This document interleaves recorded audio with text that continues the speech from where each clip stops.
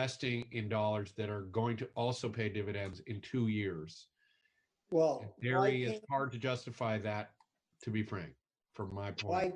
why can't we tie water quality practices on farms, that they have to continue to meet their water quality standards, and this, this extra money we're going to give them should allow them to do that. Or be in good standing. That together, Michael? Well, I heard like 4 different proposals there. The last thing I heard was Senator Pearson saying that they have to be in good standing. That would be very easy to do because there's a definition of good standing in statute that you could just link to as a requirement for assistance. The proposal by the chair to have them to be in compliance. Well, they're already required to be in compliance.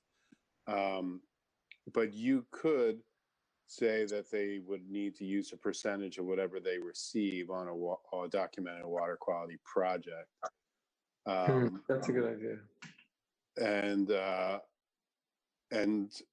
then I can't remember what the third proposal I heard was. Ruth? Yeah, I just want to say, I mean, I agree with Chris that we need to have the short term and the long term in perspective, and anything we can do to ensure that we don't have this problem in the future would be great. And I'm not sure that I think requiring them to be in good standing is a really good idea, especially if there's already a statutory definition that Michael can link it to.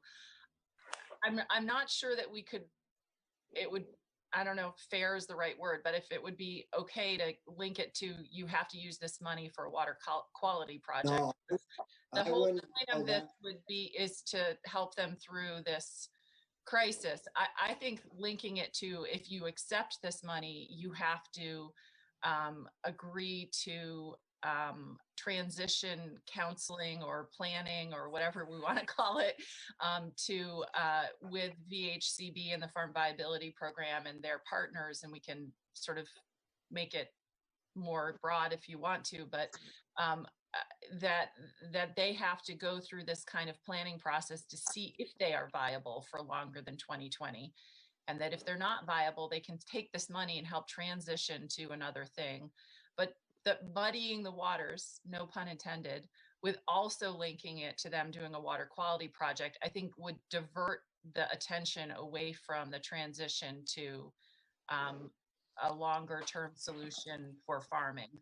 I also want to make sure that if they do transition, they maintain themselves as a farm, because we don't want them to just say, oh, we're going to transition to development and then develop. Transition. That would be a good one, transition into housing. Yeah, I mean, housing is one thing, but be profitable. We wanted to remain farmland and viable, environmentally friendly, economically sustainable farmland. And that may not be dairy, that might be something else, but we still want them to be farms. Brian? Thank you, Senator. So I agree with Ruth. I think the more strings you put on this COVID money, the harder it gets to justify getting it, for one thing, and the more likely that there may be some federal roadblocks that you're actually creating that you don't need to. So if I can just go back, I think the 5 of us are all in agreement that we want to help dairy farmers, we want to help vegetable farmers, we want to help beef farmers, and we want to help migrant workers. Those to me are the 4 groups that need our attention. If I'm remembering back, and Michael can correct me if I'm wrong, the draft that we had about $8.8 million set aside as an appropriation request for the dairy farms, depending on the size of the farm. I guess what I'm wondering about is if we could make that a larger number and somehow include all the rest of this in it without What are you doing? It's up to, it's up to 42 or 3 million now. It is? Yeah, that's good. Yeah, I mean, I don't know where the heck it's gonna go, but. How did it go from 8.8 to 40? Well, Anson got mixed up in it somehow with those farmers from Franklin County and yeah, they're losing the dairy farmers all together are losing about $14 million a month. So somehow it got up to 42, 43 million in losses. That's for only 3 months. So because milk went from like $19 to $12, $12.50, $12.50. And so those numbers got way out of whack. And I think that's why we could put in the language that, they should be in good standing with the state of Vermont, and that that they should band together or to be long-term viability and consistent programs, rather write that language in there where they would have to attend some planning meetings for long-term sustainability. Okay, well, I guess I'll back right out of the conversation then, because I had things planned on a much smaller scale. But well, I'm sure that number's going to get worked down. Yeah, that's a lot of money. Yeah. I mean, and I think. Go ahead, Ruth. No, I was just going to say, I mean, 40 million, that's way bigger than what we were talking about. And I understand they're taking those huge losses, but I don't know that we're going to be able to get that kind of money and that it's going to give us a bang for our buck. And I just, that's, the 8 million that or 10 million, where that range we were talking about seemed reasonable to me, but 40 million, I just don't see that as something that we're going to be able to get. And to Brian and Anthony both mentioned the sort of other farm things. I got some numbers from Michael, who got them from Ryan, about the number of farms, non-dairy farms, and there were 53, I believe, Michael, that are certified farms. And so if we did a grant program for non-dairy certified farms, with a grant capped at maybe $5,000 per farm that they could use for COVID related expenses, whether it's hiring a consultant to do their website or revamping their, turkey processing or whatever, setting up a farm stand, whatever it is, that would be a sort of smaller grant program for the diversified farms to help them through. And I want to go back to one thing Chris mentioned before, because I think part of it is when you talk about the grants, Ruth, to adapt, we use the website as the example because it's an easy example to use, but some of them may need to expand, as Chris mentioned, to meet the needs as well. So it's about adapting and expanding. But I also just want to go back to the $40 million. I mean, to be blunt, to invest $40 million in a failing industry, when you've got a lot of folks out there who are on an industry that's forward thinking around vegetables and meat and other kinds of products. I mean, it's hard to justify $40 million to a failing industry without putting something comparable into an actually growing industry. So I'm not saying we would have comparability, meaning we're going to do 40 million here, 40 million there. I'm saying that 40 million sounds like a lot to begin with. Yeah, I'm sure that figure's going to get, chopped way down. I mean, we could spend $40 million on agriculture moving forward and make sure that it's spread out to other kinds of producers. I mean, that would be one way of looking at it. I wouldn't mind spending $40 million on agriculture to get it back on track and help it grow and adapt to the future. But $40 million just to one part of agriculture doesn't seem to make sense. Brian? Chris? And I'm sorry, Chris, I didn't mean to jump ahead. I'll be really quick though. I like Ruth's idea of a grant versus doing something else, because let's remember, every time we ask someone to prove that they've lost money, especially vegetable to me, that means someone in an administrative capacity in some office somewhere has to take time to look at that and make a judgment. And we're just adding admin costs to this over and over and over again. I think it's easier to just say, here's whatever the number is. If it's $5,000, great. You figure out how best to make it work for you. And, you know, there we go. Yeah, See, agreed. Sorry, Chris, I just want to mention, Michael said when I was talking to him, a sort of self-certifying process where they say these expenses are related Yeah. to reacting to the COVID crisis, and they self-certify that so that they have to sign something saying that that's what it's for. Okay. See, before I get to your Chris, I thought, you know, we have non-certified, we have certified small farms, and we have small farms. And I thought that under the Small Farms Act, and all the certified farms would be covered under our plan, and the small under certified farms would also be in there. Am I wrong on that, Michael? No, and what you propose for dairy, the small farm, certified small, medium, and large would all receive a payment based on their category.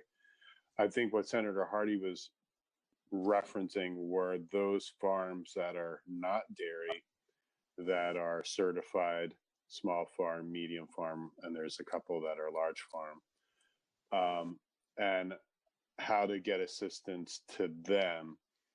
I do think you then have the issue of those small farms that are non-dairy and how to get assistance to them as well. I think the program that you were just talking about of the self-certification of losses or expenses due to COVID, I think you could do that with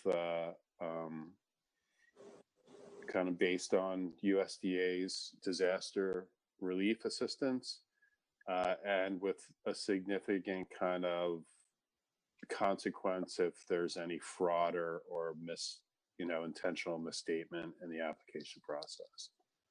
And Michael, could that be done through some kind of nonprofit, or would it have to be done through a government agency like you do the community loan fund or the farm fund that's up in Hardwick? I'm just wondering if it needs to go through some bigger bureaucracy, or whether we could give money to a nonprofit and have them distribute it.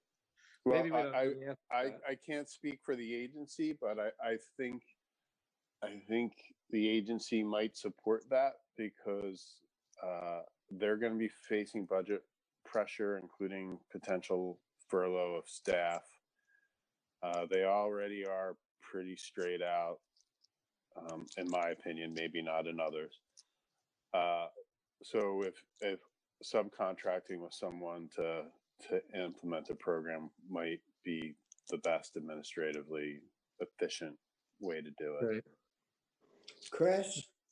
I just wanted to throw in there did you say 53, Senator Hardy, of certified non-dairy farms? That is got to be just a small portion of the people that I'm hoping we can reach. But I don't know. I mean, that seems really small to me. So I guess I'm wondering, do you see, Mr. Chair, that the non-certified small farmers is a whole nother, tier? Well, can I ask this? We have a lot of farm. We I don't know. We have over 1,000 farms. Right. I want to say even like 1,400 or something, 1,300. So I hope we'll just pay some attention there and obviously have that factor into our calculations, because it seems, that if they're small certified, that I'm guessing is animals. I don't fully understand all of that, but I don't want us to leave thousands out. Could I What? ask clarifying, Michael, or someone, what do we mean by these small certified farmers? Who are they? What makes them certified? As opposed to farmers that I've run into at the farmers market who are not necessarily certified. They might be certified. The certification requirements are in the RAPs, and it's section, I think it's 4.1, might be 3.1. Hold on a second. There's requirements for when you submit a certification.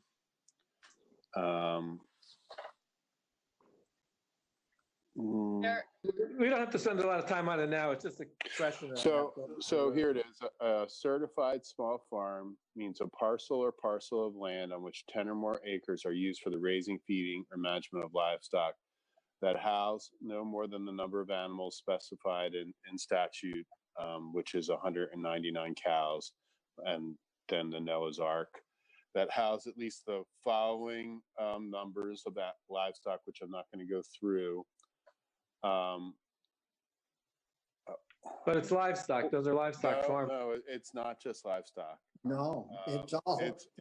It's farms on a parcel or parcel of land greater than 50 acres used for the preparation, tilling, fertilization, planting, protection, irrigation, and harvesting of annual cropland. So a 50-acre farm or bigger, or farms on a parcel or parcel of land greater than 50 acres used for preparation, tilling, etc., where fertilizer, manure, or ag waste are mechanically applied, or one that the secretary has designated on a case-by-case basis.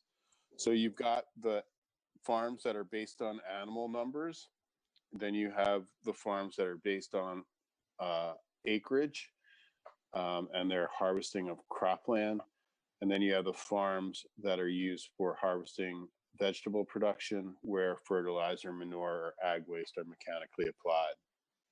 So I just want to go back to what Chris said. I want to be clear. I want to be open to supporting other farmers, not just these small certified farmers. Well, the way Michael and I got to the numbers, if you're small certified, you have a number, right, Michael? We had a number there.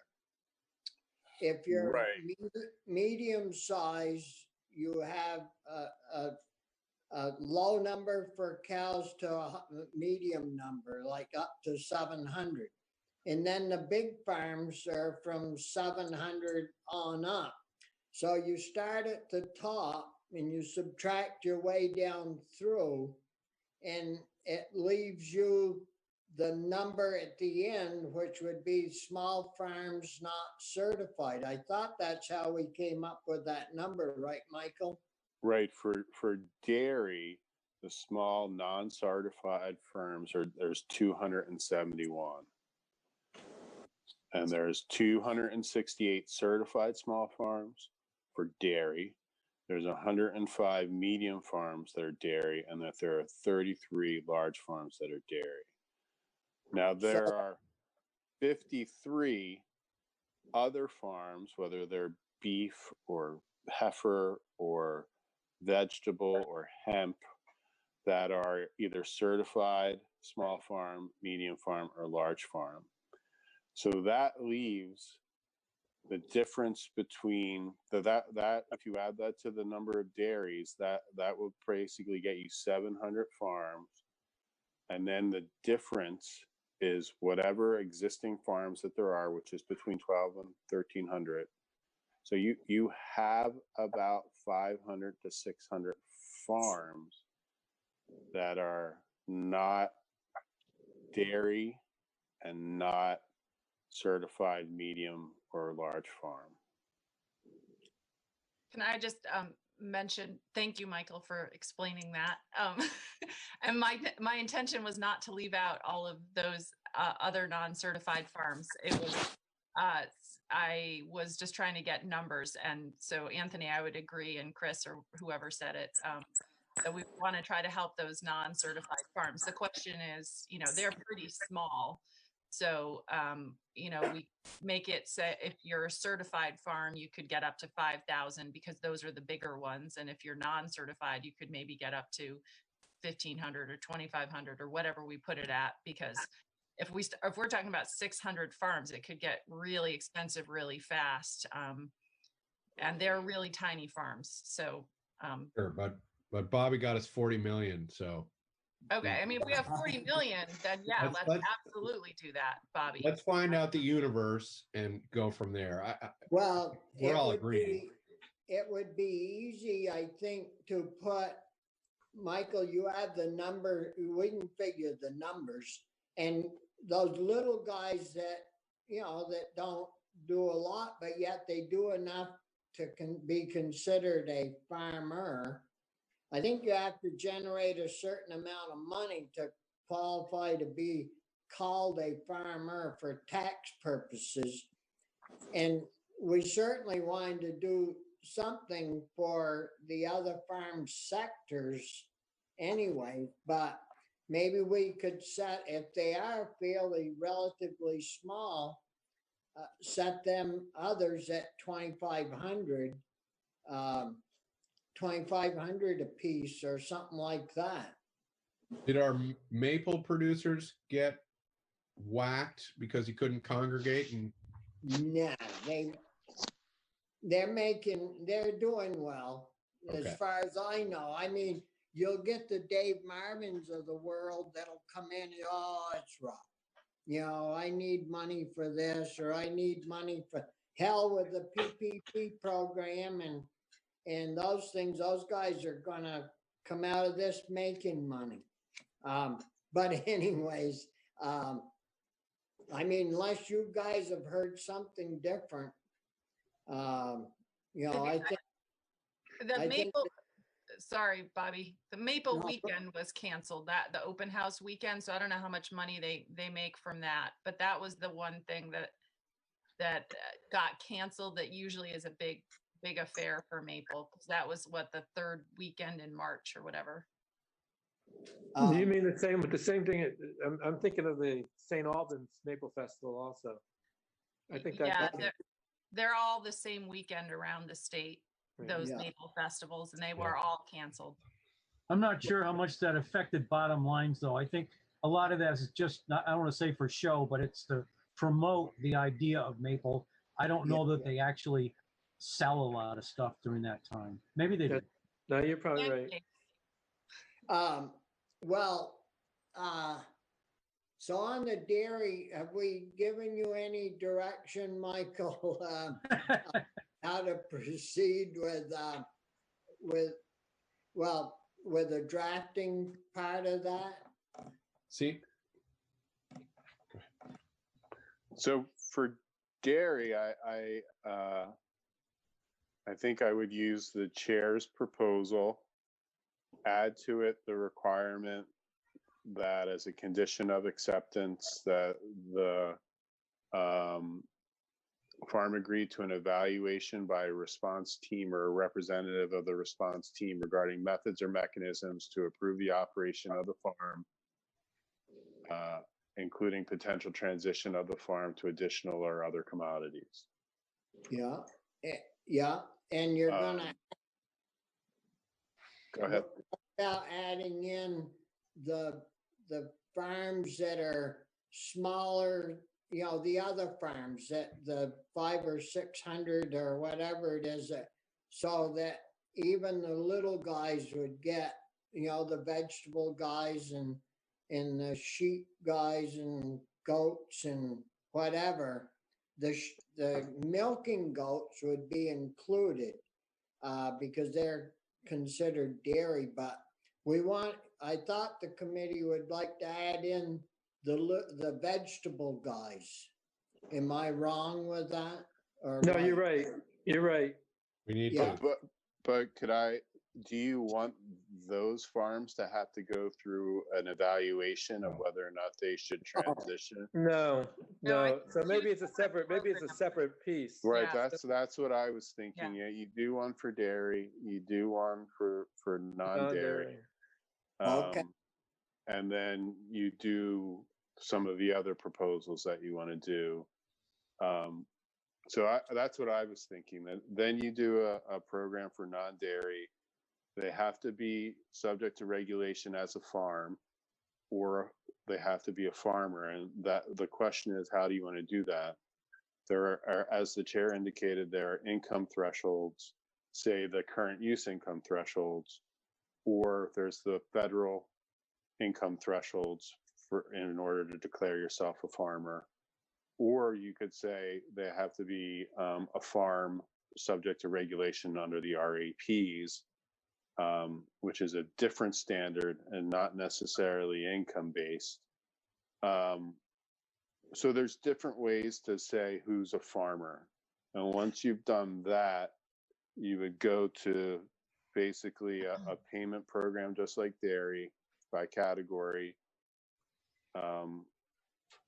And that could be implemented, as I think Senator Hardy requested, by a nonprofit or another entity. See, the problem with, I mean, I want to do this, but the problem that we're going to have with it is we haven't heard, I don't think, any testimony or verification that they have lost money. And, you know, it's really just to help them out, but we haven't heard a word about their viable business, and what some of them have come in and said they're doing better than before. So we got to be careful. I don't know, Ruth or I mean, I think we did get some testimony about the drop in, for example, Blue Ledge Farm, Hannah Sessions testified that in her first week, their sales dropped by 50%. And then she pivoted and was able to, you know, set up a farm stand and set up a website to do online ordering and all that stuff. So then their sales increased again. So I think it was more tied to not necessarily a loss in revenue, but expenses related to pivoting. And then, you know, the turkey farm needed to change up its operations to make it safe to do their meat processing, or, you know, transport their workers or whatever they're going to have to do. So I think it's more not, unlike dairy, it's not about loss, it's about expenses related to changing operations. So and meeting our food security needs as we go forward, which is the other piece of what we're trying to do. We shouldn't forget I'll get you, Chris. Michael, is that the way you were intending to set that up? That's not what I just proposed, but I can easily, what I think you can do, and going back to Senator Hardy's reference to self-certification earlier, you set up this program that it's available for those farms that have experienced a loss or incurred an expense due to COVID. They self-certify that they have that expense, and it's up to a certain amount per category of farm, right? And then you have an audit authority, which will probably never get exercised, or will be exercised very rarely. And then you have a penalty for those that provide false or intentionally misleading information. And so that it's based on loss. You reduce administration costs by having the self-certification, but you have significant penalties and an authority for audit, which will help people stay within the lines. Now, do we need a qualifier in there? Like, you have to meet the conditions to be in current use, or federal guidelines on being taxed as a farm? What's the committee think about that? You know, whether we need those qualifiers in there. Well, Chris? I do think we need something. Rural Vermont just sent me a clip from the USDA Ag Census from 8 years ago, but it fits. That claims there to be 7,000 farms in Vermont. So we hadn't better use that definition. We need to understand the universe. It needs to be fair. I like the direction here that we're going to create this. We're not going to send them all checks. It's an opportunity based on expenses or losses. But I also hope we can talk a little bit more about the broader infrastructure things related to food security. And I've been wondering if that might look like increased funding to some existing programs, whether it's working lands or whatever, with a clear directive to have them help us, shore up food security with the presumption that this crisis will last longer than 3 more months. So I don't need to move us there immediately, but I think it's an important part of the discussion and has to be a priority. Yeah, why don't we try to get this one kind of wrapped up so Michael knows where we want to go, and then we'll get into your other suggestions and a couple of others after that. Ruth? Yeah, I just wanted to, since people are watching us on YouTube, Jackie Folsom, who would normally be in the room with us, told me that just related to Maple, that their restaurant orders are way down. So they're hurting because normally they would be selling to restaurants and events and institutions. So their sales have dropped pretty significantly. And she said that the Maple Open House weekend does bring in a lot of revenue for them. Just a quick Stand note. corrected. Yeah, I mean, I didn't know that. I didn't think of that either. So thank you, Jackie. And also just a question for you, Michael, about the certification.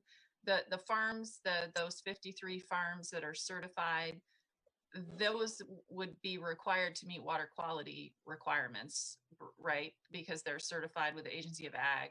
So with the other non-certified farms, is there any requirement for them to meet the RAPs or the water quality? So all farms are required to meet the RAPs at a minimum, and they have been since the 90s. So yes, they are subject to water quality requirements. Okay. Can I step away for 5 minutes now that I have to go deal with something? Sure. I'll be back in 1 second. Yeah. Pretty helpful having Michael with us. Some of the other, what about like hemp? We've got that coming over in a bill, but what about talking about a manufacturing type deal for hemp so they could at least sell the stalks and things for fiber? Is that anything that would be of value to, it would help, they'd have to employ people if we had something along those lines. But I don't know if that would work under COVID money or not. Well, your district mate has told me, and I think Carrie has backed this up, that the most hemp in Vermont is, and Nataka White, if I'm remembering, who's been a long time hemp guy in Vermont, yeah, said that they're not, that sort of industrial hemp that's grown in huge scale out in the Midwest, whereas our folks are much more interested in the cannabinoids, the CBD, and the dietary pieces of that. So I'd need to be convinced that, and they're all summer season, so maybe we will see them take a hit, but I'd need to be convinced that they have experienced a loss at this point. They have or haven't, Chris? I would need to be convinced that they have. My guess is just because they're not in the ground yet, that they probably weren't as badly impacted. But that is part of a diversification discussion to some degree. That But that really isn't an issue that we need to deal with right now, because they haven't come forward with a loss. What about, we talked about supply chain. Have we also got that tied into something to go out long term? I really want us to. I think that is clearly an infrastructure need and a food security need. But beats me how we do that at this point. Well, somebody, well, I think I know how we could do it. Is a lot of our fruits and our veggies are, Black River produce. They've done a lot to enhance that with their trucks running all around the state and being able to pick and deliver. Well, they aren't just big here in Vermont, they're big elsewhere. And somehow we got to set, I think, a committee or somebody up with them to work with Reinhardt or Black River, whatever we want to call that company, to make a deal with farmers that they have these little hubs that they would take all their produce to, and they would stop there once a week, twice a week, and pick that produce up and market it through their salespeople. And that could also work like in Massachusetts. They could get that stuff to Burlington or wherever they hook up, congregate it, in these big totes and ship it down to their place in Mass to be distributed out. But we need somebody to coordinating these little hubs to where farmers could take their stuff. Maybe that's something we could find some money for and direct Working Lands to sort out, and normally we just say they've got their mission and we give them what we can, but that strikes me as it would be more of a directive than we've done. But but we have to put I'd like to use systems that exist and has some expertise already, but the need is clear. The strategy seems good. How we execute it is the question. Well, but couldn't we use covert money to build that system? I mean, there's certainly a loss of market there, or for regional food security, there certainly isn't a market there right now. This would help put that together. No, I think you're right. I think we just need to figure it out a little bit more. It's also because it is a food security issue as well. If we want more local purchasing by schools and hospitals and institutions, and we want to build up those programs of Vermonters feeding Vermonters, those kinds of things, it means we want farmers to produce more. But if they're producing more, they have to have ways to store and process things as well in order to keep them on the market year round. Well, Michael, can the money be used for long-term food security, or is that something that it can't be used for? So just looking at the Treasury's guidance and what they define as a secondary or second tier expense, it includes providing economic support to those suffering from employment or business interruptions due to COVID-19 related business closures. I think you could make an argument that farmers and the food system itself is suffering from a business interruption due to COVID-19 related business closures. And to address future pandemic outbreaks, you want to develop a secure food system or strengthen the food system, something like that. Well, I think we've got our answer, guys. It's all we got to do is have Michael work the words and figure out. This could go on the short-term list, maybe, short and long, but to develop a food security, regional food security type system. And Yeah, I think short term, we could put it on, get it going. It might be medium or long term before it's actually in operation, but short term would be to. yeah, we ought to get on that right off. And you know, back a little bit ago in this meeting, we talked about the 40 million, how, you know, it's a lot of dollars. But if you break this thing down so you can really understand it instead of getting caught up in trillions and billions and millions, and get it down to dollars and cents, the 40 million, I don't know, maybe I've told you this already or explained it, is like if you had $1,250 in your pocket and you got to a point where, God, I'd really like to take care of this situation. Oh, I don't know if I can or not. Well, you take $40 out of that $1,250, and that's what our 40 million is like against 1.25 billion. So we aren't asking for a lot of the big pie. It just sounds like a tremendous amount of money. So don't let anybody fool you about talking about, oh, you keep all those millions.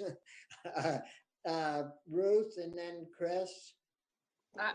That's a great analogy, Bobby. I just want to make sure that we're there, that if we do get lucky enough to get the 40 million for ag, that we spend $40. 40 bucks, 40 bucks, 220s in my pocket, that we spend it broadly on agriculture and not just on dairy, and that we think long-term and big picture about how to make it more resilient. I love Michael's explanation of how this ties to COVID. I think that's really great. I wanted to put in a plug for one other thing that we heard in testimony, which was the Spanish language farm safety and health training. And it sounds like there's one already in existence in New York State that we could probably just, you know, copy for Vermont in some way, Vermontize. And maybe we could direct UVM Extension to do that, since the ag department or ag agency might be overwhelmed, but they already work a lot with farms. So I'm thinking that might be something to put in the package, and that's relevant to COVID, because making sure that all of our farm workers have the relevant information for farm safety and health and safety on the farm is important if this keeps coming. Is that okay? You've got that on your list for short term, Ruth? Well, I wanted to bounce it off you guys and see what you thought, if we could include that in our package. Sure. Yeah, that's fine with Definitely. everybody. Brian? Yeah. Yeah. So add that on. Okay, Chris? I just want to go back to the broader conversation and the idea of infrastructure strategies to deal with food security. Processing, you mentioned hemp. You know, one of the limitations, as I understand it, is the processing end of that. And I guess I have a question for Senator Hardy. Has there been any discussion in your afternoon committee in education around the state college campuses? Because, you know, we had a few years ago, we had the idea that the old Windsor prison would be used for as a hemp processing facility, and that didn't work. And I'm not saying we want to transition Johnson State College to hemp processing, but ag processing somewhere in the Northeast Kingdom near the farms, you know, that seems like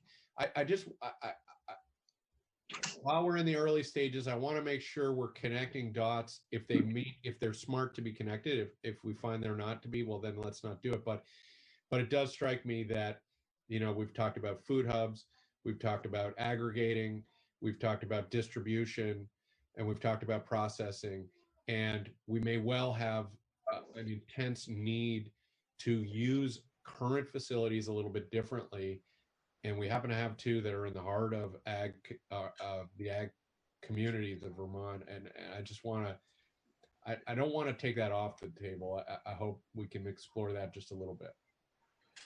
Yeah, thank you for bringing up the state colleges, Chris. We haven't had that conversation in the education committee, at least since this crisis has happened, because the sort of crisis management we're not directly part of that crisis management in the ed committee.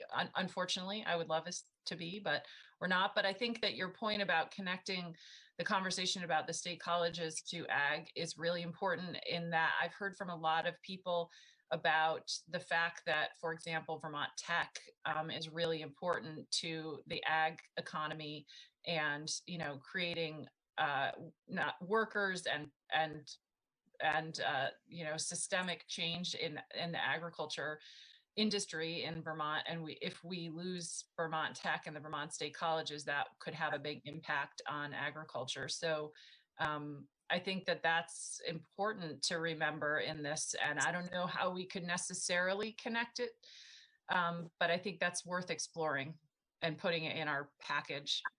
And I can put it on the list too. But if you have ideas, that would be great to include. Brian? Thank you, Bob. Another thing, Ruth, maybe on the list, I know this is small potatoes, pun intended, but I'm still mystified why we couldn't figure a way to let people who are grocery shopping know that there's plenty of milk, there's plenty of cheese, there's plenty of all that sort of product. And in the end, I don't know whether if everybody bought an extra gallon of milk or pound of cheese, it would have made too much of a difference. But to just have a sign up that says that you are limited to buying a certain amount, to me, is absolutely ludicrous when we know that we're making plenty of milk. I mean, we're producing it. Now, maybe it's not getting to the shelf. I understand that. And that's a supply chain problem. I understand that too. But there seems to be a disconnect between what people are being told and what reality is. I know we've been told, I think, on our regular committee meetings that all the signs have come down, and that they, you know, have, the ag agency has issued letters to the stores and all this about getting those signs down, and you know, and letting people buy what they want to buy. Because what I've heard is, you know, the older folks like me could catch the Canova virus pretty easy. So you send the kids in, and then they go to the store and they want to buy 3 or 4 gallons of milk so they can bring it home to the older folks, and they can't get it. They can only get one gallon. But I think the agency is taking care of that to some degree.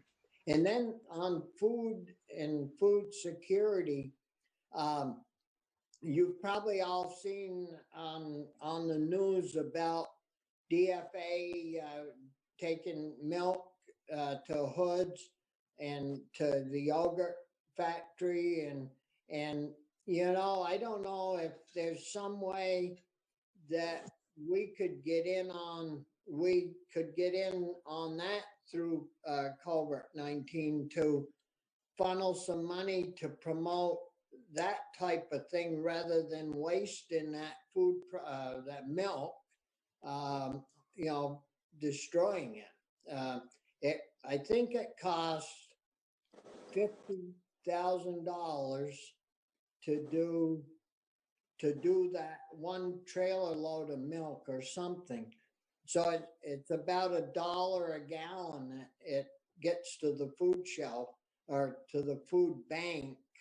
It gets to them, and it costs about $1 a gallon for milk, and it costs 42 cents for the yogurt stuff.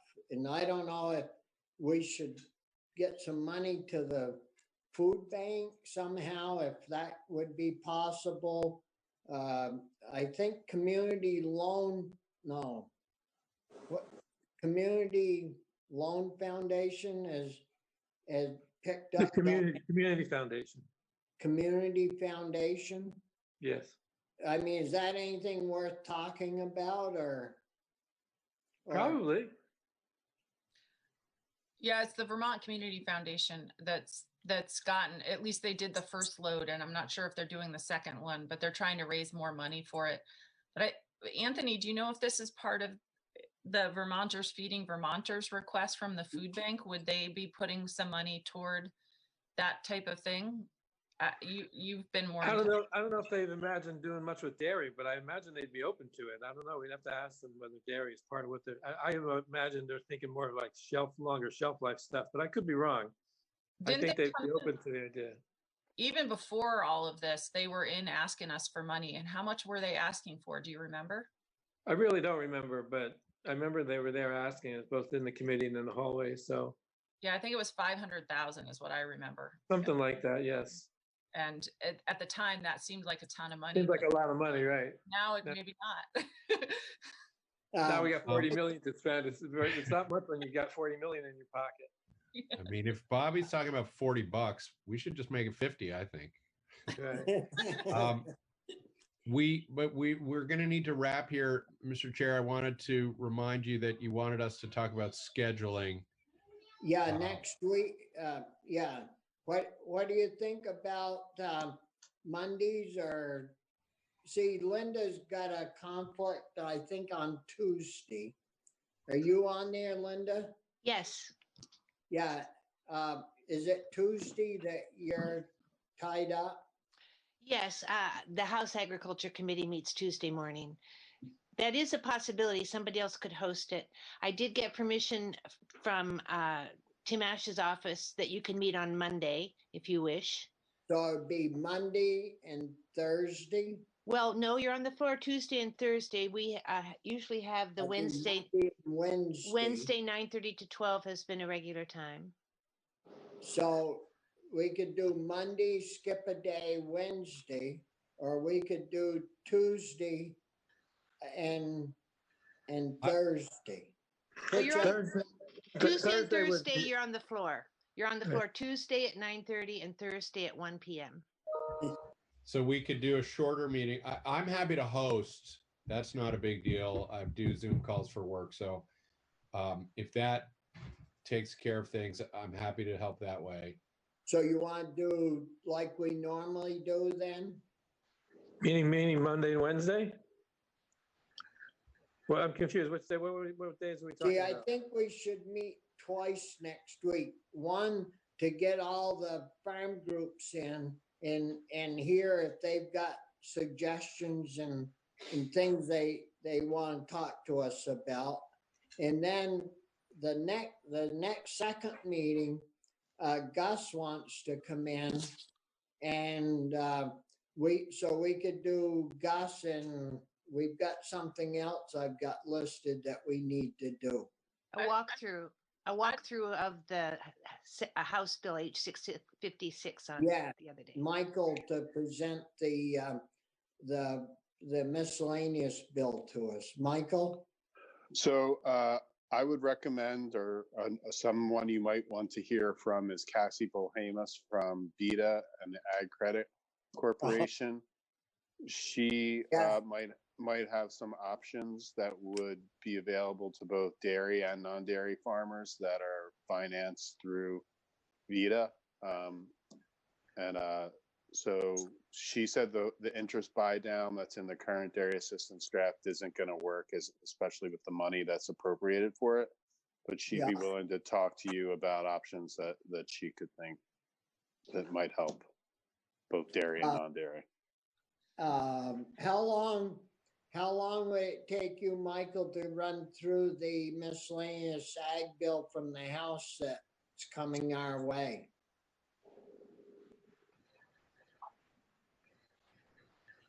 You're Can't hear muted, you. Michael. You're muted. It's about 27 sections long. And there's some interesting stuff in there, like feral pigs and hemp. But you've already done hemp, so You wouldn't need to spend a lot of time on that. Is it I could Sparrow and probably do it in cages, 45 minutes. But could we do that after we get this pulled together in a little clearer picture? Well, we could push that out, hear from the lady from Vita, and go back to work on this stuff. Yeah, I just want to we- make sure we have time as a committee to just to get to where we want to with all of this. And if we get too many people in here testifying, then we're gonna not have our own time to work on the bill, since we have a shortened, you remember, we usually have 4 days a week. Now we only have 2 shorter periods. Yeah. And y'all like to talk. So I'm wondering if Michael could put together this whole big package. You've gotten some pieces drafted, if you can put it together as one package. So I've just made an outline for myself about what the package would be. Should I just run through that quickly? Yeah, sure. So first there would be dairy assistance. That would be based on the chair's language, but adding a transitional provision requiring an evaluation of a farm. Then there would be a program for standing. And good standing. And then a non-dairy program based on losses that a farm incurred or expenses that they incurred due to COVID-19 would be on a self-certified basis, administered by a contractor with audit/penalty authority to ensure the credibility of the program. Then there would be a farm worker assistance program based on Senator Hardy's language. Still need to vet out those numbers a little bit, but we have a general like 1,000 to 1,200 worker number right there. Then there would be a public health training component for Spanish language for COVID and worker safety. Then there would be a food system, food security component with a short-term and a long-term stage. Short-term would be basically creating either charging the Working Lands Board or some other entity to develop recommendations for the long-term food security of Vermont based on strengthening the food system. And then that would lead to the long-term implementation probably in August or September of their recommendations. Is that consistent with what you want? Look good, sound good, guys? Yeah, yes, it does. Things that were not necessarily on that list, maybe they don't need to be, but we've talked also about increasing the supply, the hunger programs, basically, the nutrition programs, better, more fully funding those things, and also encouraging more institutional buying. So I don't know if they have to be part of this package, but because we haven't talked about them in any detail, but the idea of better funding for the Vermonters feeding Vermonters and the farm share program, those things, as well as increasing the requirements for purchasing local foods by schools and other state-funded institutions. Yeah, that was mine and Pearson's bill that is that what you're talking about, Anthony? Yeah, basically pushing it up as far as we can, realistically, in terms of setting goals. Yeah, the one problem is I don't want to put any stress on schools right now. They are, so to the extent that requires schools to do extra stuff. No, not now, not in the short. I mean, I agree with what you're saying, but not. In the long term. Yeah, okay. Got it. And Michael, part of it would be also, I think we have to, you already know this, but in terms of the transition, we would need to, there's been talk about hiring more business planners at, I guess, VHCB or somewhere that already does this stuff. So we might want to put in a placeholder just to hire more staff to help with the transition of dairy farmers. Well, we had that tied in somewheres, didn't we, Michael? Michael said they only have like 5 or 6 people on staff. We're going to need more people than that to do it. Right. I think you're going to have to create some sort of team or task force that's going to be doing the evaluations dairy farms that receive the assistance. Right, right. And that's part of what I've got down. Okay, Yeah. it might be interesting as an idea, just to brainstorm, but having active farmers actually meet with the dairy farmers. You know, have vegetable farmers or meat farmers meet with the dairy farmers to talk about how their operation could be different. Brian, you had a question? Yeah, well, I'm just anticipating Linda's needs here as best as I can. So if the House is not going to vote on that miscellaneous bill or housekeeping, whatever it's called, until Wednesday, it doesn't seem to make any sense for us to meet until Thursday to consider it, because if they change it, we're going to have to go back over it again anyway. Just a thought. So Yeah. I would say Tuesday and Thursday next week, assuming Michael can pull together by Tuesday all the things that we've talked about on the other part of it. Is that So on Tuesday, I'm already scheduled in Senate Natural to do solid waste issues. Okay. And the Senate's on the floor Tuesday at 9:30. What about Thursday, Linda? Thursday, the Senate's on the floor at 1. so we How could about do Wednesday and Friday? Wednesday and Friday? Yeah, Wednesday and Friday morning, because then we could do 2, and then we're not doing the same days that we're on the floor. Does that That's fine. work? Or we Wednesday could and do Friday? should we Or not do Monday. Monday's at 1, 2. Yeah. why don't we do Monday and Wednesday, and we can, that way we can get back onto this maybe before we forget where we are.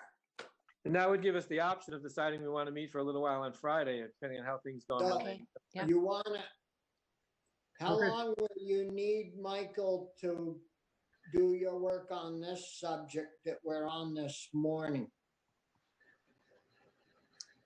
To flesh out the entire package, that's probably not going to be done until, well, I have dairy assistance, I have farm worker assistance.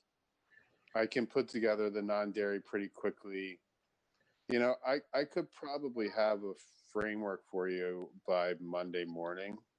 So why don't we get back onto this Monday? And then we'll do or have you called the farm groups, Linda? No.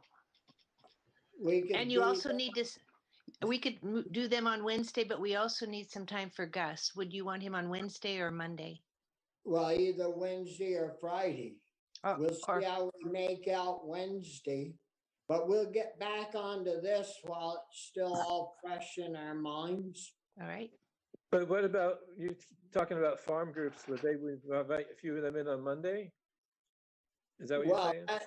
that's what I was thinking. Yeah, no, but- I agree. I just want to be clear that that's what we're talking about. I think that's a good idea. Because I think even with groups like Rural Vermont or NOFA, they could fill in some of the gaps in our thinking, like what size grants would make sense for vegetable farmers, that kind of stuff that we're sort of floundering around and brainstorming. They could give us some more concrete ideas as to what we're talking about.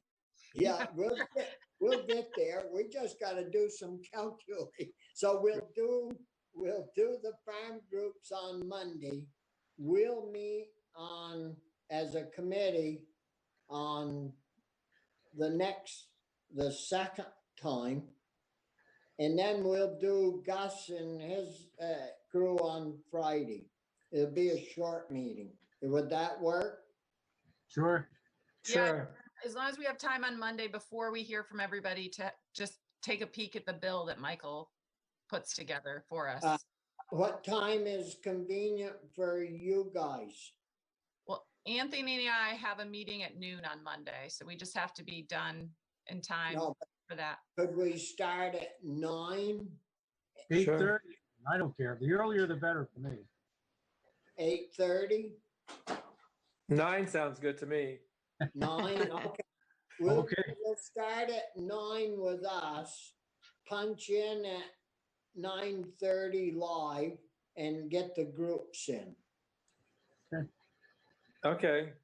So And we could punch in at 8:45. Sure. But we have to be live for the whole discussion, Bobby. Yeah, Yeah. but so if we start punching in at at 9 then, and we'll go live at 9:30.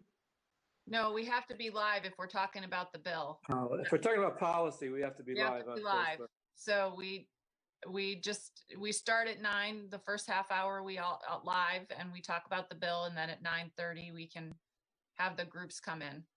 Okay. Yeah. Well, Michael said he'd need about 45 minutes, so could I have the groups come in at 10, giving you an Well, hour? Michael was saying that, I thought, for the House bill, right? We're not Oh, doing that oh, today. okay, so you That's don't need that.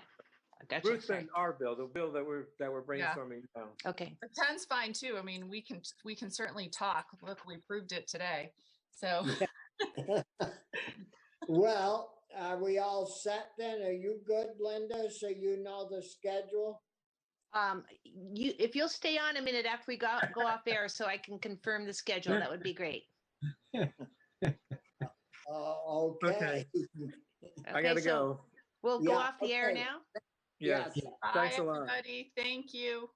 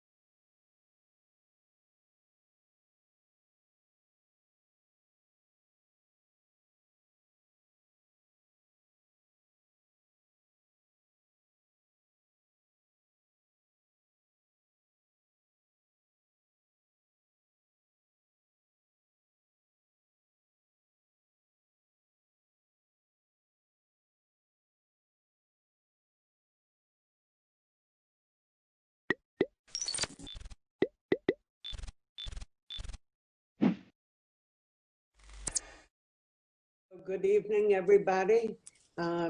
Today is select board meeting, regular select board meeting for the New Fane town.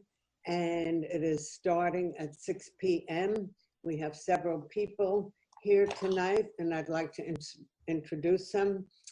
Angela Sanborn, Chris Williams, Shelley Huber, and where's Mike? Oh, Mike Fitzpatrick. We can't see you, Mike. And I'm Marion Dowling. We are the members of the select board. We also have Jay Wilson, road foreman, and Melissa Brown, the treasurer. And we have two guests tonight. We have Sheriff Mark Anderson and Anthony French from the Vermont State Troopers. And we welcome and thank both of you for joining us. So I'm calling the meeting to order, and the first item on the agenda is to see if there are additions or amendments to the agenda. Angela.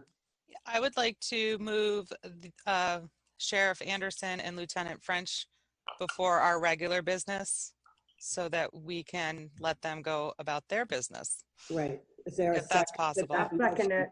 Okay, second. Any discussion? No? So all in favor say aye. Aye. Aye. Aye. Mike? Aye. Aye, okay. So that passes, and so we will be doing that. Did you want to do that before the approval of the minutes, Angela? Were you saying, or? Yes, I think we should do that before our regular business. So right now, okay. So then, again, we welcome Anthony French and Mark Anderson. And we have asked you to come here because at the end of June, our contract expires with the state troopers, Vermont State Troopers.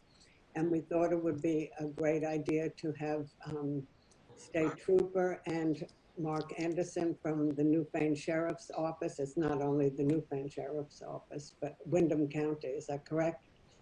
And so we have a few questions we'd like to ask from both of you. And Angela, do you have a list that you might start with some questions and we'll go around, please?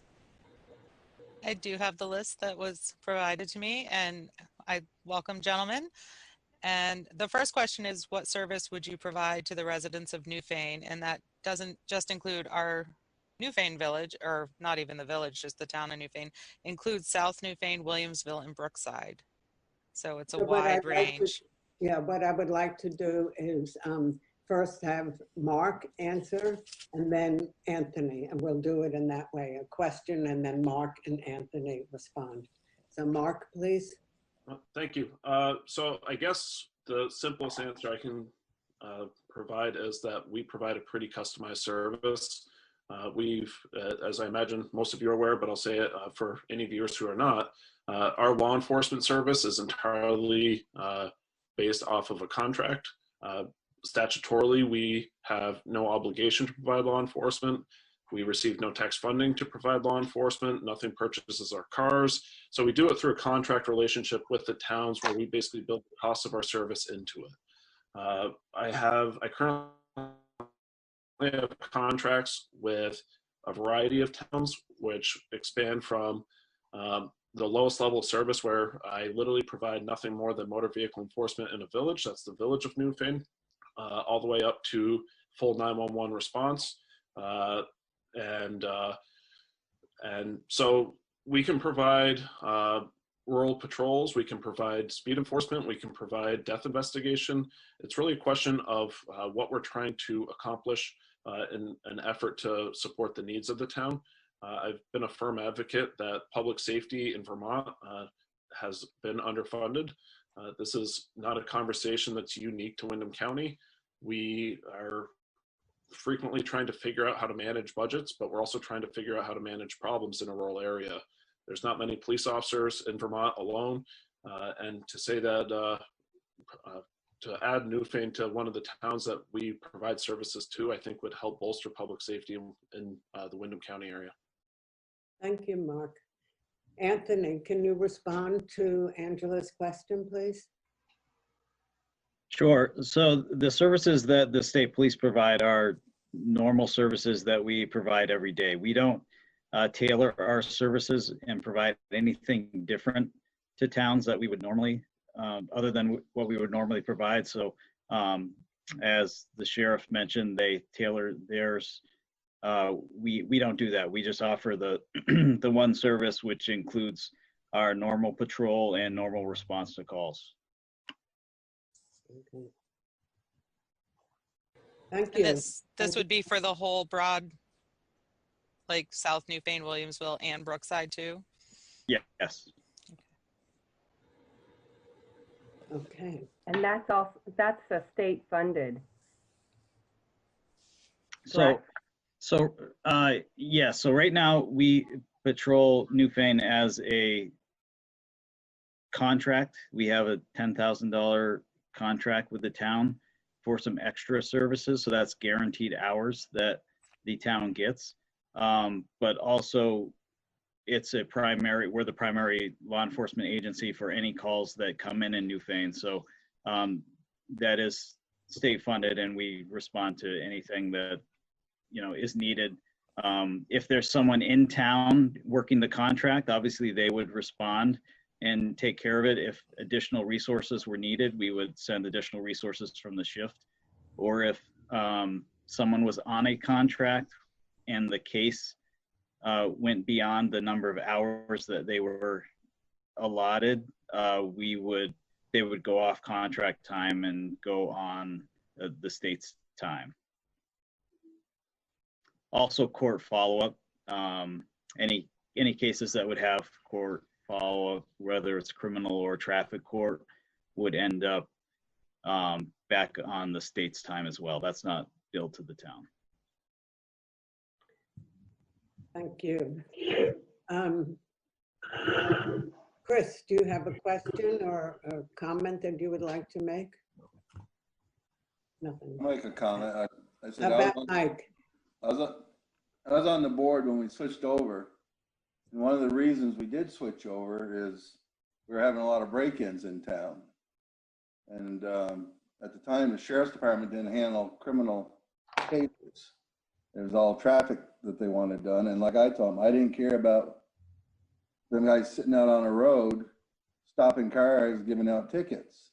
I'd rather see them travel on our back roads, all of our roads in town, just so there's law enforcement present and people see it. And I know with the state police, we did get that. And they may stop somebody once in a while for speed and whatever, that's fine. I don't mind that, but I don't like these where there's a speed guy sitting there all day long, or 10-hour days, whatever it is.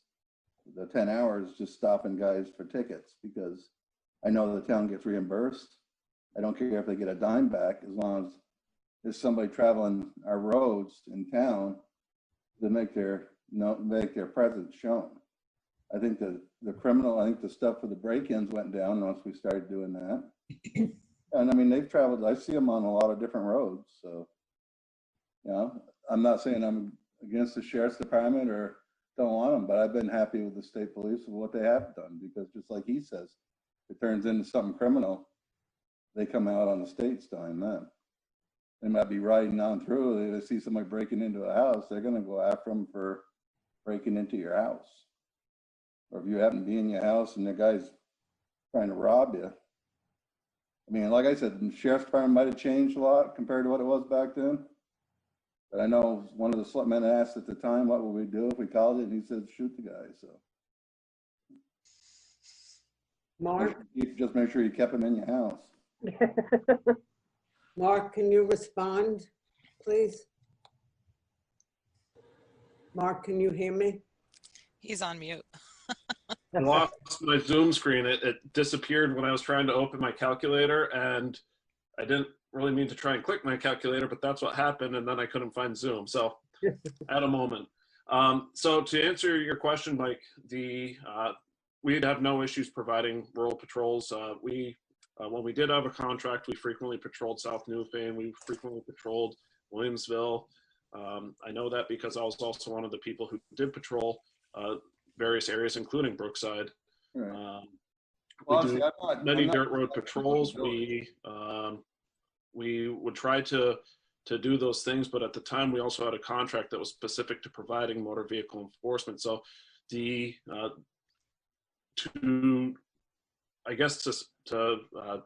put simply, if the town asked for a contract where we're providing criminal and motor vehicle or other types of enforcement, we would do that. And we're also looking right now to add animal control to our portfolio to try and help towns with that. That's been one of the areas that we've been hearing, and we currently have a project with Westminster and Putney that we're starting to work on to try and help take the burden of animal control off of towns. So we can provide those things. And it was someone from our office saying that we would just shoot a burglar. I have concerns about that. Well, that was what pretty much your remark came out to. I mean, it was one of the former selectmen that asked the question. It wasn't myself, but yeah, we all know if somebody comes into your house, you got a right to protect yourself, no matter what. So if the town signs a contract with the sheriff's department for criminal and motor vehicle, and someone's not on duty at the time, would we call your office if there was such a break-in, or would we call the state police? I mean, it's a confusing for the people, so it's nice to have that definitive answer. So to make it simple, the way that we've worked it, I'll use the town of Vernon as an example. We have a contract for 40 hours a week in the town of Vernon. And when our deputy's on duty, we have fixed hours that they're on duty.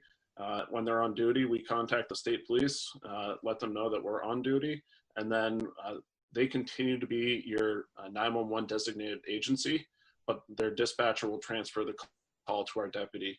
It takes away the streamline of who do I need to call by using that carryover system. My opinion is it's worked pretty well. Lieutenant French can certainly speak to it from his perspective. Yes, could you speak a little, Anthony, about this, please? Sure. Just to put it in perspective, the contract that we currently have with the town for the $10,000 for us, our contract rate is currently $75.69 an hour. That's the same. It's not increasing rate at this minute for the next year. That only gives 8 additional hours per month, about that much. So you're not looking at a lot of time that we have additional people in the area. I had the stats run from the start of the fiscal year, so July 1st, 2019 until the end of last week. And you only had 1 burglary in the town of Newfane and 4 larcenies. So you you really don't have a lot going on. Hopefully, I didn't look at to see what that was for years past, and to see if that's been a change, but hopefully it's to some good police presence that you've had in the town. Maybe it's just good luck. So we have had some overnight patrols too, from 2 a.m. to 4 a.m. or so, off and on occasionally. I think that probably helps deter some of the criminal behavior as well. But I don't want you to think that there's a big problem with crime in Newfane. That's good to know. I mean, when we did patrol, it was getting quite a few houses broken into, a lot of these little camps and different things like that, off on some of these side roads, and that's what we said, that we wanted all of our roads patrolled, not just the villages.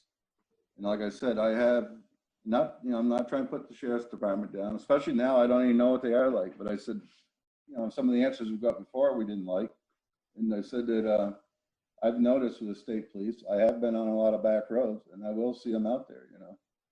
And I said it's just the presence of them being around, or law enforcement, is keeping the crime down, I think. Mm-hmm. And that's what we found in a lot of the towns that we patrol. When we do contracts, the townspeople want people on the back roads. They want to see the routers everywhere in town. So that's something that we try to encourage with the troopers.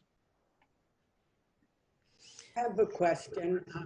Since the town of Newfane includes not just the village of Newfane, but it includes Williamsville and South Newfane, and you probably have heard of the fact that the residents in South Newfane and Williamsville are very concerned because they say that there's a lot of speeding, particularly on the weekends.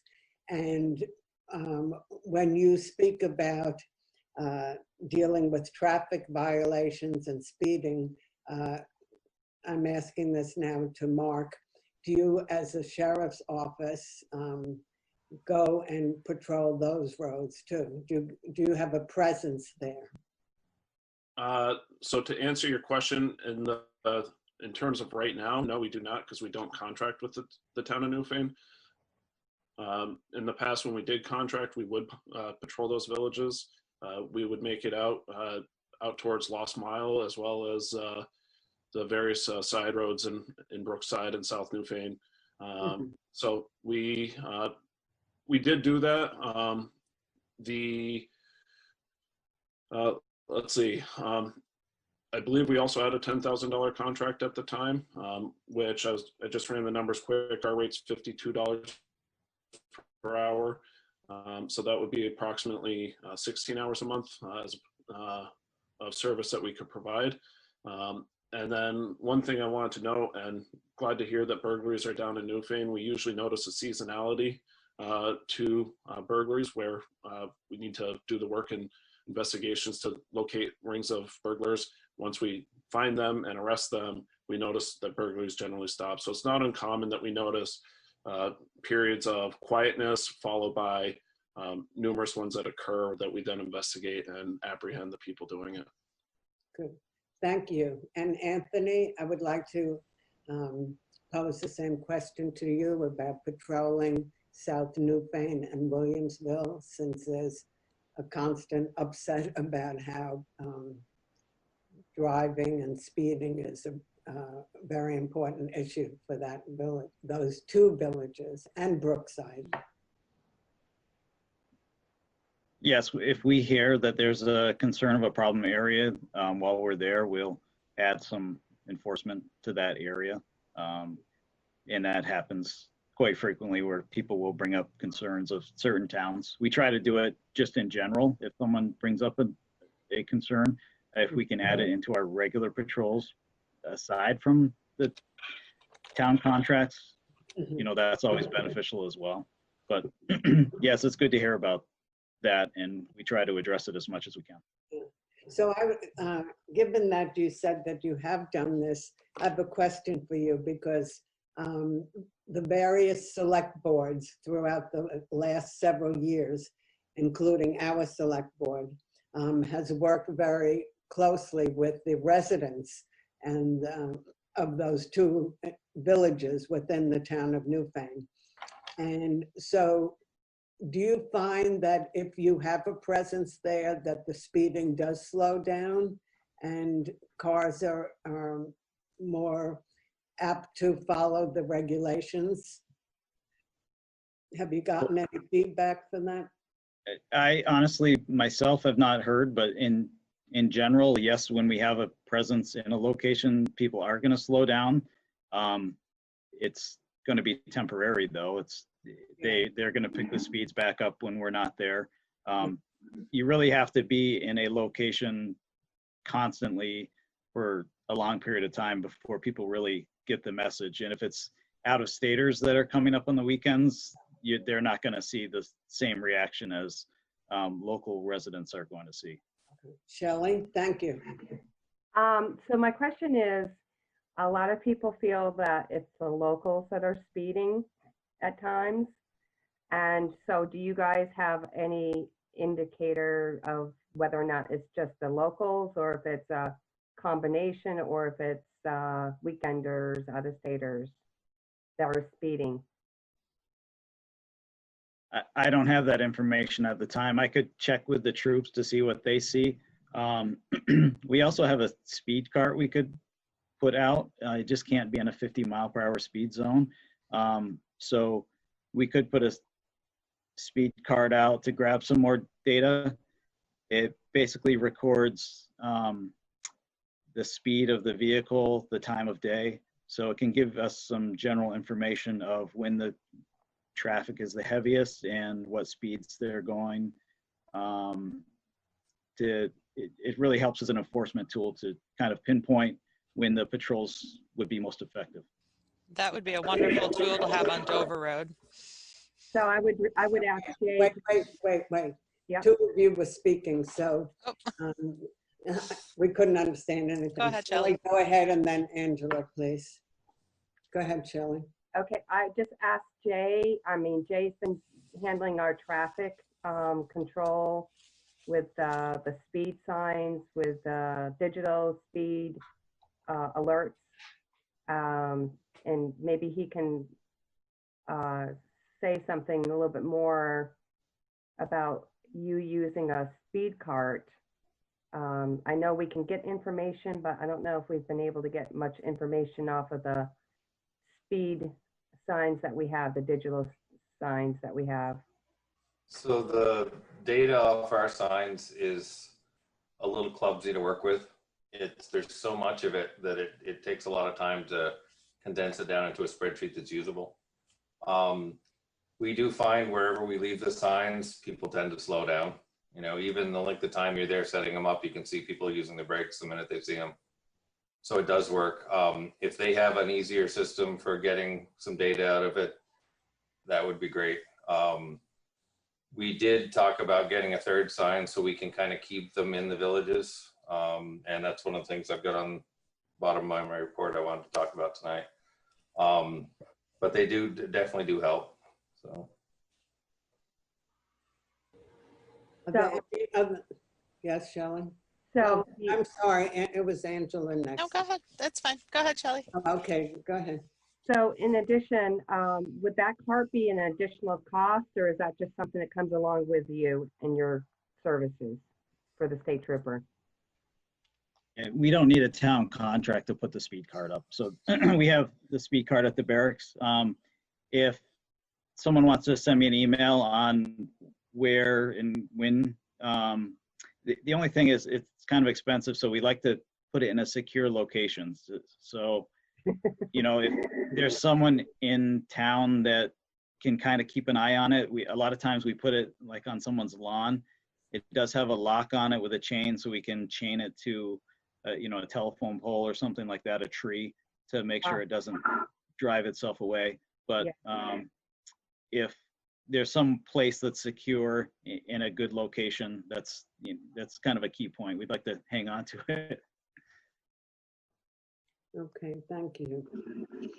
Are there any other questions or comments that people would like to pose to Mark and Anthony at this point? Chris? Chris? No. Yes, Angela. I would like to go back to something I had mentioned earlier. So if you're on your contract in the town of Newfane, wherever you are, if you're in Brookside and somebody from Newfane, like Wiswall Hill, called and said that they had a break-in, who would respond? I know the state police, if they're already here, they're going to respond. Does the sheriff's department respond as well? If they're on contract? Yeah, so going back to how we customize the service for the town, ultimately we notify the state police when we're in a town for our service. So if there was a break-in and my deputy is in Brookside or really anywhere in the town, they would go. Okay. So, yep. And then contact the state police.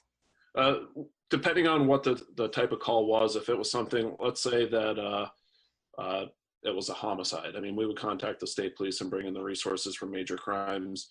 And that's just part of a process that we already build in. Right. So yeah, we would respond. Okay. Okay. Well, I personally am very pleased to meet you, Mark. I live around the corner from the sheriff's office. I walk my dog in front of your place, but I've never met you. So it's very nice and gracious of you to join us tonight. And also Anthony French, thank you so much for representing the state troopers. I know that you do a great job. And Mary, I have a question. I'm just wondering, at the contract, can you guys work together in a dual contract? So years ago, we had dual contracts. It became incredibly confusing for residents on who to call when.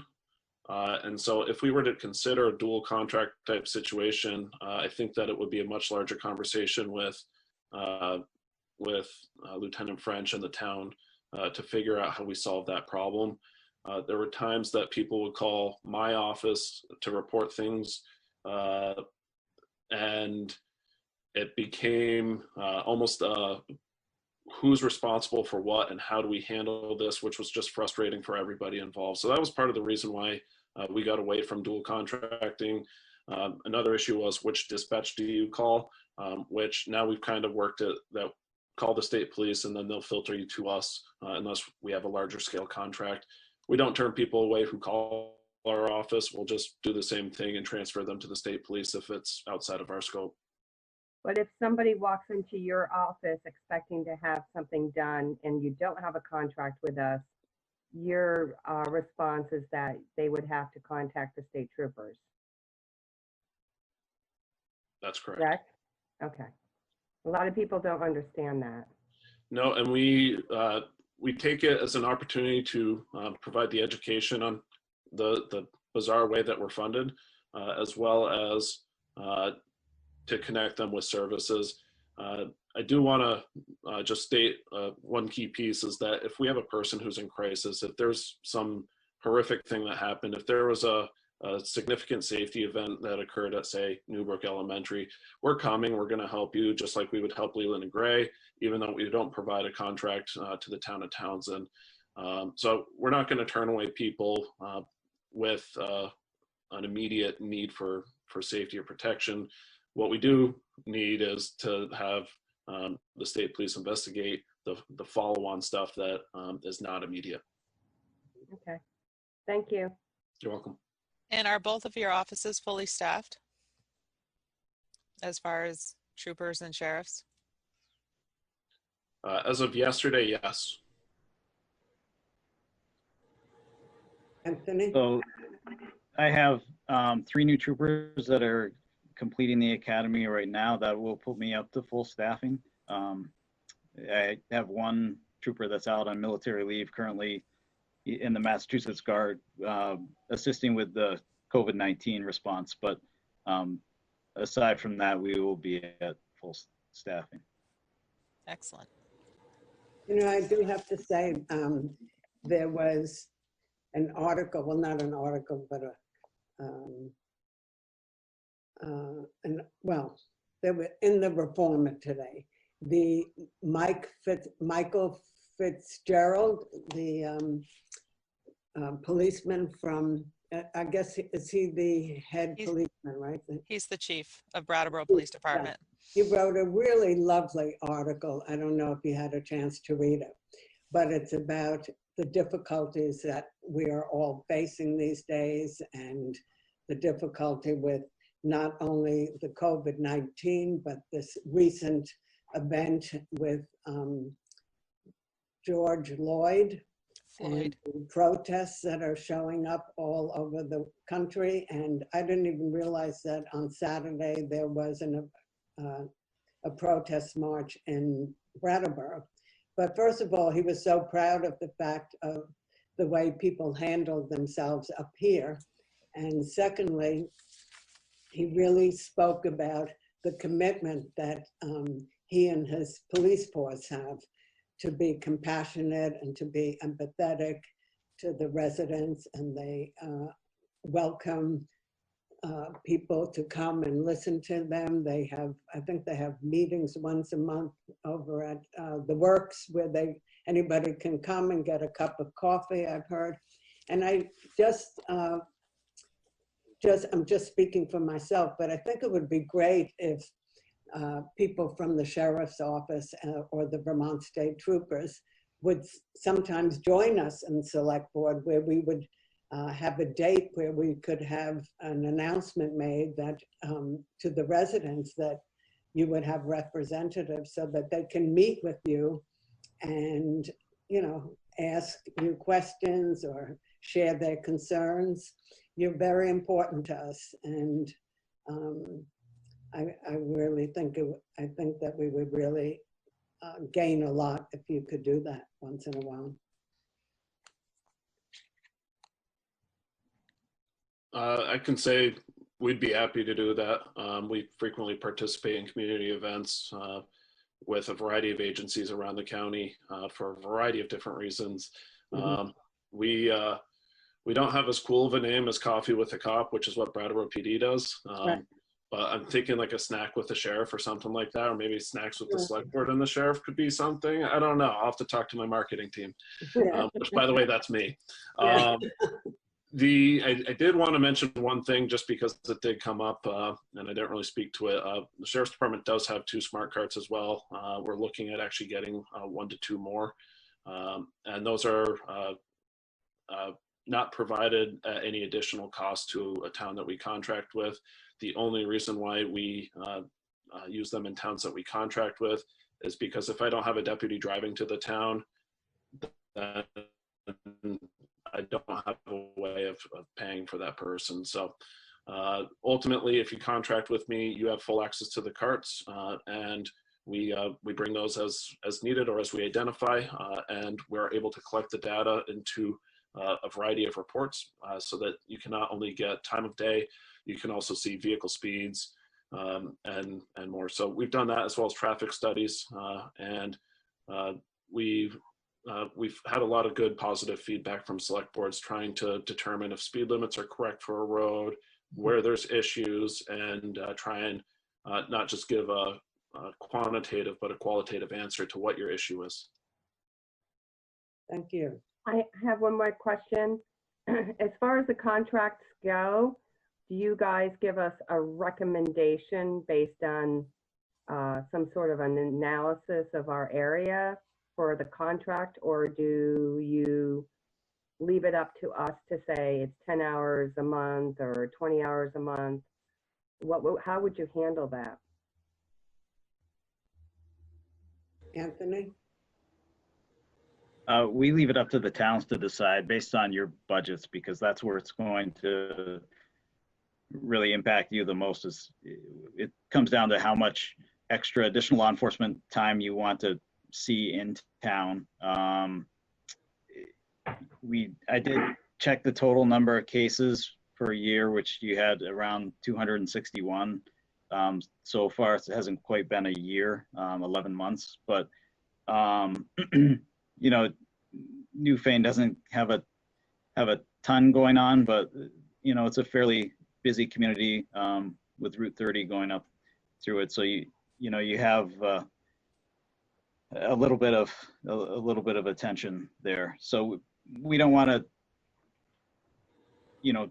to impact your budgets by saying this is how much time you should have us in town. We want to leave that up to you to decide.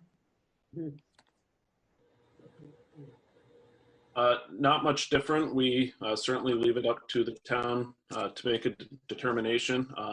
I also like to qualify that with what the cost of this is to the taxpayer. We actually started doing the calculations for people based on what a 24-hour policing service from my office would be.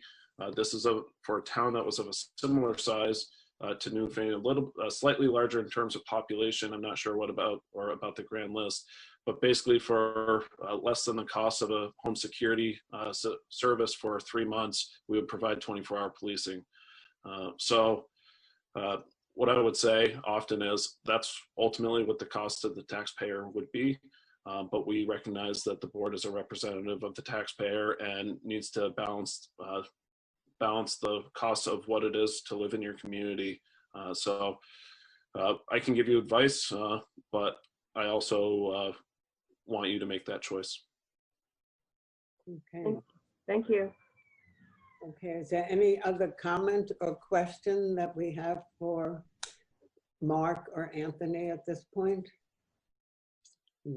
So what we will do is actually converse about this in the next week or two with the select board, and we will get back to both of you. And we thank you very much for taking out your time to be with us tonight, and just to recognize that it's a very difficult time all around the world right now with terrible things with the virus and the protests. And I can imagine that you're very busy and overwhelmed at times, and we certainly appreciate everything you do for us. Thank you. Thank you. Thank you. And if you have any further questions or any follow-up, please feel free to reach out. Let me know. Thank you so much. And it was great that you came. Thank you, gentlemen. Thank you. Have a good night. You Okay, too. you too. Thank you. Okay, we are going to move on to our approval of the minutes. So the first set of minutes is from May 4th. And if somebody can make a motion to accept those minutes, Angela? I'll make a motion to accept the May 4th minutes as amended. Great. Any second, please? Okay, Christopher, okay. Any conversation about it?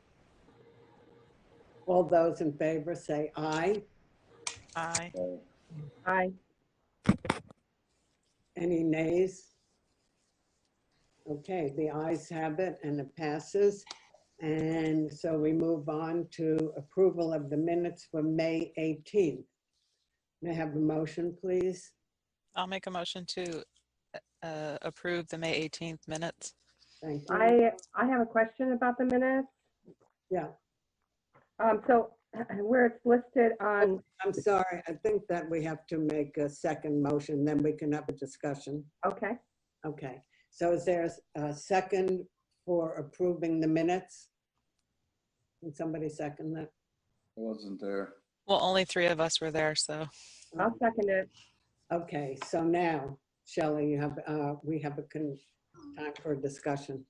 Okay, so under the correspondence, where it's listed, you know, the different items that we had gotten emailed or mailed to us, it doesn't really explain what the correspondence is about. And my question is whether or not in our minutes that we should have copies of what those items are, or have a better description of what was discussed or what was read and how it was handled.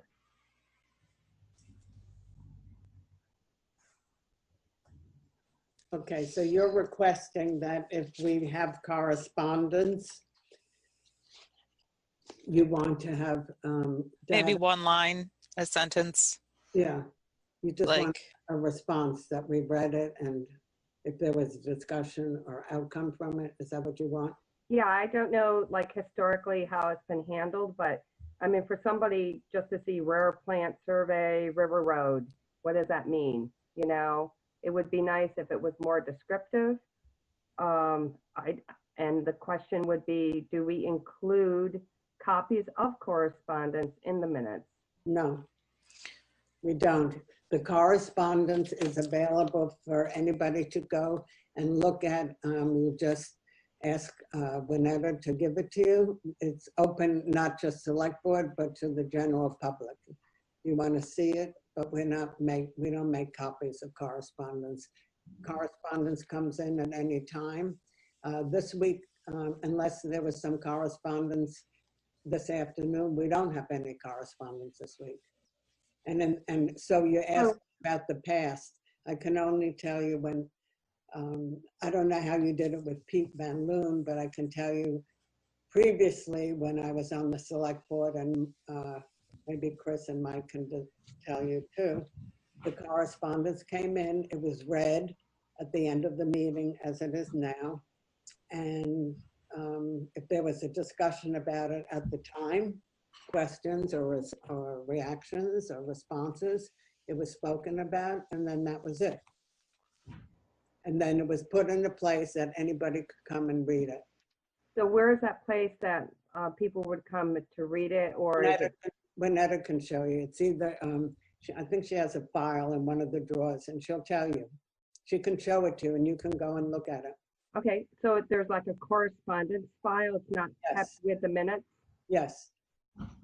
No, there's correspondence file by itself. Okay.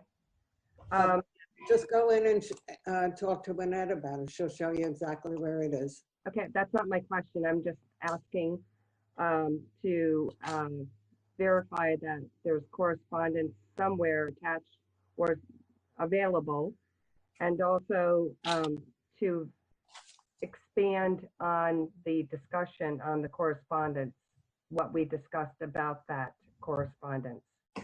So I'd like to have this amended to reflect these 4 items as to what we discussed on it.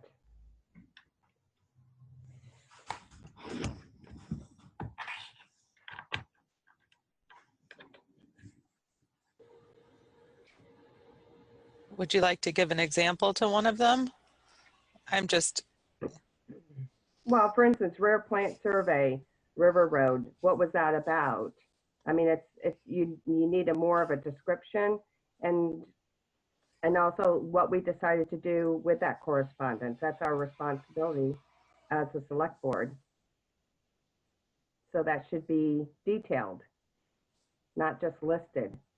I mean, the rare plant survey, we talked about that quite a bit, and we made suggestions on how to handle that. And I can't really recall what it was. And yes, there's a video and we could all watch it, but there's a lot of people who don't watch the video and they would rather see it in the minutes to be informed. I don't think we've done that for the past year since I've been on the board. I know, I know that since I've been on the board, it never was done. But well, I'm asking that we do it and that we amend this minutes to reflect what was discussed. Would you like to be in charge of writing that up? No, I think we have an administrative assistant that could write that up. That's her job. So it's not my job. I'm not going to take that on.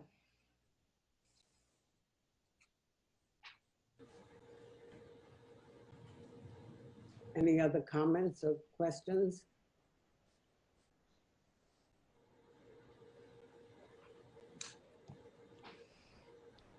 Well, nobody else is responding. So I think right now, I don't think we're ready to make a decision one way or another. Right now, I make else is saying anything. I make a motion that we add a description to this. I don't know why it's so difficult. I didn't say it's difficult. I'm just saying nobody. I'm just thinking about what exactly would need to be written. It doesn't need to be like the entire conversation. So is a 1-line sentence of the discussion enough? Yeah, an overview of what it is. Yes. But it doesn't have to be a paragraph. It can be no. Maybe who wants to do the rare plant survey, and that we said, okay, with questions, but we don't have to list everything. Because otherwise it's going to be, our minutes are going to be 10 pages long. I'm not asking for word by word. Shelley, I would like to say something again. Try to understand that those correspondence are there for anybody who wants to come into the office. They are not hidden away. They are there available for anybody. If you want to come in and review it, if my next door neighbor hears about it and she wants to go in, she can go in at any time. The correspondence of all meetings are on file. Okay, so let me make a motion that we add a description to the correspondence and we amend this set of minutes. Yeah, well, you made that motion already. Okay. We don't know. No one's going to second it? I mean, it's a pretty simple thing. Only 3 at the meeting, right? What, Mike? There's only 3 at that meeting. Right. I don't see no harm probably adding a brief description. I mean, what kind of rare plants is there on River Road we're talking about? Mike, can you sit down? I can't see you. I see your arm. So I'm going to stand for a while. Oh, okay. It's hard to understand. I would second the motion if we kept it a very brief description, because I don't think it needs to be anything more than 1 line. Otherwise, we're going to be reading a book every time we discuss something. 1 or 2 lines is not going to make this. There's still some space on this page, but we need a description of what it is to inform the general public of what we received as correspondence. It's on file. It's on file, Shelley, and they can watch the video and they can come into the office at any time. And what obviously we're feeling, because we haven't made a second to have this, is Angela made a second. I just seconded it if it was left very brief as Right. to no more than a line or two. Right, but it sounds like Shelley is not, you would No. rather have a longer description, is that correct? No, that's Rather not than correct, one Mary, sentence. and you're making more out of this, and it's. I'm not making more out of this. Okay, well, we've agreed it would be a line, a description of what One was, line. One line. yeah, no more, Marion, that's, would be off, it would just be awful if it was more than just one line. But a brief description. And I would be more than happy to help Juanetta with it. Okay, any further discussion? So all those in favor of having a description of each piece of correspondence after each meeting, which is going to be on file anyway, but the description will be one line, and Angela has offered to help Juanetta. All those in favor of that, please say aye. Aye. Aye. All those opposed, say nay. It's only that meeting, so you're voting I on can't it. hear you, Mike. There was only 3 at that meeting anyway, so I mean, you guys are voting on the minutes. So I guess it sounds like it's passed. You got 2-1. Well, no, this is a board decision at this point. Well, It's that not should be about the made minutes. part as the minutes then. Chris, This is not a board decision, because you're on the minutes, and Mike and I weren't there. That's the minutes you're talking about. We can't. Oh, okay, gotcha. About that. oh, okay. You guys already passed it. Just 2 of you just voted, right? Yeah. But So you it's need a quorum, Mike. 2-1. There's only 3 there, so want to make the quorum? They vote for it. Okay. Fine with me. So it passes, and Angela, thank you for offering to help Juanetta with that. My So- pleasure. So the minutes of Monday, May 18th will be amended. We'll add something in for the next meeting to look at. Thank you. Okay. Next item. So now we need approval of the minutes. Anybody can make a motion to approve the minutes of May 18th, please say aye. I don't think we can approve them at this point because We have to amend them, we have to amend them. Okay. and then we'll approve them at the next meeting. Okay. And that will be after the minutes will be amended to include a line for each correspondence item. Yes. Okay, road business. Jay, road foreman and road commissioners report, please. Okay, the crack sealing of the pavement went very well. Sealing was done on Depot Road, Dover Road, and Oggle Road. The guardrail work was completed on the 2 new Hunter Brook bridges, and we started at the bottom of Depot Road and repaired the first 990 feet. The town attorney has the information to prepare the easements for the Depot Road box culvert. That was the next step we were on to. The plans for the sand salt shed have been updated again. The plans for the Depot Road box culvert have been updated again also. Once we get the easement signs, this will continue to move along. The meeting with the Northeast Municipal for the hazmat and safety at the garage went well. We identified the top 3 areas to work on first. These would be the items that VOSHA writes the largest fines for. And it's basically, it's the hazardous materials training and storage and, you know, some of the chainsaw safety, things like that, that they look at first. So we're going to work on those. And we had a mandatory pre-bid meeting at the Monroe Bridge this past Tuesday. We had 1 bidder and we have the bid to review tonight. Couple additions since I put these in. We have 2 dead ash trees in the Newfane Hill Cemetery also that are very large.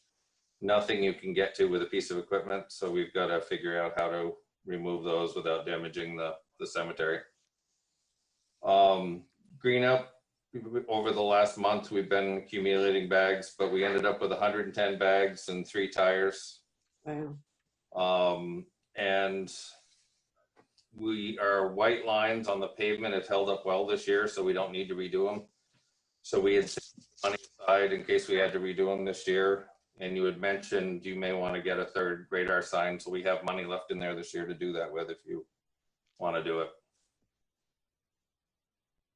We would have to make a vote on that, Jay, for the sign. Sure. Yep. Okay, like for this meeting right now? To get it paid for by the end of June, probably. They might be able to do it if we did it by the next meeting, but otherwise we wouldn't have it by the end of June to go in this year's budget. So we have money in the budget for the sign, correct? Traffic safety, yes. Yes. Okay. Where would you propose it goes? Well, we've been keeping one up in Brookside and one in Williamsville. We don't have any in South Newfane, and we haven't had a need to put in Newfane. So maybe we could alternate one between South Newfane and South Wardsboro Road. Yeah, there's been a lot of complaints about South Wardsboro Road lately. Yeah. Yep. Chris? A lot of speed. I make a motion, boy. I second it. Okay. Is there any discussion? Okay, all those in favor, please say aye. Aye. Aye. Any opposed?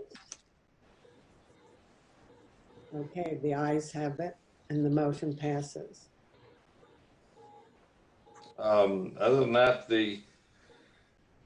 the tree we had talked about last year, the trees in the Beetlestone Cemetery, the ash trees that are dying, we're still working on a plan to try to get those out of there safely. It's not accessible by normal bucket truck that the tree companies have, so I've called Brown's Rentals, and they have a tracked lift that's 60-foot reach, which we're trying to figure out if 60 feet will do it, or we have to come up with another plan. So that's still in the works. But now we've got these 2 more trees that Mark Gray pointed out when he was mowing on the Newfane Hill Cemetery. So ash trees are going to be a huge problem. We've got 1,400, I believe, in town. How many? 1,400? I believe so, yeah. We've counted them all, huh?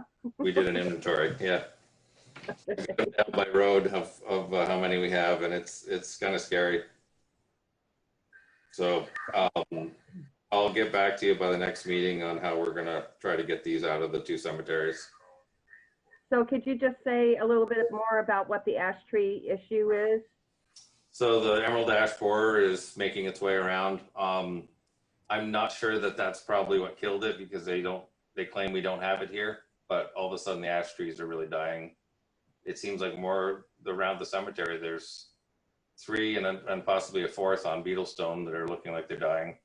The 2 up there in Newfane Hill, and I haven't even looked at all the other cemeteries. I think there may be one up on Lost Mile or Betterly Cemetery. Did everybody get the sheet in your package? Yes. Okay, so that's all the information about the trees. Well, it's emerald ash borer, but Jay is saying that it may not be that's the reason why our trees are dying. They claim it hasn't been hitting our trees yet, but I don't know if that's true or not. We may have it here already. I don't know, but they're saying it's in Londonderry, so it's not that far away. I mean, Chris, I'm sorry, Chris. Most of the ash trees that are dying now are dying in the stump. So when they go down, they don't just break apart a lot of them. They come down in one blast. And around the cemeteries, they do that. You got those old slate stones. You can't replace them. They have to be taken down carefully. And Jay, you also said the other day when you came into town hall and you were speaking to Winetta and myself, and you said that even if the trees don't have the borers at the moment, it will come. And that also it's very important to plan how the trees would be taken down, because if they're cut down and lie on the ground, Right. can affect other trees also, right? We should come up with a plan this coming year of how we're going to remove them, and you're going to want to start to cut even the live ones to get ahead of it. Yeah. And Jay, also like what you can see is like a ring around the whole trunk, correct? And if they're bored into? There you can see the borings. There's I have another sheet. I don't have it in front of me here, but there's another one that shows really good pictures of the insects that people could see. Maybe I can try to get one and leave it at the office so people can see it, or we could put it on the website, either one. Yeah, on the website would be So good. people can watch for it. But they have like holes that they make a ring around the trunk generally. And then the trees, when they're cut down and transported for firewood or whatever, they get moved around. Oh, yeah. Spreading. Yeah. So you'll be working with Mark on how to go about that and possibly getting an estimate of what it may or may not cost. Yep.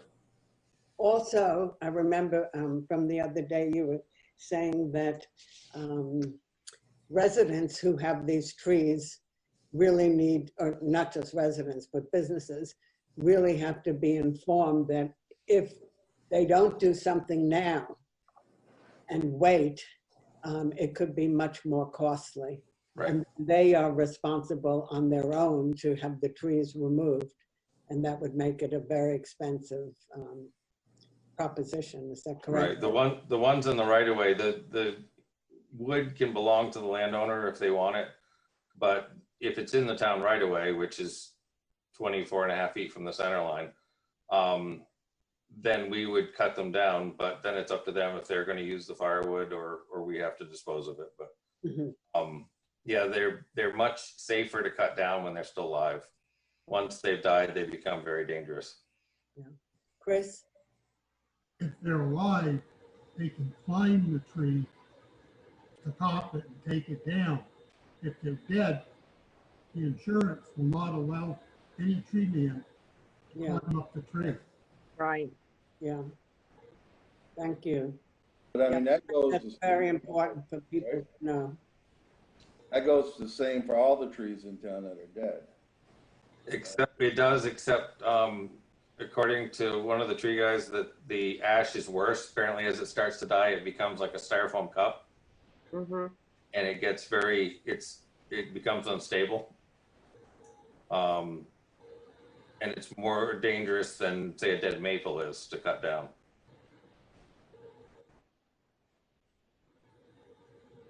I mean, there's millions of ash trees. Oh, yeah. I mean, besides the ones on the road, there's a ton of them. But I mean, and just like I said, there's a lot of dead trees, no matter what, besides ash. I guess they finally, you took that one down up on Timpson and Elaine, was that maple and stuff. So Yep. That kept breaking off. It could have done the same thing as an ash, you know. But yeah, there's definitely probably something to look at. But I mean, as long as they're still alive, they're not a problem. Let's just have to keep an eye on them as they start to die. Cut the things, I guess. Well, I think it's very important that I mean, I couldn't imagine going around cut 1,500 of trees. that people understand that if what Jay was saying, if it's on the road in the right of way, and if the town cuts them off and they bear the responsibility, that's one thing. If the owner decides, well, just leave it here and don't do anything, they eventually will be responsible for cutting them down and having them removed, and that will be an extraordinarily expensive bill for them. And I think it's important that they understand that. Right. Okay, any further discussion? I Anybody? think that's all. And then we have the bid for the Monroe Bridge too. So I guess we could open that, I guess. That's Well, how I we think do it. on that bid though, I was talking to Jay earlier, and on that bid, Mark said he thought maybe as long as there's only one person at the showing, we ought to rebid it. We don't want to open the bid that we've got. And we're gonna try to pare down the scope of work to a little more manageable. He thought we might get another couple of bidders if we didn't make it such a large project. It includes several different groups of people that would have to work on the bridge, and so you only attract the largest companies that were willing to deal with it. So his suggestion was we eliminate the cleaning and greasing of the beams as a separate project a year or two down the road and concentrate on repairing the concrete and the plug joints in the road, the more critical stuff, and put that out to bid and see how we make out. Now, I have no problem opening it as long as you're gonna accept the bid tonight, if it's within the budget. I mean, I don't wanna open it and then all of a sudden say, oh, we're gonna rebid it. That's true. Then his price is already out there. Yeah. Well, if Yeah. the recommendation from Mark was to rebid it, that's something to think about. I mean, the people that were invited, they were invited to bid, they didn't come, so I mean, I don't know if they missed out or what, and like I said, as long as he's got everything he's supposed to have in it and it came within the budget, I guess that'd be a different story. I mean, you couldn't really refuse not to do it. Well, I wouldn't put it out there to open it and then say we're gonna rebid it. Shelley? So I think because of the COVID-19 situation, that might have been an issue. I think we should probably break out the project and see about, doing it in stages. Either that or table it till our next meeting and ask the other two bidders if they didn't want their shot at bidding it. Up to you guys, but I mean, if we open it, I agree with Shelley. we open it, I think we ought to award it. So Or a motion, does somebody want to make a motion to? I'll make a motion that we send it out to rebid for the other companies to come back in and look at it with what Jay was saying. I'll second it. And, okay. I'll see if we could pull it off by the next meeting. That would be June 15th meeting. It has to get in the paper. I can't remember how long Juanetta said it takes to get in the paper. Where is Juanetta? Lost power. Juanetta, where are you? Lost power. Is she at the table? Oh. Can Lost she power. share with you, Chris? Can she sit next to you? Not She has really. to be 6 feet away and they both have to wear a mask. Oh, that's right. Thank you. Does anyone else remember how long it takes to get into the newspaper? 3 days. 3 days. Okay, so if we do it tomorrow, maybe we can get it for the next meeting. Jay, can I also ask? I am always asking this. Where's the Moreau Bridge? If you head towards Dover, there's a bridge that's on a curve right next to Penner Road. Okay, yep. It's actually one of the longest town bridges in the state. So that's why they're helping us to preserve it. It would be a huge expense to replace if we ever had to. Ah, So they gave us the grant to help us work on it. So it would be an expensive one to fix and repair, and so we're trying to keep up on it rather than let it get too far. So. Okay, so can somebody make a motion that we wait? Chris? I just got one thing to say. It was put in the bid before that it had to be going to be open today. This meeting. This outfit that bid on it expects it to be open today. That's the way it was put out. Whatever. I already made a motion which Shelley seconded, so it's time to vote on it. Okay, all those in favor of postponing opening bids and also allowing other people to hand in their bids until our next select board meeting on June 15th, please say aye. Aye. aye. Mike or Chris? No, Well, like I said, if the guys knew what they were bidding on, as long as it didn't come in over our budget. With Open it, Are you- wait a minute. Chris, are you saying no? Nay? no, because we said it was- Mike, are you saying no? Well, like Christopher said, it was supposed to be awarded tonight, Okay, one way or the other. I mean, it doesn't matter how many people come in with a bid. I mean, obviously the other people knew about it. If they didn't put it in, they didn't get it in on time or whatever. The only thing you can do with this bid you got now, if you do open it, you either award it, or if it's way over budget, then it doesn't happen. But Jay, when he was speaking about it, mentioned that he spoke with Mark and that they could change it. he figures the reason no one else bid on it is because it was too large a project. And that if we were to scale it down and put that out to bid, we'd have better luck. So that's what my motion was based on. so then it's a change. It's a total. Right, we would change what we put out to bid. It would be a brand new bid would go out. Be a brand new bid. Okay, so then, does somebody want to change the motion, the original motion? That was my original motion. It was based on what Jay had said after discussion with Mark. Can you repeat that, please? My motion was to do the rebid based on what Jay's discussion with Mark about the project and the change of the project. Okay, so does that change Chris or Mike's vote, or are you still saying nay?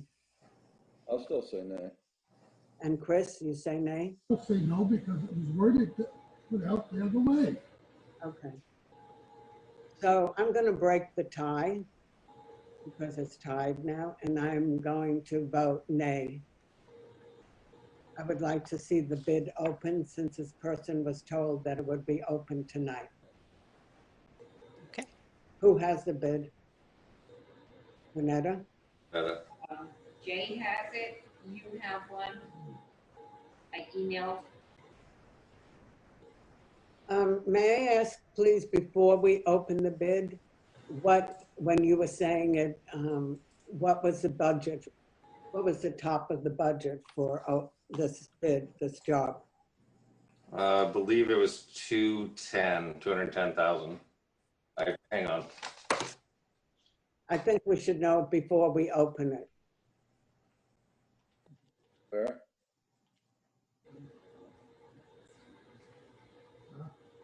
Yep, I believe it was 210. So that was our number that we were looking to be under? Yep. That's a budget. Okay. Okay, so Renetta, do you have the bid in your hand? Or Jay? Yep, I've got one right. Hang on just a second. Okay, so do you want to open it and read it?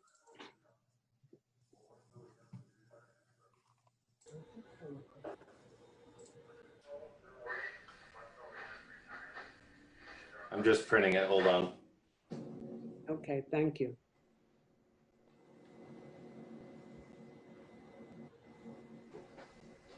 You want me to read it, Marion?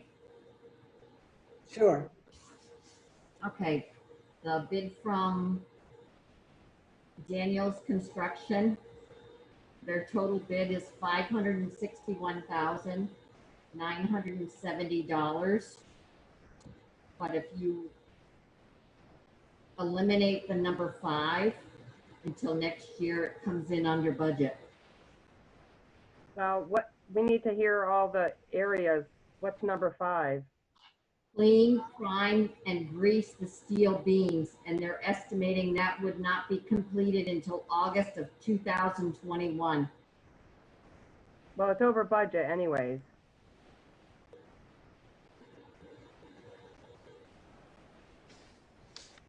But if you eliminate that number 5, which is the 351,000 that puts it over budget, it comes in if they do the other 4 items on the bid.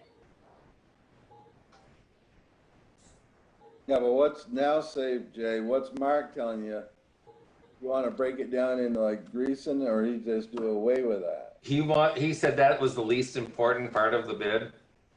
So if we go with the plug joints and seal the curbs, clean out and reinstall the drainage troughs, repair the piers where the concrete's really been eroded from the water not running out the troughs, and then repair the concrete curbs on the lower side of the bridge where the salt runs against it. That was what he was suggesting we go out to bid with, and leave the steel beam part of it as a whole separate project for a year or two from now. So Juanetta said that if you take that section out, it would be within our specs or our budget. Lower.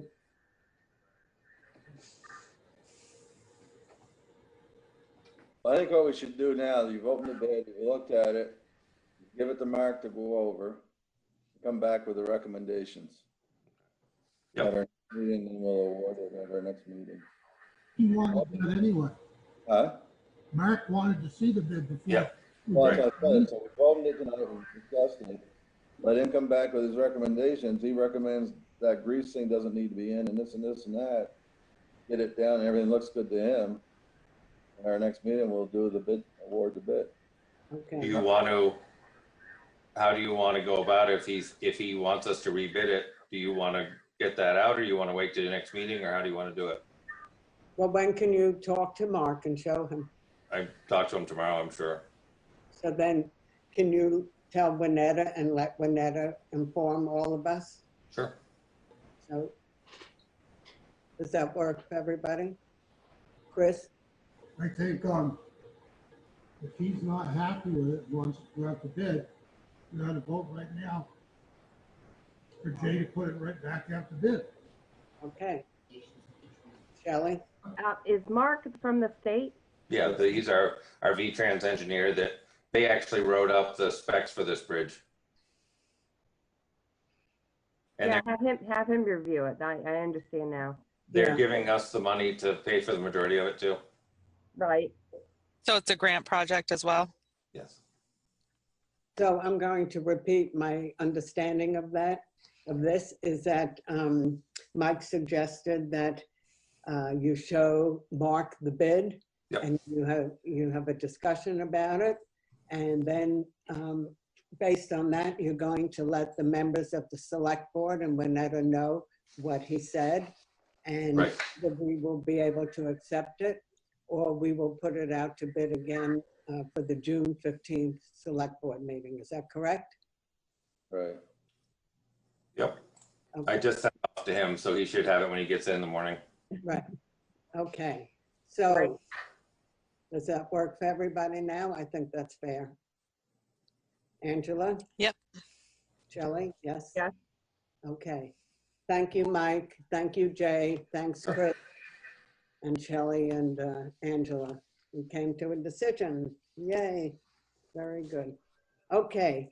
Next item. Is that the end of your report, by the way? That is, yes. We need to approve the report. Is there a motion? I make a motion to approve his report. I'll Is there a second it. Okay, second. All those in favor, please say aye. Aye. Aye. Okay, great. The ayes have it, and the road foreman and road commissioner's report is approved. And thank you very much, Jay and Chris, for all the work you do. Okay, the next item is treasurer's report, and that's Melissa. Welcome, Melissa. Thank you for your patience. No problem. Sorry about the dog.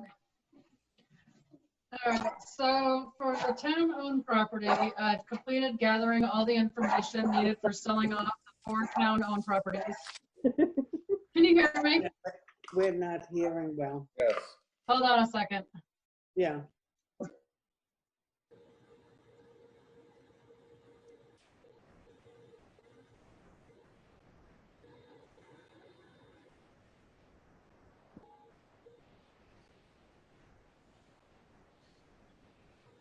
What's happening? Sorry. As soon as you started, he started. Yeah, the kids just came home. Okay. So I've completed gathering all the information needed for selling off the 4 town-owned properties. I emailed everything off to Bob Fisher. I also emailed you guys what Bob sent back to me for the board to sign, and then we can put it in the Brattleboro Reformer.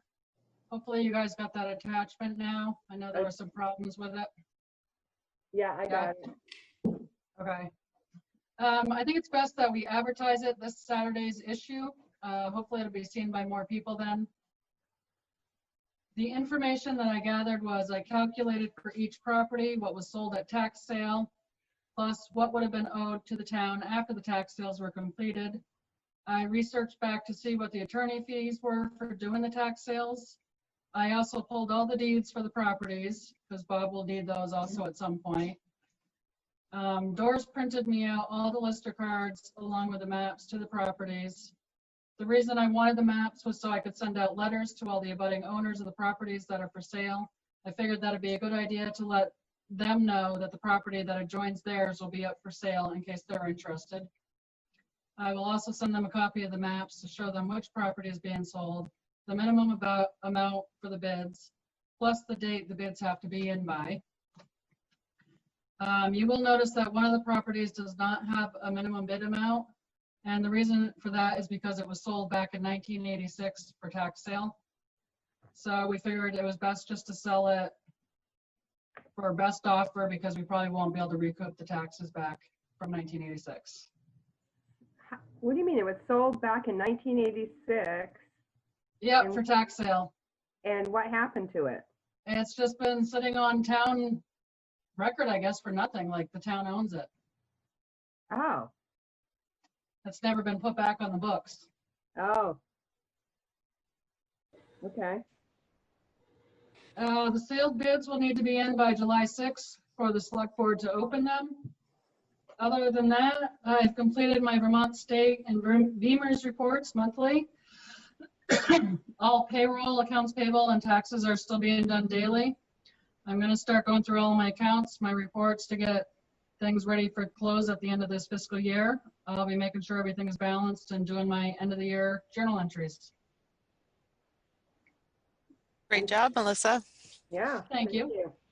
I have a question about the legal notice. If you can explain this, because it says in the first paragraph at top, it says that the select board of the town of Newfane hereby provides notice to the community and to the public at large that in accordance with Title 24 Vermont Statutes annotated section 1061A, it intends to convey by quitclaim deed and subject to any persons in possession thereof certain parcels of real property owned by the town of Newfane by virtue of prior collector's deeds, said parcels described. So the fact that all of these are going to be sold as quitclaim deeds? Yeah, they're just quitclaim property transfers. And it kind of means that what Bob's put in there is that when they buy the property, they get the property as is. So like one of the properties has the owner still living on it, or the previous owner, excuse me, because the town owns it now. So that previous owner is still there, and it's going to be up to the new property owner to remove that person and the belongings. Okay, and I wrote down a definition of quitclaim. I went on Google so that I could clarify with everybody. It says a quitclaim deed is when a real estate property transfers ownership without being sold. So it means that the grantor, the person who's selling the property, cannot does not have clear deed to the property, deed title. So that means that if you buy the property, you are buying it without having a clear title or deed to the property. We actually already have the deeds to it. Right. The town has the deeds to everything. So why is it then, if it's transferred as quitclaim deed, why is it saying that there's going to be clear title? Why is it quitclaim if there's going to be clear title? if quitclaim property says that, if the definition says that it's not going to be sold without being sold. Yeah, I'm not sure why they call it a quick claim deed. All I know is that we do have the deeds to everything. We have the, all the property transfers are in the town of Newfane's names. But it's saying it's intended to convey by quitclaim deed. Yeah. Which means Yeah. that It's an easy way to transfer. You can inherit that too, right? What's that? They quitclaim it to you, and there's a mortgage on that. You'd inherit the mortgage and everything. You don't get the land free and clear. You just get, you're gonna pay the tax to the town to clear the town of the due taxes. But if you quitclaim it, I mean, if there's mortgages, for one thing is the bank holds first mortgage on anything like that. So all you're inheriting that guy's debt. Really. And they got a year to reclaim it, and then if nothing, you get a certain percent interest on your money for the taxes. But meanwhile, somebody's got to pay that payment too. I don't know if it's that guy that owns it now, if he keeps paying his payments, or the guy that gets the quitclaim deed, you take over the guy's payments too.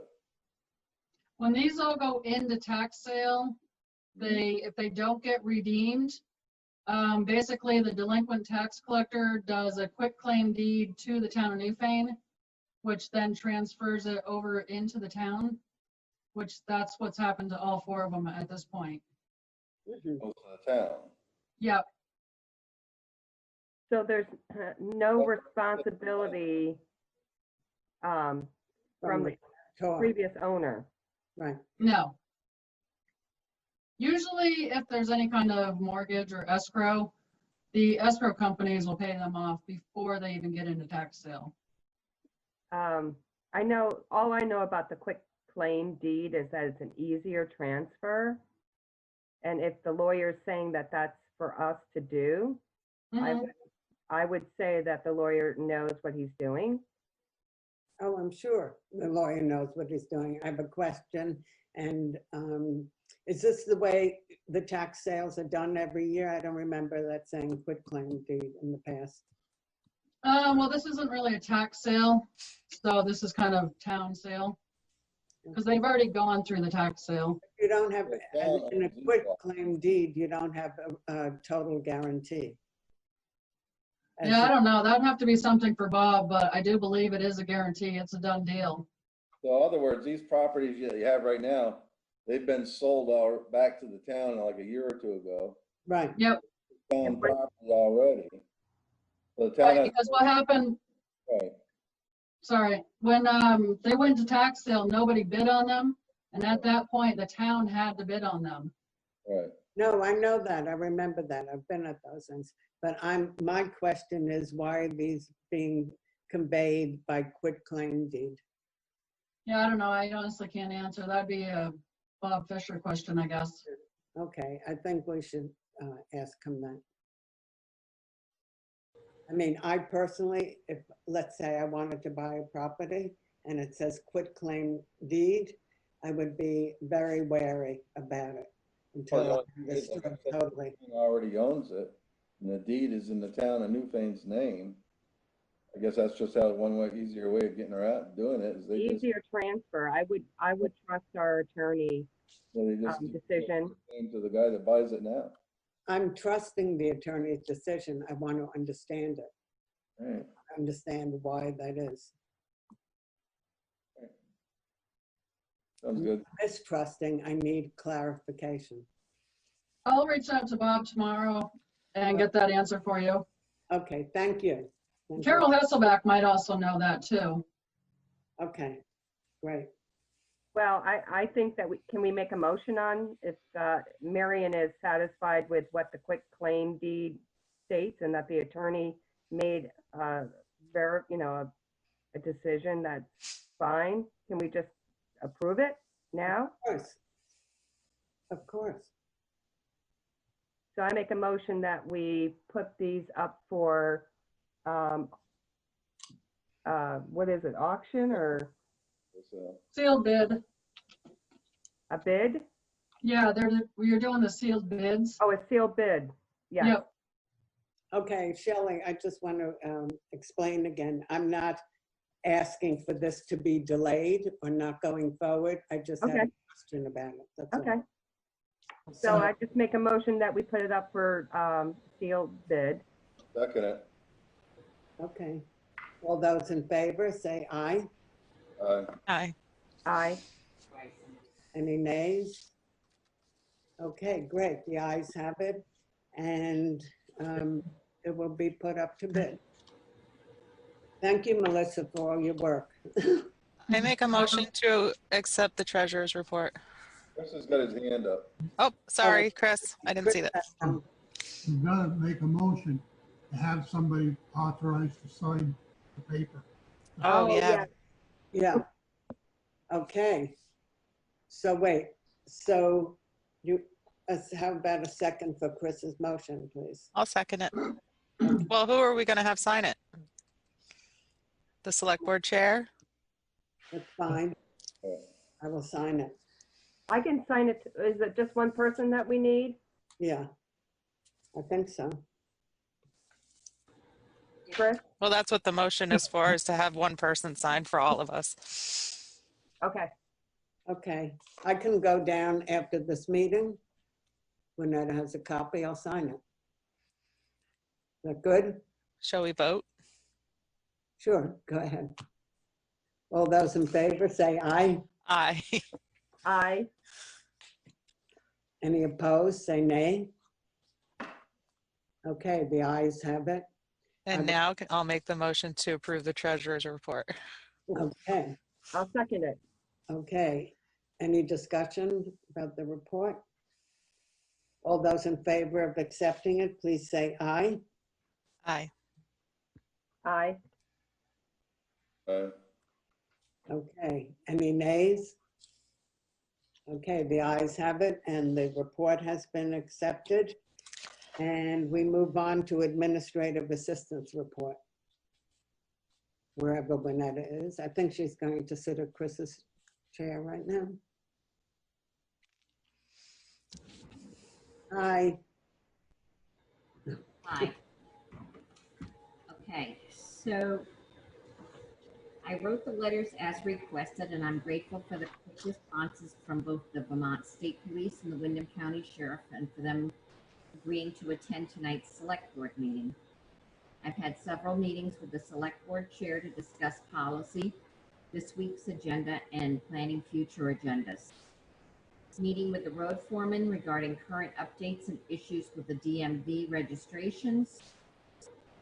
The building committee had a brief meeting on Thursday, and research was done regarding permits and state regulations for the proposed 27 by 30 addition to the town hall.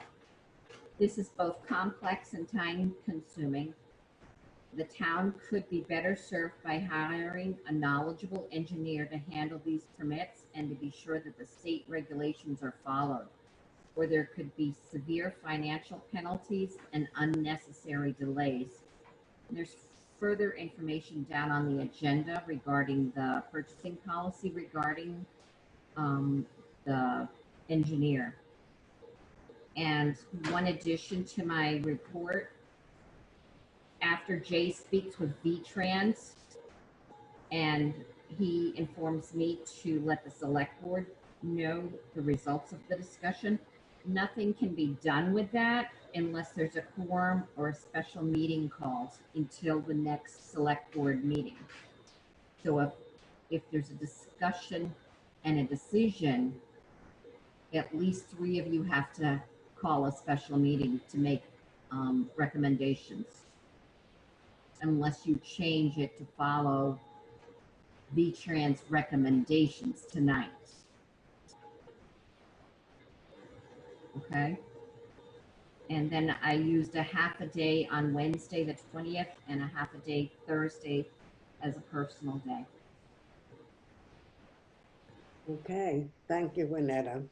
You're welcome. Okay, well, let's start at the top.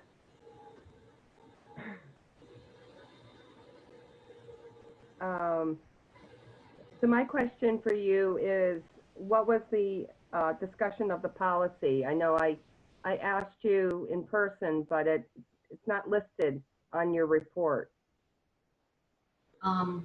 It's the purchasing policy, and there's a special section in there that's going to be discussed further down on the agenda. It's the next item after Winetta's. Yep. That we're going to discuss, the town hall. Oh, for professional services? Yes. Okay. So I guess I would just be more detailed about that. We discussed about the purchasing policy, but we're going to discuss it on the next item. Yeah. Under whole business, town hall. Marion, in her report, she said she had several discussions or meetings with the select board chair, and one was to discuss the policy. So I was asking. Right. So it's on the agenda. It was. I know. I get that.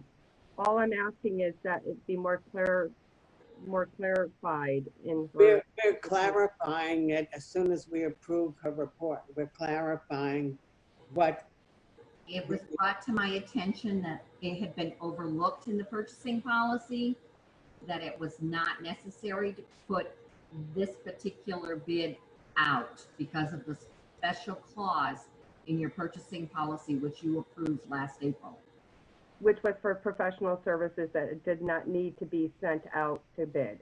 Correct. If you look at the special conclusions, it was brought to my attention, and that's what we discussed between the select board chair, myself, and another individual, that it needed to be brought up tonight, that it could be an oversight considering the work that Cotton Engineer and Design have already done for the job and past work experience with both the town hall and the office. And that's in reference to the email letter that you sent out to us from Correct. him. Okay. Is there another question?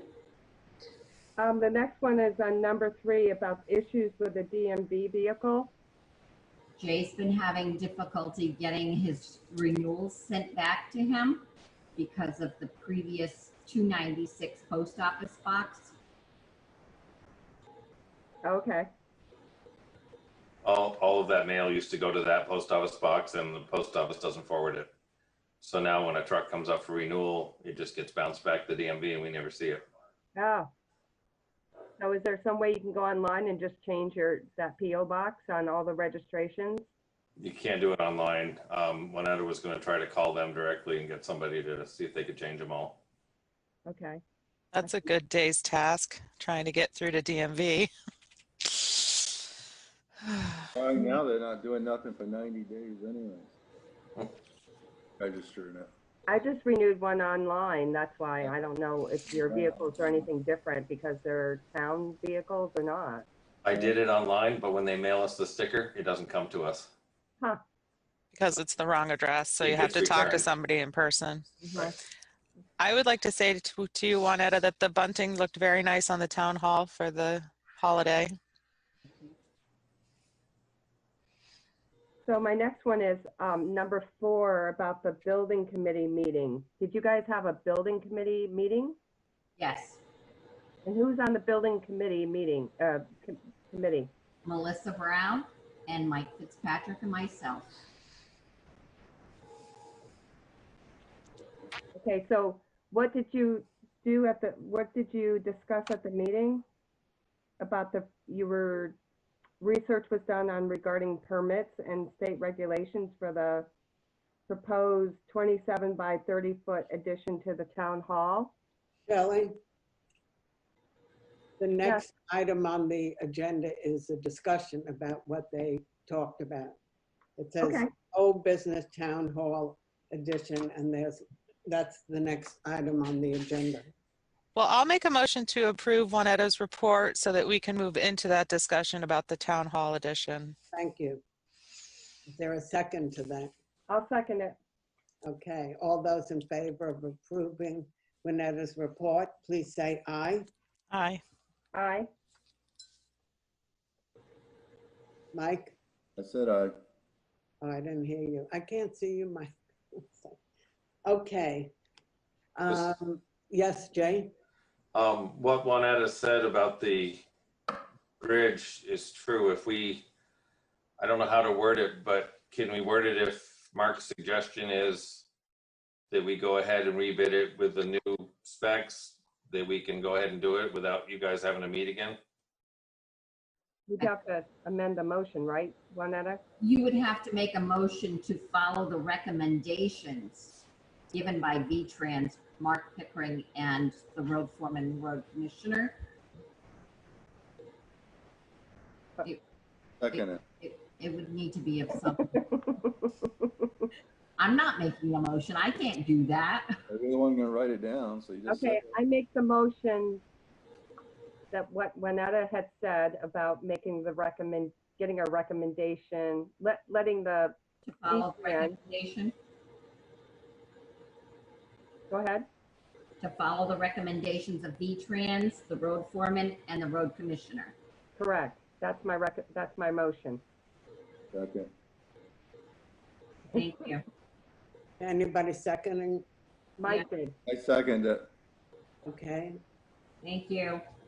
Any further discussion? All those in favor, please say aye. Aye. Opposed? Okay, thank you for the motion. It passes. So, Juanetta, thank you very much for your report. And now we're moving on to the next item. Well, the next item is unscheduled members of the public, and we don't have any at this point. So we're moving on to old business, and the first item is, actually, let's just say that the second item is taken care of already. The treasurer's legal notice for real estate auction to be signed, and we just voted on that. So we only have one item under old business, and that is the town hall addition.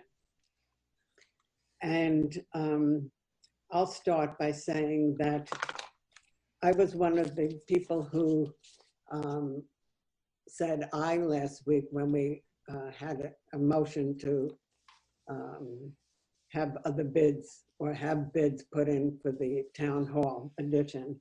And unfortunately, I feel that I was incorrect in doing it, and I take full responsibility that I voted for something that I realized later was something I would not have voted. I would have voted no for that. Because on the last page, page 3 of our purchase policy, it says professional services. The bid process shall not apply to the selection of providers for services that are characterized by a high degree of professional judgment and discretion, including legal, financial, auditing, engineering, risk management, and insurance services. And given that the building committee had already met and talked to David Cotton, who in the past has spent a lot of hours in the last few years working with Town Hall on different issues, being very involved in the past when we were dealing with should we have a new building or not. David did a lot of work for us, and he is a member and a resident of the town of Newfane, and he is an engineer, and therefore that should not go out to bid. So that's okay. My thought is that let's back this up. When did the building committee bring anything to the select board for approval for design? Do we have that written down in minutes anywhere? No? It was back in December or January, and the previous select board chair deferred any further use or decisions until after the new board was selected. So what does that mean, that we didn't make a motion on it? You chose to defer it until after, but as far as going forward, but the building committee has still been meeting and collecting information and data. Okay. Well, that doesn't mean that we gave any authority to anybody to expend any dollars or whatever. It was just a committee getting information to bring to the select board, correct? It was agreed that there was $130,000 in the budget for the renovations or additions to the building in order to comply with the safety codes and access to the second floor of the existing building. So was there a motion? Not the agreement. Was there a motion made that we were moving forward to build an extra rooms on that building? We were authorized to gather the information and bring it to the select board. Okay. We met with the engineer and the design in order to meet compliance. And that's what we're talking about tonight, is the design needs to have a stamped approval before the state fire safety marshal will accept the permits.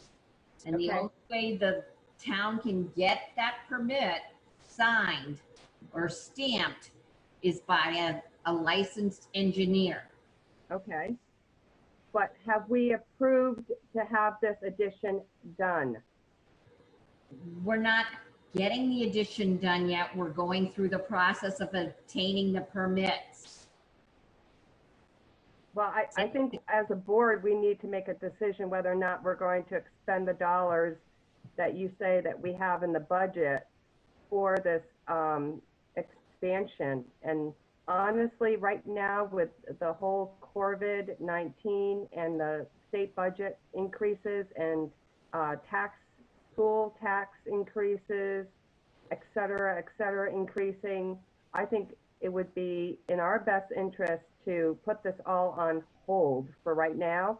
There's no decision made to go forward on this. There was no decision made, and it's all just an investigative, process. And I think we just need to put it on hold and look at our budget in the next coming years. Are there plans out there for this addition? Because the only thing I believe I have seen is changes to the inside of the current building. No, you were given a copy of the addition, the plans for the addition off the back of the building.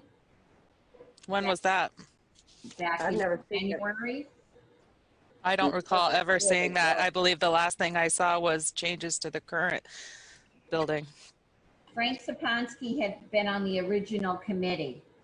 When he resigned as animal control officer, he resigned from all of his positions. He's the one that had originally made the designs. We just need to get them the change to the design. We just need to get an engineer to sign off and to follow the state regulations for access to the disability. The fire safety marshal won't approve the plans without an engineer stamp on it. If we can get, I don't think we need to have approved. Wait, can Winetta please finish? If we can get the permits approved this year, we can have an extension for another year.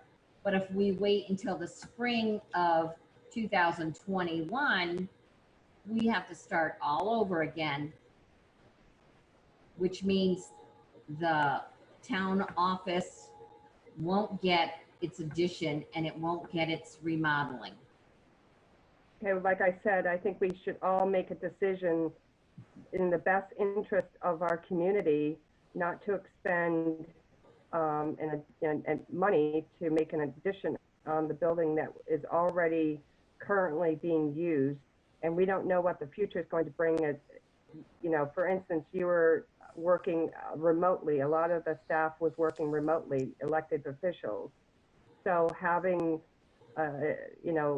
additional space just doesn't really make any sense to me personally to tie up funds that we may end up having to use in a more productive, important way. I believe it's already been put into a fund that is for the town hall. I don't believe you would be able to use that money unless it's voted on at a town meeting. It's like the highway department.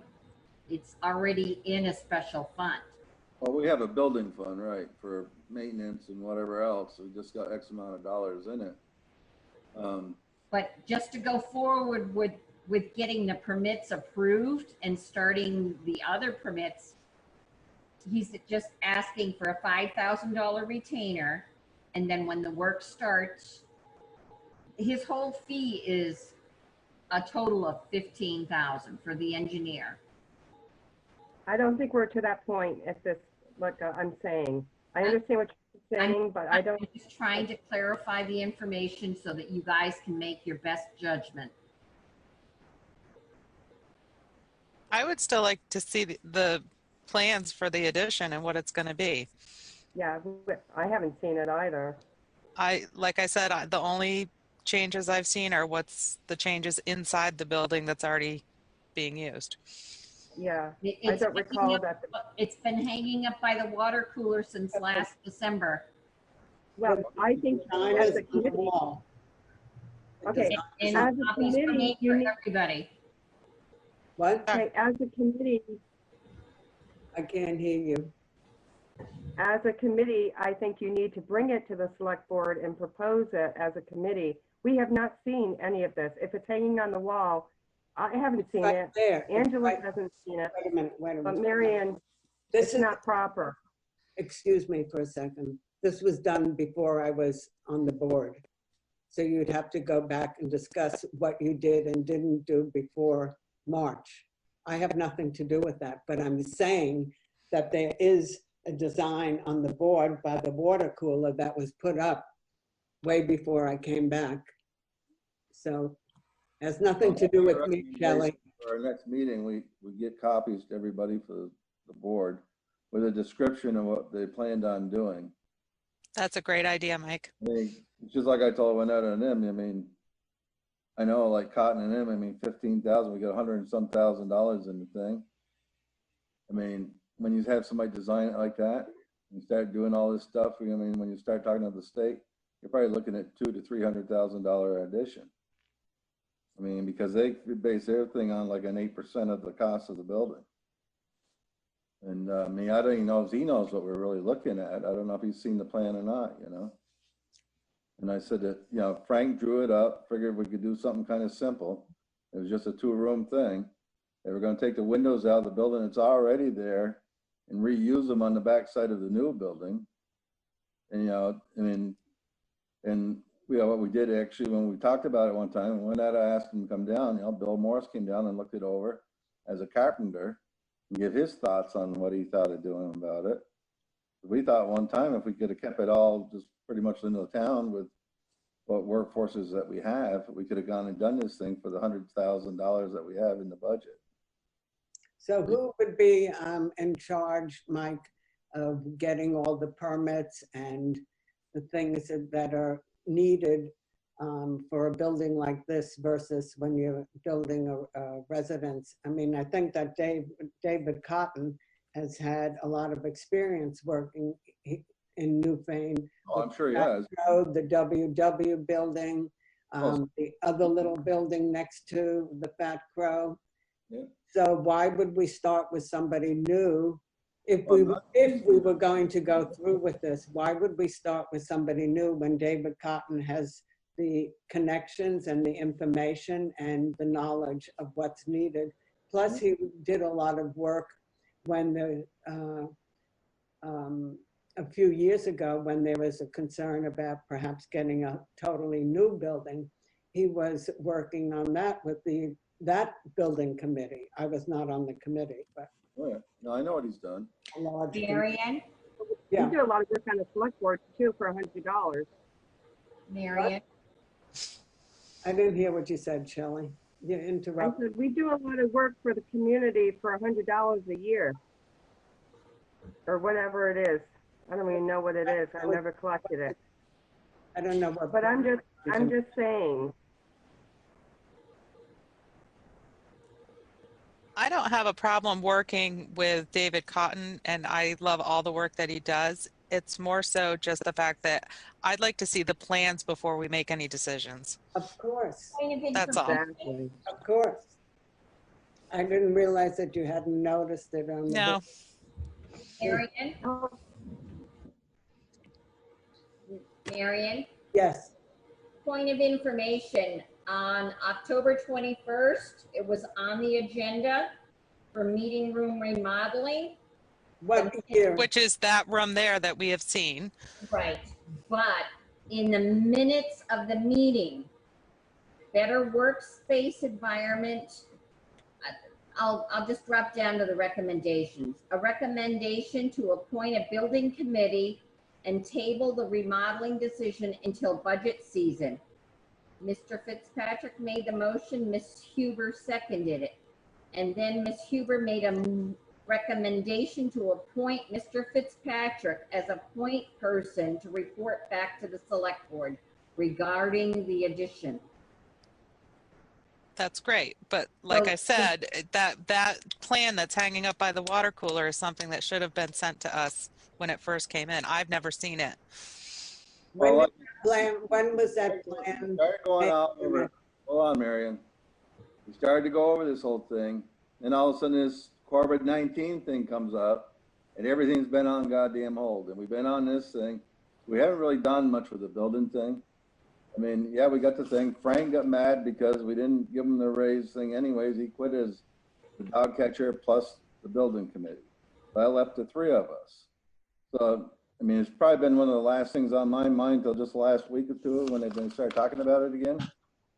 But it's, you know, I just think, I mean, all it is a shell out there. There's no water in it. We're not doing no bathrooms out there. We already got the bathrooms. I mean, it's a shell with some electricity and a little bit of heat out there.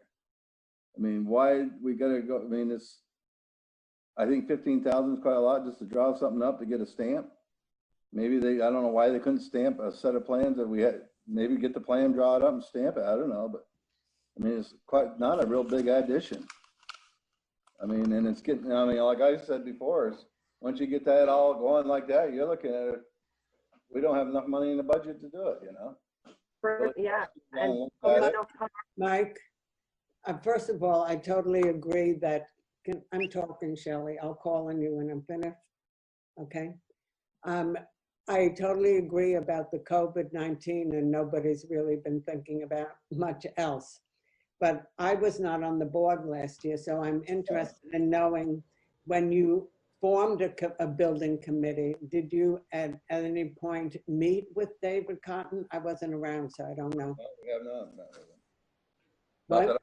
Not that I know of, not yet. I mean, it's been a phone conversation, probably just recently. Melissa? David Cotton actually came into the office, I don't know, maybe 4 or 5 months ago. And he was drawing up some plans and just making recommendations and getting some estimates on cost. And I think Pete Van Loon was here at the time. Mm-hmm. He was drawing plans like on changes on the inside of the whole building and everything, right? He did both. He did plans for the inside of the building, or not really plans. He just kind of, I think, drew some things out and suggestions. And then he came back and he met with Juanetta and I about some options to build outside of the building and do an addition on. Okay. The only plan I see now on the outside is what Frank drew us up. Yeah, that's the only thing I've seen too. Shelley, what did you want to say? I'm just saying that we don't really know what's going to happen regarding people's, people have been hit financially. Yeah. And right now, building anything to the building, adding anything to the building, I think is just beyond reason. I don't think the town people would be real interested in having us build office space. Mm-hmm. Angela, thank you. I made a recommendation to bring the plan to the meeting next time and go over it a little bit so everybody sees at least what we had for footprint drawn up. I second that. Okay. Juanetta, when is the deadline for the permits and such? Is there one? No. Okay. Because they're also talking that we may have to get, what he said too, from what you got with your conversation, this may end up having to go to Act 250, right? Is that what he said, Juanetta? I'm sorry? When you had talked to David this last time, besides him, we may be looking at an Act 250 permit for doing this. Yes.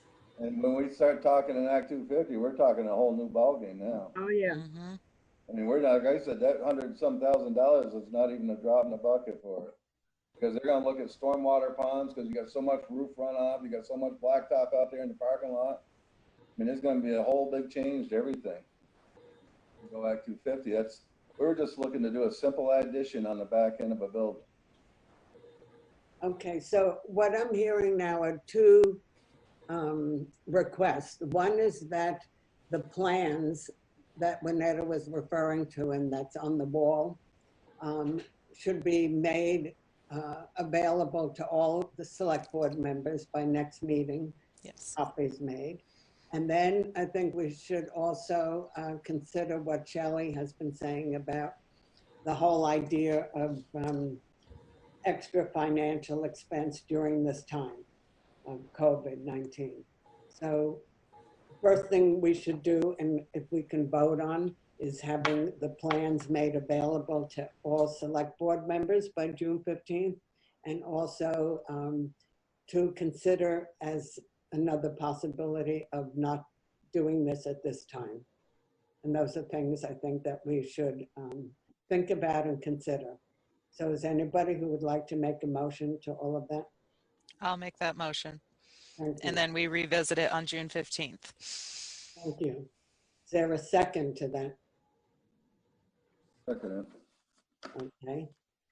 So all those in favor of, first of all, getting copies of the plans to each select board member, and then while we're thinking and looking at that, to consider what Shelley said in terms of would this be the right time with everything else that's going on?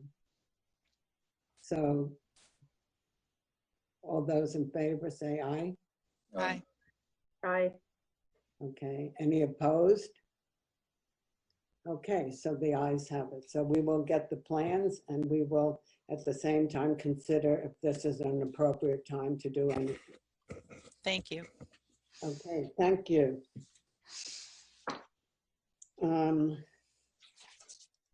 Next on the agenda is correspondence. Oh no, I'm sorry, new business is select board use of town attorney.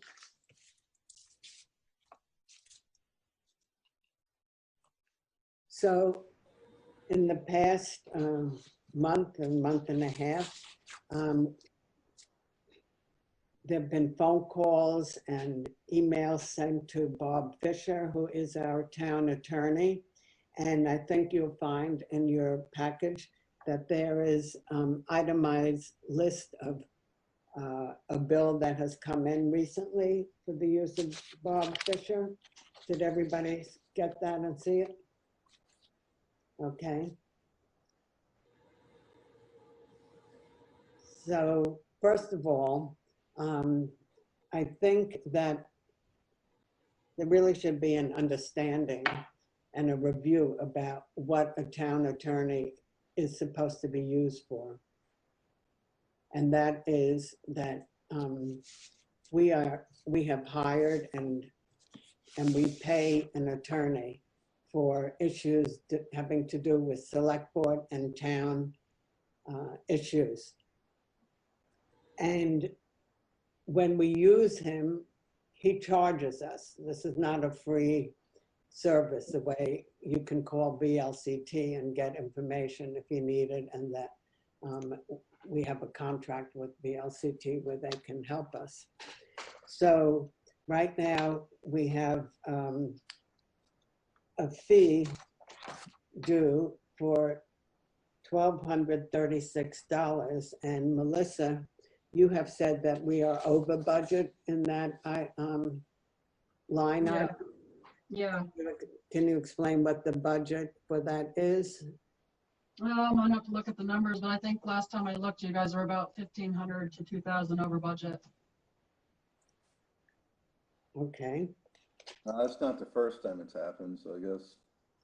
No, I'm just talking, we're talking And there about, were a lot of issues. There were a lot of issues around the school property that drove that over the budget.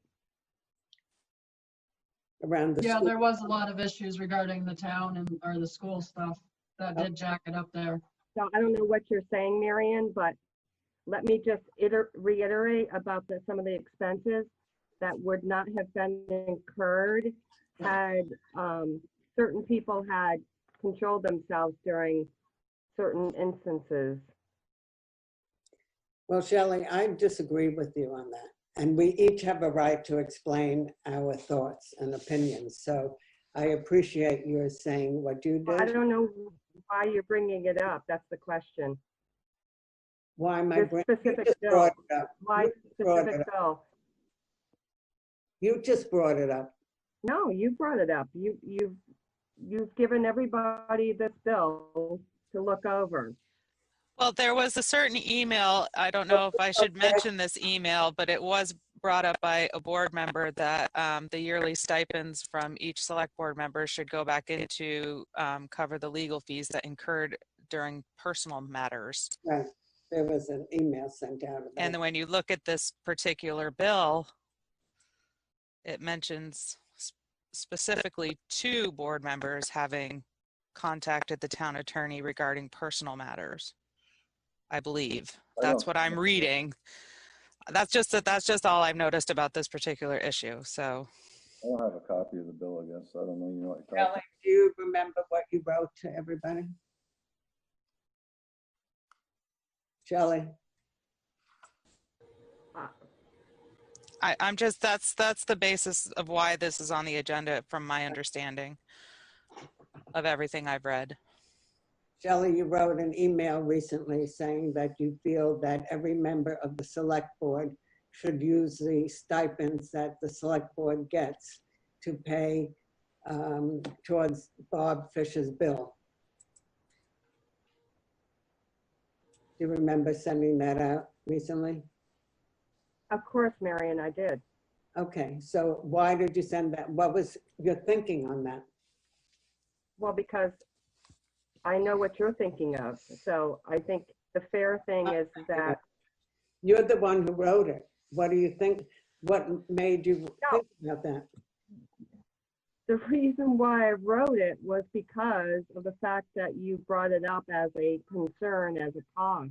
So to remedy it, it was a board issue, okay? It wasn't a personnel issue. I think we all should take the burden of the cost if that's an issue that you feel, because it's not coming from anybody else. And that was my recommendation.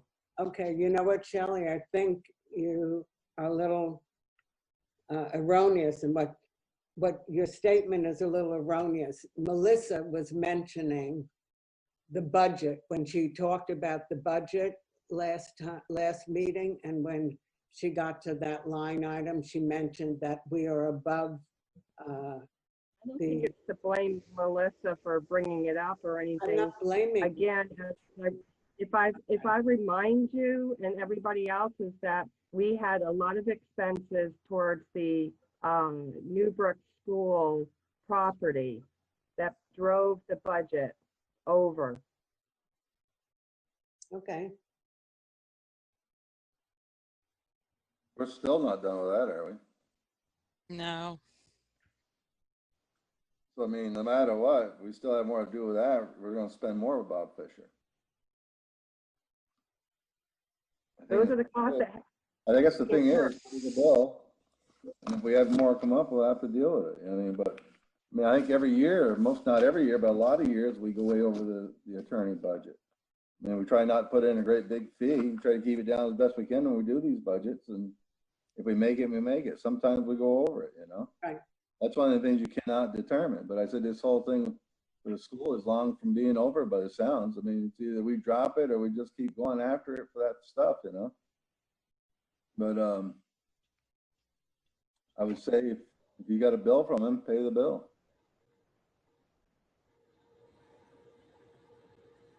I think Marion wants to make a point of the fact that select board use of the town attorney.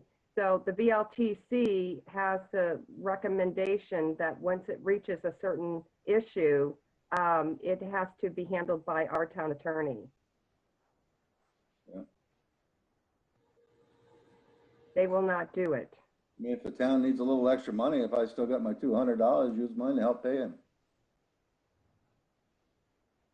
Doesn't Yeah, bother me. whatever.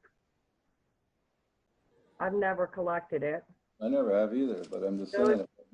Those who are involved with it, you know, as a group, we can do it, or those who were involved with it, they should handle it if it's taken the burden off the town. But it was an issue that was out of control, and it was a lot of our issues.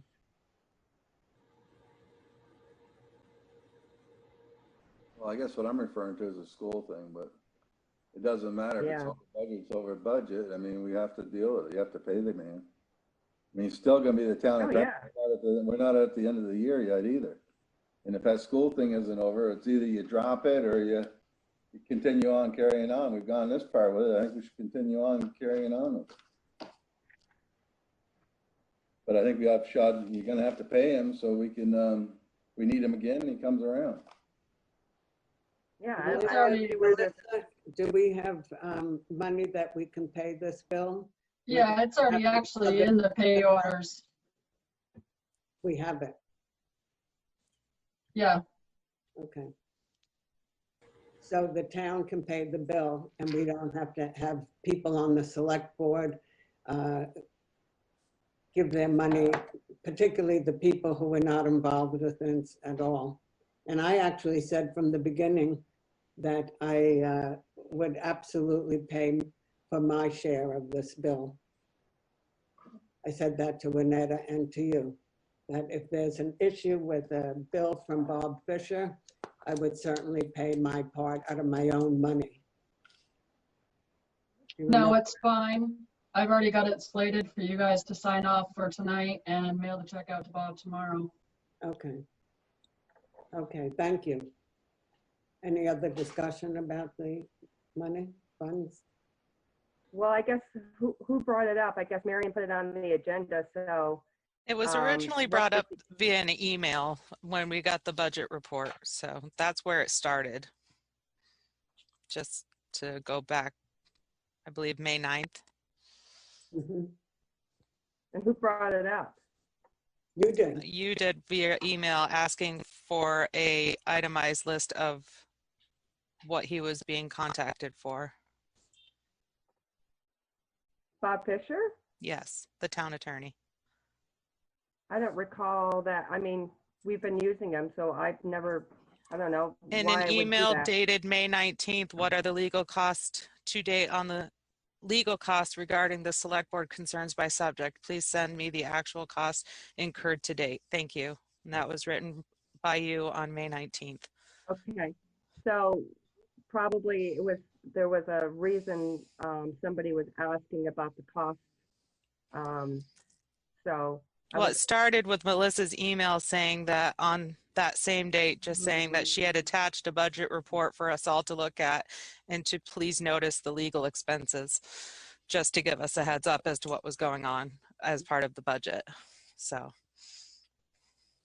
And then you, Shelley, wrote a response that you gave the idea that each person on the select board should donate their stipend, so to speak, of what we get on select board.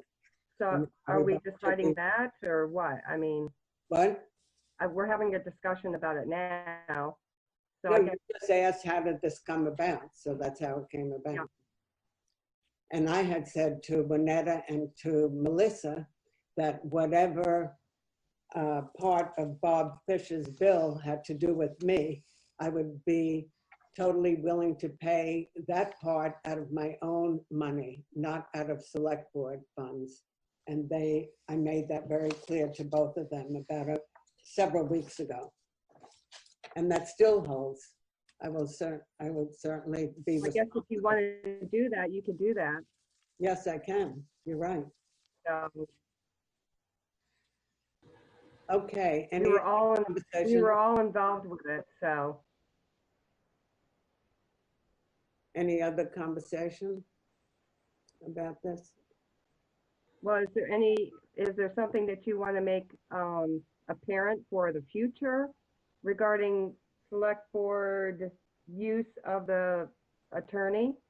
Well, I think that everybody should understand that when you call Bob Fisher about something that concerns you personally, and I don't mean just you, but anybody, you have to understand that there's a fee involved.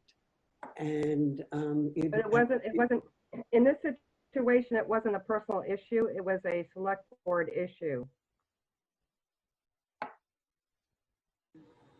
Well, I've been on select board other than last year for several years, and I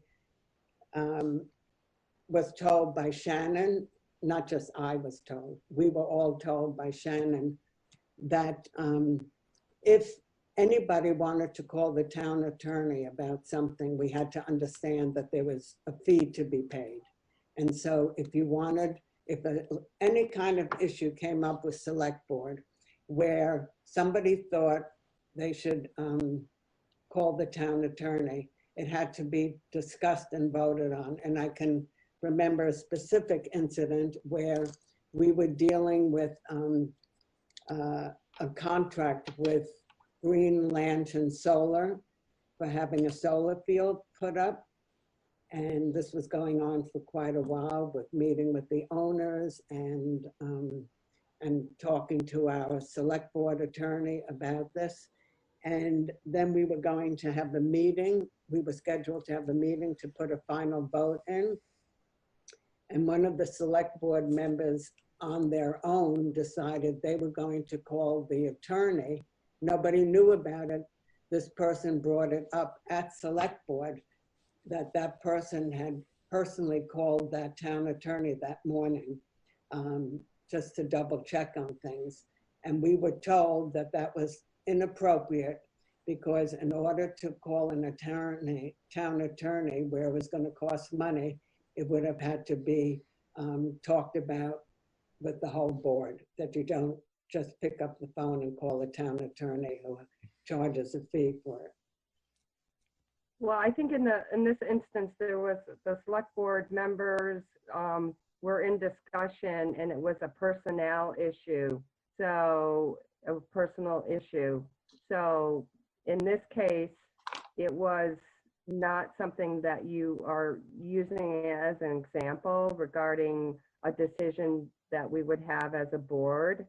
So I think there was a recommendation given to the select board member to make the call to the town attorney, or I don't think it was arbitrarily done. So, you know, this is a different situation.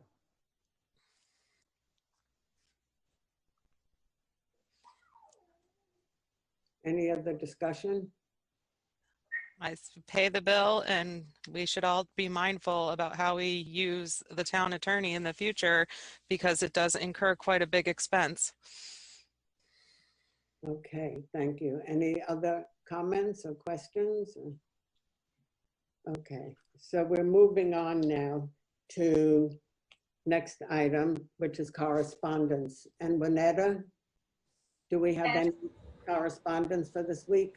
There is none. Okay. Nothing's come in the mail? Nothing's coming in the mail. It needs to go before the board for a decision. Okay, so we're up to pay orders.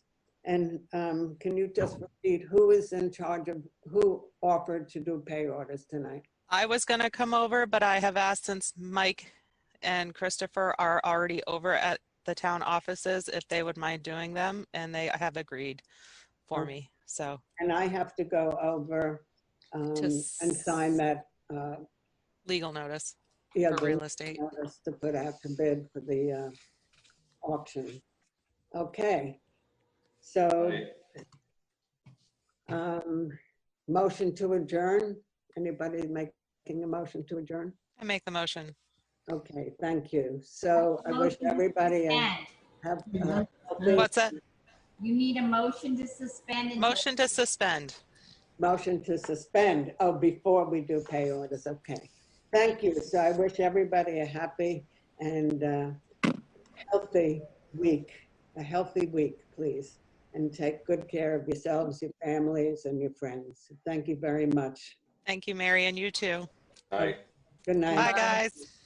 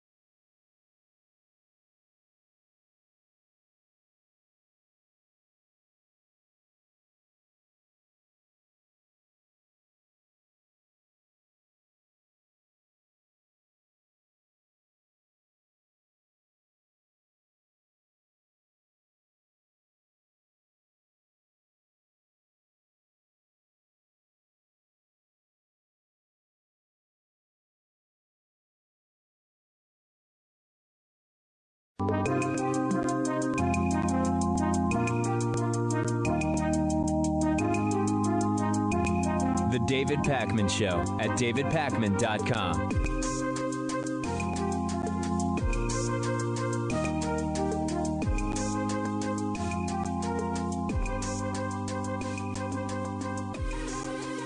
So unless you've avoided news of all kinds for the last 4 or 5 days, you probably know that things in the United States have gotten extremely intense. On top of a global 100-year pandemic, coronavirus, where the United States has been one of the worst hit countries, thanks in part to our failed federal leadership.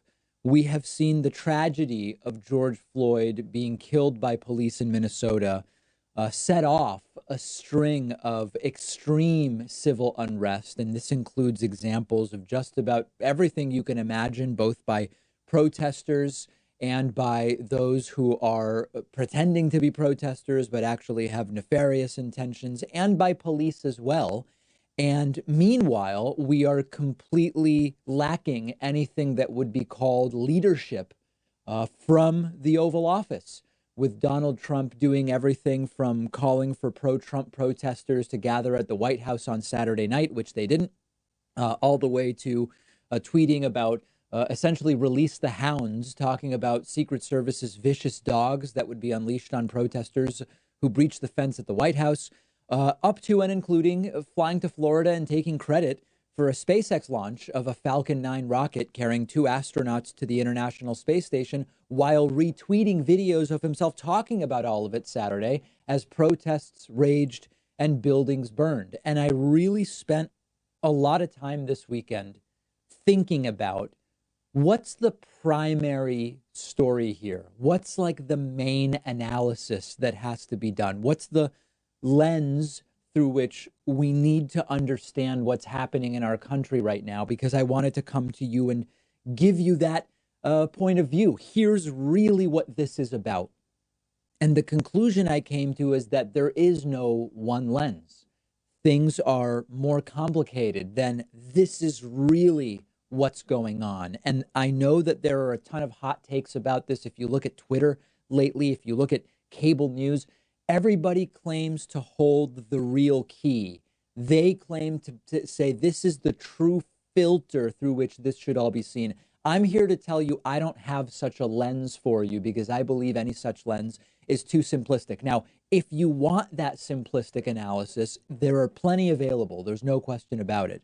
But to some degree, we sometimes are blinded by narrative.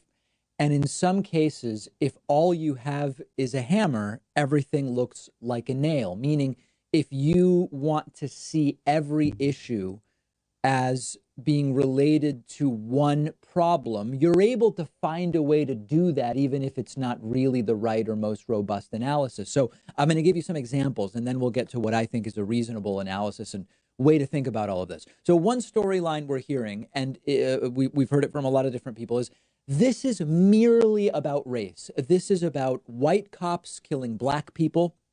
This is about white cops oppressing black protesters. This is about a fundamentally racist justice system. It's about a fundamentally racist society. That's what the lens is. Now, of course, race is a massive component that is causing understandable rage among a lot of people.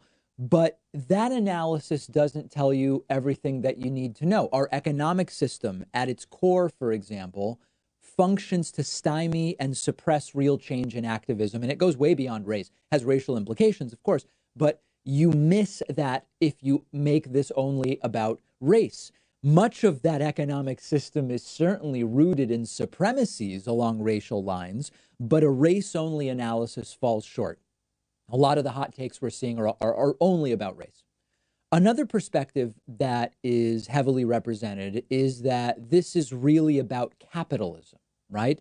Any capitalist system is inevitably racist and inevitably leads to this degree of social unrest: arson, looting, property damage, police violence against protesters, protester violence against police, protester on protester violence, protesters versus looters. That the idea is that is because of a capitalist system.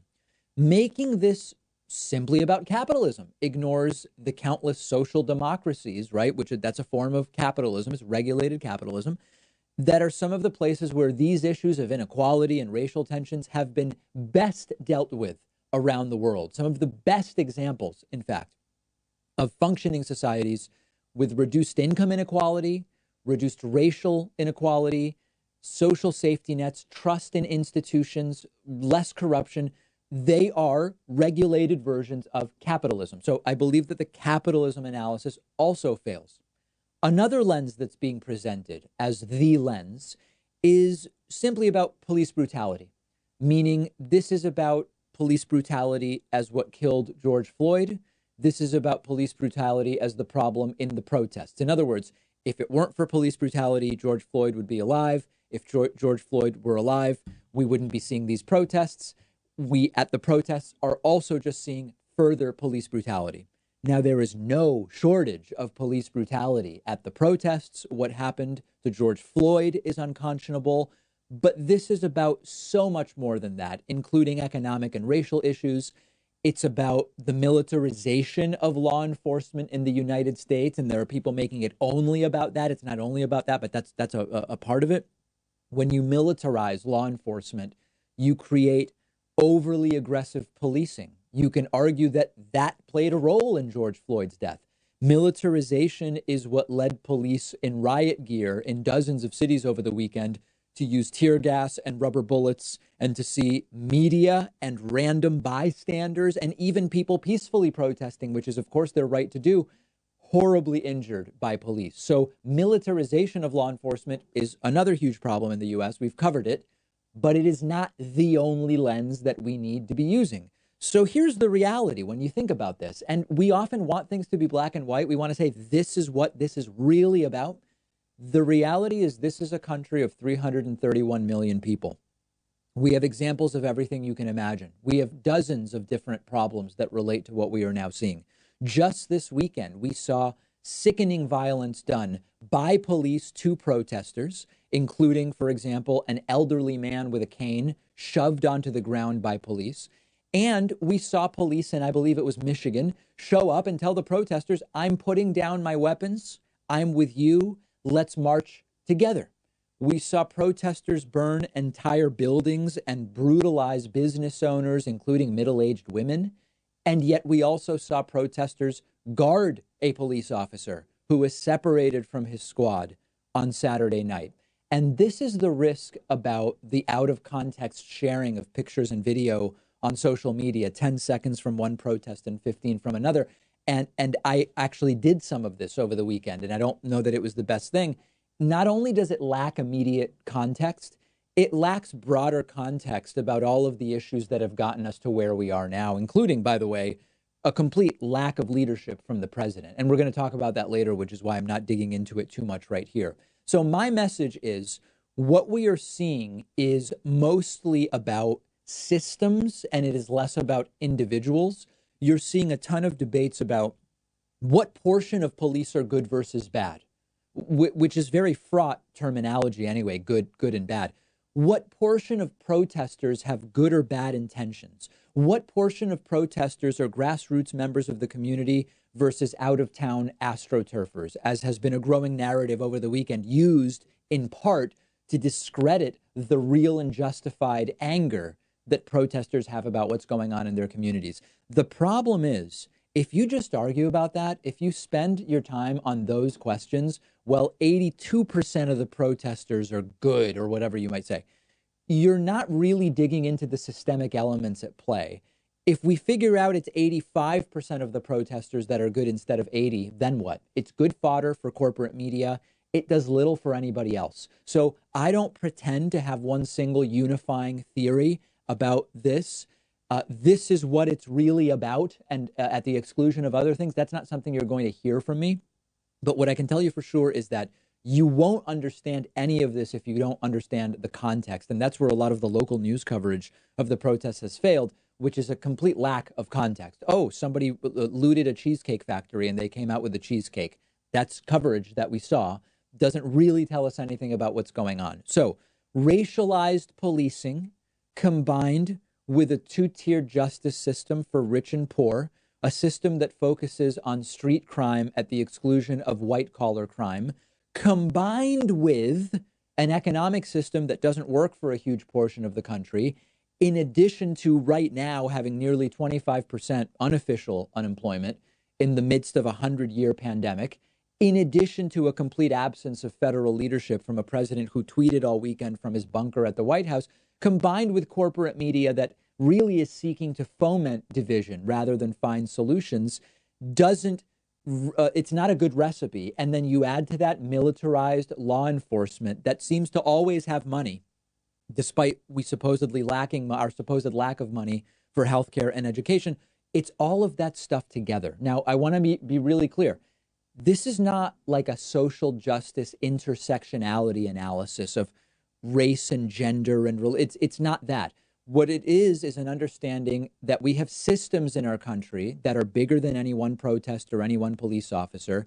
And only with that multi-focus perspective can you really get anything that we would call an all-encompassing analysis. Let me give you another example of a false debate. Riots are good versus riots are bad, or riots are effective versus the riots are ineffective, or they are criminal or they are heroic. First of all, a ton of this debate is actually semantic in terms of some people are arguing over whether riots are good or bad. Others are arguing over what counts as a riot versus a protest. There's racialization of the language, there's a lack of context, etc. But what you really have to understand is you can simultaneously say, I'm against violence, both against people and property. I believe it is unlikely that the violence will achieve much. And yet, at the same time, I understand that people have had it and I get what's going on, right? Someone's son is killed by police and then a window gets smashed. It's hard to feel like these things are equivalent in any way without needing to endorse property damage. We can understand that people have absolutely had it. People are sick and tired of the status quo. And while I might not think we will achieve change by breaking windows, I understand and sympathize with the absolute anger and disgust with these systems that protesters have. Now, I have to tell you, the argument that the unrest has accomplished nothing, I don't know if it's a good argument. You all know that I have always said I favor legal protests. I'm against violence, including against most forms of property crime. Over the weekend, we saw the officer who killed George Floyd, Derek Chauvin, arrested.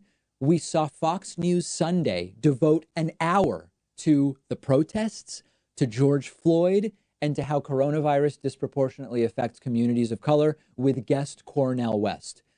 I don't know that were it not for the national unrest, we would have seen that be the Fox News Sunday show. I don't know. I think that what we're seeing played a role in what Fox News even decided to do on Sunday.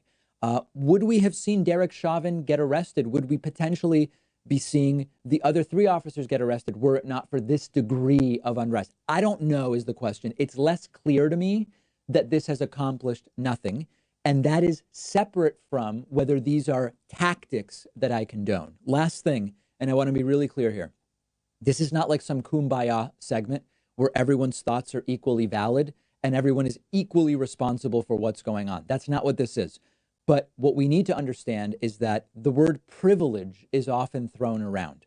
You're privileged if you say cops are mostly good and protect you, because a lot of people live in places where the cops aren't primarily there to protect you, or at least it certainly doesn't feel that way if you're part of certain communities. Or you're privileged to be against property crime during protests because you live somewhere safe and the systems work for you and you can't possibly imagine what it's like to actually be in the position that a lot of the protesters are in. In some way, all of those allegations are correct, and yet this is not so much about individual privilege. It's, again, systems that aren't working for large swaths of people. And that gets me to my last thought. In history, we've seen unrest lead to movements which lead to activism, which will often enter the political and legal space, which at some point will end up being decided by a judge somewhere. Look at Brown v. Board of Education, the landmark decision that said states can't segregate schools by race. That was in 1954. It started in 1951 in Kansas. It involved 3 years of activism, protests, consensus building, and eventually it was a Supreme Court decision under Earl Warren that decided 9-0 on the court, schools can't racially segregate.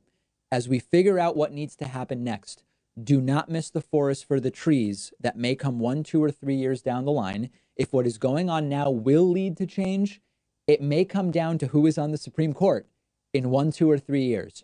I don't even have to tell you what that means about a decision we all have to make 5 months from now, because you all know exactly what that decision is.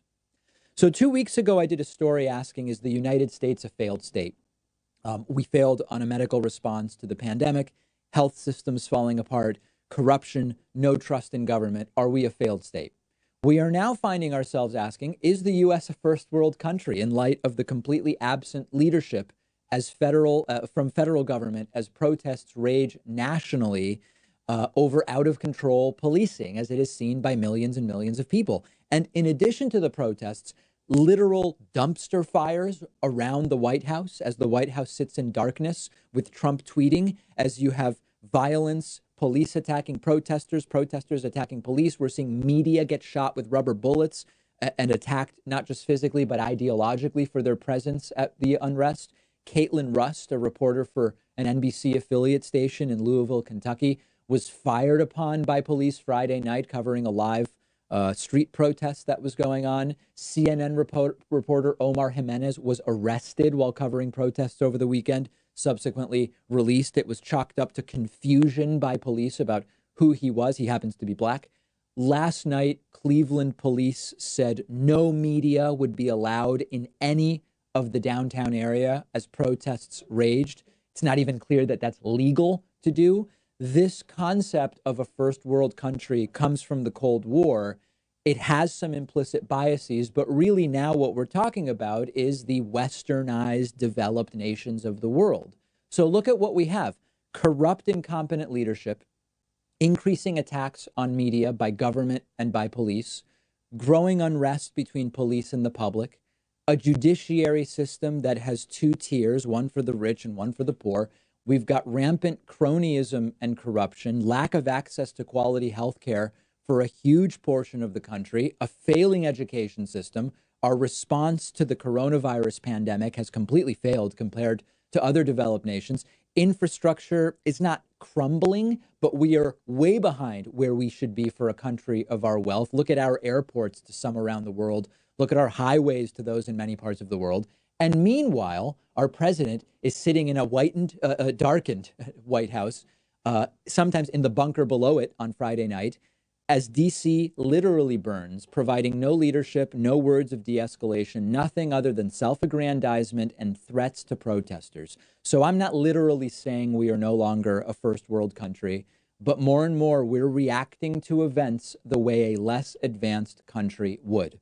I want to hear from you about this. I will have more about it upcoming. Let me know your thoughts on Twitter @DPacman. Remember to make sure you are subscribed for free to the daily 1 hour long David Pakman Show podcast on whatever podcasting app you use. The David Pakman Show @davidpakman.com.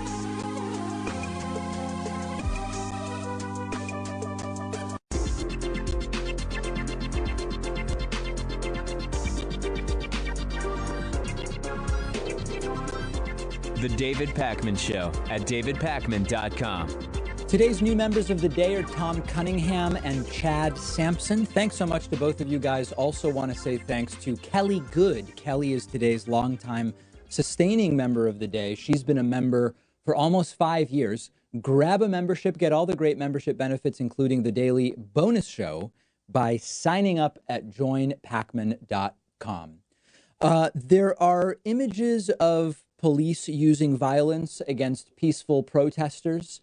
There are images of police creating confrontations, even attacking defenseless elderly people. We played a video of police knocking over an elderly man with a cane, shooting at the media. These images have gone viral over the weekend. Now, I want to be really clear. I already did a story about how what's going on in America right now is not just about one thing. It's not just about race. It's not only about police. It's not exclusively about capitalism or Trump. This is a massive, multifaceted ordeal. But that doesn't mean that we shouldn't look at individual elements. And one of these elements is the idea of police as oppressors versus police as victims, as some have started framing police to be.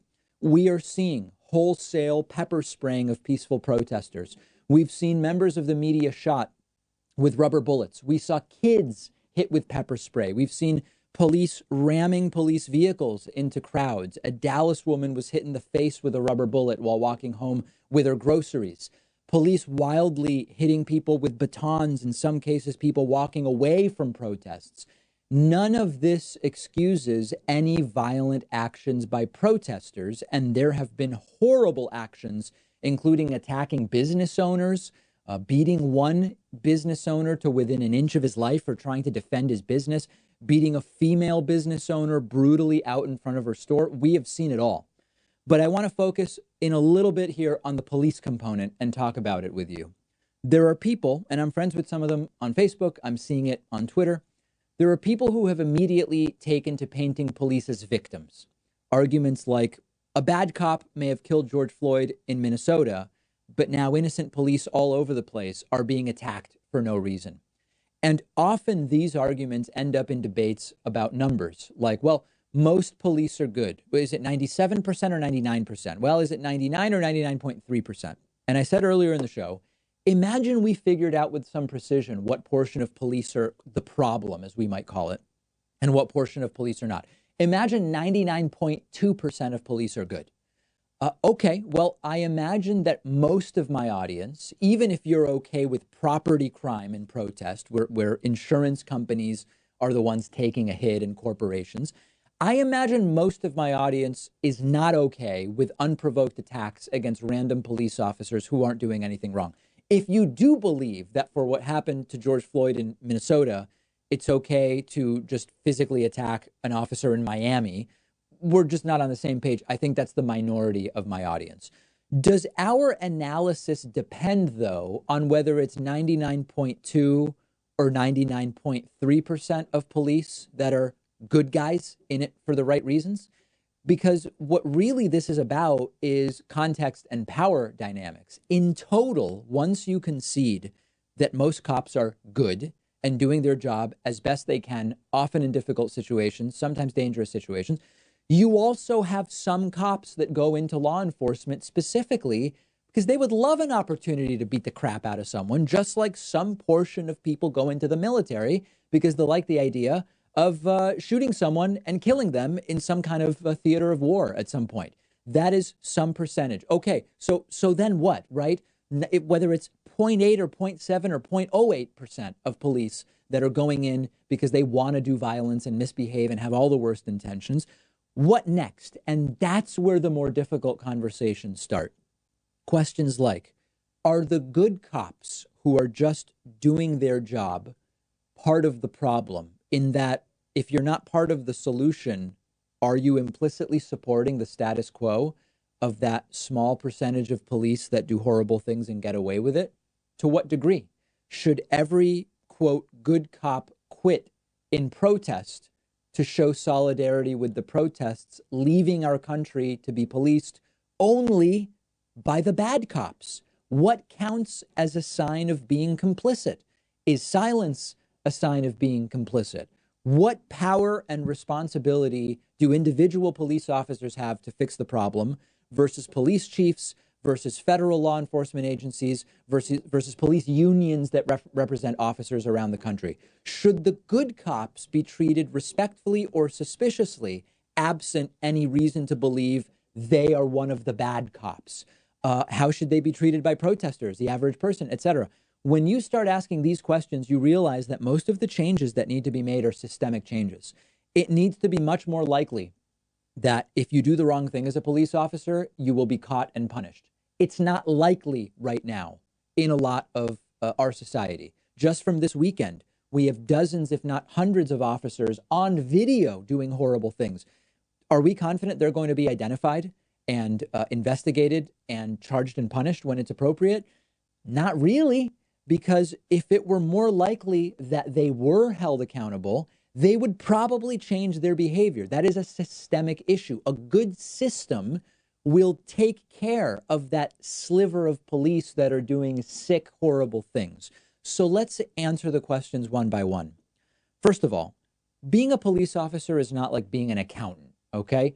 Accountants don't represent communities in the way that police officers do. Accountants don't wield their power with firearms, and accountants don't have a power dynamic relative to their clients the way police officers have a power dynamic relative to the people that they are dealing with. So on the one hand, the good police officers must say much more loudly, these things are not okay, and we're committed to fixing it and changing it. And good for them, many police officers have done exactly that. At the same time, the anger by protesters towards a system of policing that is fundamentally broken in many parts of our country is justified anger. And this is why it's so powerful when police officers get it and say, I'm with you, like the sheriff in Michigan who marched with protesters and the video going viral. And it's important for protesters to know that their anger with the system is justified, and yet it's not okay to go attack random individual cops who have not done anything wrong, which is why it was great to see protesters protecting a police officer Saturday night who had done nothing wrong and was separated from his squad. This is why it was great to see video from, I believe it was Brooklyn last night, with organizers saying, do not interact with the police. We are not here for that. We are here to get our message out. Do not incite violence. If you see anyone inciting violence, call them out. And, you know, in the midst of this, there's this really ugly thing that's going on where there are people sort of making the focus that the protesters are from out of town. And at one point, there was some wrong report that more than half of protesters in some place were from out of town. Another report, it said, it seemed like 1 out of 7 were from out of town. Now, sometimes that could mean the next town over. It's not really a big deal. But the point is, this out of town narrative is being used to imply that you merely have people from other communities who are not coming in to protest because they actually are concerned about police brutality in relations or whatever, but that they are coming in to provoke or to loot or to steal. You could be concerned about what went on and drive from another state.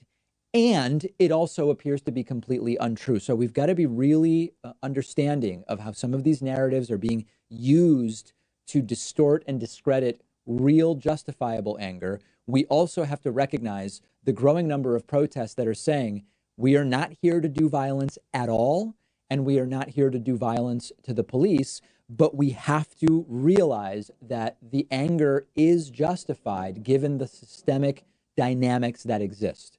That's sort of my sense of it right now. I'm glad to hear from you about it as well. Okay, so now let's go from talking about police to talking about destruction of property. There are reasonable people who have centered in on what seems to be a dividing line as we see unrest and protests and physical violence and property damage around the country. When we talk about property damage, there is often a debate as to whether it counts as violence in the sense of when people say, I am against violence. So most people agree attacking random bystanders who aren't being violent is unacceptable violence. Attacking random police who aren't doing anything wrong, that is violence in any sense of the word. Most people agree blocking traffic is not violence. Now, you could be for or against blocking traffic as a protest tactic, but most people would not say blocking traffic is violence.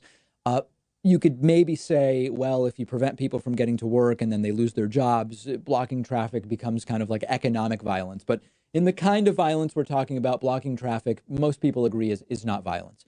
What about property damage? So first of all, we have to call out the right-wing hypocrites on this issue, the concern trolls who a month ago were saying sacrifice grandma to coronavirus in order to open the economy, who are now saying the worst thing you can do is break the windows of a big box store. They are hypocrites. I'm not interested in those hypocritical concern trolls. I want to deal with the real people, with the sensible people who in a real way want to talk about this. There are folks who believe that, for example, destroying government property when no one gets physically hurt is okay. But, for example, destroying a private business is not okay. That depends on who you're targeting. You could be targeting a business with bad practices, or you could be targeting a government that is a bad actor or whatever. You could find, a logging company and say, we are going to destroy or disable their bulldozers so that they cannot take down these trees. Saying what determines whether destruction of property is violence is merely whether you're doing it to a government property or to private property. I don't think that's really the dividing line. What this comes down to is, what do we mean by violence? Violence defined as behavior involving physical force to hurt, damage, or kill someone or something damaging property sort of fits. If you want to take a legal perspective, certainly the unlawful exercise of force or the exhibition of such force would encompass the destruction of property. Now, others would say the real crux of human violence versus physical violence against people rather than objects is where we should be focusing. If you are talking about breaking a window, that's not really what a lot of people believe is violence. So here's the bottom line. If you want to make this a semantic argument, if you want to make this about definitions, you can define violence in a way that does or doesn't include property crime. It won't really get to the underlying issue. And the underlying issue is whether sometimes violence is justified. So even if we agree on whether property crime is or is not violence, that doesn't answer the question of whether property crime, destruction of property, is a valid form of protest. Who gets to decide what's in the protesting playbook? If you leave the protesting playbook only to the elites and those in positions of power, it will be restricted to only writing letters, chanting and holding signs, right? The point is, if you let those already in power define what is okay in terms of protesting, certainly nothing will ever change. Now, is there any guarantee that destroying property is going to achieve change? There's not. We do know that destruction of property has been a part of protesting for a really long time. You look at the Boston Tea Party, destroyed property to fight back against the capitalist monopoly and political rights that were being claimed by British colonists. You look at slave uprisings in the United States, which included destruction of property. You look at the Plowshares 8, a group of 8 Christians, including priests and nuns, who took hammers to the nose cones of some nuclear warheads, poured their blood on the facility's papers in a call for peace. So the legality part of it is clear. This stuff is illegal to do. But I think we can all, every single one of us, imagine a situation where we do the moderate methods and they bring no change. They don't get attention. And then you say, well, we don't want to do violence to people, but we're going to start destroying some property. Destruction of property, in my mind, is clearly violence of a kind, but in certain situations, it might be the only thing people have left short of starting to actually do violence to individuals. Now, which situations count? I don't know. What about the consequences? Well, there are consequences. You're not going to get around that. Will property damage get you what you want? Often it will not. Property damage may, in fact, do the opposite. It may turn public opinion against you. But whether property damage that's not hurting anyone physically is a valid form of protest, that's a question that goes back at least hundreds of years. And anybody pretending that there is one single solitary answer that applies to every situation is just wrong. History tells us that's not the case. I want to hear from you about this. We're going to continue covering it on the David Pakman Show Instagram, @David Pakman Show. We will take a break and be back with much more. The David Pakman Show at davidpakman.com.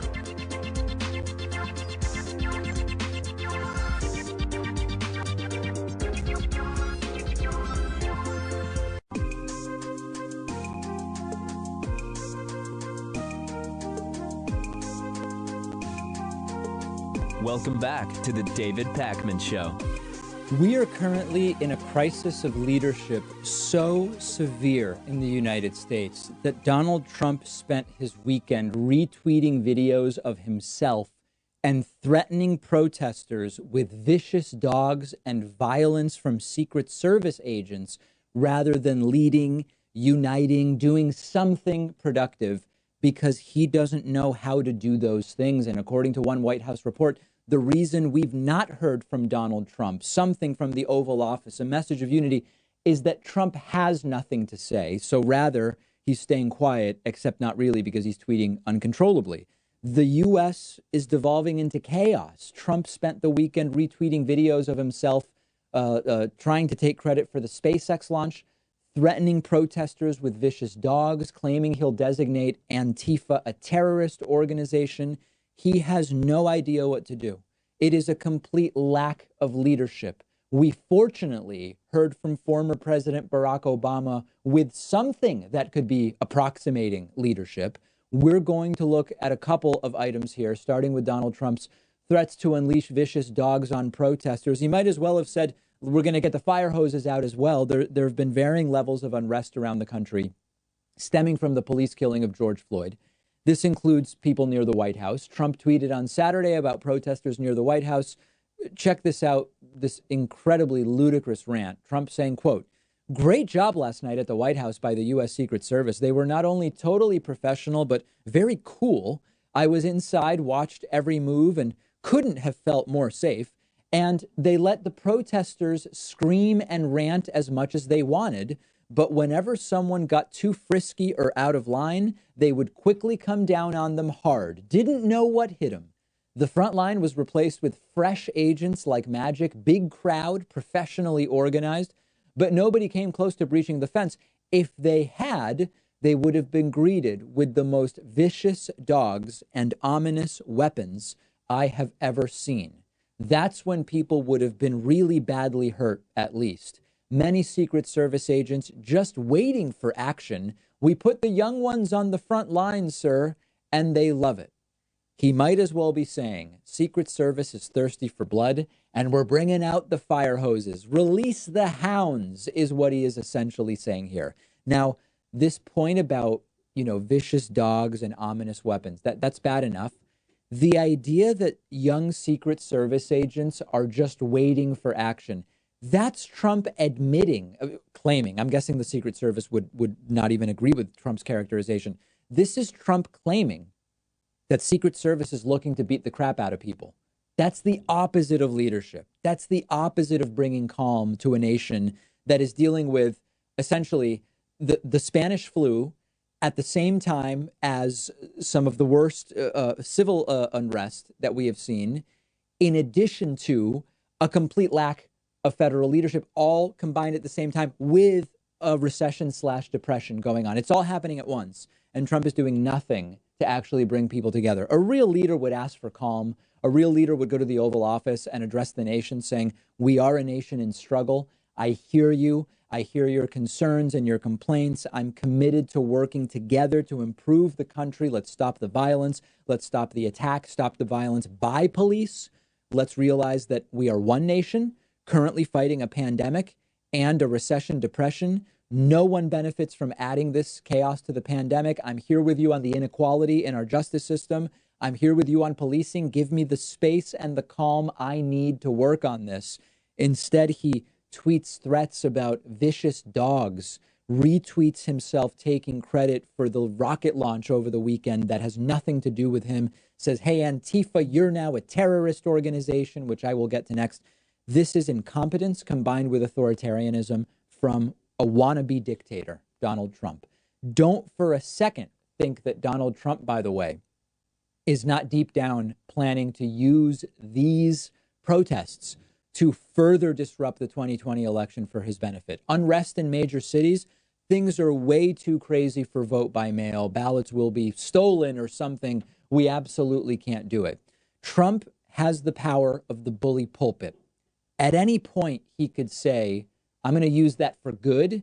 He could do it now in so many ways. The country is plagued by challenges, the pandemic, financial crisis, oppression, discrimination coming to a head. And we have nothing from Trump. He also tweeted, when the looting starts, the shooting starts. That's a quote from violent, racist Miami police chief, I forget his name, years ago. A tweet so hideous, it was flagged by Twitter as glorifying violence. A real leader would dial down the anger and the heat. Trump doesn't know how to do that. So he's antagonizing protesters. He's riling up his own base. He's firing up the gun people. And he's not even pretending to represent all Americans here. Trump opens his mouth and trash falls out.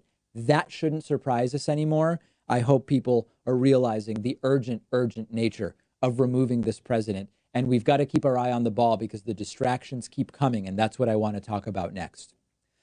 We cannot be distracted by Donald Trump's antics from the real crises and real responsibilities and duties that we have. The virus, police killings, protests devolving into chaos and violence. Removing Trump must be done. But Trump is very aggressively trying to distract us. I already told you some of the ways earlier. And the latest is Trump tweeting that he will be designating Antifa as a terrorist organization. Donald Trump, of course, announcing this on Twitter, saying, quote, "The United States of America will be designating Antifa as a terrorist organization." So there's a few different things to talk about here.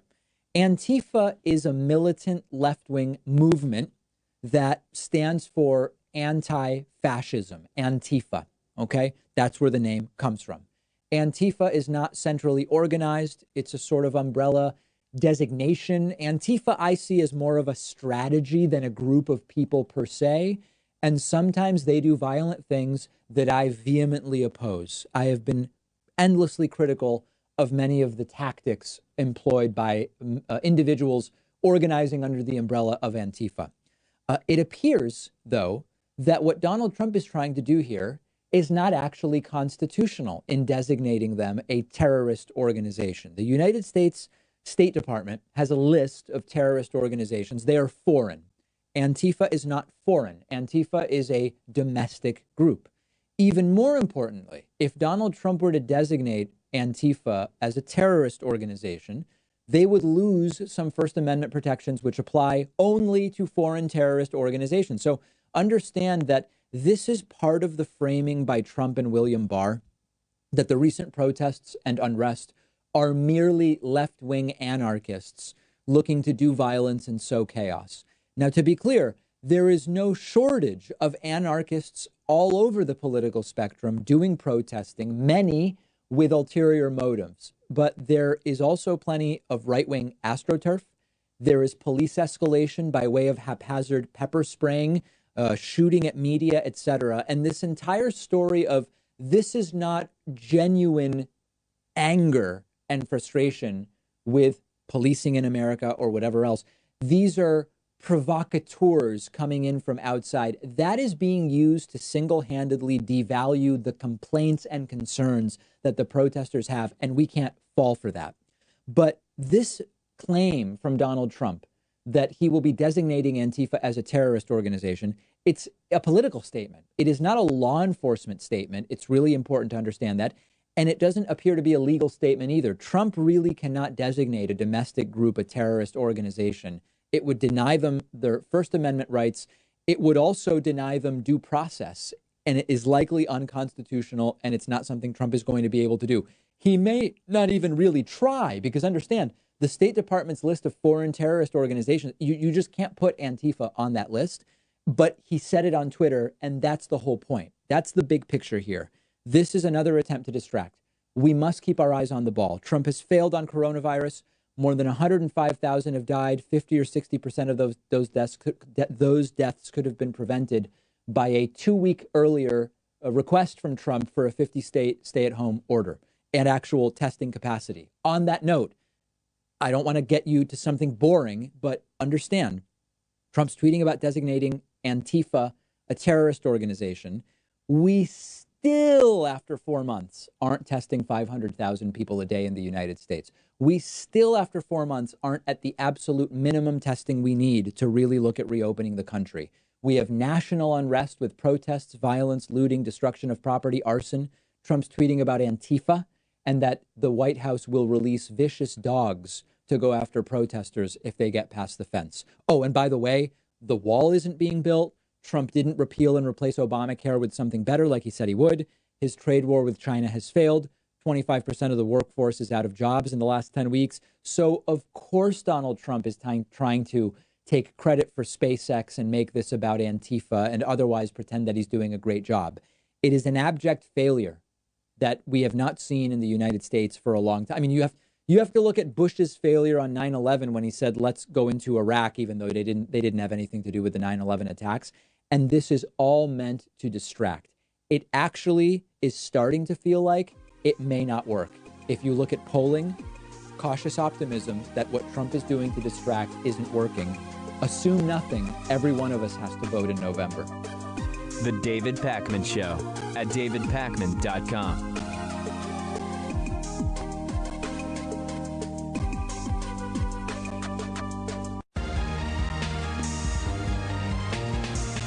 The David Pakman Show at davidpakman.com.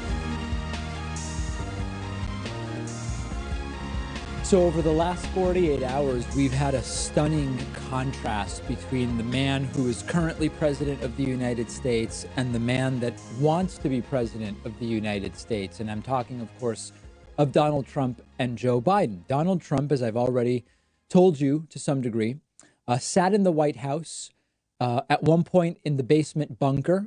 At another point, he went down to Florida to give a speech about Elon Musk's success with NASA in launching the Falcon 9 rocket with the Dragon spacecraft to bring 2 astronauts to the space station. And Donald Trump essentially spent the weekend tweeting, attacking the motives of protesters, threatening to release vicious dogs against protesters, and generally escalating tensions. Meanwhile, Joe Biden, who is 4 years Trump's senior, went out and, wearing a mask, talked to actual protesters about what's going on, why they are protesting, and all of these relevant issues in society today, took pictures with people while tweeting conciliatory and understanding things rather than threatening people with releasing the hounds, essentially. The contrast could not be more stark at this point. No national address from Trump meant to reduce tensions and bring people together. Instead, a weekend of tweets about vicious dogs and ominous weapons, and the Secret Service is going to go after people. Tweets talking about we're going to make Antifa a terrorist organization, and then Trump being rushed on Friday to the underground bunker used to protect presidents during terrorist attacks below the White House. Even China goading Trump. Foreign Ministry spokesman Li Zhenzhao urged the United States to eliminate racial discrimination and protect the lawful rights of minorities. Hu Jijin, editor of the nationalist tabloid Global Times, telling Donald Trump, Mr. President, don't go hide behind the Secret Service. Now, that's Trump. Then you have Biden, who you don't have to like, you don't have to see as a progressive because he's not. Joe Biden went and met with protesters, tweeted conciliatory messages. You don't have to love Biden to understand the difference between these two men. You don't have to see Biden as a progressive because, as I said, he's not, to realize that the world is laughing at us and we would be better off if they stopped. And replacing Donald Trump with Biden is the option we have 5 months from now. And I will be doing everything I can to make sure that that replacement takes place. Trump tweeting about releasing the hounds on protesters. Joe Biden tweeting, quote, we are a nation in pain right now, but we must not allow this pain to destroy us. As president, I will help lead this conversation. And more importantly, I will listen, just as I did today visiting the site of last night's protest in Wilmington. Biden publishing a 5-minute video discussing what we are seeing with police and George Floyd in some detail, adding, quote, we are a country with an open wound. None of us can turn away. None of us can be silent. None of us any longer can hear those words, I can't breathe, and do nothing. We must commit as a nation to pursue justice with every ounce of our being. And most importantly, maybe Joe Biden not hanging out in a bunker or in his basement in Delaware, but just going out and talking to protesters. We're showing some of that video now. So listen, am I saying Joe Biden is the be-all, end-all on criminal justice reform? Of course not. Joe Biden sponsored the 1994 crime bill that was so destructive. Bernie Sanders also voted for it, by the way. And there is no doubt that not enough was done during Barack Obama's administration, of which Biden was a part, on criminal justice. But this is comparing apples to bicycles. It's comparing apples to trash. When it comes to Biden and Trump and the leadership deficit that we're experiencing right now, it's a tragedy. And the optics of Trump tweeting from a White House bunker while Joe Biden is kneeling with protesters, this isn't good for Trump. It shouldn't be good for Trump. And Biden, of course, would not get everything right as president, but at least he would bring back something that looks and feels like leadership and like a man connected to what's happening in the country, rather than a guy who will literally sit in his basement tweeting agit trash as more and more violence is instigated by virtue of his every tweet. Speaking of a furious basement-dwelling Trump, This is fascinating and hilarious. Donald Trump has been completely embarrassed by world leaders, including the German Chancellor Angela Merkel, who turned down Trump's invitation to come to the U.S. for the G7 summit at the White House. So understand the backstory. For a few weeks now, the White House has continued to talk about, we want to do the G7. We might do it at Camp David. We might do it at the White House. Coronavirus, no, I think we're going to be able to do it. It's going to be really, really great. And reporters smartly were asking, should you be doing this given the pandemic? But also, which world leaders have accepted your invitation so far? And they didn't say, but they just kept insisting. Trump did, and Kayleigh McEnany. World leaders are reacting very favorably. We're going to have news about this soon, yada, yada, yada. Hopefully it'll happen at the end of June. Everything's going to be fine. We suspected this was BS. Most world leaders, clearly, from what they say, understand this is not the time to be traveling all over the world, possibly spreading coronavirus, to come and give Trump his photo op at the White House or Camp David. And one of the first to turn down the invitation over the weekend was German Chancellor Angela Merkel, who essentially said no thanks. She said, I'm not going. It's too early to reopen. We shouldn't be having large gatherings. The virus is very much circulating. And Trump reportedly furious at Angela Merkel. And then Trump does this thing that, you know, it's not surprising, but it's so pathetic. Trump decides to pretend it was really his decision not to do the G7 and that the countries that are currently in it aren't really the right ones, calls it an outdated group. And according to press pool reports, Donald Trump said, I'm postponing it because I don't feel as a G7, it probably represents what's going on in the world. It's a very outdated group. Trump mentioning that he wants to add Russia and some other countries to the group. So this is an obvious lie. Trump is postponing it because nobody's coming. They've turned down the invitation, at least Angela Merkel has. World leaders said no, and now Trump is pretending he didn't want it to happen with this group anyway. And the entire, adding Russia thing and the group being outdated. This is how Trump attacks people that don't want to say yes to him, quite simply. It's just everything is a childish temper tantrum. Now, just imagine what Trump will do if he loses in November. It will be like nothing we have seen before from any president. One other sort of interesting thing about the whole G7 fiasco, this is why diplomats exist. In a normal administration, you don't have Trump for a month saying, we're going to push for G7 and the leaders are reacting very positively, very strong positive reactions. In a normal situation, diplomats figure all of this out. You don't put Trump out there on a limb saying we're doing the G7 and we're doing it here, even though they're not actually yet scheduled to do it. Then you end up with world leaders saying no thanks, and Trump tries to save face by saying, well, I want better countries in it anyway. In a normal administration, diplomats handle this. There will be one statement about it, and it is either we have decided to postpone the G7 due to coronavirus fears, or we are confirmed having the G7 on such and such date. You avoid all of these embarrassing fiascos in the first place. This is all self-harm done by Donald Trump. And the degree to which he is being shunned by world leaders is really representative of just a slide down the totem pole, so to speak, for the U.S. presidency globally. It's embarrassing to Americans. It needs to change. And just imagine this is what Trump is doing over Angela Merkel saying no thanks. Just imagine what he will do if he is indeed defeated in November. We have a voicemail number. Good question in this voicemail. That number is 219-2-DAVID-P. Voicemail caller says, hey, there's a lot of crazy stuff going on, but is any more money coming for coronavirus? Because it's been 4 months and we got $1,200. Hey, David. I was just really curious, especially with the end of the month coming up. We've only gotten one stimulus package or direct payment to the people. Yep. I was wondering if you offhand knew what percentage of this stimulus package, I mean, everything including going to the banks and all the cruise liners, all these different companies. Yeah. What percentage of all of that went directly to the people?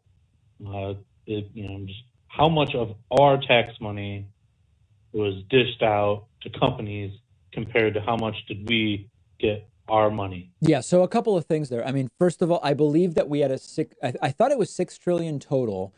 and that 2 trillion was direct stimulus, and then a bunch went to specific big industries, and then a bunch was available to smaller and big businesses through PPP.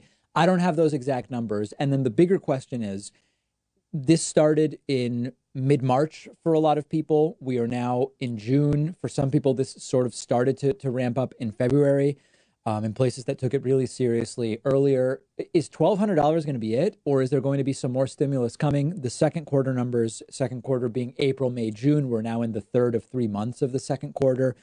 If we don't start seeing recovery, there has to be more. Something more is going to have to be done. And you've got people like Ro Khanna with proposals. You have other members of Congress with proposals. Trump's not talking about it. This just doesn't work. $1,200 and unemployment only for people who completely lost their jobs. It's just not going to cut it. And one of the things we will be talking about on the bonus show today is that a lot of the eviction freezes are expiring now. It's June 1st. Some eviction freezes expire, and people aren't going to have money for the rent that's due today, June 1st. So we'll talk about that on the bonus show. We will also talk about much more. Get instant access to the bonus show by becoming a member at joinpacman.com. It takes seconds. And remember to get our free daily podcast, the 1 hour podcast, on iTunes, Stitcher, Google Play, or any of your favorite podcasting apps. We are there. Grab that daily podcast. We love it.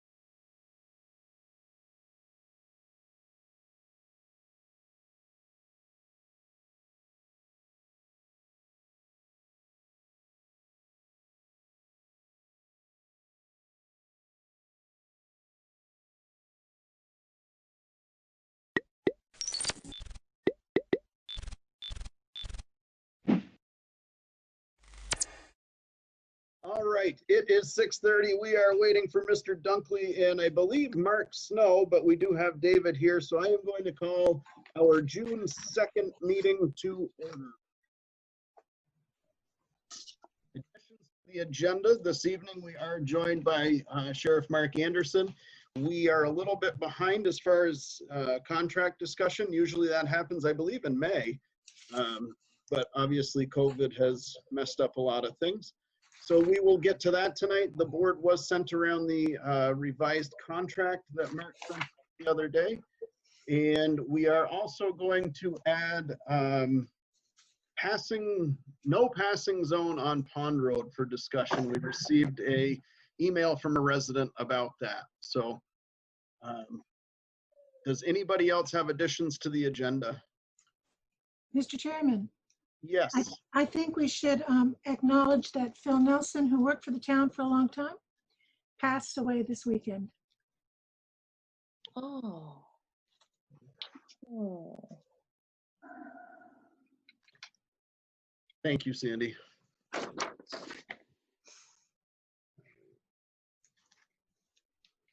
Can I get a motion for the additions to the agenda, please? So moved. Second. Moved and seconded by Ms. Carr. All those in favor, please say aye. Aye. Aye. Opposed? All right. I'm not sure who just came in on the 6842 number. That would be Mark Snow. Mark Snow. Okay, thank you. All right. You're welcome. Chair's remarks. I actually wrote something down, so bear with me. I'm deeply saddened, hurt, discouraged, and frustrated with the state of our great country. The events that have unfolded over the last week are heartbreaking. In no way do I condone the looting or the rioting. However, their expression of pain is real. We all too often get comfortable in our little town, and I am truly grateful that we are able to have this community to feel comfortable in. The other night I was talking to my two boys as I try not to hide the harsh realities of our world from them. I feel if we do not pay attention and openly communicate with our children, we will never break the patterns of history. During that conversation, I was challenged to answer the hardest question of my parental career. My oldest son, who turns 14 on Thursday, is a young Black man. He asked me, "Dad, why do they hate us?" That is a question that I will never find the words to answer for my son. Instead, I was forced to accept the fact that my own child will forever be treated differently than me based on nothing more than the color of his skin. We are not free from this hate in our safe community. During this time, it is important that we listen, we watch, and we actually hear so that we can make changes. Hate has no place in this community. Please be kind to each other, and that's all that I have for that. With that, we will accept an update from Mr. Emery and Mr. Snow on the COVID-19, please. Good evening, everyone. Once again, we are not out of the woods yet. However, things are a little bit better in each day and each week. We seem to be progressing. In the state of Vermont right now, there's been 35, as of today, 35,326 tests, 983 positive. And the good news is right now there's 0 hospitalized with COVID. However, there's 23 being watched. The sad news is we've lost 25 souls to the COVID. So with that, I would just say that, you know, the stress in all our lives continues. The virus continues to cause the stress. And as you just mentioned, Mr. Chairman, the world has other issues now to overcome. The things continue to relax and open up. Larger groups, 25 is the magic number now. However, the 25 means that you still have to practice the 6 foot en masse. Restaurants are opening up on the seating on the outside. And I'm sure that we'll hear from Seth shortly about the complications of the recreation areas. Campgrounds are now opening up. However, with that, I can tell you that I've seen a larger amount of out-of-state people that are moving into campgrounds. And if I was going to take a bet, I'm betting that they aren't in there for the 14 days that they should be. However, so with that, it's probably safe to say that Vermont will see a pretty good influx of out-of-state people coming in. There's still the controversy part of whether you should or shouldn't wear the mask, and I'm just going to reiterate again that the mask protects both of you. It protects me from you coughing on me. It does that. So I know that I still wear one, and it's kind of strange when you try to talk through them, but I think we'll get used to it. There is still not a vaccine. However, there's progress on this vaccine. Vermont continues to be one of the 3 lowest states that has suffering the infection. But we need to follow the guidelines of the governor and the CDC. Don't let your guard down. So with that, this week's reports from some of the groups, Reverend Burks on the food says that everything's status quo and nothing's jumped out that's been a problem.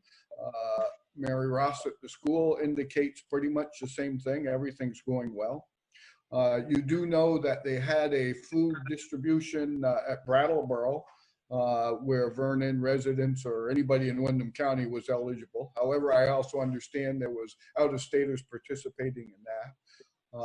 And they had, I'm going to just recall, over 900 vehicles. So they passed out a tremendous amount of food. Chief Capon at the fire department reports that they are loosening up and lightening up. They started filling swimming pools. However, it appears to we're back in the winter, so maybe that won't go too far. But he's starting to filling swimming pools. EMS is back training some, and again, following the guidelines of 6 foot apart.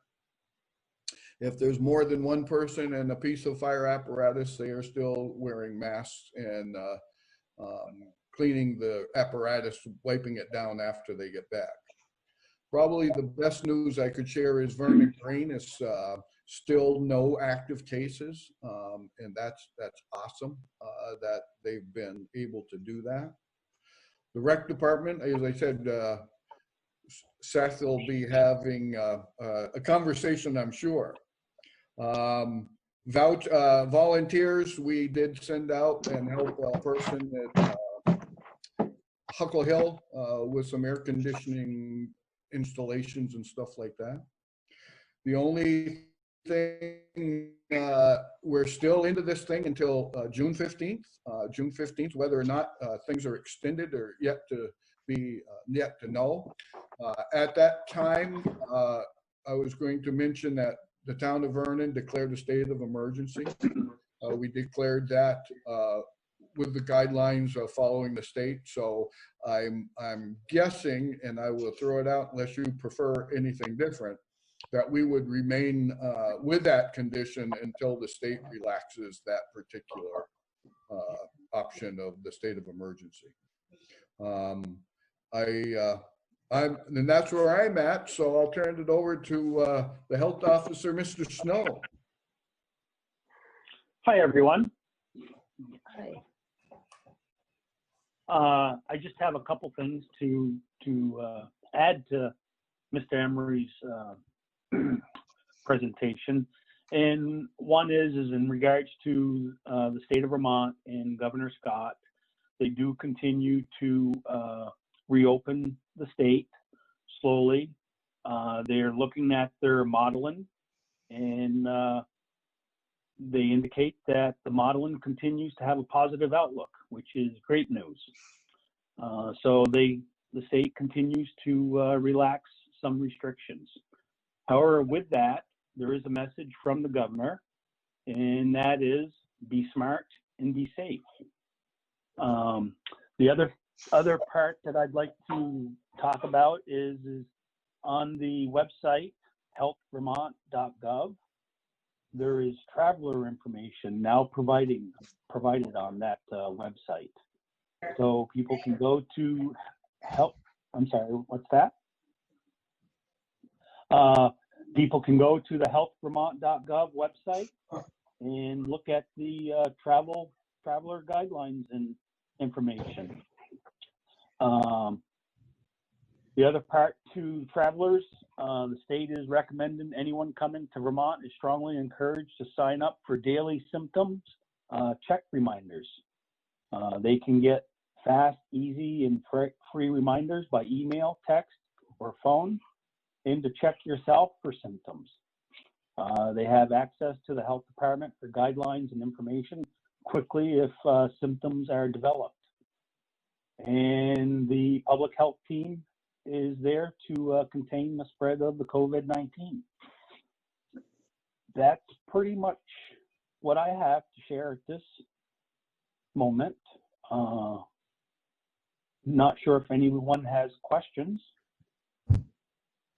Any questions from the board? Seeing none. Any questions from guests? Rob? Oh, go ahead.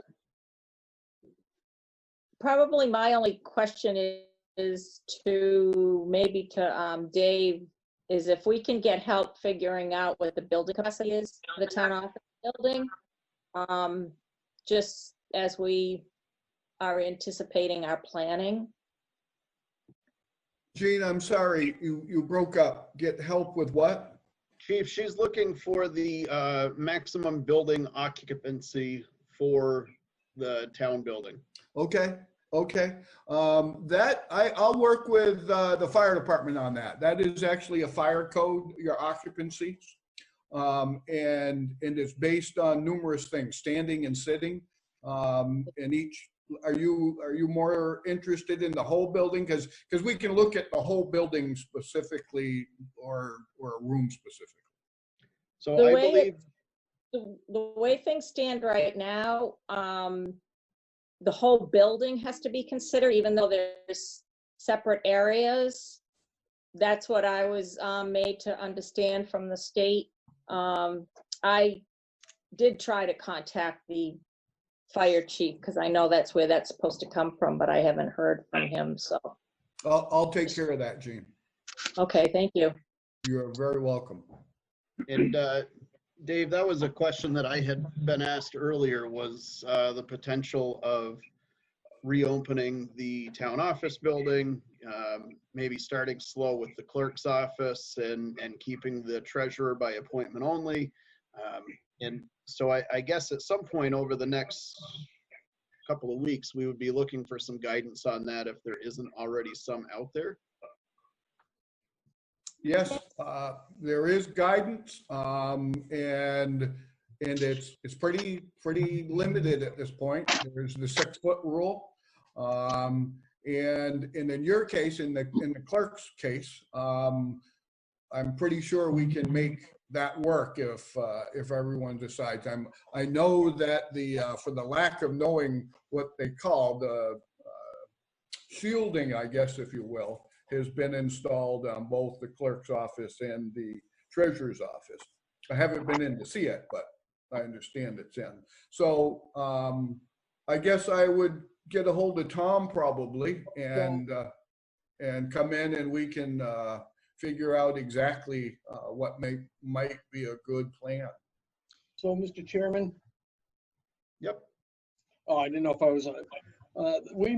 Staff met today to discuss this very thing because there seems to be, the spigot, as the governor calls it's opening up little by little. And we, given that there are some people still that are working within the building with some health concerns as well.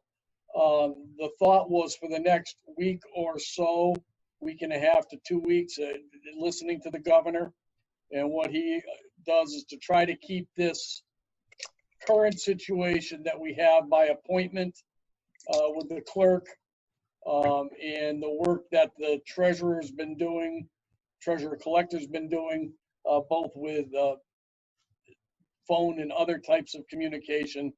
for the next week and a half or so to keep that standard.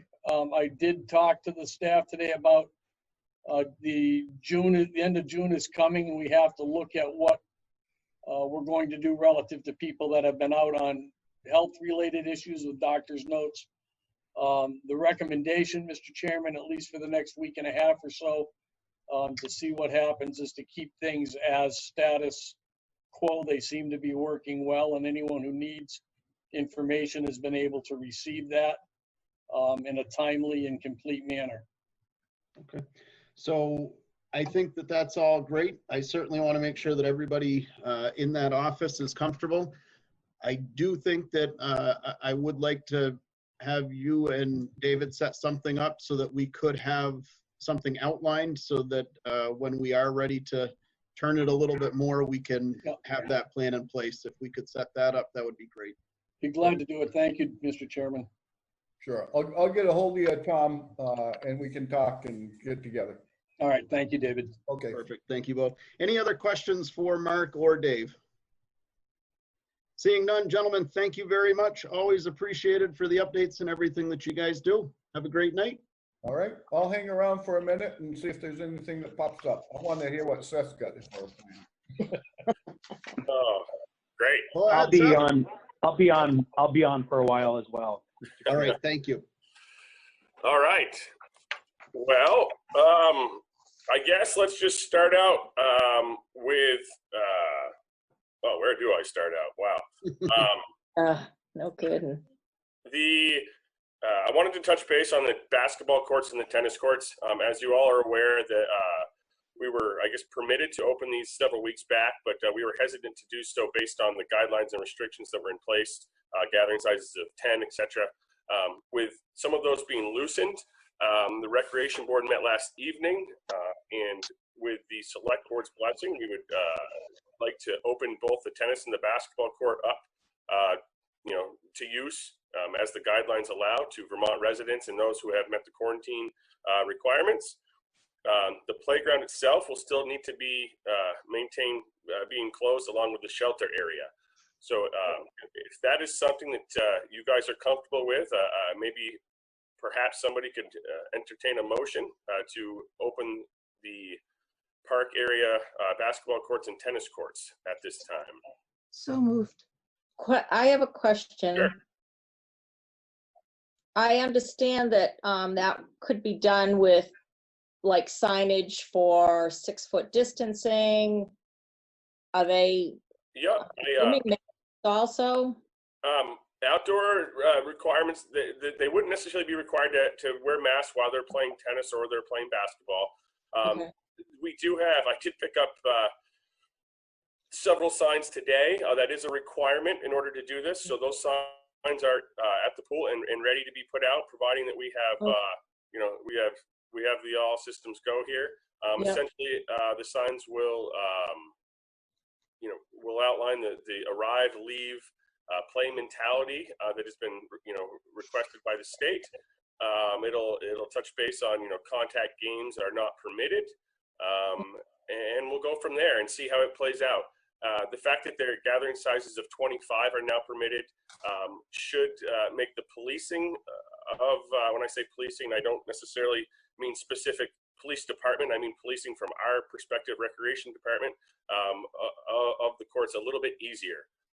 The gathering sizes of 10 was something that we were pretty concerned with how we were going to. If we said, hey, basketball courts are open, we figured we were going to get kind of flooded with some people right away, and it was going to be tough to keep within that standard. So changing the gathering size, I think it'll be beneficial.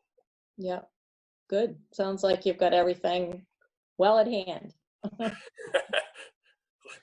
We have a plan in place anyways, I will say that. I'm sure there will be many challenges that we have not thought of, but we will work through them.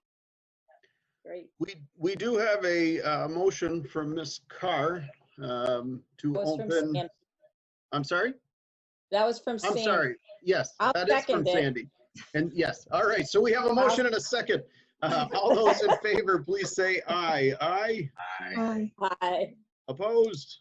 Perfect. There you go, man. I know you've been waiting for that one. Yeah. Now let's go on to the next. We'll get the basketball and tennis courts open. Like I said, playground and shelter area will remain, will stay closed. We'll move some signs. We'll put some new signs up, and we'll get some people out there. So I know that the town will be happy to hear this. Seth, can I ask you one question? I'm sorry, I had somebody pull into my driveway, so I may have missed it. Sure. The pavilion and anybody that has already given deposits for that, what's going on with that? Are we holding off calling people? No, I actually, the recreation board last evening, we made the decision to, actually I spoke with your mom today, to cancel all shelter reservations for this summer. Taking it week by week and making phone calls based on a weekly basis was going to be pretty tough, if regulations change. So we have canceled all shelter rentals. Many rentals have chosen to just take their deposit money and push it off and use it for 2021. Normally, we don't allow rentals beyond 1 year to the calendar day, so that somebody can't say, yes, I'm going to take it for the next 10 years and not allow others to have opportunity. But given the circumstances, we did allow those that already have it this year to keep the same date next year. So that has taken place, and we'll go from there. The gathering sizes of many of these family reunions and such, and where people travel from to get here, was something that we felt we just couldn't do. Understood. Yep. So moving on, day camp is going to happen this summer. We've had, we're not quite to the minimum number we had wanted to get to, but we have had strong interest, and we've had many people express additional interest as information regarding the pool became available, which we'll touch on that in a moment. With Tom's help, we've also been able to receive a stipend grant from the state Restart program. We'll receive $5,284 to go towards our day camp program, so that is a huge blessing. That will allow us a little bit of wiggle room as far as our numbers go, and provide some supplies and staffing that is much needed. So that was a huge blessing. Appreciate the help on that, Tom. That being said, camp it's not going to be an easy task. Campers will be, every day they'll go through a health screening. There'll be lots of hand washing, there'll be lots of equipment washing, there'll be lots of disinfecting, but we will be developing policies and procedures that make this possible. The CDC's kind of outlined, what is required, and we're going to make that happen. So, Seth, how are you on PPE and things like that for that? You must be able to see my notes. I have a big circle on PPE, because we've been so, I don't want to say behind, but we haven't been able to make any decisions until now. I wasn't going to buy a bunch of stuff and have a bunch of stuff in stock that I couldn't use. So we are behind when it comes to PPE purchases, and that is something that we will be doing, right away. If anybody has any, can point me in the right direction, I welcome that advice. I do have some masks that will be arriving for staff, but more will be needed. So we will work hard on that in coming days. Give me a call tomorrow, Seth, and I'll talk. I got some suggestions maybe. Thanks, Dave. I will certainly do that. One thing Go ahead, Linda. One thing I wanted to say, Seth, I'm glad you're doing what you're doing. And from someone that has to wear one of those all the time when I go out, those blue ones don't last very long. Yeah. They get really damp and limp, and they aren't doing much of anything. And the N95s, which we have for Eddie because he has COPD, those are difficult to wear. They're hot. They are very uncomfortable. They're hard to breathe through. So I don't know what you guys will be using, but I'm glad you're going to be using something. Yeah, I think we'll use a variety. It will be required for all staff, to wear masks. I have some cloth, single-use ones that, we'll be picking those up shortly. And then I would venture to guess that, given staff's creativity, they will probably have some of their own, though. We will certainly have those available. That's our responsibility. But I'm sure we'll probably have some stylish masks being made by staff and utilized so that they're as comfortable as they can be. But I do recognize the paper ones being challenging, and we will work through it the best that we can. Do you know like what kind of numbers you have for staff?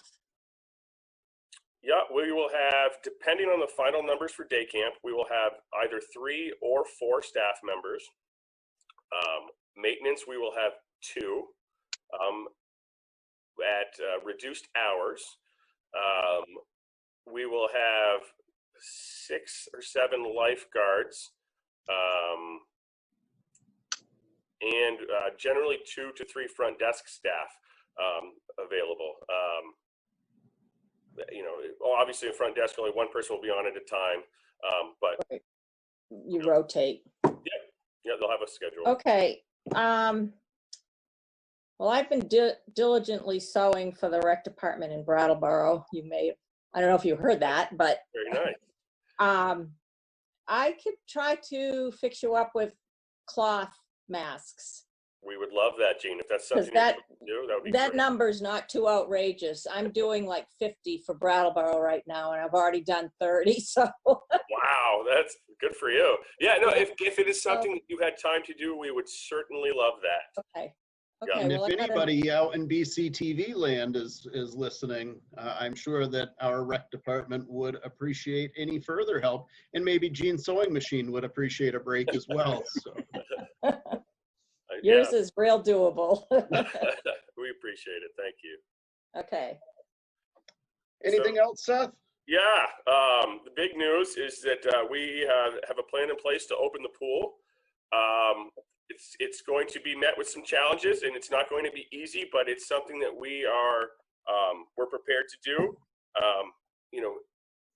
What we'll be looking at this summer, at least today, this is the plan. As our ever changing world evolves, we may have to adapt our plan here. But as of today, the pool is scheduled to open June 19th, as it would have normally. We'll be open 6 days a week, Monday through Saturday this summer. In order to meet kind of financial responsibilities, the 7th day is just not going to be able to happen as of now. The day camp program will use the pool in the morning from 11 to 12:30. We will be open to the public from 1 to 3, and again from 3:30 to 5:30. It will be only 20 patrons at a time will we be able to take, at least under the current standard regulations.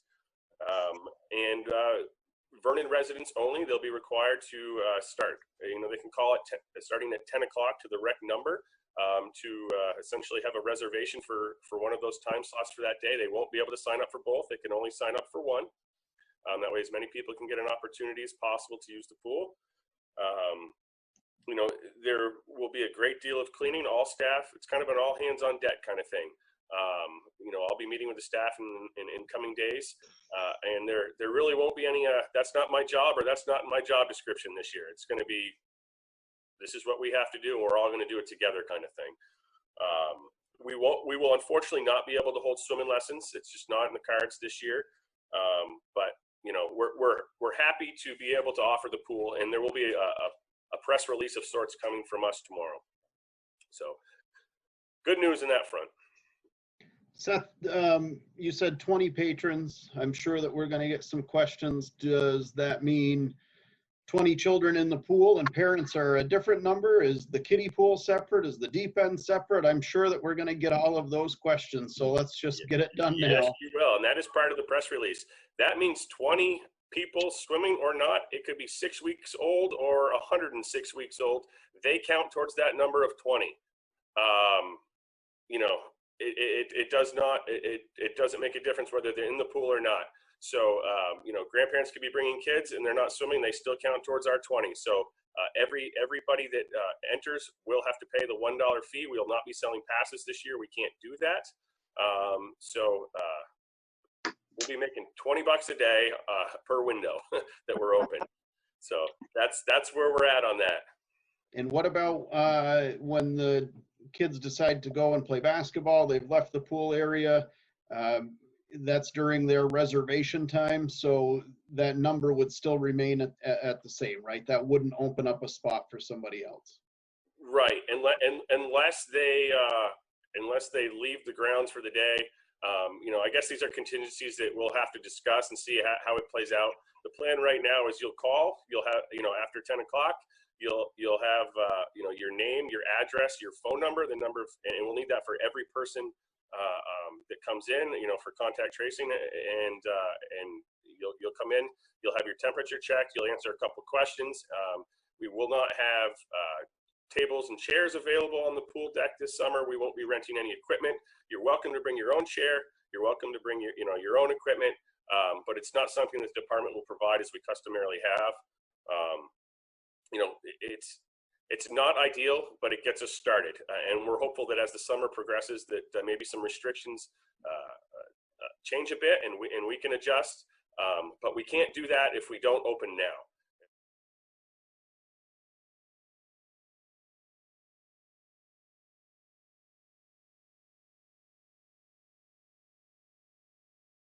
Need to vote on that? I think we should. Okay. Yeah. I move that we approve and sign the contract for law enforcement services with the correction of village to town. Second. Moved and seconded by Mr. Root. He beat you, Gene. And it's his first one, so we got to give it to him. All those in favor, please say aye. Aye. Aye. Aye. All right, Mark, we'll get that taken care of. I appreciate your comments. I should have, as soon as I read that, I knew exactly how that was going to sound. I have a large amount of law enforcement in my family, and I can assure you that firefighters, the military, and police have always, my children have grown up seeing them as real superheroes. So I don't envy you. I don't envy the position that any of you are in. And I certainly respect the fact that more and more officers nationwide are standing in solidarity. So thank you for what you've done. You're welcome. Would you like me to stick around to talk about the passing on Pond Road? You can. I did get VLCT's response on that, and because it is a town highway, that would just be a town ordinance, is my understanding. Do you understand it any differently than that? Nope, I understand it to fall. So this would fall under the statute I think I sent you, Title 23, Section 1008, permits the town to enact an ordinance. Our enforcement of it would occur under the state statute that enables the use of an ordinance. The benefit there is that it takes full advantage of the Judicial Bureau. It will allow essentially the process that happens for all state violations to happen on a town ordinance. So you don't have to set up any quasi-judicial proceedings or anything like that, which to all of you means it's just easier. To us, it's even easier. So that would be the ideal way to do it. It's the same as adopting municipal speed ordinance on a state highway, establishing stop signs, passing zones, one-way roads. It all falls into the same area. There's one thing I do want to note in terms of passing. If there was an ordinance that restricted passing in a certain section, that would mean all passing, including a farm tractor going, say, 10 miles an hour. So, for example, if we're talking about the segment that is near or in between the north end of 142, the overpass, and what was Annette Royden's farm, in that section, a farm tractor transiting between a field would not be allowed to be passed. There's another section of law, which is the speeding violation. It's Title 23, Section 1007. That, regardless of the effects on passing, that is still standing. So if you're going more than 35 miles an hour on Pond Road, then you're speeding, whether you're passing or not. There's no permission to exceed the speed limit, even if it's to get around a vehicle safely, because we don't acknowledge that as being a safe behavior. So I did want to at least mention that that could be an unanticipated effect. I know I've spoken with people over the years in Vernon about what speed limits are appropriate on Pond Road. Personally, I believe 35 miles an hour is an appropriate maximum. for that section. South of the wreck, there's been people who felt that 40 or 50 would be more appropriate. I don't agree with 50. Beyond 50, I think that that would be something that would be worthy of a traffic study if we wanted to consider anything in terms of speed adjustments. But those are just a couple general statements I wanted to mention. And if there are, I'll be happy to stick around for the conversation on that if you'd like me to. Seth, do you have an extra 5 to 10 minutes if we jump into this discussion so that we can pick from the sheriff's knowledge? Yep. Okay. Go ahead. Does anybody on the board object with us continuing to bounce around and discuss the addition that we added concerning the passing issue on Newton Road? Pond Road. Pond Road, I'm sorry. Yes, yes. Yep. Let's just make it on all of them. Go for it. All right. Yes. So we've discussed it a little bit. I'm sure that there's a few people that are joining us that have no idea what's going on. So I'm gonna just read an email that we received as the select board real quickly here. So due to the fact that there is no law in Vermont that makes it illegal to pass on a double yellow line, I propose we make Pond Road from 142 to Scott Road a no passing zone. In talking to this person, that would be the north end of the north end of Pond Road to Scott Road. This is the main highway for people to walk and bike to the pool. The reason most people moved here. This will also allow people to walk to the Lily Pond in this zone. More people are using the Lily Pond as a result of Norma Manning's environmental push. We all frequent this road daily. The horse farm now is a big distraction as well. People passing me when I'm doing the speed limit makes no sense. Maybe they need a lesson in time management. If you're 5 minutes early, you're 10 minutes late. Nothing is that pressing. You have to pass someone at 50 or 60 miles an hour on Pond Road. You can call the sheriff's department, but it's not illegal to pass.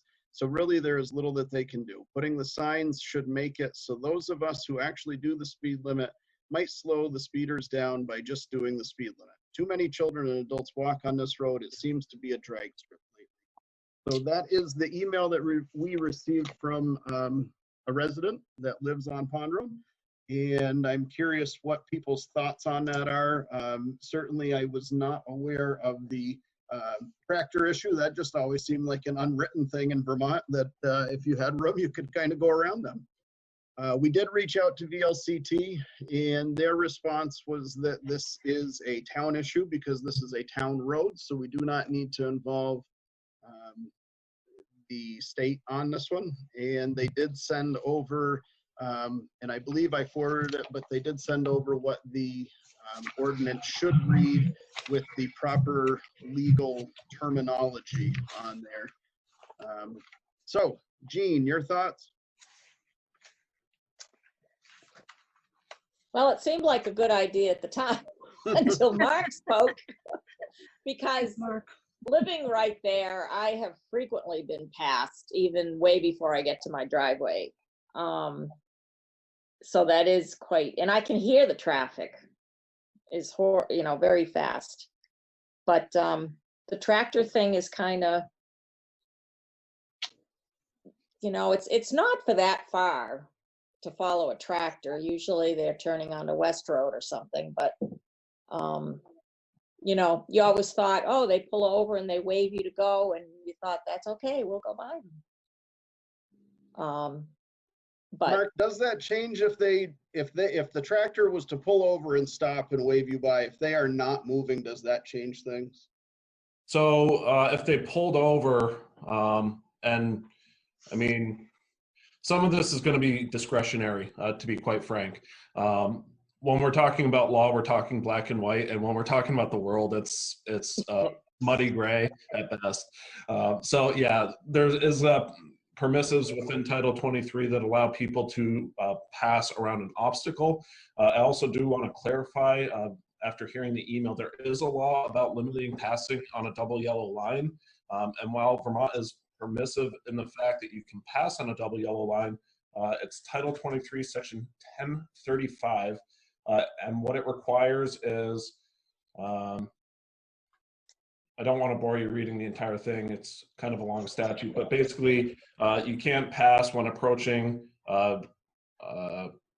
railroad crossing, intersection, on corners, and anywhere where you within 200 feet of any approaching vehicle or a vulnerable user. A vulnerable user would be someone like a person in a wheelchair, a blind person. I'm not sure if we could extend it further. I haven't ever sought the definition to determine if a pedestrian is considered a vulnerable user versus a 5-year-old riding a bicycle is a vulnerable user. And anywhere where the view is obstructed upon approaching a bridge, viaduct, or tunnel, which really doesn't apply for the sections that's been described. So yes, a person could pass a tractor if it pulled over, but if it doesn't pull over, they're stuck. But again, I want to reaffirm that a car going 60 miles an hour to pass is already against the law. Some of this is enforceable. It's just a different section of law. So I guess the question would be if there might be something else that we can do right now that might be able to help with the problem. I'm also aware when we reduced hours from I think it was noticeable after 20 hours a day. When we reduced from that down to 8 hours a day, we did receive a large increase in complaints about speeding, especially on Pond Road. And we also saw a large increase in what we'll refer to as aggressive driving. Those are high speed, passing, chance taking. I could break those down by statutes, but really that's what we're talking about. So the dangerous driving that we then relate to motor vehicle crashes and fatalities. So we did see that. I think it kind of makes sense as people became aware that there's not policing at certain times on a consistent basis, that their risk factor increased. So. Mark, have you noticed an increase in that kind of countywide since this COVID stuff started? Yeah. Okay. So I've had several people approach me asking why we don't stop cars, which my response to them is we didn't stop stopping cars. But then as we looked into it, it turned out that some information was shared with law enforcement across the state, including in my department, which was misinterpreted by law enforcement officers as saying we're not stopping cars. We're not stopping cars for expired registrations because the DMV had extended them administratively. We weren't stopping cars for inspection stickers because DMV extended them administratively. So basically, there's a few things, what I'll refer to as administrative violations, that we just were not going to hold people accountable for because they had no resolution to what they were going to accomplish. And law enforcement across the state took it as we're not doing motor vehicle enforcement right now. So we corrected that guidance. We did explain to deputies, yes, we should be stopping cars for moving violations and driving, and that will take time for us to regain control. Generally, our rule of thumb is it takes about 3 to 6 months to gain control of any driving behavior in a location, and it only takes about 1 month to lose it. So we'll have a little work ahead of us. We do recognize that. We apologize for the oversight on that, but we're working to correct it. Michael, your thoughts? I'd like to hear what the sheriff thinks about the idea, whether he thinks it's a good idea or not for the town. I think 100% opinion, I could see value to it as a former resident of the town. I could see value to it. I could see it also being frustrating for many town members. I think that people, generally speaking, if they're going to be going 60 miles an hour and passing cars, they're going to pass whether there is or is not a passing ordinance. The effect of enforcement, so any problem, generally when we talk about highway safety, we talk about it with 3 perspectives. Perspective 1 is enforcement, perspective 2 is education, and then perspective 3 is engineering. So those 3 make a triangle that's essentially solve traffic safety problems. since I've already acknowledged that we have not really been doing the enforcement piece, I personally would like to say, let us try that and see if we can get control of the issues that are going on. I'm not sure, given we're there for 1/3 of the work week, I'm not sure that that's necessarily going to have the effect of it, but I think that's something we should offer to try first. The second part is, and other towns have looked at it, either inserting stop signs. For example, you could place a stop sign on Pond Road at the intersection of Huckle Hill, which would stop traffic coming up to the wreck. That would also have an effect of slowing traffic down instead of speeding up as they're going by the pool, which has been an issue for a long time. For those of you familiar with Cedar Street in Brattleboro, that used to be a racetrack probably 20 years ago, and they put stop signs in at every intersection, and now they have very few complaints about speeding in that area. I think that a stop sign might be more effective for the rec area. Would one make sense to put somewhere in the area of Central Park? Maybe.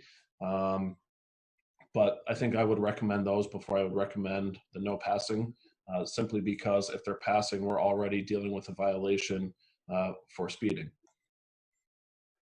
What about like our school zone where we have the flashing yellow sign that during certain times the speed limit is different? Could we do that from, say, what is that, Old Farm Road down by Eugene up to either Silver Lane or Newton Road, so that entire stretch where we see the majority of the town's kids would be an enforceable lower speed limit? You can establish reduced speed limits. Your limit would be 25 miles per hour.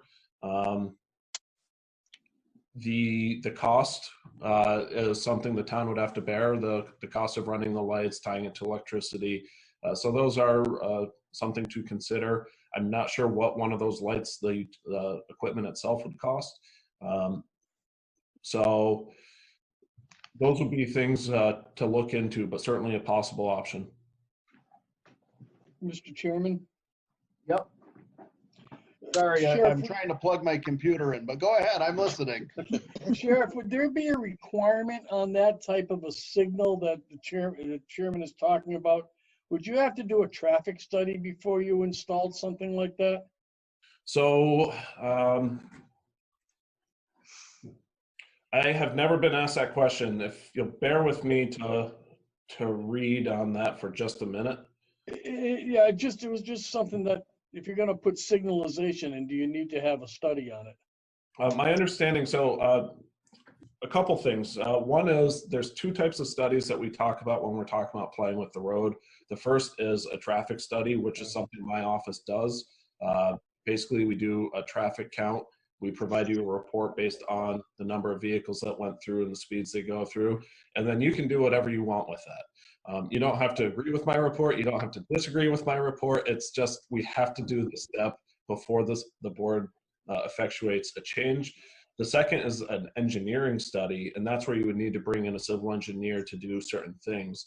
I'm not sure if anybody at the highway department has the credentials to be capable of doing that kind of study. That's a study that we're not involved with. So whether it is required for installing the signal lights, I do not believe so, but I've never been involved with that. And as for adjusting the speed limit, I believe you are required to do it for anything. Let's see, legislative body of a city must establish on the basis of an engineering and traffic investigation speed limit on all or any part of state highway. Let's see, that's state highways.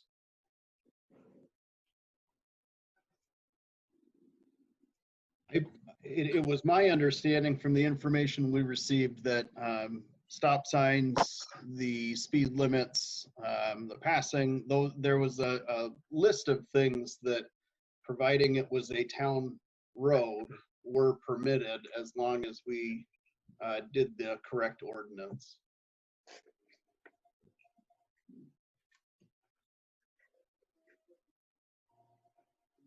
So the limitations without, where you can set a speed limit without a study is going to be between 35 and 50 miles per hour. So if you wanted to go below 35 miles per hour, you would need to do the traffic study. Sandy, your thoughts on this? Well, I was wondering about the cost or the feasibility of a speed camera put up. So speed cameras aren't used in Vermont at the time. I'm not sure if they are even permitted under Vermont law. The problem with speed cameras, it's actually based on the science of how a radar device works. Radar is a tool, without completely going radar nerd on you right now. I must admit, I'm a master instructor for NHTSA's radar and LiDAR programs. I'm actually going to teach it tomorrow, so I'm starting to get my brain wrapped around that. Basically, the operator of the radar has to recognize that there's not certain things that can happen to ensure that it's a valid read. There's ways that you can simulate a higher speed for a vehicle that's not accurate. It's not hard to recognize those circumstances. Officers across the state are trained very well to recognize them.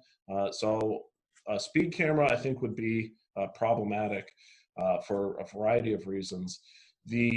Another possible recommendation would be looking at the fixed speed signs.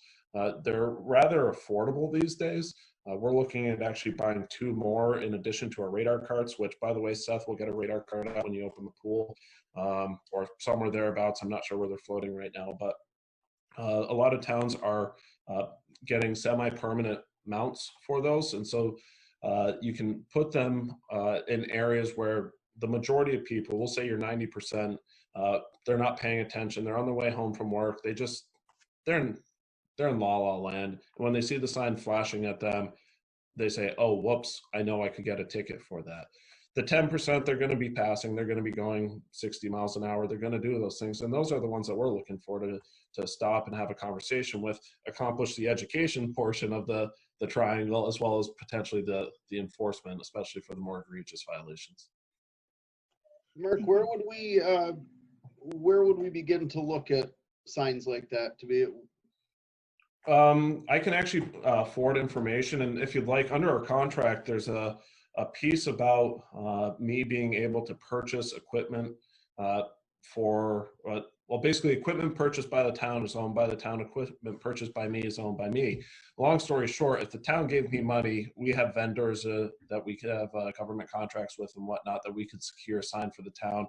It'd essentially be a pass-through for you. We'd we'd find the quotes, buy the equipment, either work with the highway department on installing them or install them ourselves. It's pretty simple to do. And ultimately, it would be your property. We would just be essentially doing the work of the purchase, and then you'd reimburse us for the cost. So that might be an easier way since we already have the contacts. I'm also perfectly happy to forward along a few vendors that provide different systems. But we're flexible that way. Seth, I'm curious, obviously you're up there all the time worrying about the kids crossing the road, being out by the road. What do you need? What's going to make things better, safer, more comfortable? What are things that you've seen? I drive up Pond Road. It's been a long time since I've hung out at the pool. So tell us what you're seeing up there. It's pretty common to see poor driving in that area while the pool's open. Certainly a concern that is sent our way quite often by residents. And we, in kind, we'll just call it the sheriff's department and let them know if it's something that we see. So I guess I would defer to Mark and his experience as to what the best options may be. But yes, I would agree that it is certainly something that is problematic and that we see. So Mark, those signs that you're speaking of are the ones that flash at you and say, hey, idiot, you're going too fast, those ones? Okay. And so I'm not suggesting the town purchase the trailer style, which is what we use, but rather this is, I'm trying to think of They're popping up all over the place. They You're are. seeing them in a lot of different zones. Yep. They're about the size of a large laptop, a little thicker than a laptop, but about the size of a large laptop. They're very portable. They have rechargeable batteries, so you buy extra batteries for them, and basically as they die, you just replace it. Then you're not worrying about trying to tie into the electrical grid or trying to set up solar power or all the other things that that things like our carts do have. So the signs I do recommend. They're roughly, I want to say I got a quote not too long ago about $1,500 for a sign. That's not including extra batteries. That's including, I think, a single mount. So somewhere around that area for the cost of one. Like I said, we're looking to purchase two, which will be something that the town could take advantage of using, but we would also be rotating it through our other towns as well. Honestly, if you want to stop cars or slow cars down by the wreck, my most sincere recommendation, even though it's probably the least popular, is the stop sign at the end of Huckle Hill. They just work. I know people don't like coming to a stop when they're almost home, they're in the last mile, but at the end of the day, our goal isn't to satisfy their happiness of getting into their driveway 2 seconds quicker, but rather it's to make sure that the children aren't getting hurt. So that would be a three-way stop? I would recommend a three-way stop, yes. What if, Mark, would it work the same if we were to put a stop sign on the north end of the pool parking area, and then we had one on the south end down by Huckle Hill? I mean, that would be stopping them in both directions, but I don't know if that would make sense or not. So essentially, let me think. I think that having them all at the same intersection would be better. Otherwise, you're going to be dealing with vehicles accelerating through the same stretch that you're trying to slow down. So a potential, another potential thought, rather than put a three-way stop at the bottom of Huckle Hill, put it right at the rec department where you already have the flashing signal, and change the signal lights from yellow to red. What does that do to the stop sign at the bottom of Huckle Hill? They're going to stop, get on Pond Road and stop again? No, so I wish I had a whiteboard. Basically, if you're traveling south on Pond Road from the railroad, you would come to a stop at Huckle Hill, then you could turn right or continue going straight. If you were coming north from Scott Road, you would come to a stop just before entering the Huckle Hill intersection, turn left or go straight. And if you're coming off Huckle Hill, then turn left or turn right. You're already stopped. I thought it was the same place the light was. Thank you. So actually, if we were talking about the intersection at the light for a stop position, then a person coming off Huckle Hill would turn left off Huckle Hill, and then they'd have to come to a stop and then start again. So that would be an effect that might be adverse. It might be by design. Very frustrating. I can see the frustration for sure. I think that having that stop at the pool intersection makes the most sense. Kids would be exiting the parking lot on their bicycles, and it's just another thing to have to look out for. My thoughts on that are the same with the inability to pass the tractor if we were to do the no passing thing. I don't really care who it inconveniences. I'm more concerned that when my children ride to the rec center, that they arrive safely and they're allowed to come home. So Linda, I see your hand up. Go ahead, please. I was going to say, I see children from Newton Road going to the pool. So if you have a stop sign at Huckle Hill, it's going to do absolutely nothing for the kids going from Newton Road to the pool. So and the same thing coming up when I come up Pond Road from 142. I'm not a slow driver, as you might know. And, anyway, that's why we need this rule. No, I don't speed there. I won't tell you where, but I don't speed there. And because I know there's children there. And if you're coming up from there, coming from 142 up Pond Road, there's kids, I would say, right by where Jean's driveway is. There's always kids coming there. Yeah. So if you wait and have the three-way stop at the actual pool area, it's too late on both ends. So It's not I think the doing thought anything. process is to kind of break it up so that they can't do one end of Pond Road to the other at 75. There's a okay. break in there somewhere. Somewhere, okay, And I agree with you that our children are coming from Newton Road. They're coming from the north end of Pond Road as well. And I think that the only solution there would be that, I mean, if you wanted to, you could put the three-way at Newton Road, and you could do one down by Central Park. But I think that could be getting a little excessive. But again, with Mark's description of Cedar Street, I mean, It does work on Cedar Street.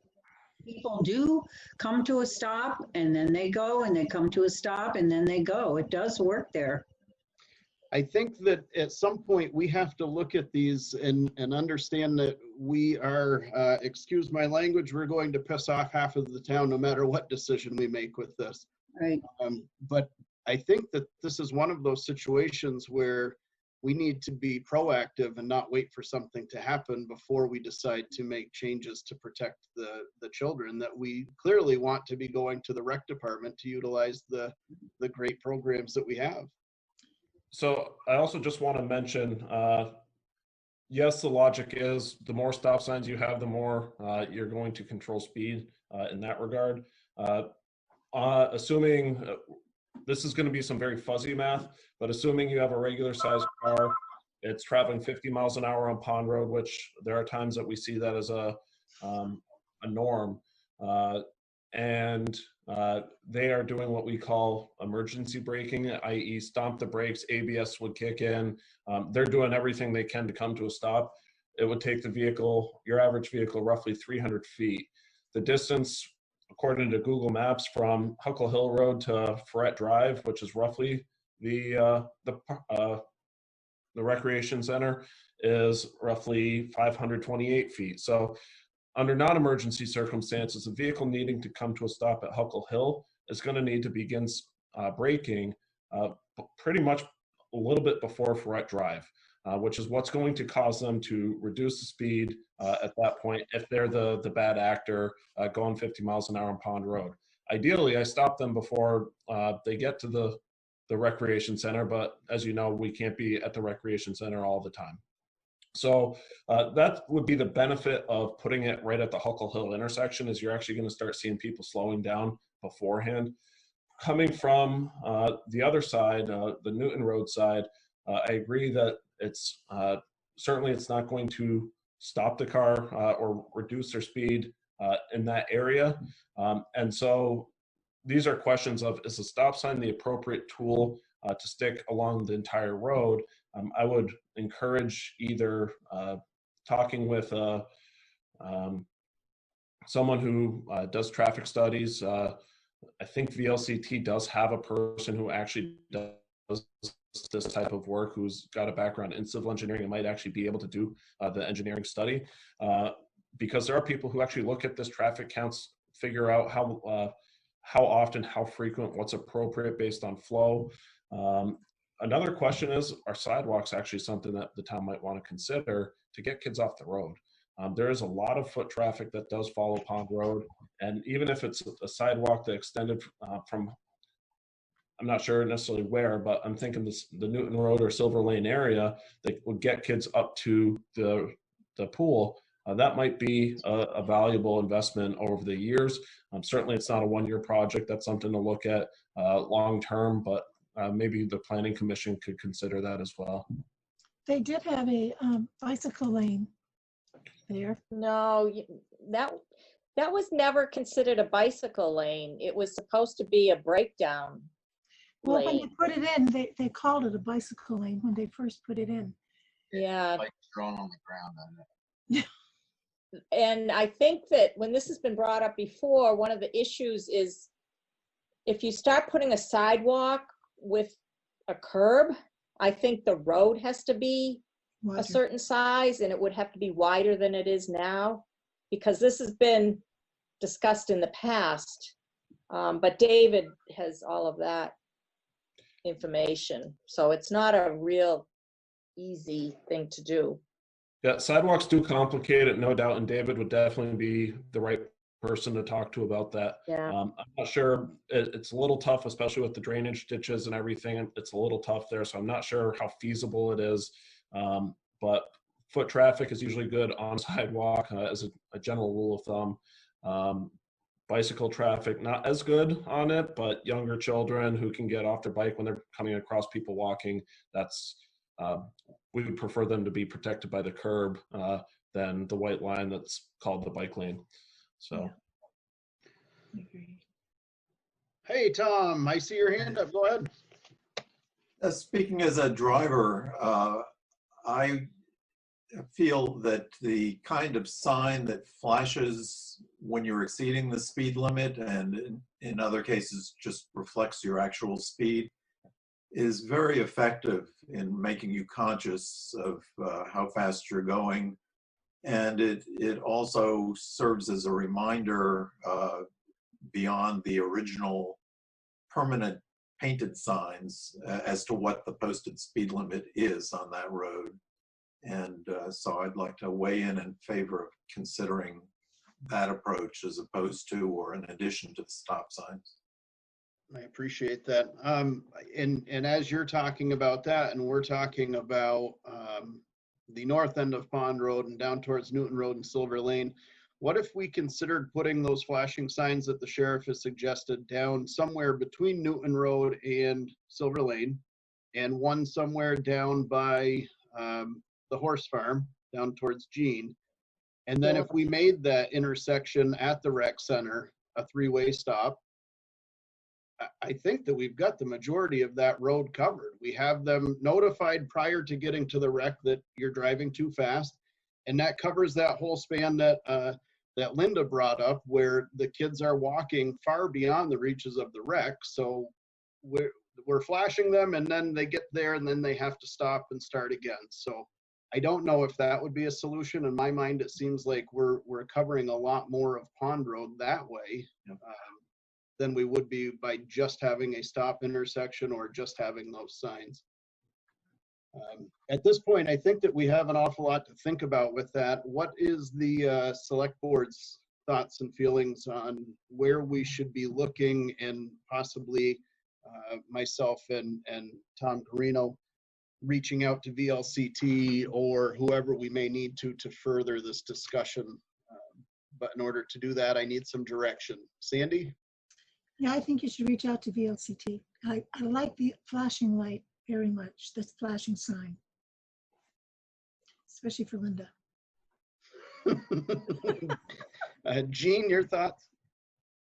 I also like the idea of the flashing sign, and perhaps getting a study or evaluation of really what they think would work in this situation. So, Michael? I like the ideas. I think we should get with the road commissioner as well and definitely get some quotes from Sheriff Anderson, because I've looked online and they're twice the price online than his idea he thought he paid for them. So going through them would save us a lot of money if we do go that route. Not everything's cheaper on Amazon, Michael. Just on Google. Going through my own construction links from when I worked in construction. Thank you. All right. Any other questions for the sheriff on that? So we can let him out of here. Mark, if you could send us the information on that, the flashing signs, and how that would work if we did that through you. Yep. It sounds like, based off from your rough numbers, that we'd be somewhere in the ballpark of 3,500-ish with the signs and the extra batteries and nonsense. As long as nobody's price has gone up since coronavirus has hit. Okay. So yeah, I'll get a quote. I'm actually looking at one of the vendors that we talked to. So he doesn't have the numbers in this email, but I'm sure I have it somewhere in my email. Okay. I'll be happy to do that and follow up with you. If the consideration is to lean towards purchasing the feedback signs, I would encourage delaying the stop sign or the three-way stop to see what effect the signboards do have. And if you don't see the impact you want, then consider either stop light or stop sign at the intersection, either in front of the rec or in front of Huckle Hill. I think that will be a very effective solution, but also measures the majority of drivers who are responsible and do want to go the speed limit and will slow down, especially when kids are present. Mr. Guarino, could I ask you to reach out to VLCT and find out if they have an engineer that could come and assist us with a traffic study on Pond Road, please?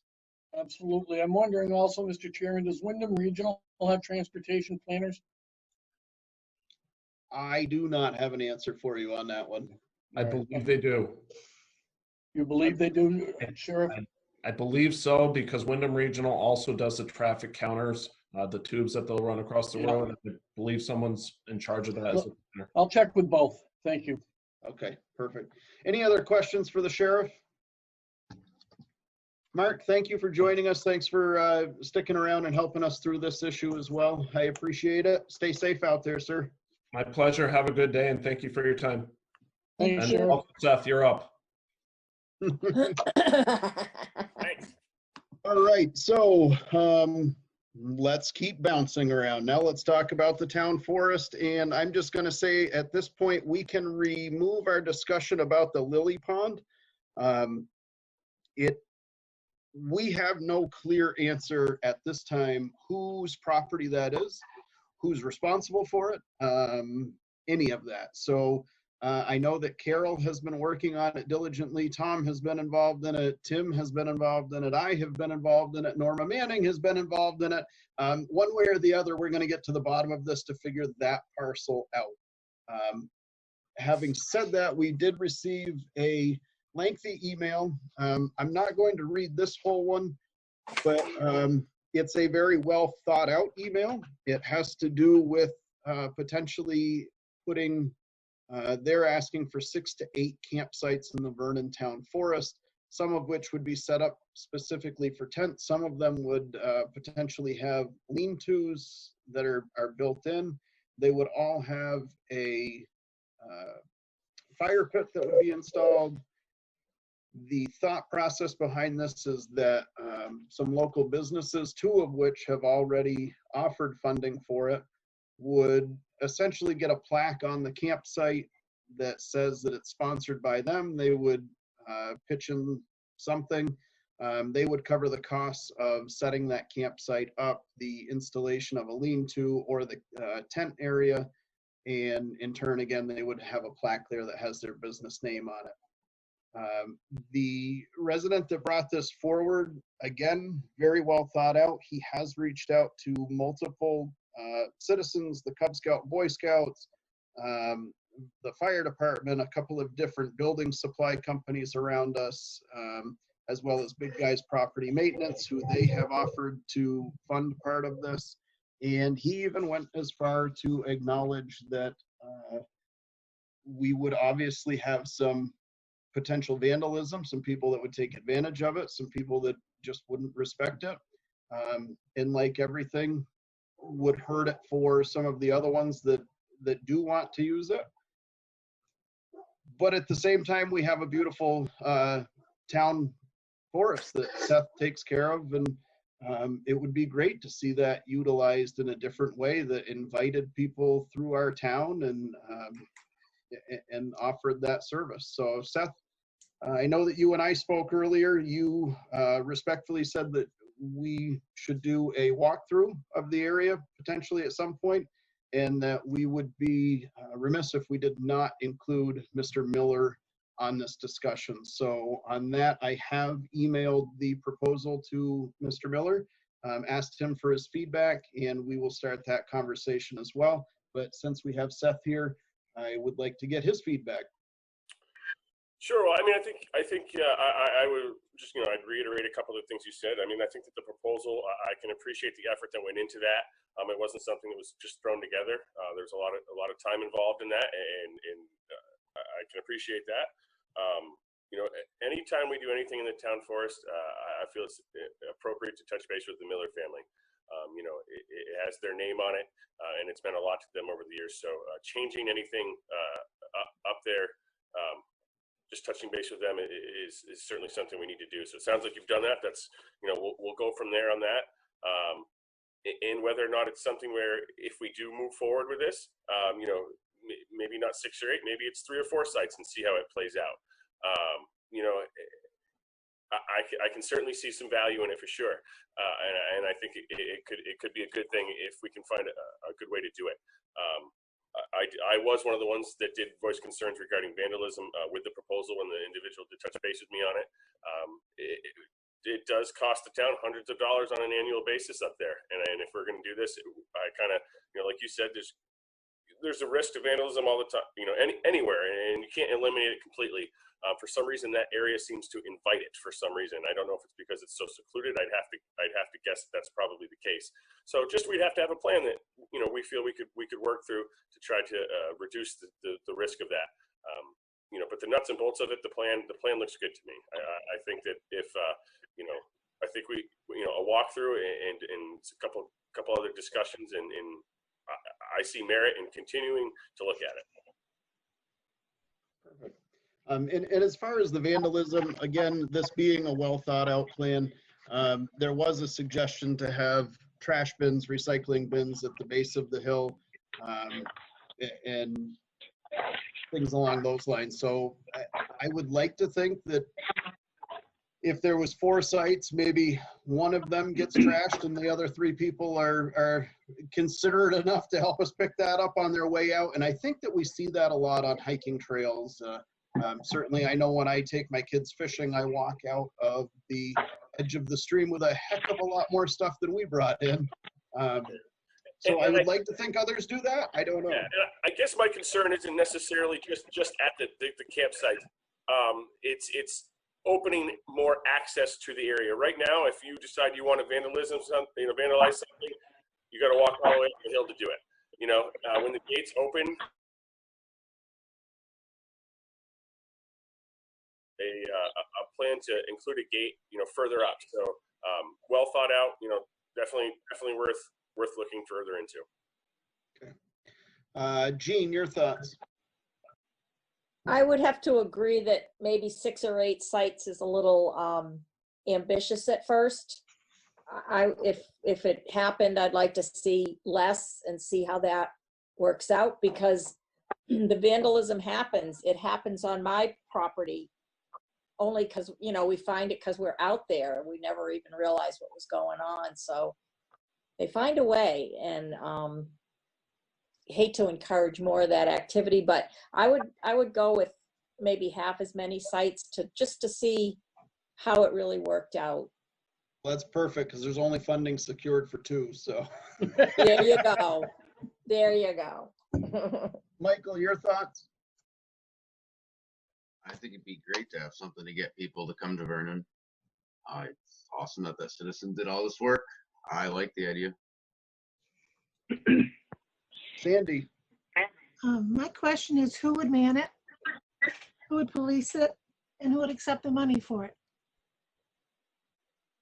I would venture to guess that the system would include the rec department, as we are responsible for managing the town forest.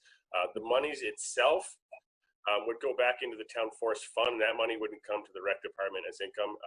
The proposal would utilize using the funds that we receive for the sites. I believe the proposal has an $8 or a $15 charge, depending on which site, and that money could be used for annual cleanup or maintenance.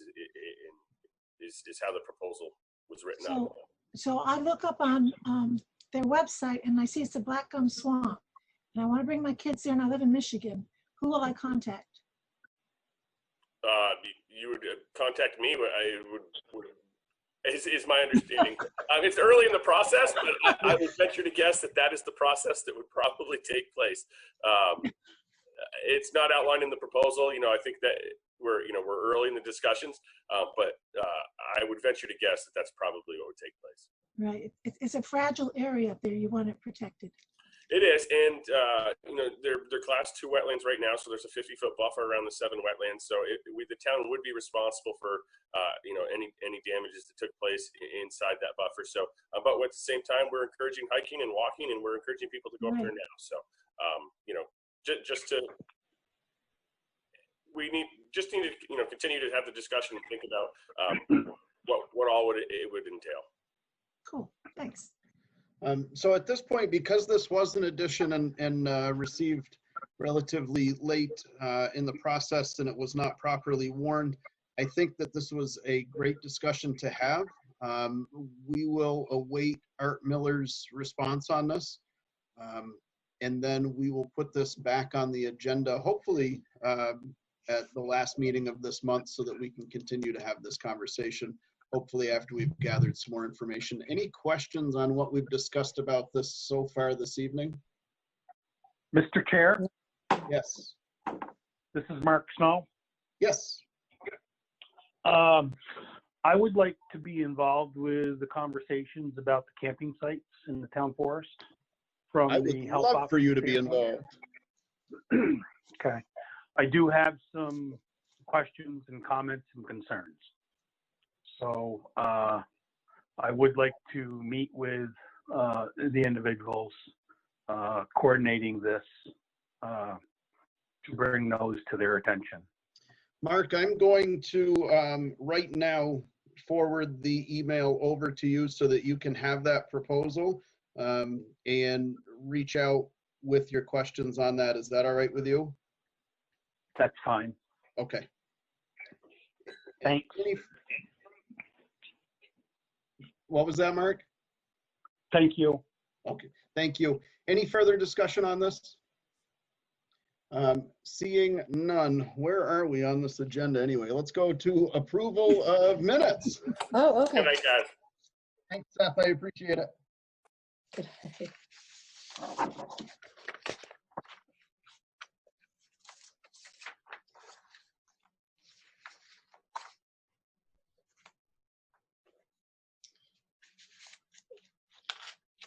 Okay.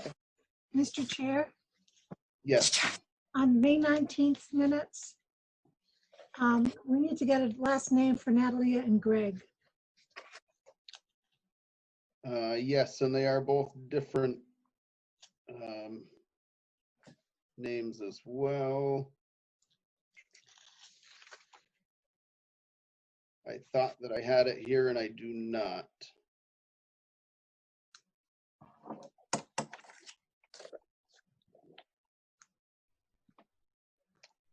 Okay. And then on page 2, under Seth Dio, 1, 2, 3, 4, 5, 6, the 7th line down. I don't think Seth is a the in front of Seth's name. Okay. But the Seth, oh, okay.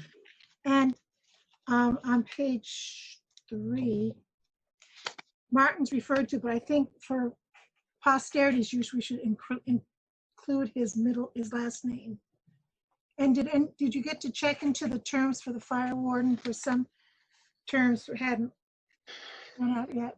I did not, Sandy. There was something that I had tried to figure out all week what that was. Where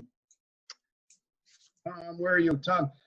We at our last meeting we discussed the fire warden, and Sandy had questioned that. I'm sorry, only 2 of them should be renewed, not 3. Right. Is that correct?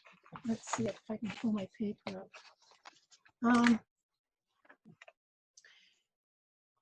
I got him here. John Jesse Wielden. Yeah. Jim, Jesse Jobin. Okay, his term didn't end until 2021. Okay. So I wondered why we were appointing him again. I will say what I didn't say on the road last time is that's because that's what the state sent to us. They only sent the state sent these 3 names, Jobin,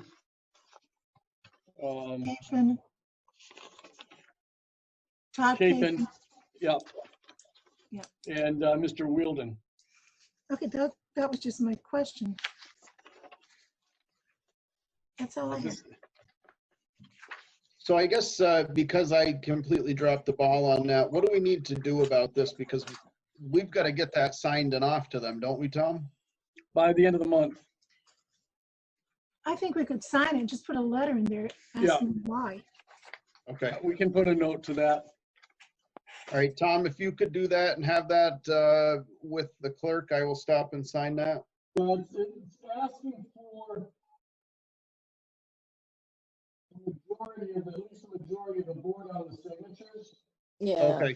No, I forgot. That was the one that Gene, yes, okay. So a note on Jobin.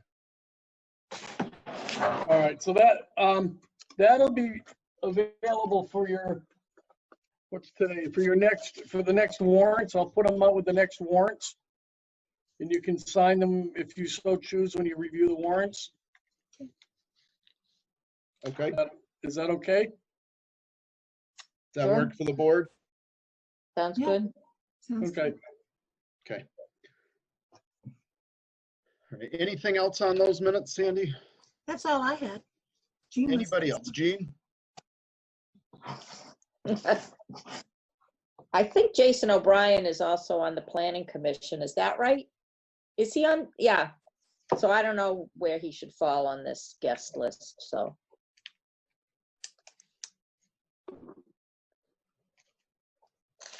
Okay. Any other corrections? If not, I would accept a motion. I move we accept the minutes as corrected. Second. Moved and seconded. All those in favor, please say aye. Aye. Aye. Aye. Opposed? All right. Bills and warrants, please. Okay, I lost him. There we go. Mr. Chair, I move that we approve payment of the following warrant. 24T, accounts payable, $28,431.06. 20S, payroll, $7,091.03. 21S, payroll, $7,853.71. Second. Moved and seconded. All those in favor of accepting the bills and warrants, please say aye. Aye. Aye. Opposed? Perfect. All right. Smoking on town property discussion. I mean, there's the only ordinance we have is that you cannot smoke inside of a building. That is a town ordinance. That is a state law. My personal opinion is that there should be an ordinance that states no smoking in town vehicles, and that there really does not need to be any smoking on town property. Highway department, town garage, the rec center, the school, fire department, any of that, I don't see. So, discussion. So it's not a law that to prohibit smoking on town property? That's not a law then? Is that what you're saying? It's not a No, state. I'm saying that currently the law states that you can't do it inside of a building. Inside the buildings? I Yeah, thought it was.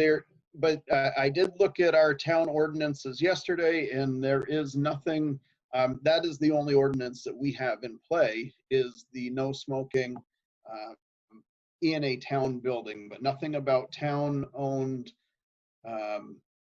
Property. But yeah, well, I was thinking the vehicles, and then just the property in general. I mean, cigarettes, smoking of any, it generally leads to some type of littering or garbage, and I just don't think that it needs to be right out in front of town buildings. So that is my own personal thought. And for anybody that would like to, I did smoke for a very long time in my life, so I'm just grabbing to make sure that I didn't miss the ordinance, but. I could say Sandy, from your thoughts? Sorry. No, go ahead, Michael. On the Air Force bases, they made it this way where you can't smoke unless you're in a designated smoking area. but they can't control you in your own personal vehicle, so that caused more people to smoke in their cars and litter their cigarettes outside of their car. So if we're gonna do something, I would set a set location for each building just for fire reasons. But other than that, you're not gonna stop people, and you're gonna have littering all over the parking lot instead. Sandy? I agree with Michael. So if we did that, that would require us to, We'd have to amend our policy, wouldn't we? well, I'm curious if that would mean that we would have to supply those smoking poles, the ashtrays that they would. The butt receptacles, yeah. Yeah, Don't we have them outside the town office? that I'm not sure of. Used to. I don't think it's still there, Sandy. It may be, but I haven't. It I used to be remember one by it the used to police be in department there. door. Yeah, it may have gone the way of the flower pots. Yeah. Linda, why didn't you speak up? I just found a more current ordinance that has your name on it. Oh, Linda. So this one was not in the ordinance book that I found at the town office yesterday, but this one says the town of Vernon, Vermont, in order to comply with provisions of 18 VSA 1421, has established this policy to protect workers by prohibiting smoking and use of smokeless tobacco products in the workplace, except for 30 feet away from town buildings and vehicles. I think I did that when I was reviewing the town policy book. And at that time, that was what the Vermont statute was. So, I mean, this says 30 feet or more. Right. So the statute says that, Linda? It did at that time. I don't know what it does now, Sandy. I mean, this is approved on 10/5 of '09. There is 4 signatures, and I apologize. The only one that I can make out is Linda's, and it looks like maybe Bob Miller's. That's when I was first on the select board. Okay. Because I was elected to the select board. So it sounds like this is in play, which would turn into more of an enforcement issue as opposed to having to make changes to this. And I can tell you, I am a former smoker, and my husband is, who now has COPD really bad. So the only reason I stopped smoking was because my workplace said I couldn't smoke.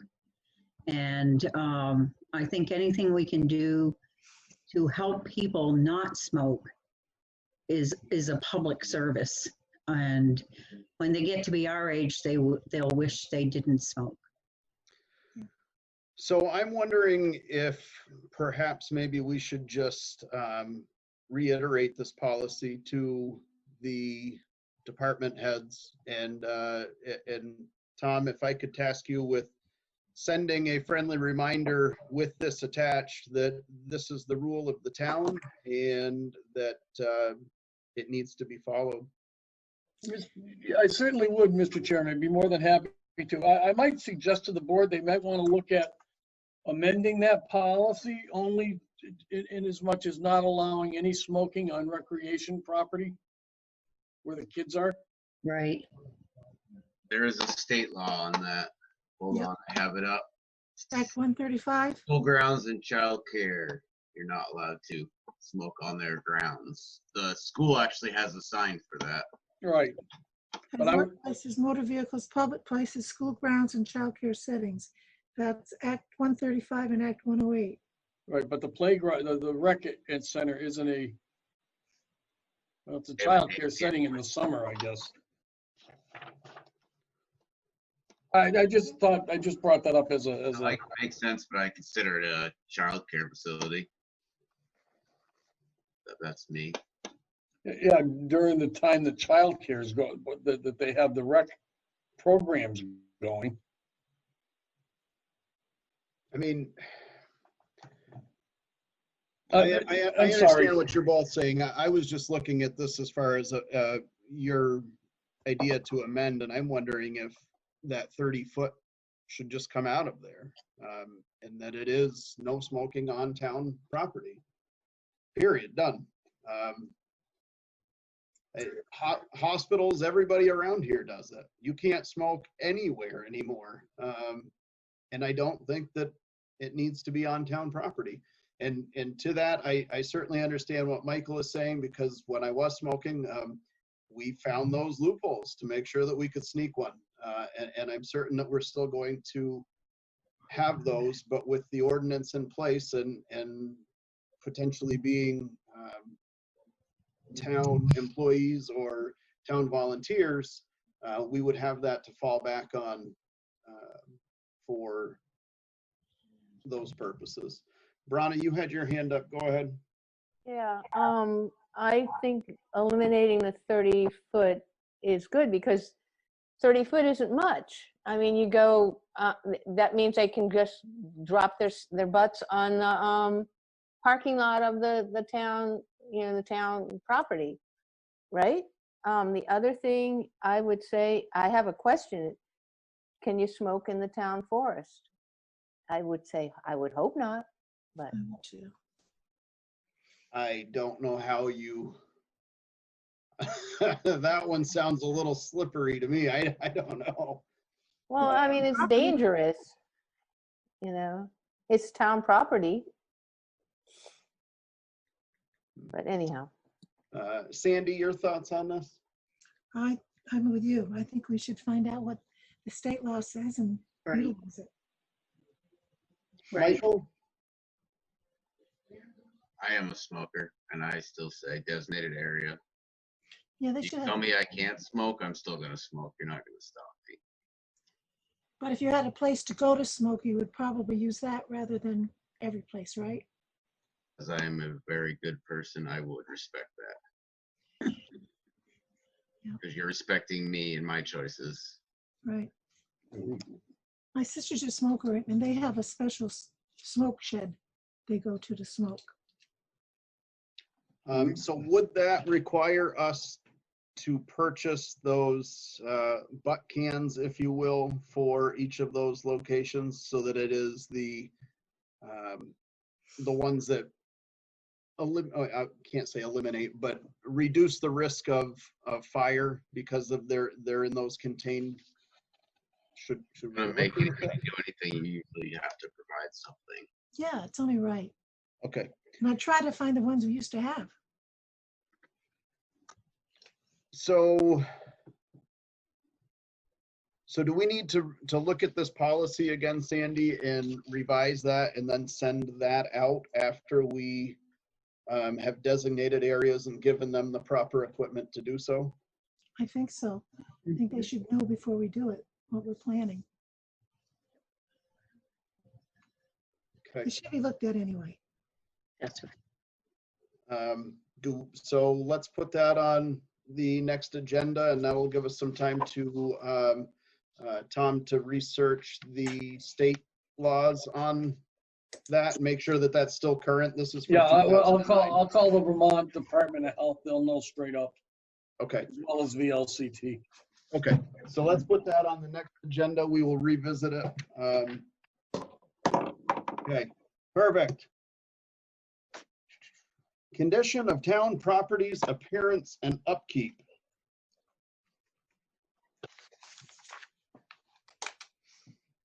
Some pictures around to the board. We've got a lot of chipping paint. We have cracks in the cinder blocks of the highway department. We have a highway department that is still a shining display of the 1970s as we drive down Route 142. And I think that we've got to do something. At some point that becomes preventative maintenance, making sure that everything is painted and we're not rotting out the eaves and things like that. But also, if we want our town to ever be taken seriously when our planning commission is seeking potential investors in our town, when we want other people to move to our town and bring their children to our school. I think that our town property has to kind of look the part, the same as we're replacing the stairs at the town offices for safety and for aesthetics. So that's why I brought this up. Again, I did send those pictures around, and I'm just curious the board's thoughts. Sandy? I think we need to take care of our infrastructure. Jean? I've been fighting for this for years. And fallen on deaf ears, but I was thinking that our budget was built with a line item for an evaluation of this sort. I'm trying to find it. Do you remember that discussion? And about- so that is actually under, we have that coming up under old business A, town facility inspection to okay. continue that movement. But yes, you're absolutely right that we do have that, and that did pass at town meeting, and that's why the discussion is here this evening, so that hopefully we can get back on track with that. COVID stalled an awful lot of things. Linda, I apologize. Were you a part of any of that discussion when we talked about having that firm come in and look at all of our buildings the same as Guilford did?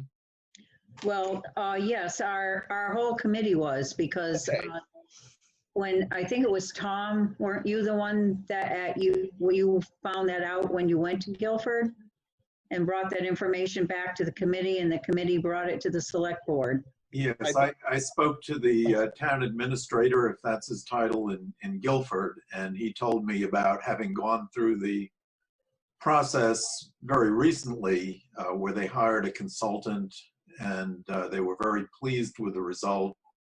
He not only went through and made an assessment of all of the town-owned properties, but he also recommended priorities for which things needed to be tackled immediately and which things could wait. And it wasn't necessarily what the select board in the town had in their minds in terms of the priorities. So they were very grateful to have an expert opinion on that aspect, as well as an estimate of the approximate cost. So he heartily recommended that as a way to approach the infrastructure problem. So, and I don't know, Sandy, Jean, if anybody remembers, I believe that it was up to $15,000 that we voted on, or was it? Yes. Yeah, I think so. Yes. Because I think that Guilford came in around $6,000, and they had fewer buildings than we did, so we went up to that 15,000. Right. So we've now combined two discussions, and I'm perfectly fine with that. I think they go hand in hand. So, can I update the board on the company? So, please. Back on April 23rd, I received an email from Danielle Sweeney, who was with the engineering firm. It's Criterium Lancet and Dudka engineers. They're the people that did Guilford. Wanting to know when they could get going on a field work, to get going on the field work for the project. At that point, we were in the middle of COVID, and I had been trying to find get that other company to take a look too, so you'd have two bids. If you go back to March, we had discussed Dude Solutions, a facility dude. Now I've had emails back and forth with them, but nothing to any fruit. So I given that this particular firm was so highly recommended, I did reach back out to Danielle to let her know just recently that if she could contact me, and then I could come back to the board and we could perhaps start the field work on this project. Guilford was very pleased. I think they were $4,200 or $4,800 in Guilford at the end. But but that's the name of the firm. They're out of Rutland and they're ready to go at your convenience. Now, this is not something that we can do before July 1, is it? We might be able to get the field work done, and it's in the capital plan, so wouldn't that carry over anyways? It's not in the cap. That's not in the capital plan. That was voted on in our budget, wasn't it? I think that was added to our budget. Well, so what could happen, Mr. Chairman, if I could, if there's a contract signed for that amount, that money would be encumbered until the project was complete, if it got started before June 30th. Yeah, we couldn't pay until then. 7-1. Okay. I'm all for reaching back out to Danielle and asking them when we can get that scheduled. Yeah. And yeah, I think it's been voted on. We've all agreed on it. I think that we need to move forward on that. I asked her to contact me next Monday when I'm back in the office for the day, so that's already been. Unless anybody on the board objects, I would say that on Monday with your conversation, go ahead and give them the green light, please. Any objection to that? No. Could I have a vote on that, please? I was voted on by the town of Vernon, so they appropriated the money, but you're gonna approve the firm. I believe we've already voted on that, didn't we? I'm not sure. I mean, we certainly can, but. So moved. Thank you, Sandra. I have a motion, please. Could I get a second?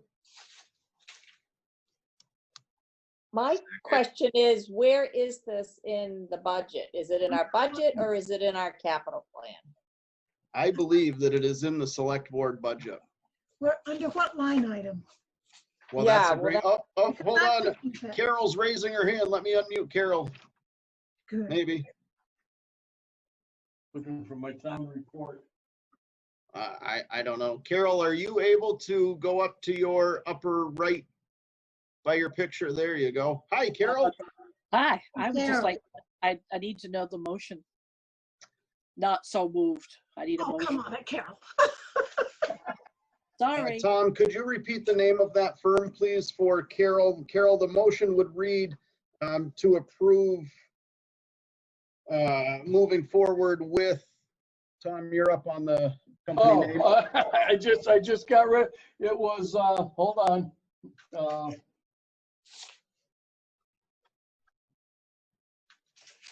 Yeah, that would be,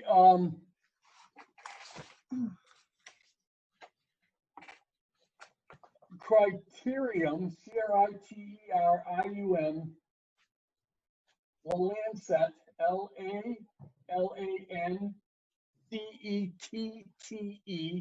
in Dudka, Dudka, engineers.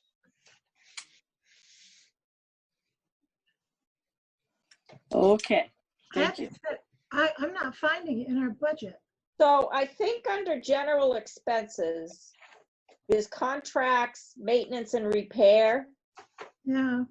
Because all of the groundkeeping, cleaning, snow removal, that's in buildings and grounds. So that's not those contracted services. But there's quite a chunk of money there. Right now, there's $15,000. That must be it. That ends June 30th. Right. And But if then you- for next year is 26,400. So that's got to be where we put it. Yeah. Yeah, so we should, and I meant to ask Cindy to get a budget summary to know what has been spent out of these line items and what we have left, because maybe we want to get something cooking here Yeah. right off. So this is to move forward with this firm to what? Undertake a capital needs assessment. To do a capital needs assessment? Yes. On town-owned buildings. Okay. All right, Thank and you. it says 8 town buildings in their email to me. Okay.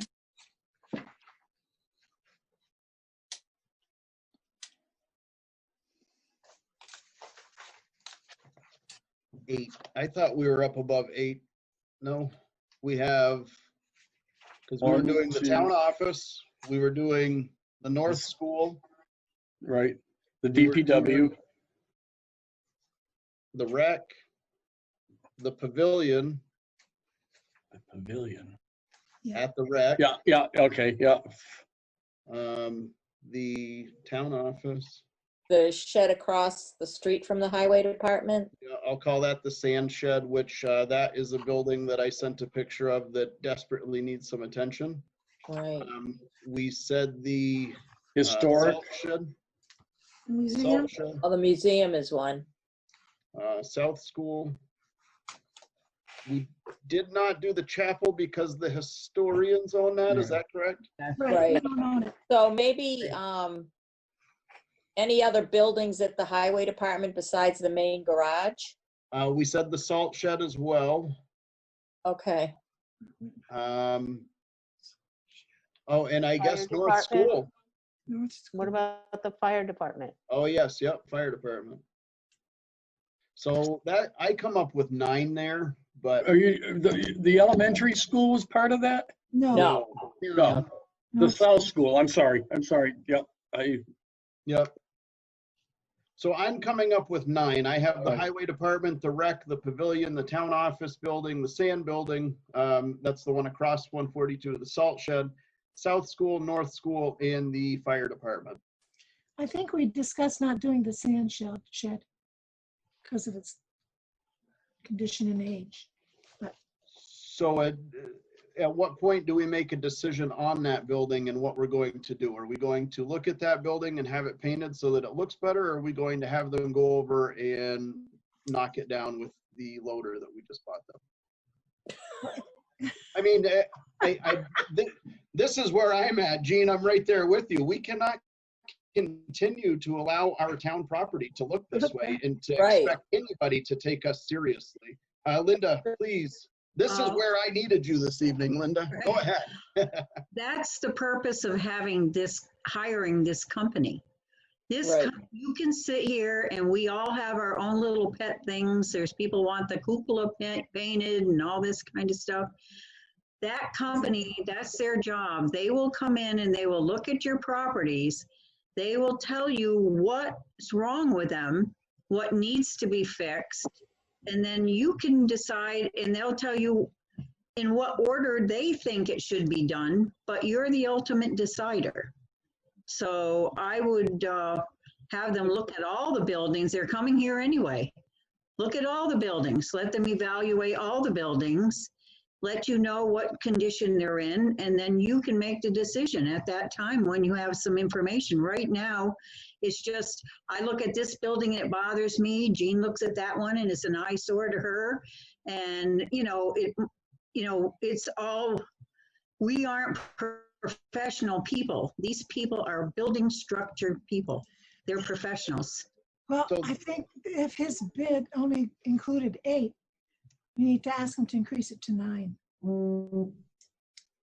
Yeah, I mean, the intent was to go over everything. It was. I thought. I thought it was at first, but then when he said 9, we had discussed the other one, but. Yeah. So Linda, I absolutely respect what you just said. And my concern is more about the fire department, for instance, if we look up at the eaves or that soffit area, the amount of paint that is peeling and the amount of water that is running over that peeled paint, and the same on the backside of the highway department, again, up in the soffit eave area, the paint is coming off from it and that water is just pouring down over what is raw wood at that point.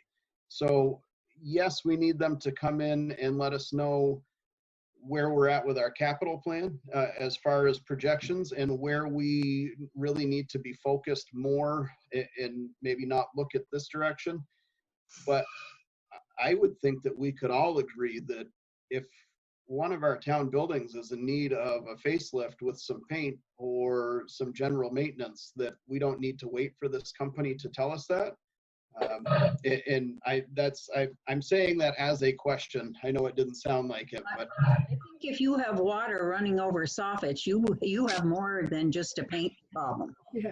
You have a building.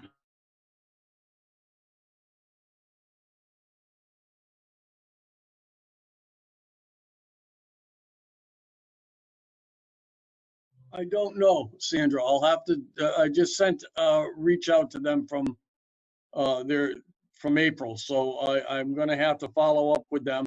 They're to call me when I'm back in the office. And we're gonna move forward from there. I will know better, early next week. So if this company comes out and says, I'll stay on the fire department, if this company comes out and says, wow, those soffits are in rough shape,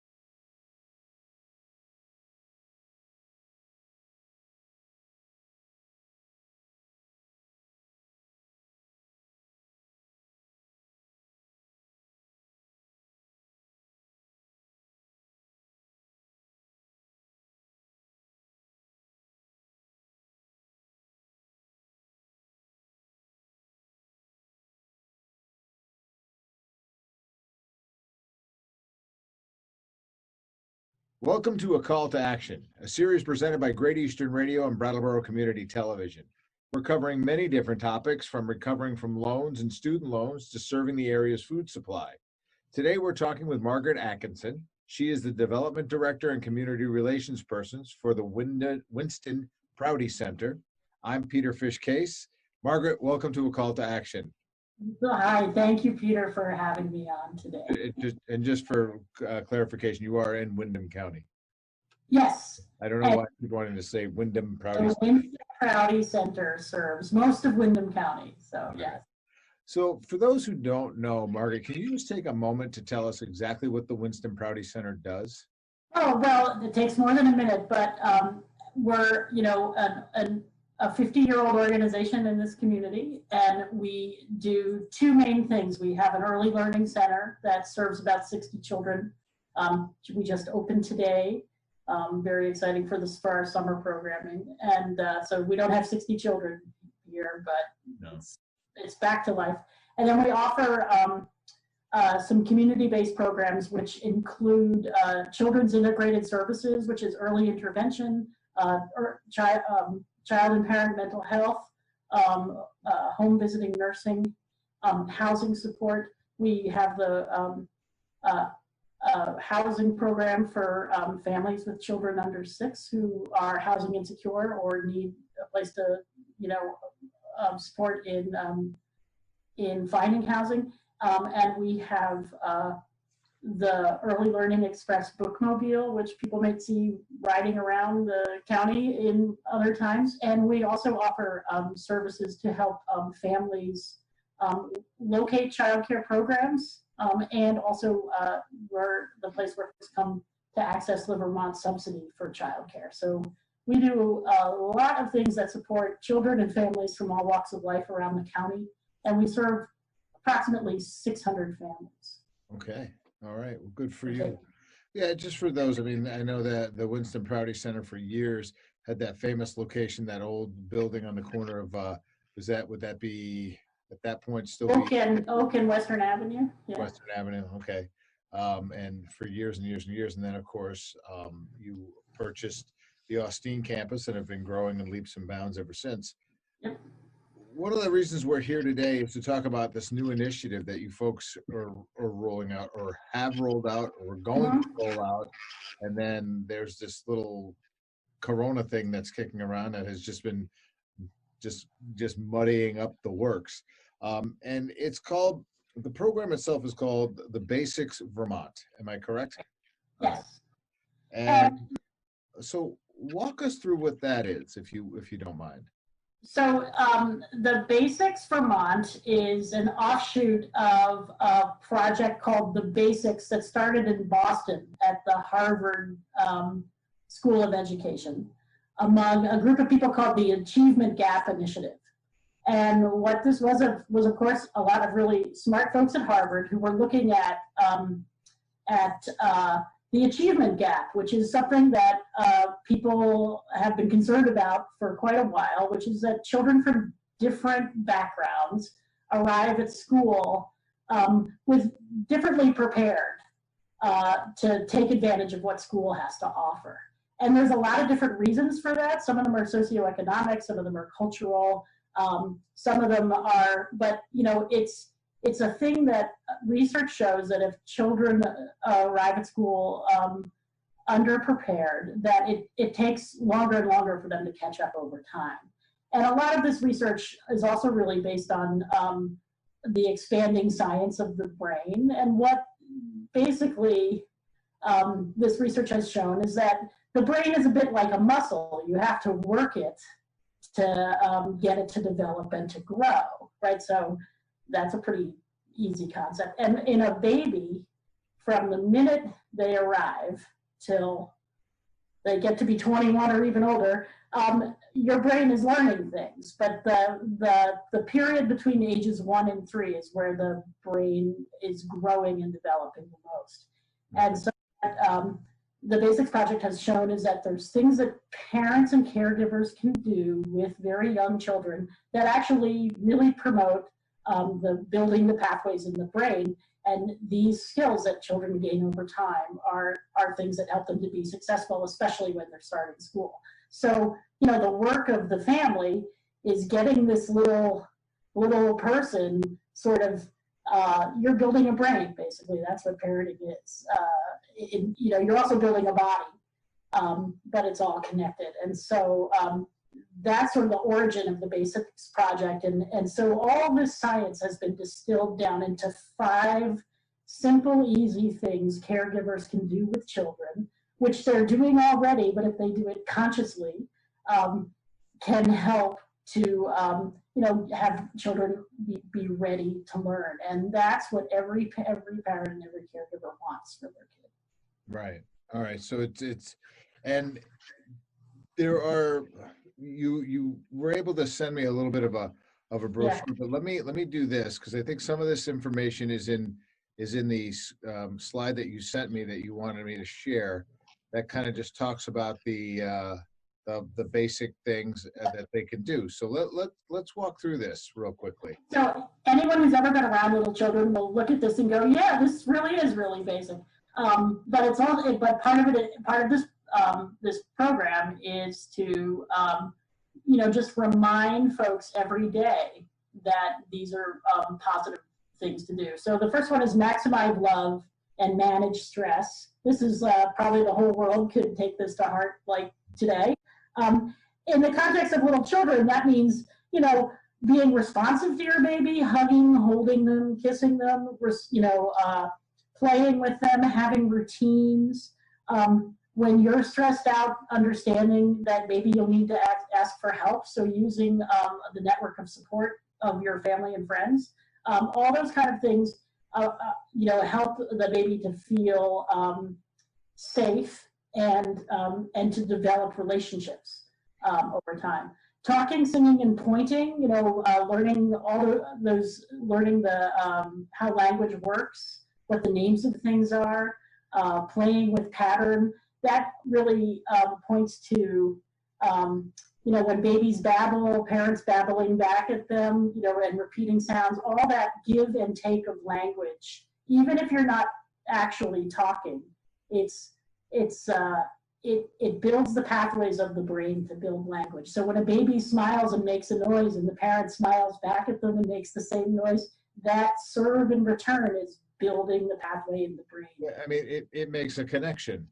Exactly. Yeah.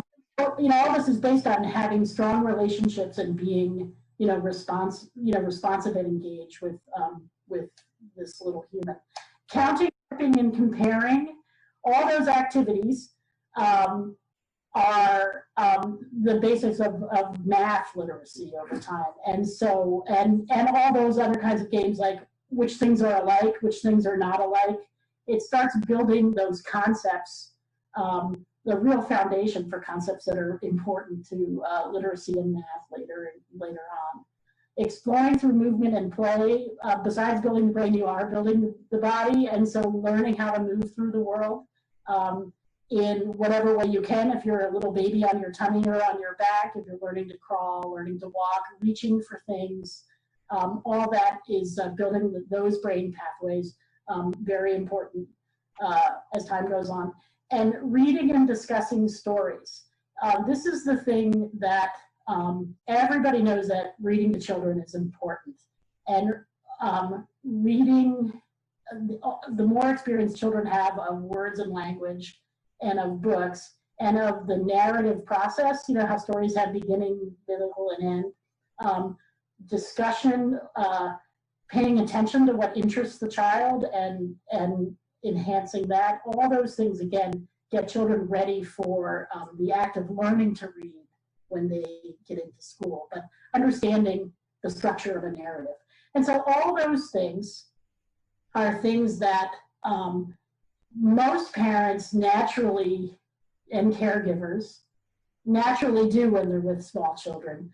What the basics is and you know, the program is here in Brattleboro is going to be supported by a coalition of organizations led by Building Bright Futures, and then Winston Prouty, the health department, the Wyndham Early Educators Co-op, Rise Vermont, quite a lot of organizations are going to be supporting having materials, icons, books, suggestions, lots of places where parents are reminding them and supporting them in doing these basic things.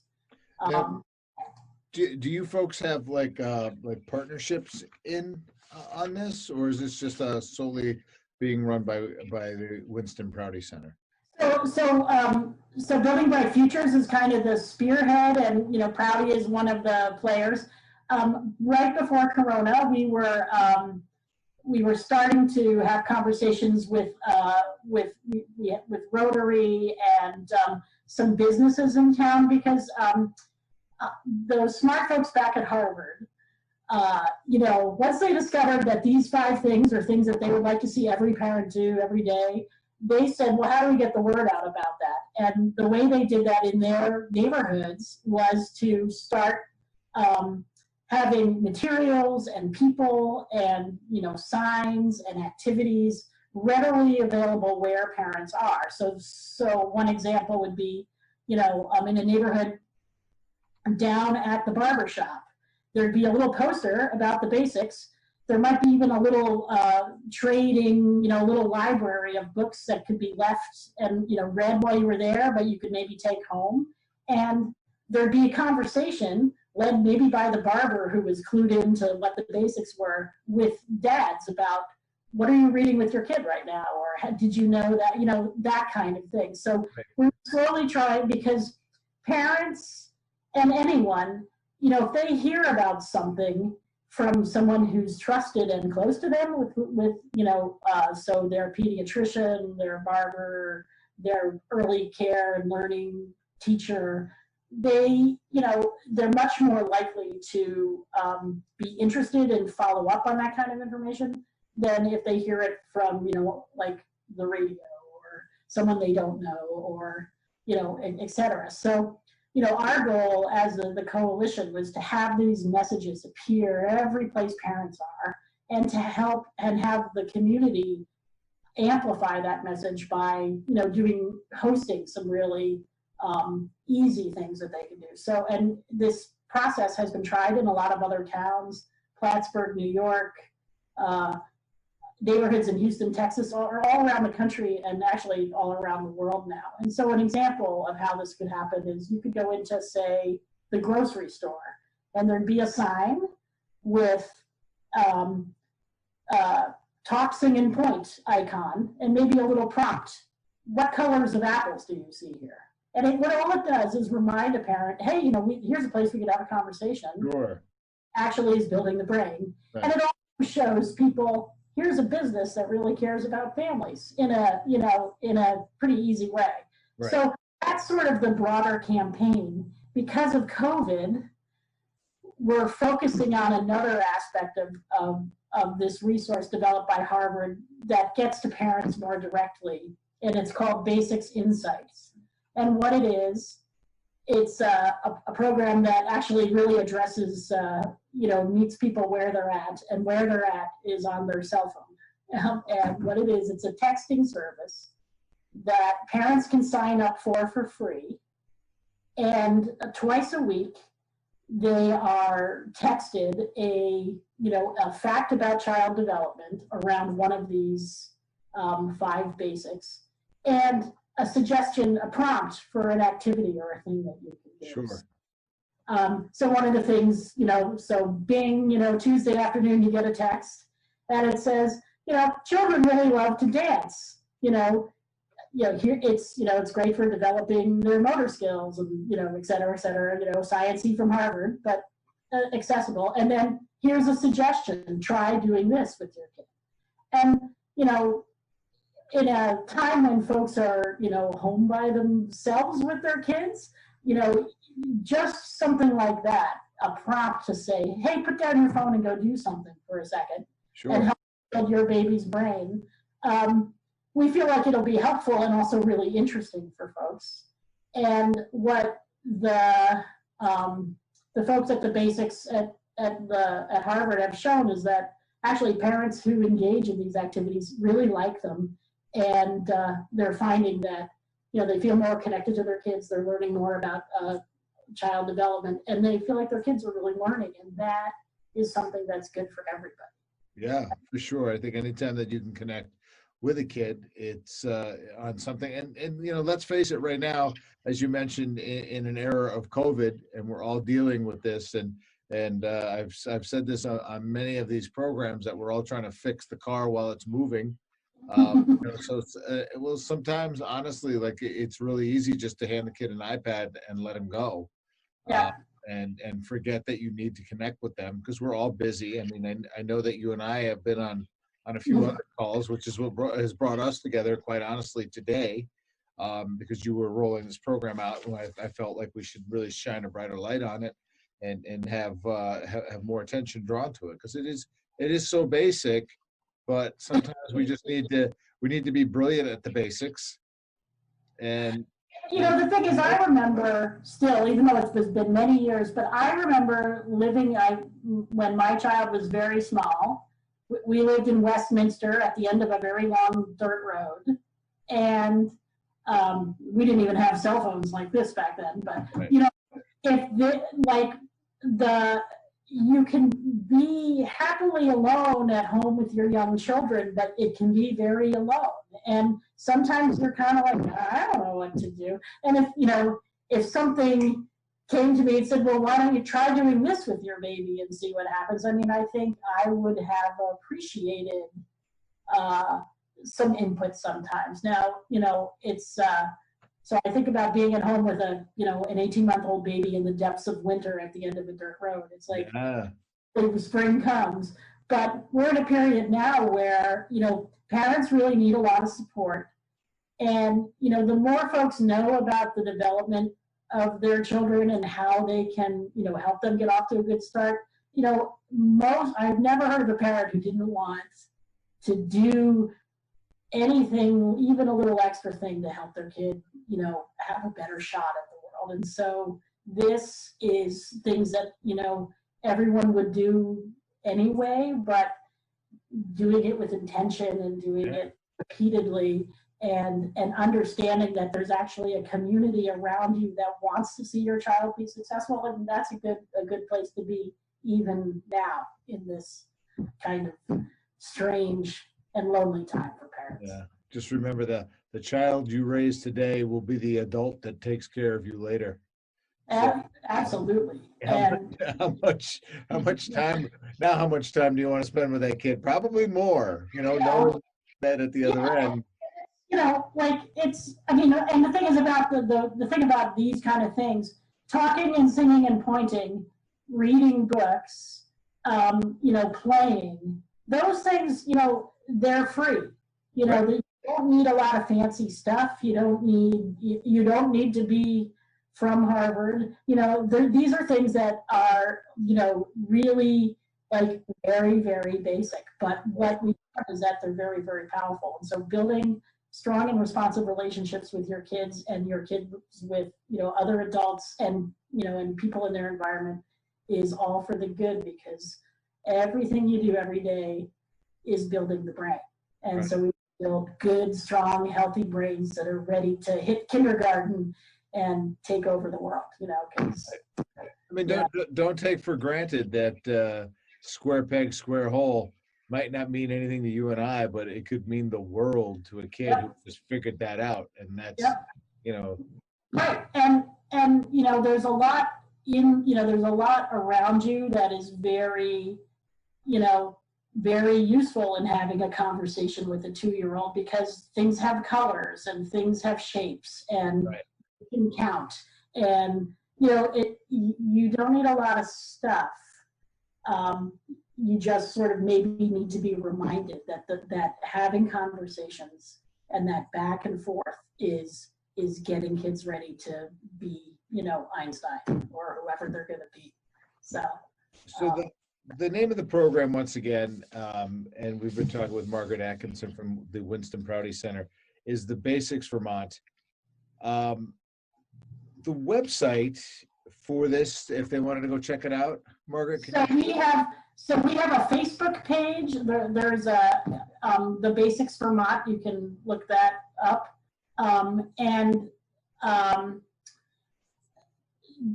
the basicsvermont@gmail.com. If you have questions, that gets you to my colleague Dora Levinson, who's the regional director of Building Bright Futures and is sort of the chief of all this right now.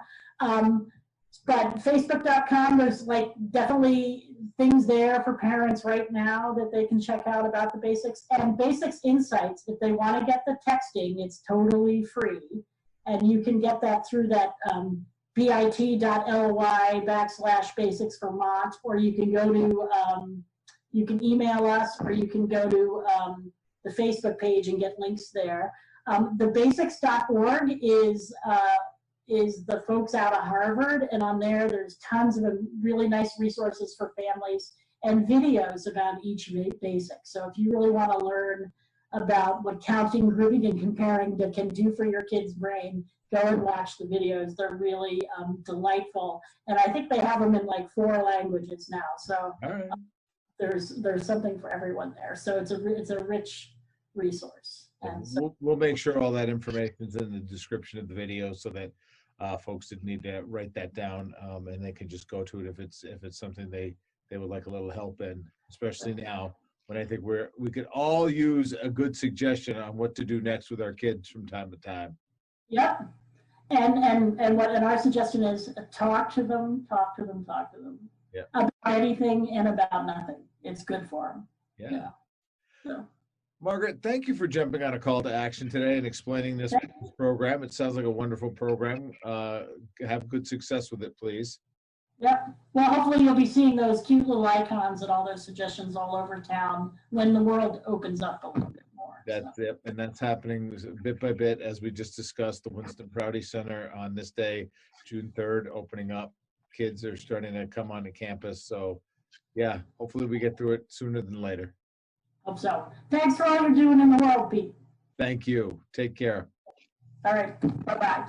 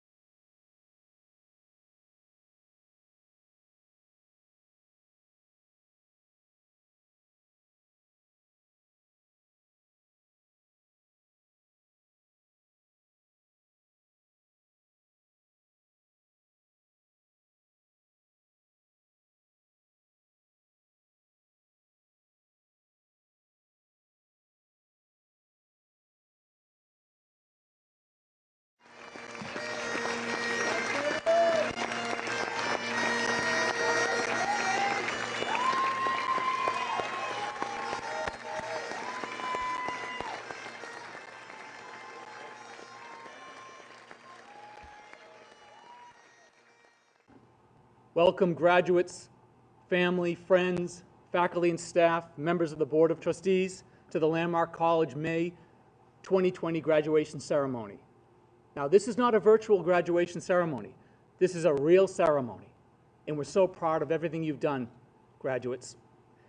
Given the disruption we've all faced in our lives due to the coronavirus public health crisis, and when thinking about you, our graduates, and how you handled the disruption to your lives and to your learning, my thoughts today are brief and simple.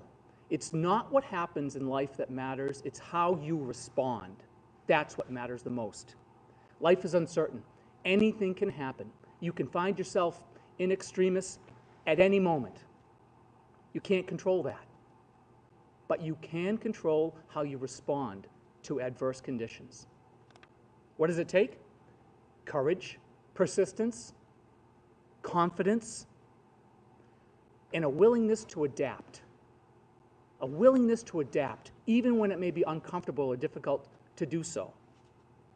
You, our graduates, you responded to a very difficult situation. You took it head on. You didn't give up. You completed your college requirements in a completely different format. You have proven that you have what it takes to handle whatever life throws at you. And that says something important about you all. That's what makes you different. We talk a lot about learning differences. That's not what makes you different, learning differences. What makes you different is you have what it takes to respond to adversity and to succeed. Congratulations to every single one of you. Now, before we get started, as always, we want to mention our recent faculty retirees. This year, Steve Carmichael, Lena John, Cindy Tolman, and Jim Balcom. You will be truly missed. In our ceremony today, students were given the opportunity to submit photos and speeches. They'll be shown during the conferring of degrees. And we also have a shout out from a special guest and friend of the college. Now, we'll move into the presentation of awards. Thank you.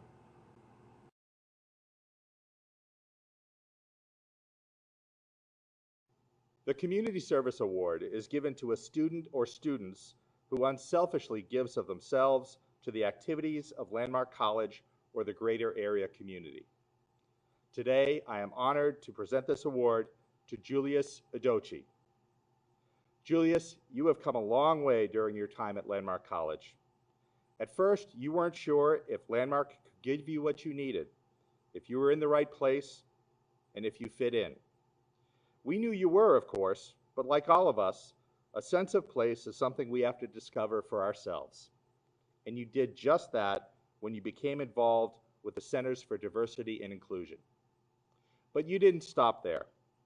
You used your experience and your position as a trusted mentor on campus to help so many others who needed to know that Landmark was the place for them. Through the programs that you have sponsored to the individual outreach that you have provided, you have helped so many students think about their place in the world, understand that what they say and what they think matters, and that they make our community stronger. With confidence, I can say that Landmark would be less of a place if not for you and your contributions to our community. Congratulations, Julius.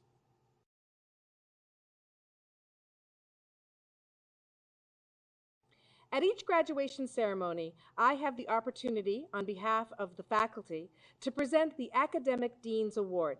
This award is given to students who have best demonstrated the qualities that define academic success at Landmark College. Academic success can be defined by those measurable achievements, such as grades, but it also includes those intangible characteristics, such as creativity and scholarly engagement, honest self-awareness, and mutual respect for others, leadership and resiliency, hard work, intellectual development, and responsible citizenship. This year, the student who best exemplifies these characteristics is Stephen Vitt. During his time at Landmark College, Stephen has become a thought leader on campus. He is an influential neurodiversity advocate because he speaks from the heart with a moral center that includes everyone, not least those who are vulnerable in society and not possessing his advocacy abilities. He has been a pioneer, helping the college to create the Center for Neurodiversity from the ground up.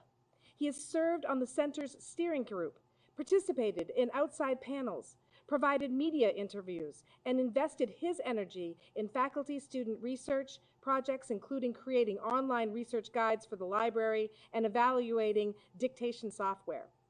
The general consensus from those who have had the opportunity to work with Stephen is that he is a real partner in the learning process, and that is ideal for academics. His academic work is used as exemplars in classes. His scholarship is a valuable resource for others, and his advocacy for social justice and willingness to act clearly demonstrates that potential to make life better for others, including the next generation of children as they move through their own educational journeys. Please join me in congratulating Stephen Vitt, this year's recipient of the Academic Dean's Award.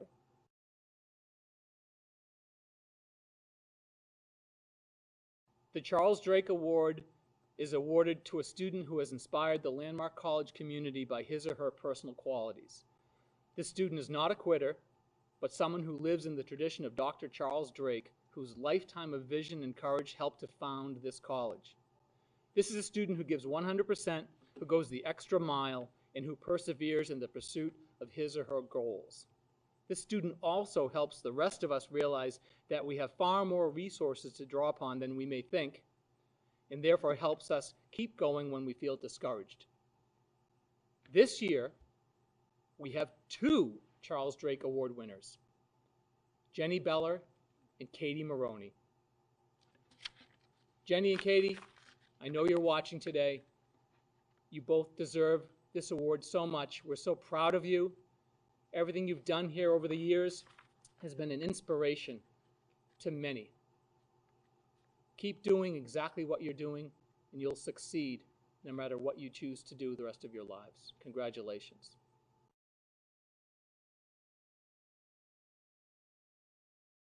The President's Award is given to the student who best exemplifies the principles we believe in here at Landmark College. This student is talented and energetic, meets difficulties head on, works hard, and is dedicated to his or her studies. On the other hand, this student also finds time to contribute to the well-being of other persons and to the life of the Landmark College community as a whole. This year's President's Award winner is Erica Loveland. Erica, I know you're watching. I can't think of a better recipient this year than you, Erica. You've touched so many at this campus. You've succeeded in every realm. We think the world of you. Congratulations.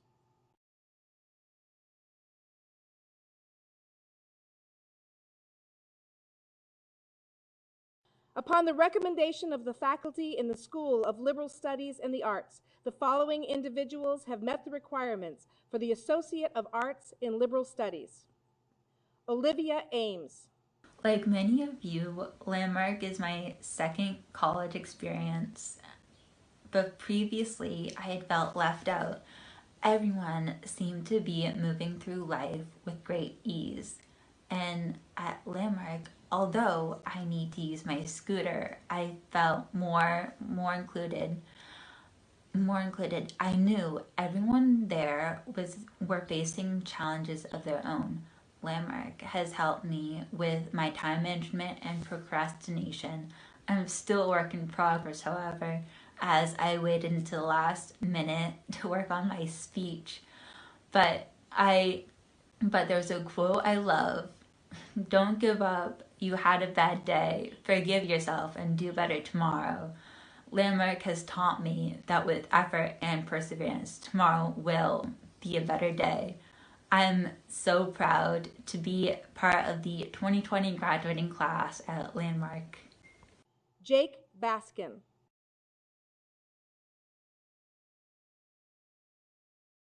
Andrew Blanchard.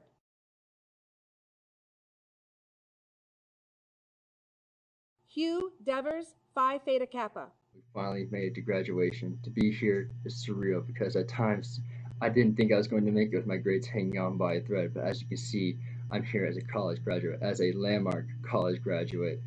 I've met many friends here that I have just absolutely adored and will probably continue to know for the rest of my life, as well as teachers that I hope to keep in contact with and use the lessons and skills they have taught me in life in the college I will go to and continue from here. I'd like to say a special thank you to Eric Maddie for all the public speaking and communication skills that I use in my personal life as well as academic life. And a special thank you to John Rose for being too cool for freaking school and being the man. Thank you for all the strength, for all the lessons and everything you have taught me. Stay awesome, stay cool, and keep contemplating jazz. Thank you. Morgan Doyle Elwell. I would like to say thank you for the school for giving me the opportunity to come here during the last few years. Thank you to my family for always supporting me, and my mother for being my biggest advocate both growing up and even now. Zachary Dunn.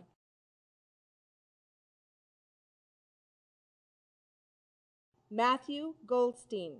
My time in Landmark may have come to an end in a way that we all didn't want, but I'm just so glad that I was able to come here. I grew as a person in such a way that I'm more confident with going out in the real world, making friends, getting a job in an environment that doesn't collar you for having learning disabilities, but pushes you to be better and to be more comfortable with who you are. I hope everyone stays safe out there, and I also hope that you find a way to celebrate because you've all done such a great job, and we've all gotten through this together, and we're gonna go out and do great things out in the world. I also want to dedicate this to my friends who I'm mostly leaving, that I hope you have a good time too without me, and I hope you stay safe. Gordon Graham.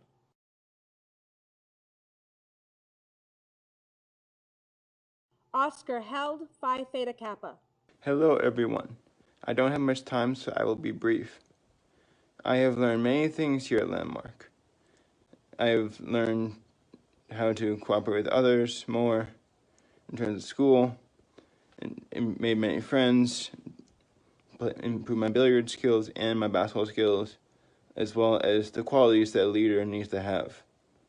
These qualities are very important, especially in these trying times. We need more leaders if we are going to survive this, or just in life. We need them to inspire us and keep pushing forward. And since I believe I have those qualities, I will do my best from now on. Thank you.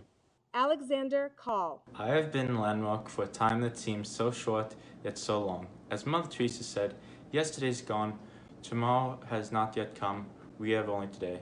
My first day at Landmark was very different from my college that I went to before. The teachers were much more accepting of us students with LDs, be it dyslexia or on the autism spectrum. I've met students just like me with similar LDs, though we all learn differently. I now know that I can accomplish things that I did not think I would be able to accomplish before, all thanks to Landmark. In these times, there are only two things I can say: stay well and stay healthy. Thank you. Kevin Knowles.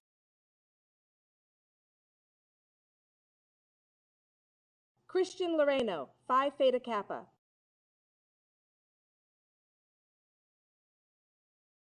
Catherine Maroney. Hello everyone, and congrats to the class of 2020. I know I'm repeating a lot of Landmark graduates when I say I truly didn't expect to make it this far, never mind under these circumstances we're facing. My experience at Landmark was unlike any I could have imagined after too many years of frustration and failure over my learning difference. At Landmark, I found solidarity, compassion, and a whole new understanding of myself as a student, one who is capable despite the little voice in her head telling her she's not. I still remember my very first day as a Landmark student, and after just one taste of failure, I was ready to pack my things and go home because I thought that meant I was just not meant to be successful. But here I could reframe my thinking. Just as one failure could affect me, so can just one piece of feedback, one hello on the quad, or just one instance of understanding to interrupt the vicious cycle. Thank you, friends, family, faculty, and staff at Landmark for never giving up on me. Thank you. Hannah Marshall.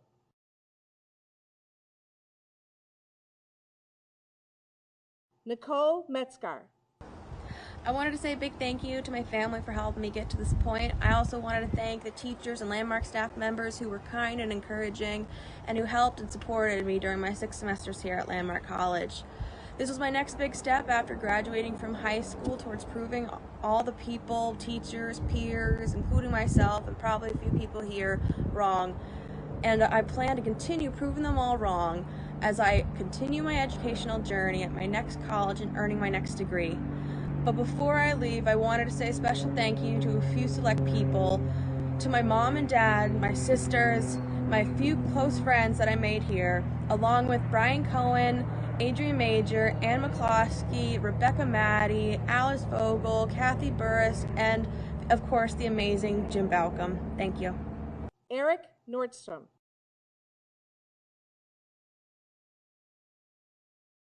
Dylan Riley.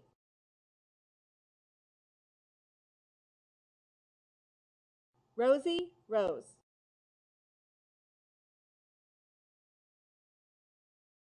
Daniel Rosenberg. Hello, everybody. I don't know how these speeches are eventually going to be organized, but I know if it's alphabetical, then I'm pretty late on the list, so I'm going to keep it brief.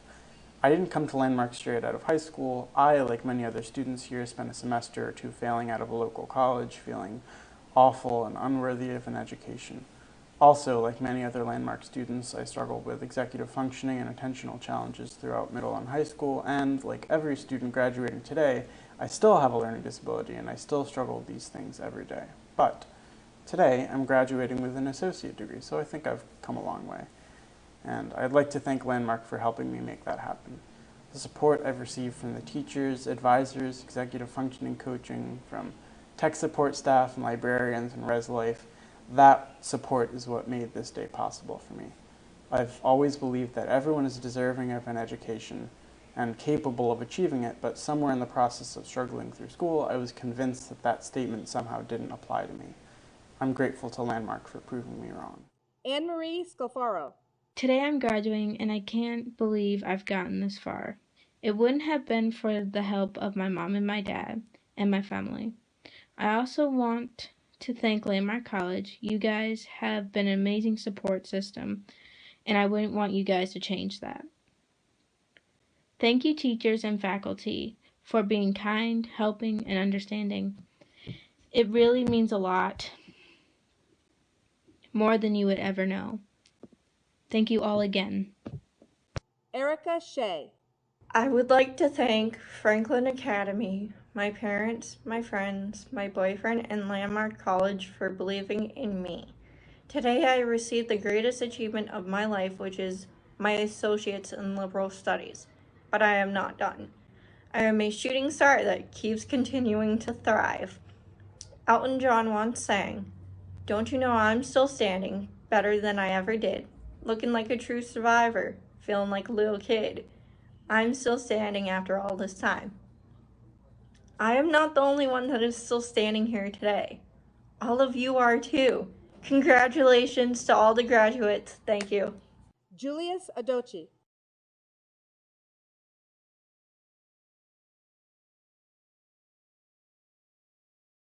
Upon the recommendation of the faculty in the School of Professional Studies and Science, the following individuals have met the requirements for the Associate of Arts in Business Studies. Brendan Lemieux.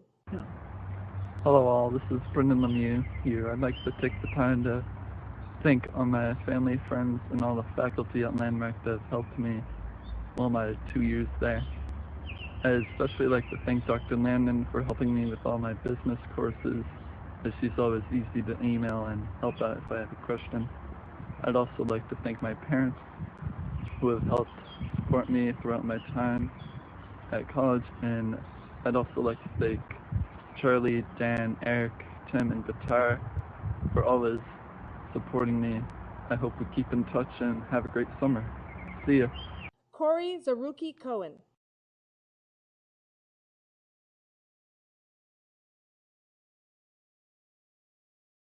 Upon the recommendation of the faculty in the School of Professional Studies in Science, the following individuals have met the requirements for the Associate of Science in Computer Science.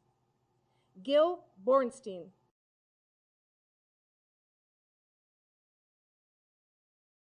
Christopher Farina.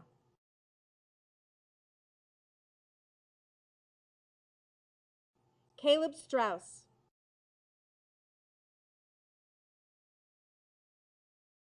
Justin Willis, Phi Theta Kappa. Hi, my name is Justin Willis. My time at Landmark College has taught me to never give up. I have to push myself every time I need to get work done, and I couldn't do it alone. The help and support I received from the Landmark staff was unbelievable. I was blessed to have been able to work with students who share similar struggles and professors who understood how we were wired. I want to thank the Landmark professors who put their heart and soul into embracing those of us who learn differently. Their mission to help us takes patience, passion, and extensive knowledge of multiple learning disabilities. And finally, I would like to thank all Landmark staff for making Landmark College what it is today. And a special thank you to my advisor, Ann Wheeler, for not only dealing with my unscheduled visits, but also getting me to where I am today, a cap, tassel, and a degree, and the confidence to move on to my next challenge. Thank you, Landmark. Upon the recommendation of the faculty in the School of Professional Studies in Science, the following individuals have met the requirements for the Associate of Science in Life Science. Daniel Meadows. Hello, my name is Daniel Meadows, AS. First, I would like to thank my parents, my family, and friends for supporting me during my time at Landmark. I would also like to thank my advisors, Gene Fulton and Todd Miller, for helping me navigate my courses at LMC. Finally, I have to thank folks like Doug Lynch, Kim Coleman, and Cindy Tolman for being as caring and committed as they were in class. All of the chances you've given me and all the patience you have had have allowed me to give this very speech. I came to Landmark College with so many expectations, and so many of them have turned out to be wrong. The location, the school, the staff, and the students surprise me every day. Campus is funny that way. The greatest surprise that I felt every day was my own progress. I earned my own self-respect and my place within the professional world, even during the current pandemic. In closing, I would again like to show my gratitude to those who've given me the love and support that I needed to excel, even with my learning differences. Thank you and good luck to all of those still stuck at home. Sabina Breitbard. Hello, I'm Sabina, and I'd like to thank everybody who supported me in getting my degree in life sciences. I'd like to thank my Aunt Nancy and my Uncle Alan and my friends and family. I'd also like to thank the STEM department, who really care a lot and are very accommodating. I'd like to thank Professor Stein, who was my professor for 4 of my classes and also my mentor. I aspire to have a similar career that he has, and going forward I will be studying conservation biology. Thank you. Justin O'Brien.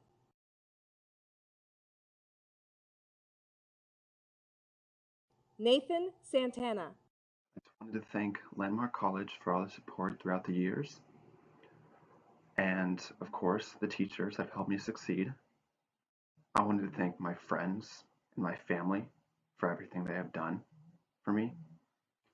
I wanted to give a big shout out to Mark Thurman and the Rise Up Center and everything that they did to help me succeed and grow as a person. And now I'm looking forward and moving on to the next chapter. Thank you, Landmark. Daniel Shin. Hello. First, I'd like to take this time to thank everyone for supporting me throughout my entire journey here at Landmark College, especially to all of my instructors, my academic advisor, Denise Higgins, who always urges me to get all the work done. Also, thanks to all the staffs and decals, the librarians, and all of my classmates that helped me out in some assignments. I also would especially like to thank my family for always supporting me. Next, I really loved and enjoyed every single minute of the opportunity for all the school events, such as being a radio DJ, a member of the Arcade Club, the Student Government Association, and the Campus Activities Board. And I'm also grateful to work for Emily Northa and the numerous opportunities that she had offered. Finally, I know that this will be my last moment as a student here at Landmark College, and that I thank everyone for treating me like a family member of the campus community. As Preston Eden always says, don't give up and keep moving forward, and always believe in yourself that you can always do it of achieving your goals. Thank you, and good luck to everyone in your next journey that's part of your future. Go Sharks! Upon the recommendation of the faculty in the School of Professional Studies and Science, the following individual is the first to meet the requirements for the Bachelor of Arts in Communication and Entrepreneurial Leadership. Wyman Jackson. It is exciting to have our first Communication and Entrepreneurial Leadership graduate this spring 2020.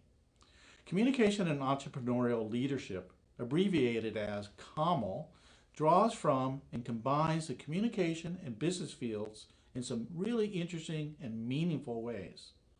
The major is grounded in current organizational theory and leadership best practices with multiple opportunities for real-world application. Now, the foundation of the major is built upon courses such as marketing, management, interpersonal communication, and media production. Now, students then can go on to focus in two different ways. One is called Leadership for Organizational Social Change, or the other is Multimodal Communication and Storytelling. We anticipate our graduates with this major to be prepared to move in multiple directions, all different kinds of careers and professions, including advertising, public relations, human resources, sales, broadcasting, new media, it goes on. Again, congratulations to our pioneering first graduate, Wyman Jackson. Upon the recommendation of the faculty in the School of Liberal Studies and the Arts, the following individuals have met the requirements for the Bachelor of Arts in Liberal Studies. Erica Loveland, Golden Key. Landmark, thank you for being part of the development that has made me proud to be dyslexic, for being a place where I could explore various leadership roles and participate in many fun activities. I am so grateful for the connections I made from faculty and staff to, of course, my friends. Thank you to my peers for showing me different perspectives. Thank you to my boyfriend and his family for giving me a second home on the East Coast. And of course, thank you to my family for the endless love, support, and encouragement. I will cherish the memories that I've made at Landmark, from cultivating mushrooms with a couple science professors to traveling Africa. Landmark is a special place, and I'm so honored to be a part of this family. Sean Noonan, Golden Key.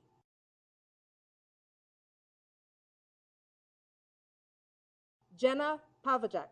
Thank you to my family, friends, and the great faculty and staff for making a huge impact on me. It's hard to believe that after all these years, my school life is coming to an end. My life has sure been interesting, to say the least, from repeating second grade to skipping seventh grade to now graduating college in 4 years despite this pandemic. Thank you to Landmark for the continuous support, the opportunities you've provided me with, and the great lifelong friendships I have made. I did it! Christoph Rozicki.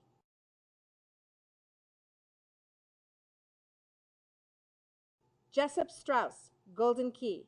I want to thank everyone who stood by me, especially when things got hard. Special shout outs to my parents, my various teachers from over the years, and all my close friends, whom I shall never forget. Stephen Vitt. First of all, congratulations to my fellow graduates. I would like to thank all the professors I've worked with over the years, in particular Peg Alden, Dan Miller, and Solveig Schmolsky. They've given me not just knowledge, but confidence in my own abilities.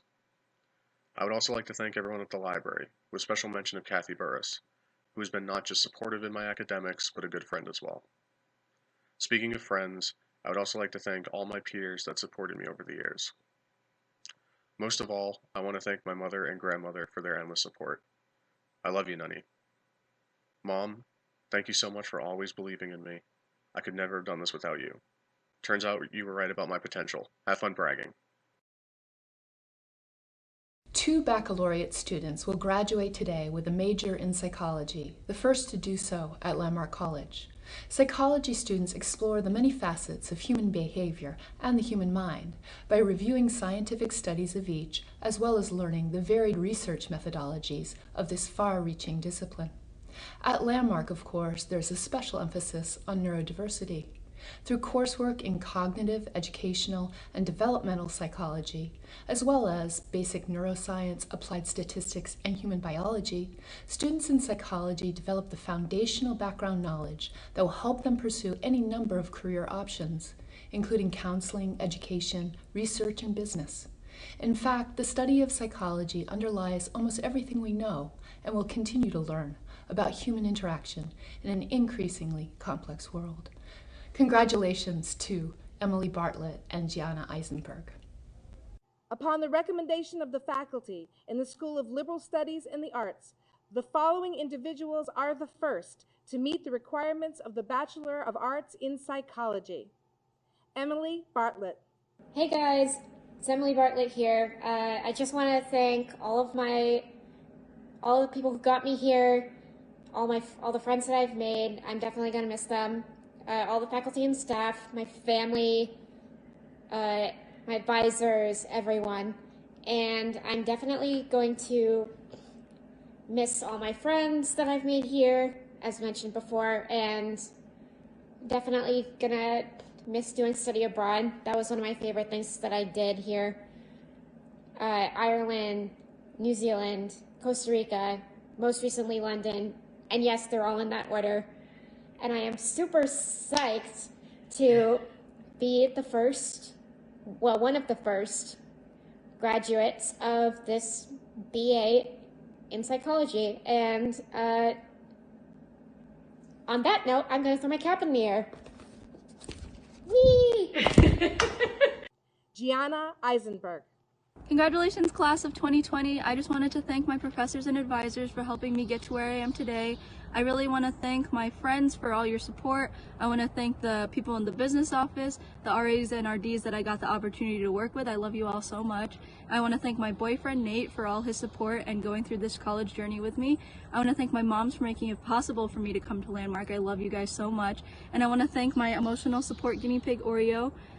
Congratulations, class of 2020. We did it.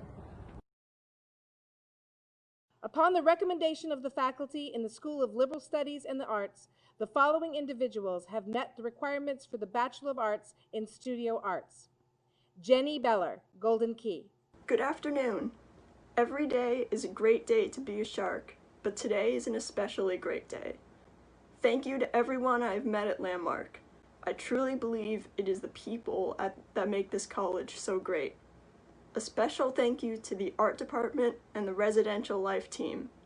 I am so proud to be graduating alongside a bunch of my friends and fellow RAs. Yay, class of 2020. Thank you. Alyssa Casey. I'm afraid I'm not very good at public speaking, even with the benefit of multiple takes. I'm inclined to keep this brief for my own sake and the sake of the viewer, but I will say this. Graduating has been a struggle and a half, and I wouldn't be able to do it without support. So I really want to thank my parents and the rest of my family, Alma and Umpa, Auntie and Uncle. I couldn't have done this without their support, emotionally and financially. I have no money. Thank you for putting up with my procrastination, breakdowns, and constantly changing my mind about my future career. I think there was a month there where I legitimately wanted to be a circus clown. Sorry to say, you'll be putting up with school, Alyssa, for another few years as I aim for my master's, but at least one step is sorted. Moving on to this next chapter in my life, I'm daunted, but I couldn't be more excited despite my fear. This has been a very weird semester, but I'm glad to say we all pulled through in the end. Maxwell Cornell. My time at Landmark has made me appreciate the value of self-reliance as well as the values of camaraderie and cooperation.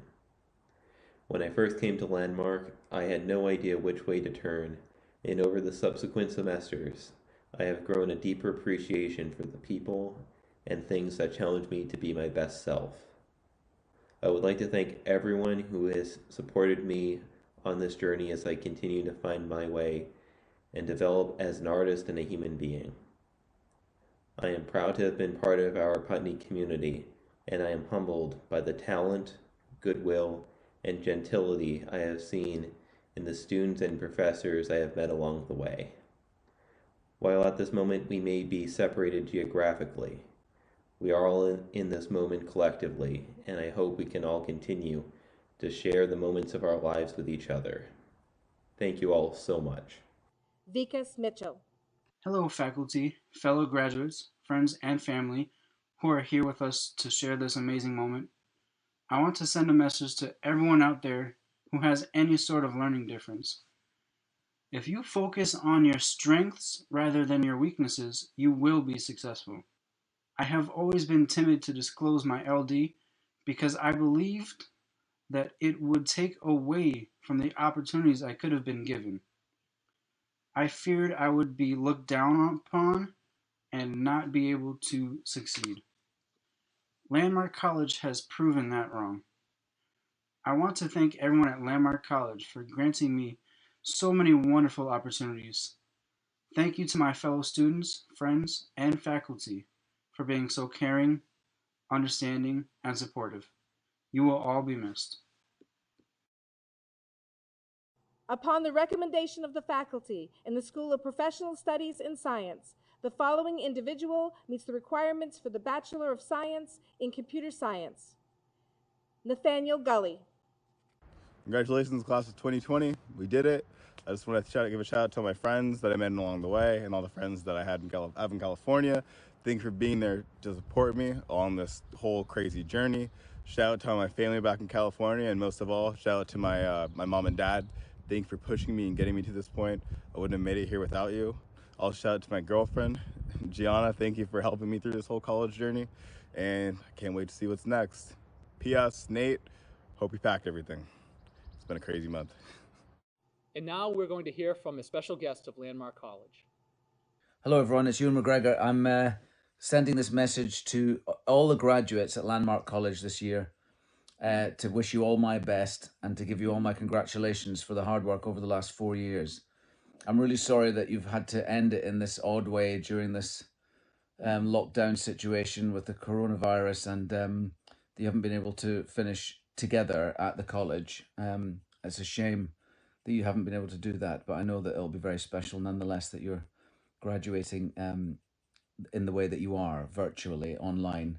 I got to know Landmark a little bit over the summer. My daughter Jamman came there to do the summer course, and I saw what a special place it was and what special people go there, and I could sense that it was a very wonderful atmosphere, and I bet you've all had a great 4 years there. So I just wanted to wish you my best wishes going forward, and my congratulations for all the hard work that you've done, as I've said, over the last 4 years. And they told me to say congratulations to the May Landmark College Associate and Bachelor Degree graduates, and I had to write that down because I would never remember it. I remembered a Shakespeare play once, but I couldn't remember that one line. Anyway, lots of love to you all, and congratulations, and well done. Cheers. By the power vested in me by the Board of Trustees, I hereby confer upon you the Associate of Arts degree in Liberal Studies, Business Studies, the Associate of Science degree in Computer Science, Life Sciences, the Bachelor of Arts degree in Communication and Entrepreneurial Leadership, Liberal Studies, Psychology, and Studio Art, and the Bachelor of Science degree in Computer Science on this day, May 30th, 2020. I hereby present the May 2020 class of graduates who are now officially welcomed into the Landmark College Alumni Association.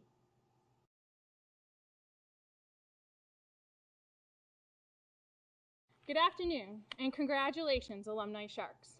On behalf of Landmark College and the Office of Alumni Relations, we are proud to now claim you among our alumni ranks.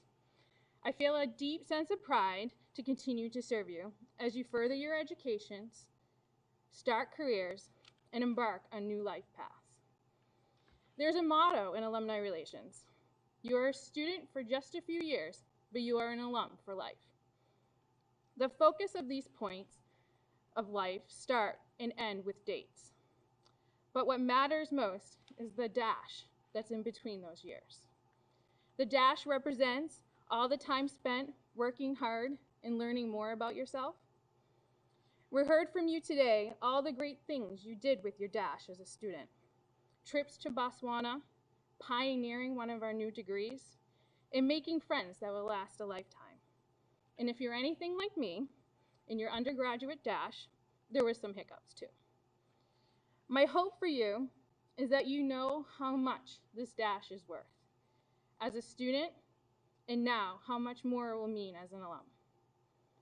The mentors you just thanked, the moment that you found yourself while you were here, learning that perfection does not exist, but motivation does, are the things that will guide you in your next dash.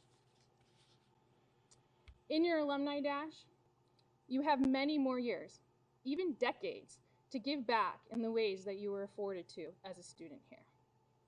I'm excited to be the one that officially welcomes you to start your alumni dash. And to officially start this dash, we mark this moment with the gift of your alumni pin. This pin is exclusive, and it represents your continued connection and commitment to Landmark College as proud, productive Sharks. It also symbolizes a sense of security, knowing that no matter where you are, wherever you go, that you will always have a spot and a place back at Landmark College. We ask you to wear this over your heart, where Landmark will be for the rest of your life. Congratulations, welcome to the Alumni Association, and most of all, welcome to your new dash.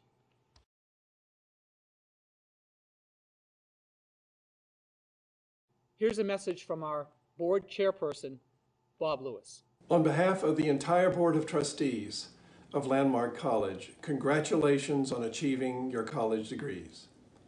Graduation is always a highlight for me.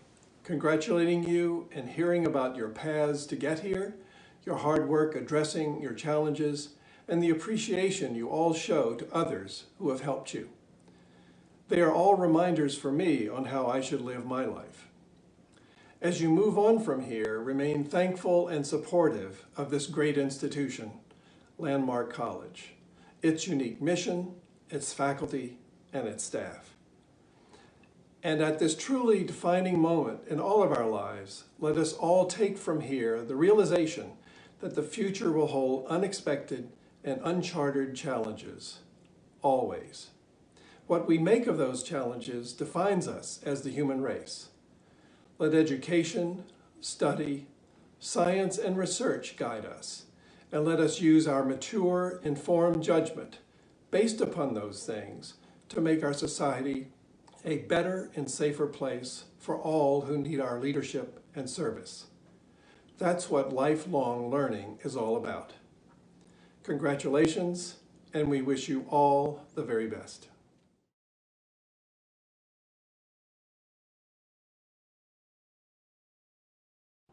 Wow, that was amazing. Congratulations, graduates.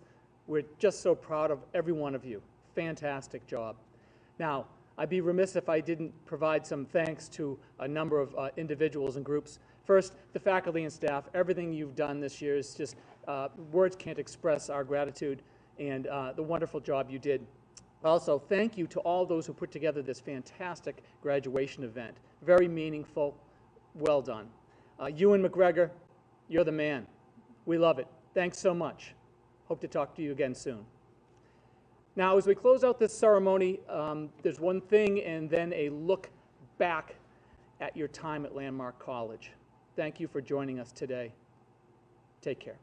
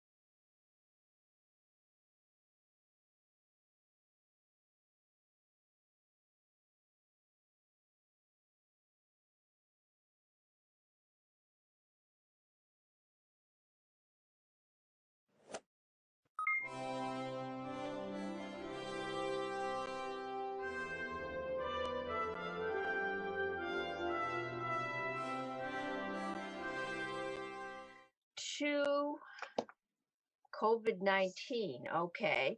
The administration brought a proposal to Ways and Means to help us deal with our little 150 or 160 some $million deficit in the Ed Fund. We are all still struggling as to how we will eventually fill that.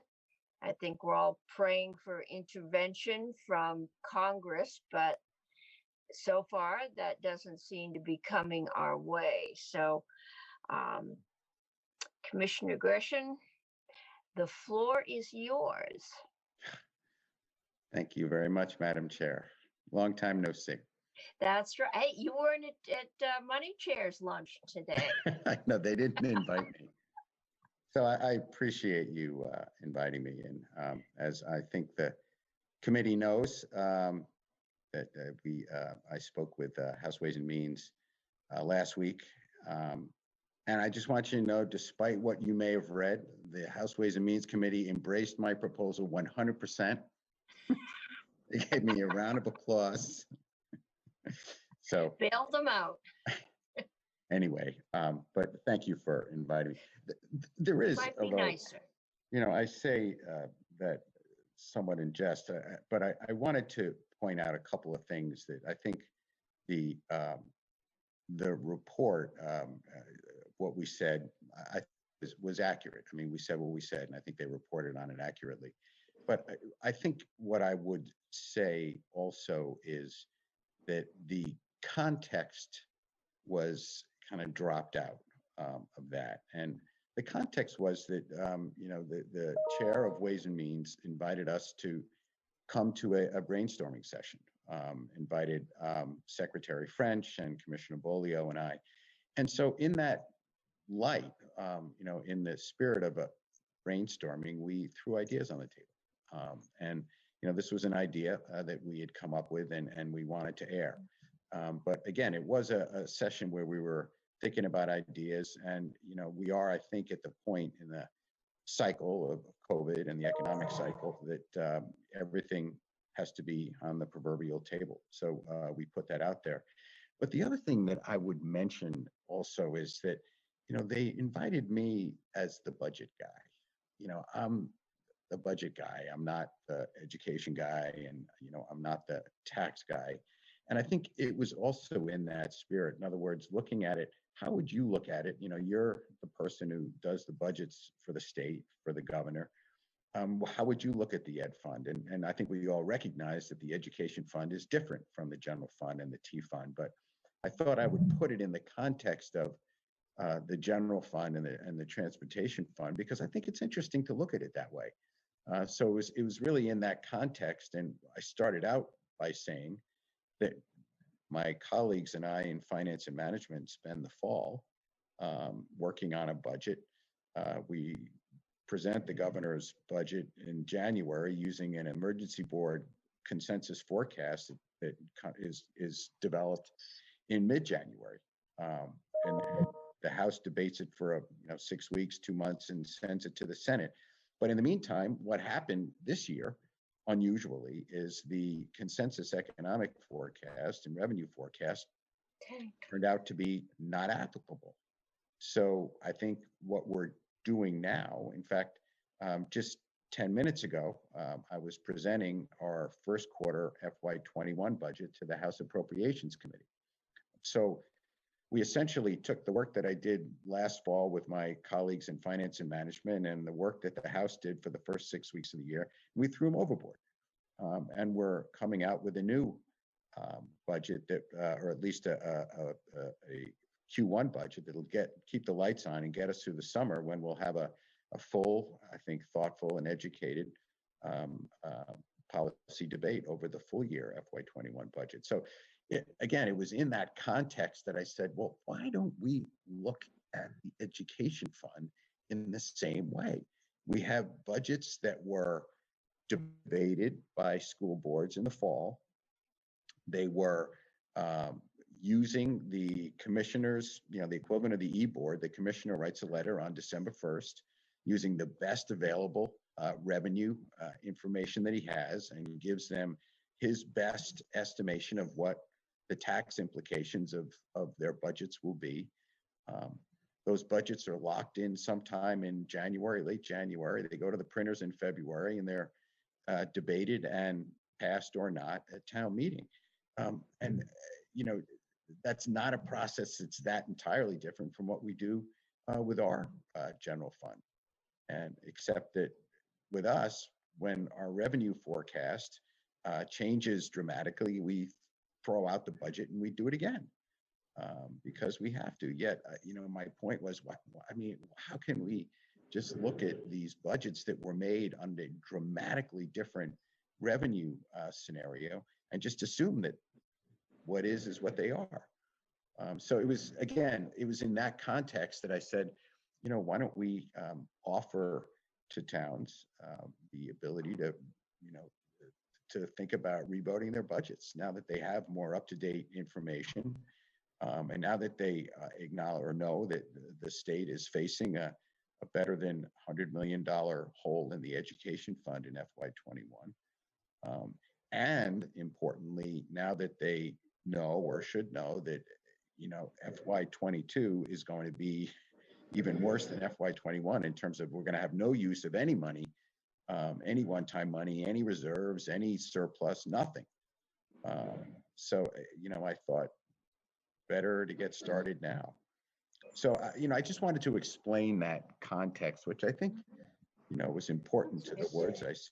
But I did indeed say that I think if we should think about the school budgets in the same way that we think about our general fund and our transportation fund, and that is when the situation changes, we should not just as we are doing with the education fund, look at the revenue side and figure out how we're going to find all the revenue, but we should think about looking also at the spending side and figure out how we can fit spending into the existing revenue picture. So maybe in the perfect world, you do a little bit of both. But anyway, I wanted to start out by, explaining the context of where I was at. Okay. So that's fair. I'm sure no one has any questions as to what I said, do they? Okay, so is that your proposal that we? Yes, my proposal is to consider asking school boards and school districts to, under the new revenue outlook that we have, to think about maybe revoting the budgets that they had locked in on town meeting day, in light of the fact that if we go forward with these budgets, knowing what we know now, it would be a substantial property tax increase. And the tax implications of them voting their budgets in March are now on average about 20 cents more severe, or 20 cents higher in tax rate, more severe than they were when they voted their budgets. And they should think about redoing them in that regard. Okay. Committee, any questions at this point? All right. Has this been run by the education committees? Representative Webb was in attendance when I spoke with Ways and Means. She, I guess I could speak to her for her in general, and said she did not embrace this proposal. Her comment was, and again, it's well taken. Her comment was that this, if you look at the 18 or 19 school budgets that are not passed, they're in a state of, call it chaos, I think was her term. And she said this would create chaos, not for 19 budgets, but for 200 and some odd budgets. And, again, I think point well taken. But, I would argue that we in the state government have been in chaos for a couple of months, and we've tried to work it out. So but yes, but we never presented this formally to the House Education or Senate Education Committee. Okay. Okay. Any idea? I mean, you aren't looking at this because when I read the press, I thought that you were looking at this to lower budgets in order to cover the deficit. I'm not sure that's what I'm hearing you say here, because I checked on it and I was told it would take 10% out of every school budget take that level of reduction So to cover the deficit. Right, fair question. I guess I would say in a perfect world, this would be one of many ideas that we consider. As you know, there is potential, and I emphasize potential, not confirmation, but potential to use the coronavirus relief fund to offset some school expenses. Mm-hmm. And, there was an idea put forward by the Secretary of Education to say that we could grant some part of that fund to the Agency of Education that would then subgrant to local education associations based on proposals that they made to the Agency of Education. And the Agency of Education would be have the job of determining whether those proposals apply to federal guidance that has to be COVID specific. And, there's very strict guidance about using it just to replace lost revenue. So they would have to be COVID expenses. And districts would be encouraged to think creatively about how part of their budget could be offset by COVID money.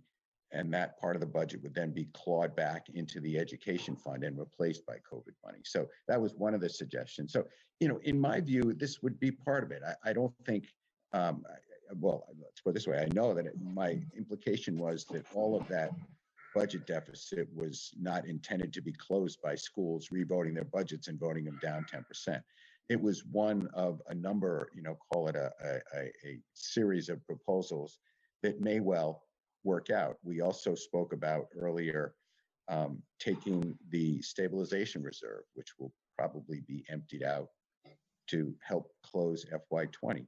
Maybe we don't need to fully replenish the stabilization reserve. Maybe we can replenish it, I don't know, put in 20 million and leave another 18 to 20 million for the following year. So that would gain us back $20 million. We intend, I believe, to try to get the CARES money, not the Coronavirus Relief Fund, but the ESSER money into school districts and potentially claw that back to the education fund to save another 25 to 30 million. So there was a series of ways we were going to chip away at this. It wasn't strictly going to be on the back of school districts, but we thought that should be one component of a comprehensive proposal that we in the legislature should consider. Okay, Senator Pearson. Thank you, Madam Chair.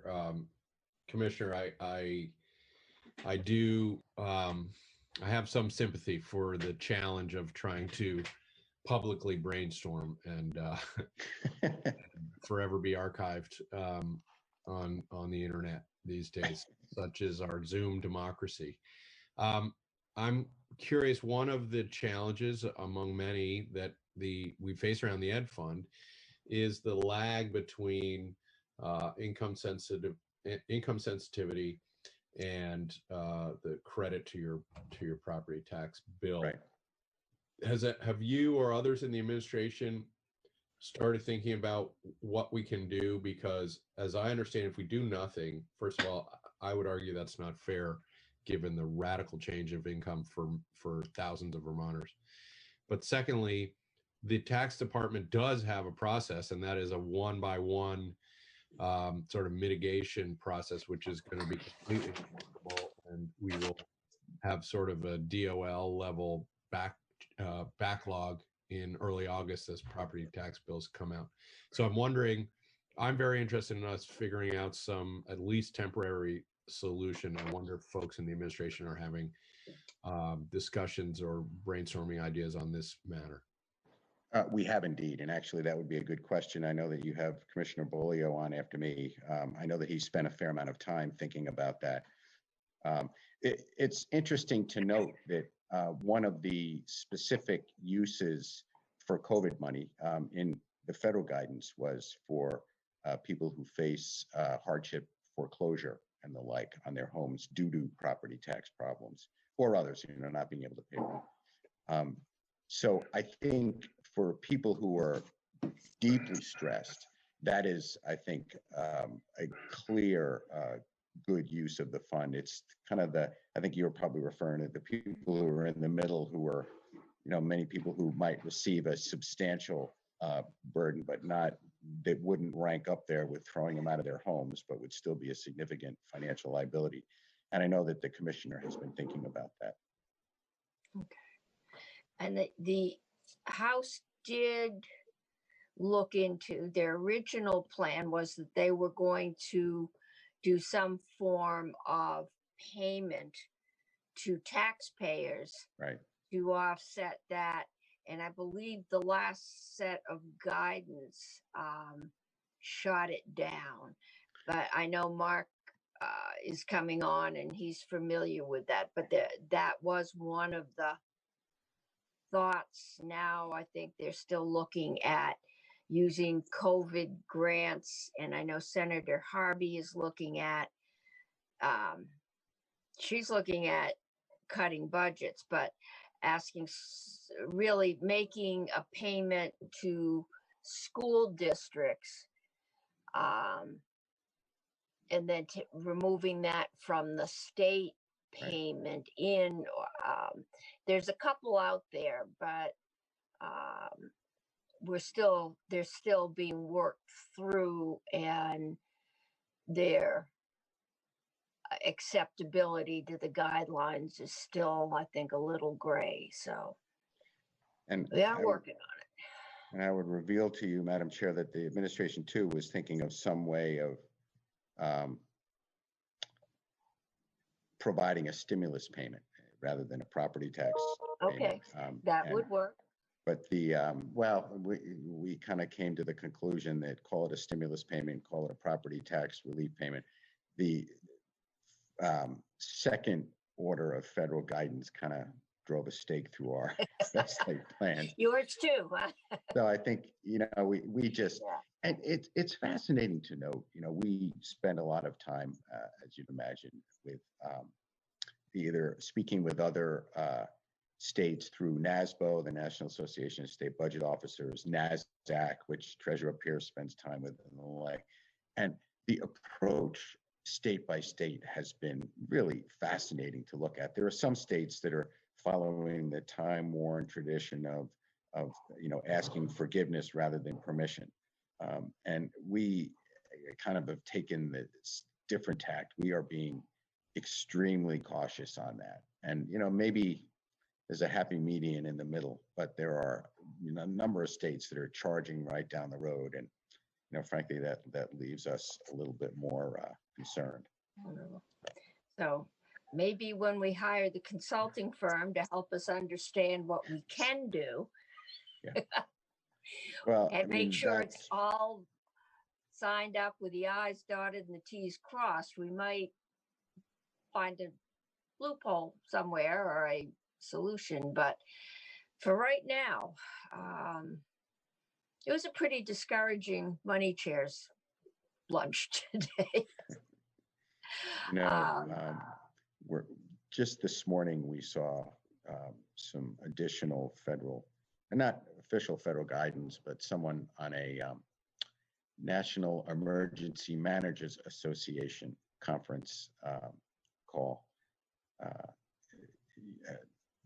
mentioned to me or sent me an email and said, there might be some hope in terms of FEMA state match payments with coronavirus relief fund money. And so we're starting some of these areas that we originally thought were off limits are starting to creep back into the but yeah, it's been very challenging. So, and I think, as you said, we are not the only state that's dealing with these issues. No. Everybody's lost a lot of revenue. Yeah. Madam Chair, may I ask a quick question? Yes, Sir DeCampion. Adam, so, we keep hearing this over and over again. We're all keeping our fingers crossed, and I'm wondering if you have any info for us, and that is on the possibility that the feds will change their minds as it relates to possibly allowing us to use these kinds of funds to fill budget holes. And I don't know what you're hearing from our delegation, what you're hearing from even the federal administration, but I stepped out for a moment and you may have already covered this, but if you haven't, anything you have would be great to know. So, and I think the senator's probably aware, the HEROES Act that was recently passed by the U.S. House included a very specific line in there that would allow revenue or COVID money to be used for revenue replacement. We anxiously await the fate. We've heard that that bill does not have a particularly enlightened chance in the U.S. Senate. On the other hand, we've also heard, and I think many people have heard, that something has a chance in the Senate. So there will be likely additional legislation. That is the one of all the areas. There's been questions about, can we use coronavirus relief fund money to pay the state match for FEMA? Originally the Treasury said, no, won't allow that. Or actually Homeland Security, which is FEMA, said no. Well, that's starting to change potentially. We heard, well, maybe there'll be 100% FEMA match as opposed to 75-25. That seems to be unchanged. A number of states have actually asked for that and they've been turned down. But the one kind of stake in the ground that the Treasury seems to have placed is no revenue replacement. And that we have not heard change yet. So, to the extent that there's a life for the HEROES Act, maybe that will change, but our most recent information is unlikely. So that's how we're acting. We're acting as if that's not going to happen, but okay. I'd be very happy to be wrong on that. Okay, thanks. We're hoping we're wrong. Right. Okay, any other questions? Okay, thank you. Thank you, Madam Chair. Okay, thank you. And I've got Mark on for just a quick update on the latest from the Ed Fund. So Mark. Good afternoon, everybody. We did receive a new consensus revenue forecast last night, which has a little bit of good news in it, and I can show you what that looks like on the Education Fund Outlook in a minute. But first, I'd just like to say that I agree with Commissioner Gresham that the Education Fund is very different than the General Fund and the Transportation Fund. And even if school districts were able and willing to go out and revote their budgets for next year, what they can cut is extremely limited at this point because we're so far into the process. For example, salaries and benefits account for 80% of what schools spend every year. And at this point in time, teachers' contracts are basically closed. So you have closed contracts for salaries and benefits other than healthcare. The statewide healthcare contract was closed at a $25 million increase.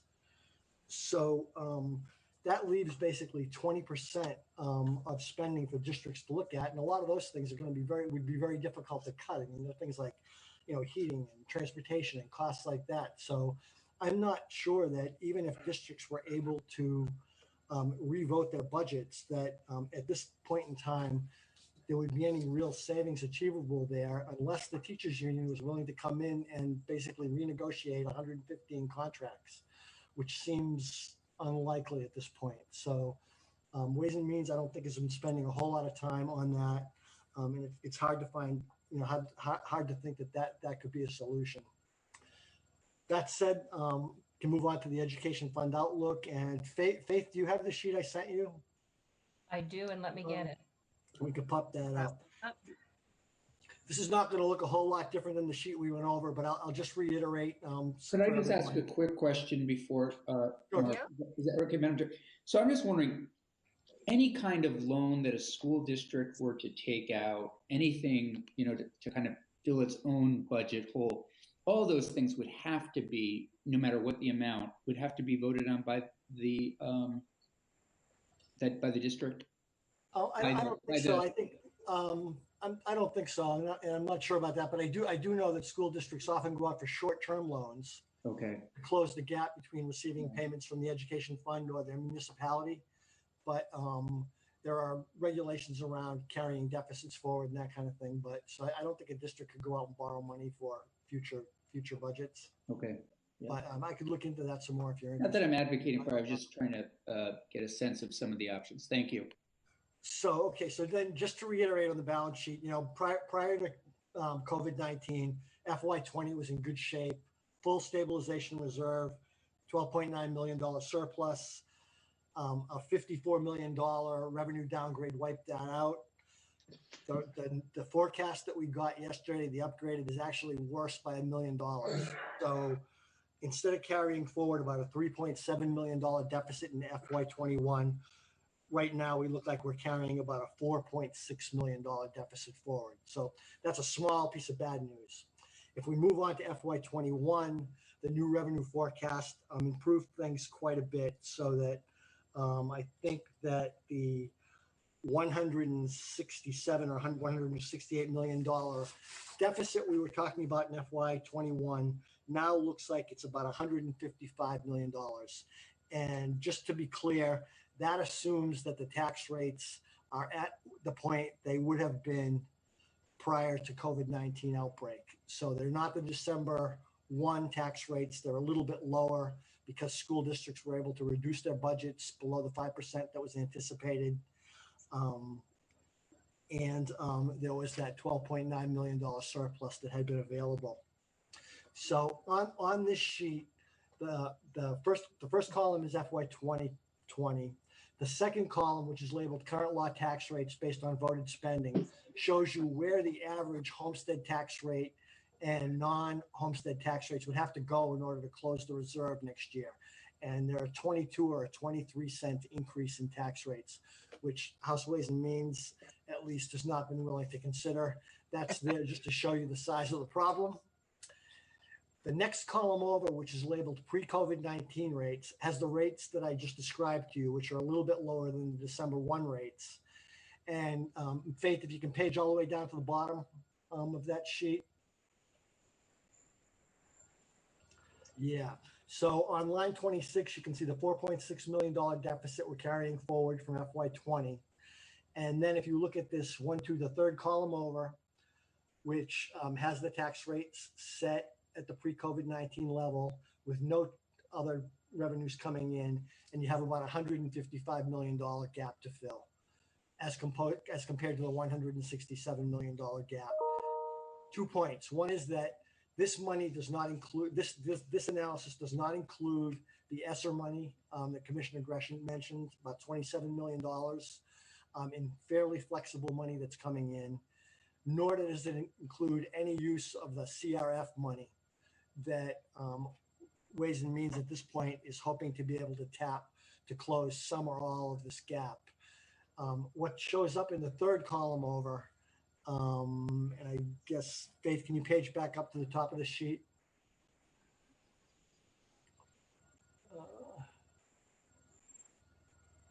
Big caveat is this column is just an example. Nobody's proposed it. We were just doing some simulations to show the kind of things we might do. So in this one, we have left the tax rates where House Ways and Means would like to place them. Can you page down now a little bit, Faith? And if you go down here to line 11, the proposal would be to reduce the education payment to the districts by some amount. In this example, it's $100 million in order to help balance the education fund. That would leave districts $100 million short. Those districts would be able to, under this scenario, be able to apply for CRF monies and possibly ESSER monies to replace that loss of revenues in FY20. So the districts would be whole or something close to it, and the education fund would be balanced. We've spent the last month or so in House Ways and Means going over a number of different ways to try to do this. The easiest thing to do would be to have flexible money from the federal government that we could just place into the education fund as a source and close that gap. There appears to be enough money in the $1.25 billion that we got in CRF money to do that. But the guidance is pretty clear that you can't do that. Some of the other proposals that have been considered would be to send money to individual property taxpayers to help them pay their bill. That was specifically prohibited in some of the subsequent guidance we got from the feds. Two other possibilities that are still, I think, on the table are, one would be this one, where we would reduce the education payment by a certain amount, place some of that CRF money in a fund that would be administered by the agency, and allow districts to apply for grants that would cover COVID-19 eligible costs and replace some of the money that way. A cleaner alternative, one that's a little riskier, would be to say we're going to provide districts with a per pupil grant that we would pay out to each district based on the number of kids they have, and allow them to basically draw down COVID CRF money in order to do that. The beauty of that piece is that we would know exactly how much to take down the education payment in each district and be able to reimburse the district for it. The prior way I was talking about, where we would just reduce the money from the education payment and have districts apply for their COVID-19 eligible costs, means that you might not get a match between the amount of money we've reduced their spending by and the amount of money they're able to recoup. Last thing I wanted to say is that even though this is a really strange looking setup, we have precedent for this. A few years ago, we were looking at healthcare savings for districts, and we didn't know exactly what that was. So we made an estimate of the amount of healthcare savings each district would achieve, and we subtracted that savings from their education payment in order to balance the education fund. And the districts then had to go out and find those savings in their healthcare contracts. Districts that were able to do that were fine. Some districts did a little better. Some districts were not able to do it, and they had to cover the shortfall with either another cut someplace else in their budget, using reserve funds if they were available, or carrying a deficit forward into the next year. So mechanically it works. How it would affect individual districts, we're not sure at this point. And I think it's still at this point, we're really trying hard to work with the guidance to try to find a way that we would have some confidence that either of these last two scenarios we're talking about would work. Obviously, what I'm hoping for after working on this for a long time is that we either get more flexibility in terms of the CRF money we already have, or we get a COVID-4 that has money specifically directed to states to allow them to replace lost revenues, which is really the problem. The problem is not for the Ed Fund. The problem is not so much COVID-19 related cost increases as it is loss of non-property tax revenues, $150 million over 2 years. That is really, really difficult to make up with the constraints that we're facing on the existing money that we have. So anybody have any questions on that? Any questions? Okay, welcome to our happy world.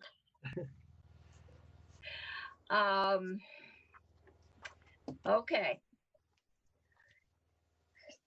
So, barring a major influx of string-free funds from the federal government, it looks like it, as we've done before, but never to this extent, we're going to be doing some jerry-rigging. We're probably going to be looking, it's hard to tell schools to cut, because everything I've heard is they're anticipating need for additional special ed and additional mental health and remedial work, because 3 hours a day out of school It's going to take a little while to get everybody settled down and back up to speed, and just get the mind disciplined to sitting in your seat all day. And then some of them have experienced COVID costs, like buying computers. But the big cost, I'm sure, is staff, and that staff was in the budget. And so it's not eligible to be recovered unless they had to hire extra staff, or they had to hire or do longer hours, perhaps. So just to be clear on that point, take 2020 for example. In 2020, we know that there are some costs that districts are facing that they did not budget for, and it's coming late in the year. Those are pretty clearly COVID or CRF eligible expenditures. Those we should be able to replace. The problem we're facing in the Ed Fund is that $150 million deficit. We're looking to replace budget money that's already been budgeted with CRF money. So you have to make the case that even though you've already budgeted this money, for some reason, we've decided that it should be eligible for CRF replacement. An example, just to give you an example of that, school districts were required to keep all their staff and teachers on their payroll after the COVID-19 piece hit. Most of those districts were actively working, but there were some staff that were unable to be deployed. So they were being paid, but they were not able to work. That kind of thing we think would be eligible for CRF money and could be reimbursed. So we're putting money, the money has to go into two camps. So the money that's clearly related to COVID-19 and is a new cost that wasn't anticipated, which we think is eligible. And these other budgeted expenditures in FY21 that have been made before we knew anything about this, given the new environment we're in, can we identify a significant amount of that budgeted money that could be eligible for a replacement with CRF money? Okay, so Mark, next year, if we have to hire extra teachers in order to cut down on class size, if we have to upgrade our air circulation and cleaning systems or install them, shields, extra janitorial staff, all of those things, those would qualify for COVID money? Yeah, I think so. And the attorneys would have to look at it. The problem is that those are new costs. Yes, right? Those are new costs. Those are new costs. The $155 million does not reflect any of those new costs. That's the $74 million that school districts have already, they approved to spend in FY21. And at that point, we didn't know about COVID-19 yet. And so the question is whether some of those expenses are going to be eligible for reimbursement. But it's a tough argument to make. It is. Okay, I've got Senator McDonald and then Senator Pearson. Madam Chair, we had a one-liner from the Congress of the United States that said we should solve this by going bankrupt. But on the other end of that spectrum, maybe Mark could tell us what the entire estimated budget is for the 19 towns that don't have a budget now and have not budgeted for next year. I don't know what their total budget is. I know the difference between their FY20 budgets and their FY21 budgets as approved by the I'm asking a technical question like an 8th grader would ask. Okay, yeah, I'm sorry. Is that money, since it's not budgeted, eligible to be funded with COVID money? Only if it's tied to a COVID-related need. If it's just business as usual, I don't think so, no. They have to open next year and they don't have budgets. Well, they can have a default budget. If they haven't passed the budget by June 30th, then they're going to be on the default, which says that they can borrow up to 87% of their prior year spending and get a dollar tax rate. Yeah. Thank you, Madam Chair. That's why it was an 8th grade type question and a simple answer. No, it's a logical question. Because I was saying, well, maybe it's COVID related because they can't vote because they're shut at home. Thank you for putting it back in the ballpark. All right. Senator Pearson, I was in ninth grade. I was just going to say, I don't think we have to worry that much. Senator Sorokin is headed to some treasure now that he'll be donating, I'm confident. I was going to say he has gone from outer space to it looks like the Southwest or somewhere. He's traveling looking a for lot. treasure. Ed Fund Treasure. Thank you, Senator. That's about what we need. Do we have any oil under our ground or uranium or diamonds? Okay. I have some buried garnets in my backyard, but I don't think they're worth the 100 and some million. Okay. Any other questions for Mark? I can just, Mark, if I can just point out one more thing, one other potential revenue source that isn't included in this $155 million is use of the stabilization reserve. This assumes the stabilization reserve is fully funded at 5%, which is $38 million. Right. So there's been some discussion about partially funding that with an intent to replace some of the money in future years. But again, to the extent that we start dipping into our reserves, the markets aren't going to look at that. Right. So it might be a balance between reserves or deficit. Yeah. Because one of the other things I heard today is pass a bill, put the tax rate that would have been in place in March with the voted budgets, and then we'll figure out how to deal with the deficit later. I'm not sure how we're going to pay our bills because we can't print the money.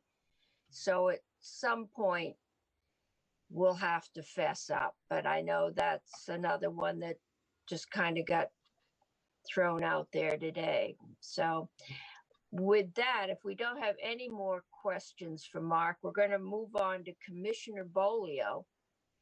And I invited the commissioner here because he had a proposal that, as I understand, you thought would work well in the miscellaneous tax bill, but didn't want to hold it up. So when we started this, I had more time today than I think I do, but thought maybe we just give you a chance because miscellaneous tax, I believe, is headed our way. I'm hoping I'll get a chance to do a quick walkthrough this week. If not, we'll do it next week. But I thought I'd give you a chance just to tell us what you're thinking. Yeah, thank you, Madam Chair. Listening a little bit to Adam and Mark there, I think I'm coming to you guys with a much easier problem to solve. So good way to good. We need an upbeat. Yeah. So the topic that I wanted to talk about today was the interest rate that the tax department is required to charge when we have to bill somebody. So the process for how to calculate our interest rate is all laid out under the provisions of 3108 in Title 32. And really the short version of what happens every year in December, we publish an annual rate that's based on the prior 12 months, the average bank prime rate as determined by the Federal Reserve. And we use that for the whole year. As I'm sure this committee has heard regarding a lot of the ways statutes are written, in normal years, that's fine, right? Because the interest rate does not change so dramatically within the year as to make it out of line with the rest of the economy. But this year is a little bit different. So based on last year's average prime rate, our debts are now billed at 7.5% interest, whereas the average prime rate right now is between 3 and 4%. I should also note one important element of the calculation that goes in under that 3108 is that what we bill is 200 basis points higher than what we pay for refunds.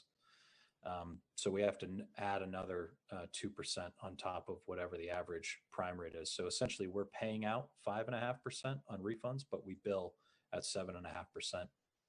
And while I have discretion to determine whether or not to assess interest at all, once I have made the determination to assess interest, the rate itself is locked into statute. So I wanted to bring it to the committee. You know, I really have two concerns with the 7.5% rate. One, that it just feels too high based on the massive shift that has happened in the economy and the significant rate cuts that we've seen from the Federal Reserve. And the second is that the extra 200 basis points for debts doesn't sit well with me. It never really has. I actually think it was something that tax asked for back in 2012. So it was under a prior administration, but I'd love to get rid of that. And if the committee is amenable, you know, really what I think might be a viable proposal is to set a rate for, let's say, June 1st of this year through December 31st that's more in line with the rates out in the economy today, and then remove that 200 basis point premium on debts so that when we go to calculate the rate next year, it will again be more reflective of really the rates that are out there. I think that's interesting because my memory is that 200 basis points has gotten some pretty heavy questioning in this committee. And we were assured it was absolutely necessary. But,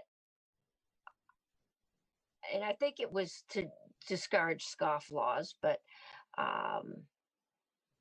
I mean, it is, right? It's there to try to incentivize payment of taxes. And I'm not, I mean, it is important to pay taxes, and penalties and interest are one of the tools that we have, one of the sticks that we have when folks don't want to pay voluntarily. It just, to me, sits like one of the places where government is playing by a different set of rules. And so I'd love to do away with it. I think that's always been the concern. And I can hear one senator's voice, but I can't place it with a face. I'm not even sure the senator is still on the committee, but I do remember that discussion. Okay. Questions for Commissioner Bolio? Senator Brock. One question as far as the rate is concerned is, might it make sense to set a rate today, but somehow index it in a way so that we don't have to revisit it annually, but base it on some rate that is in the market that we can look at and simply piggyback from? Yeah, so Senator, I appreciate that question. I think you're sort of saying maybe a floating rate that's more dynamic than an annual rate. Or it could be an annual rate based on a point in time from a fixed index. Yeah, so that is what we have now. So really what I'm proposing is to just set a rate for the last 6 months of this year, and then let our normal annual calculation happen this December for an annual rate in 2021, just absent that 200 basis point addition. The challenge we'd hit with a more dynamic interest rate is really operationally. We have to code our systems to process that rate. And so to be changing it more frequently would be a challenge. And again, in normal years, we don't have this kind of drastic move that really makes it out of sync. So I think if we just set a temporary rate here and then leave really every provision of 3108, except for that 200 basis point premium in place, this will allow it to, after December 31st of this year, go back to the normal process where we're calculating a rate that should be fairer to the taxpayers. Okay. And just also to add to your question, or the question that was raised about interest rates being a means to propel people to pay taxes, it seemed to me that you have two different tools. One is interest rates that reimburses the state for the time value of money, but then you have penalties that can be applied in cases that are more egregious. You're absolutely right, Senator. And frankly, the penalties are much more punitive.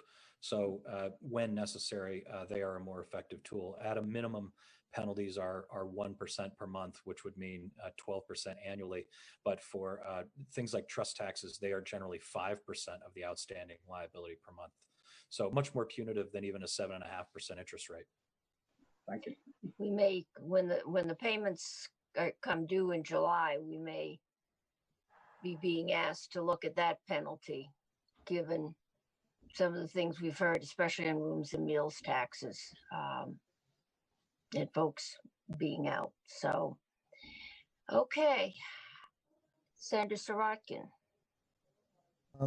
Maybe I missed some of this earlier on, but how does this compare to what other states do in terms of their numbers? I actually am not.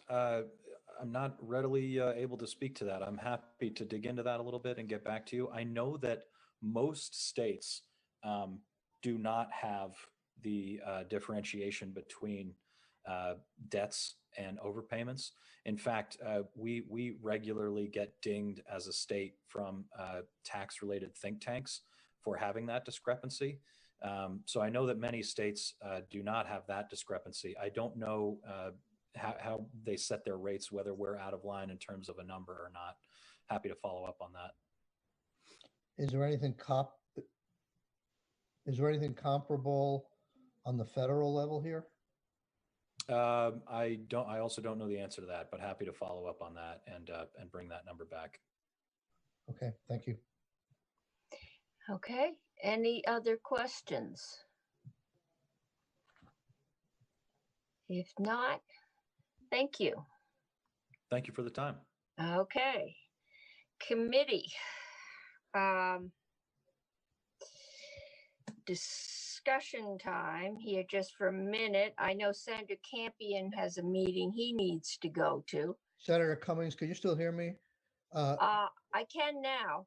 Okay, if Craig is there, if he can also, when he comes back with further information, could he let us know how much this is going to cost us to do this? Actually, I can speak to that briefly now, if that's all right, Madam Chair. Yes. Yeah. So this is a tough number to pin down, right? Because you have to be talking about how much interest do you bring in, and interest might be for any number of years that are outstanding in the system. We think that it's low six figures, so less than $500,000 is at stake. I would also just want to stress for the committee, it's a deferred loss of revenue, right? The vast majority of interest revenue that we bring in on an annual basis is for old debts. And so as the debts start to get paid later with this new interest rate accruing for what would be active for the last 6 months of this year, it's likely that even that revenue loss we're talking about doesn't happen for a while. It's really when are those debts ultimately paid?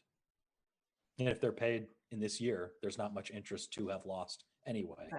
Right. So it's really just the ones that have stayed outstanding for that entire 6 months, but less than $500,000 is our estimate. Thank you. Mm-hmm. Okay. Any other questions? All right. My plan is to put the two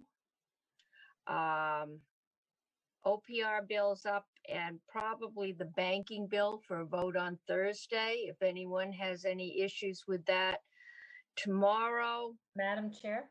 Yes. This is Faith.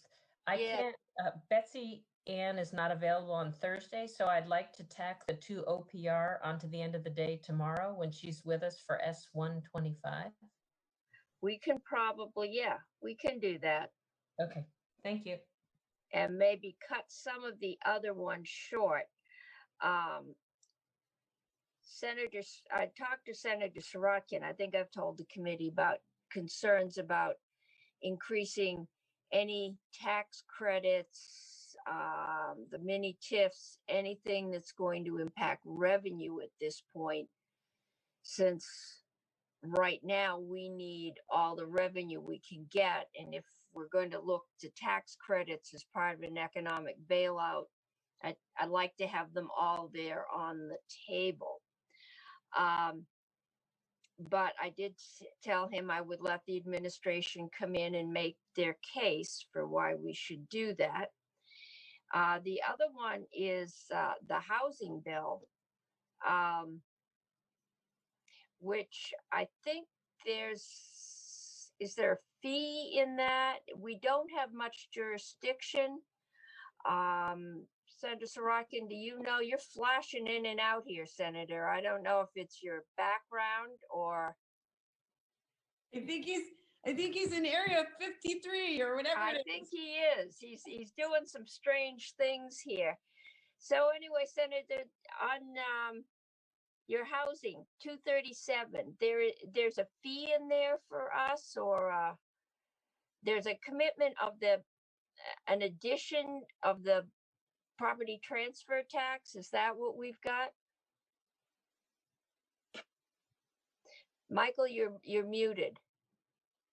There is a property transfer tax in there. It's more of an appropriations issue. Right. It was a directive to give any increased property tax to VHCB to give their 50% statutory percentage if the property transfer tax went up by any amount of money in FY21, which I'm hearing that's a virtual impossibility at this point. So the section itself is not worth much. And that's what I am now starting to get emails about the planning and zoning section, which is not our jurisdiction. Right. And I responded. Are you going to take that up in your committee? I'm just trying to decide what we do with this bill, and if we. So the planning and zoning stuff, as I said before, and as you'll hear again, is designed to increase density and promote affordable housing. And it's being looked at by natural resources. I sent an email to all of you. I had a good conversation with Senator Bray yesterday morning at the behest of the Pro Tem. So they're looking at the Act 250, the municipal planning, all of that stuff. The stuff that's in the jurisdiction of this committee, I think, is the project-based TIFs. And as you said before, the increase that's a 237. Yeah, that's in 237. No, the project. I thought that was in 256. No, you're right. The project-based TIFs are in the economic development. Right. The downtown tax credits, I always get confused because we moved them.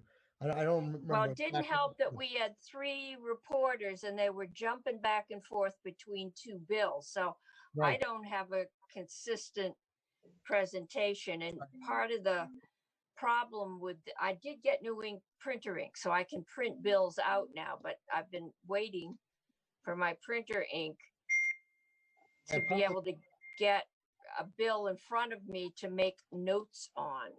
I found that a loss, and I think Michael has disappeared to section 57 again.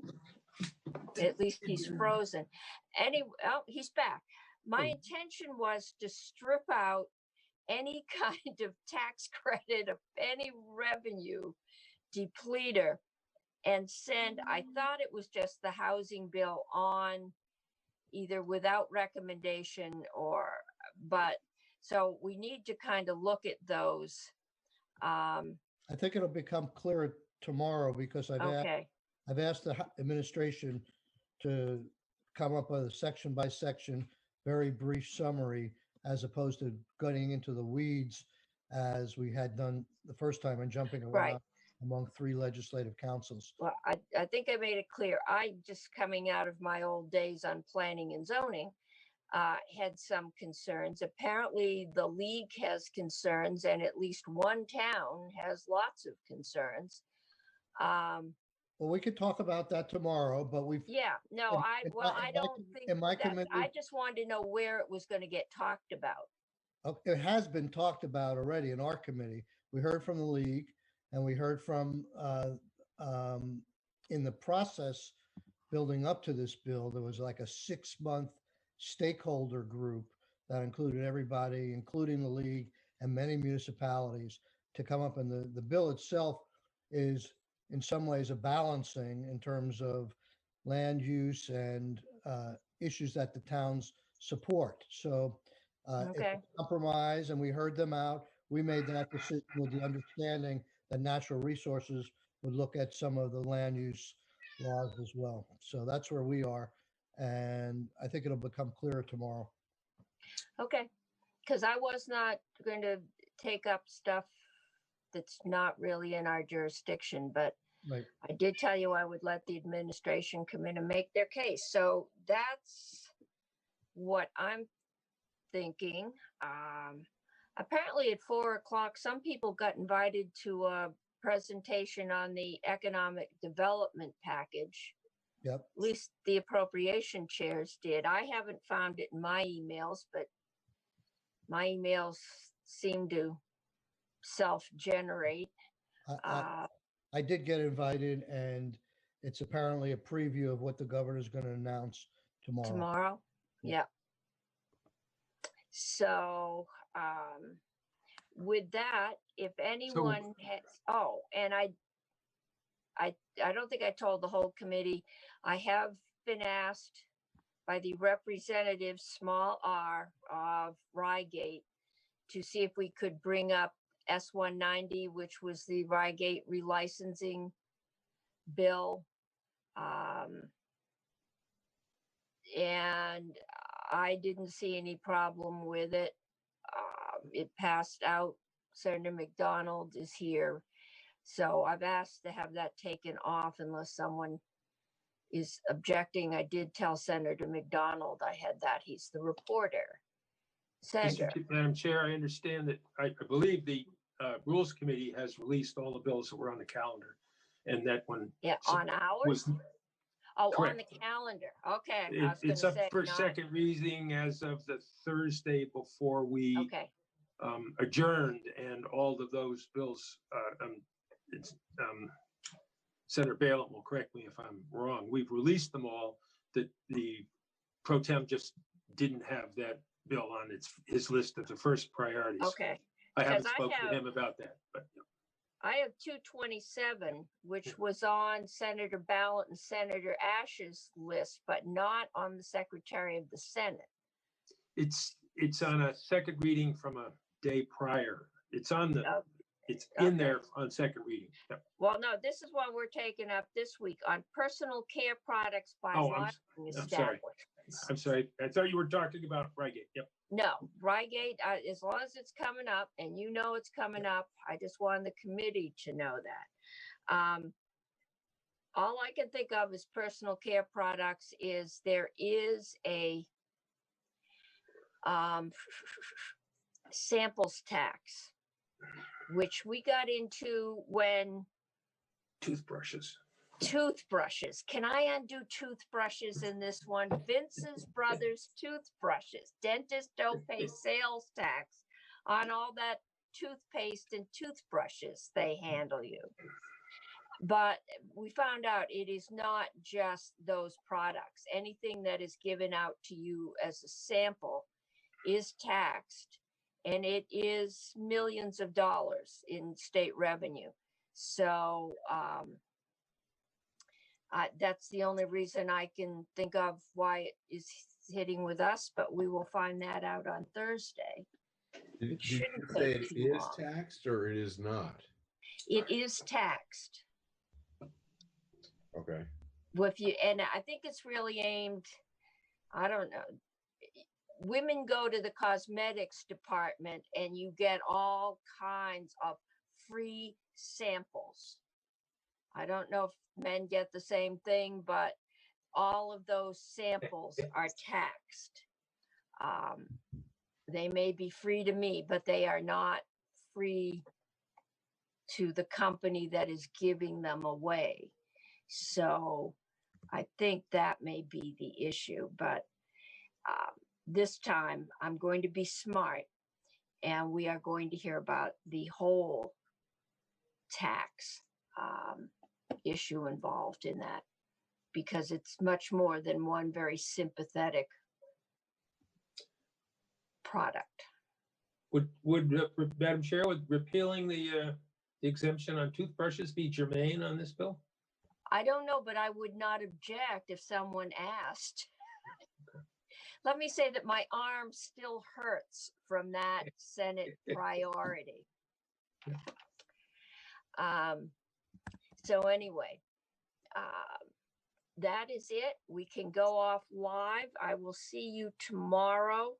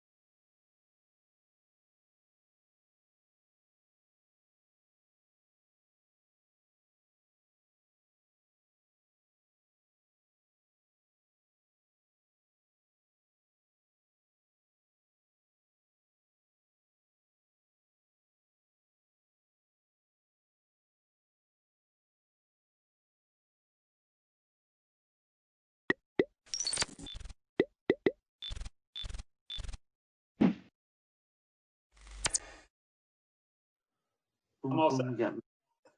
Okay. So additions or deletions to the agenda? Bill, are you're here for the whole meeting? Thumbs up. I'm here till 1:45, but if you could add pay orders to new business.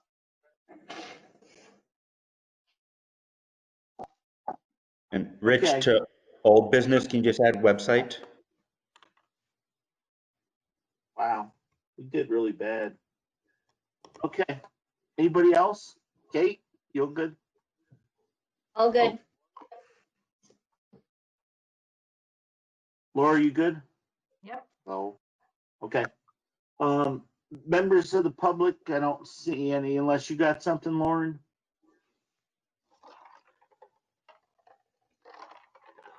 Wow, your clock is really messed up behind you. Yeah, the battery's dead. Want me to send you a battery? I just realized it was visible. May 18th meeting minutes. Does anybody have any comments, or could I get somebody to make a motion? There was one typo on the second page. Bill's name was spelled, it was missing one N in the middle of the second page. I'm trying to pull it up to tell you exactly where.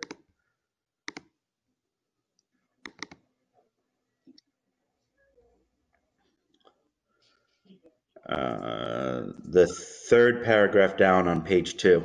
Sorry, my connection is not great. Mr. Upton. Okay. Laura, somebody want to make a motion? I'll make a motion that we approve the meetings of May 18th. And do I have a second? I'll second. Okay, so Kate seconded, thank you. Is there any discussion? As Bill reminds me, roll call votes. Mark? Yes. Kate? Yes. Laura? Yes. Okay, so it's unanimous. Carrie, we did, Dwight, how are you? Carrie, we just did members of the public. Did you have anything as a member of the public? No, I thought I would join you before my commute home. Okay, cool. Carrie? Dwight, can you hear us?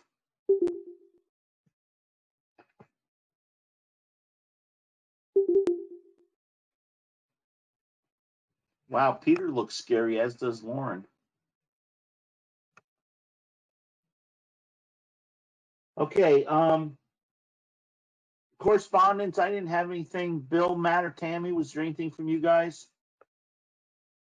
Okay, old business. Equity, placeholder for future discussion. Let's, since we don't have a lot of stuff, now it's gone. Since we don't have a lot of stuff going on, Bill and Tammy and Matt, let's make that next meeting's discussion. So let's have some stuff together. And Laura, are you around? You're going to be there for the next meeting?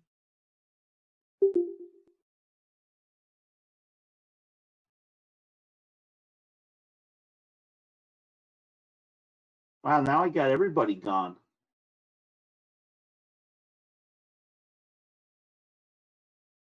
Hello? Looks like it's just us, guys. Okay, Lauren's back. Kate?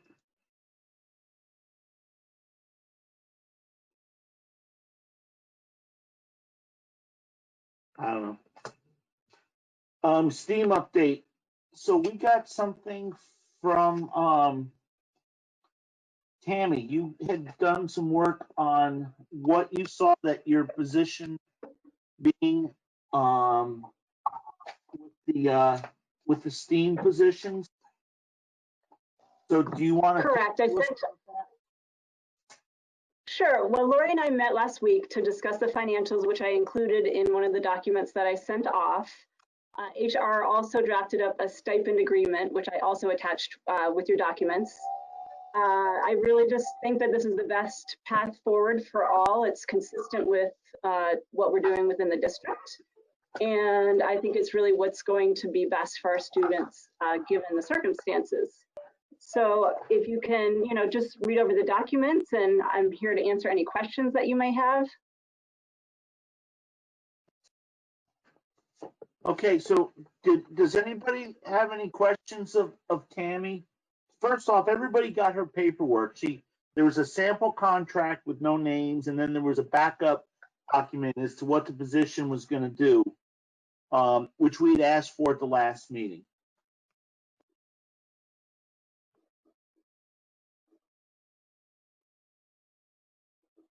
So I don't know. I got Mark the next through him. Is Mark totally gone?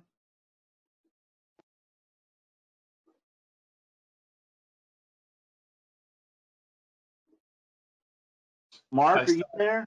Yeah, I saw a thing that said Mark has left the meeting, but now I see it looks like he's coming back in.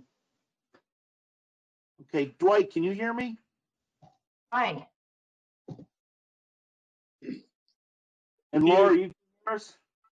I can hear you now, yeah. Okay, was I gone for a while?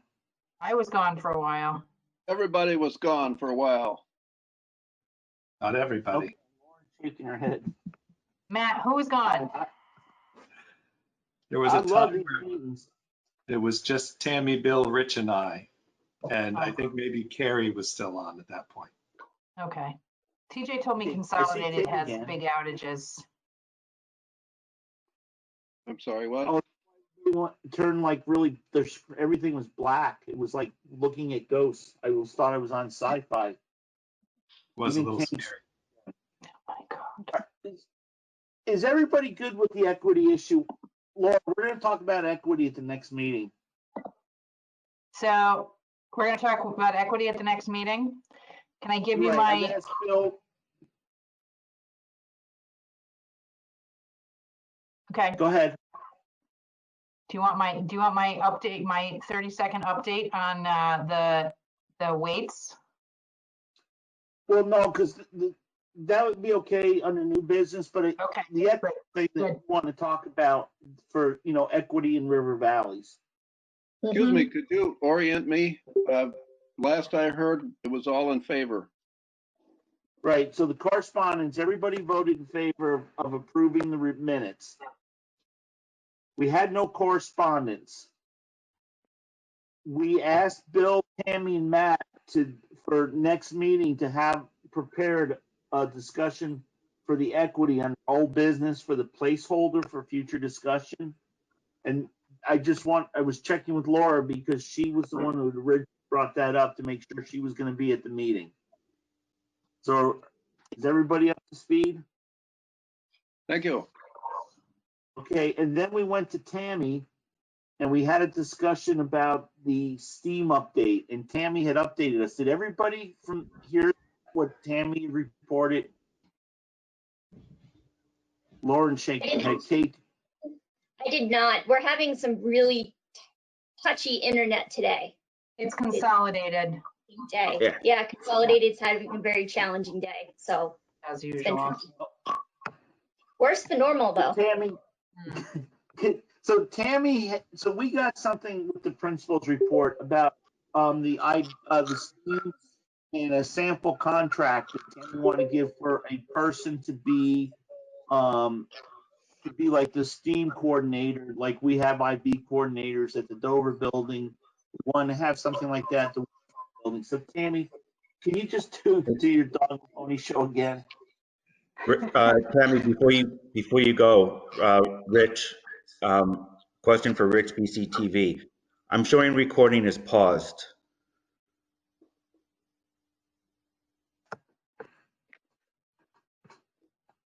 I'm not seeing that. Okay. Some people look very, very still. No, it still says recording in progress. We got two Dwights. Sorry about that, Tammy. No problem.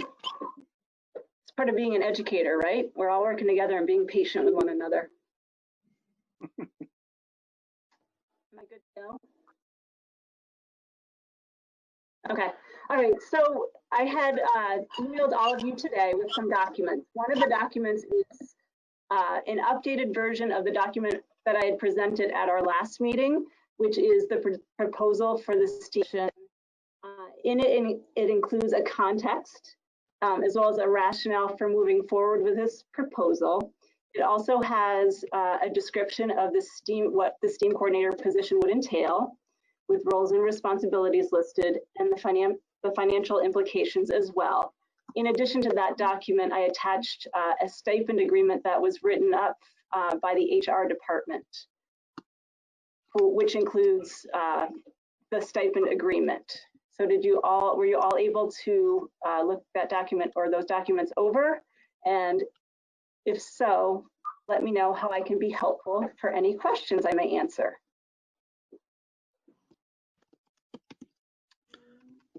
I don't think I received it. Tammy sent it to the group email. I was copied on it.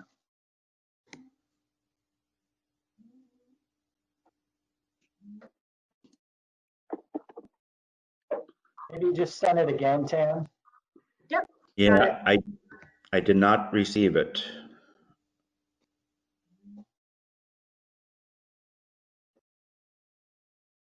Is there anyone else that I need to send it to?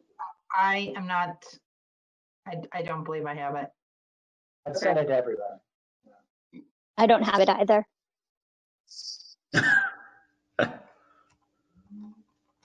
Sorry, guys. It's okay. It happens to everybody. Yeah.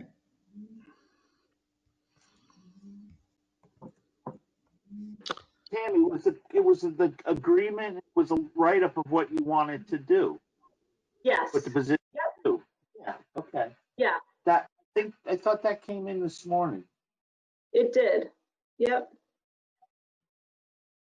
From Tammy? Yeah, I don't have an email from you.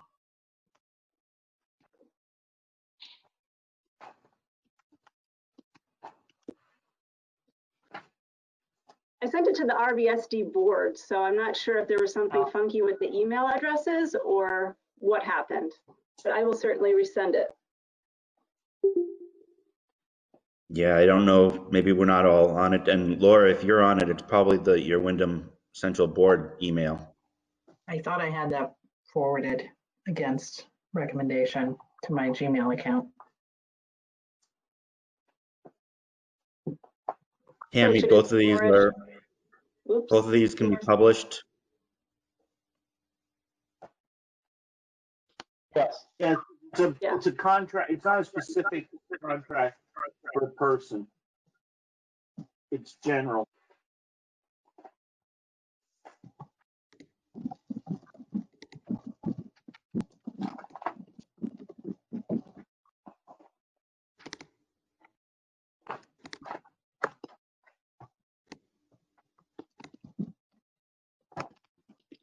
So I forwarded those documents to Kate, Dwight, Mark, and everyone? Or Laura to your Gmail account. Okay, great. I just put a link in the chat.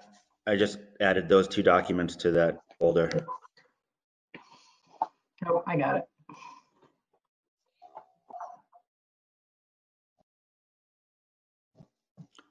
Just got your email, Tammy.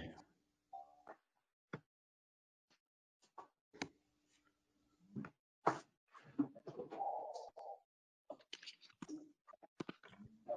want me to share my screen and show it, or?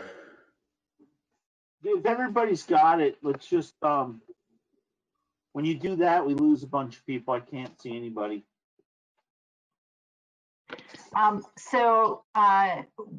Right now, do we want any typos or do we just want big picture? What are we aiming for? Big picture. Okay, great. Big picture, and then we'll give her typos when they can go and issue it.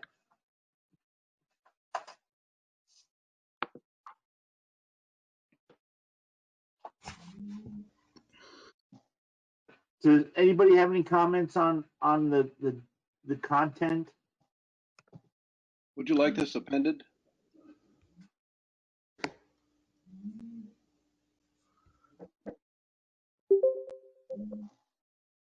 Did somebody have a comment? Great. Peter just wanted to know if you wanted it appended. Sure. Got it. Tammy, was that basically your job description when you had it posted? Pretty much. I did take out, one of the lines was team teaching during the school day.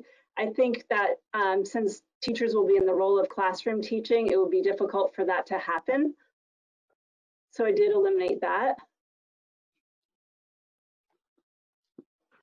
Hey, As well Rick, as the we're on old business. We're talking about Steam update, the second item in old business. Go ahead, Tammy. I'm sorry. These look great to me, Sam. Tammy. In addition, I did take out the teaching the art piece as well, because that would be a separate position.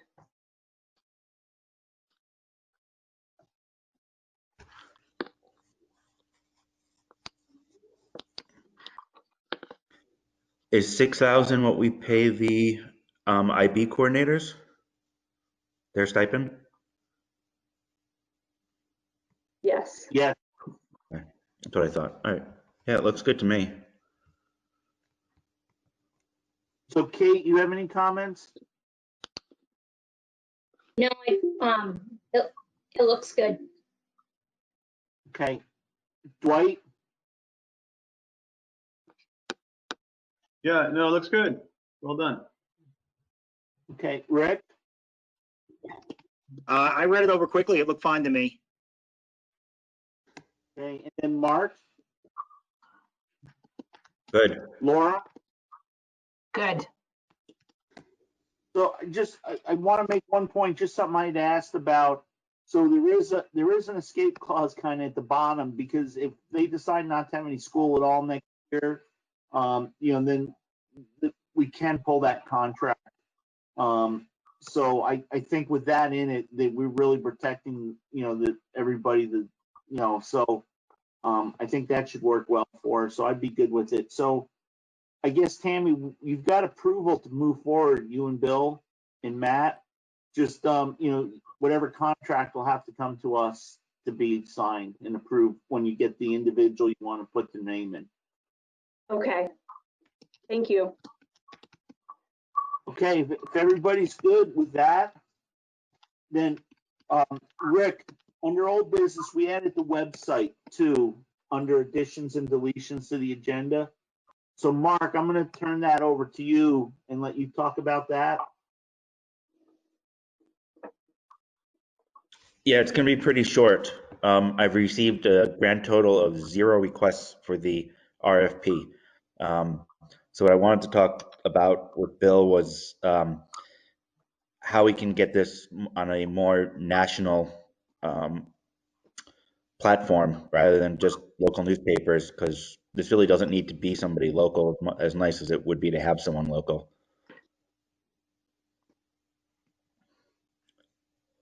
So Bill, can you work with him? Just whatever you want me to do.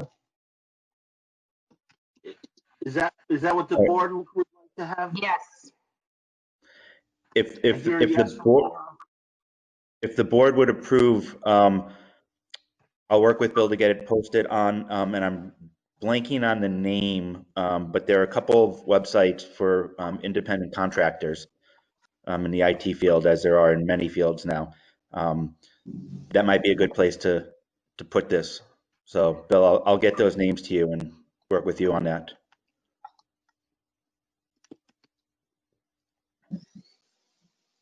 Everybody okay with that? Just shake your heads and. Yes. Yes. I can't see you. Okay, Rick, thank you. Okay, and that's all under old business unless I missed something. New business, Bill submitted the end of the year cabinet report to everybody. Are there any questions on that? I hate to have him, he spends a lot of time typing it up, so I hate to just rehash what's in it. unless somebody has something specific that they want to question.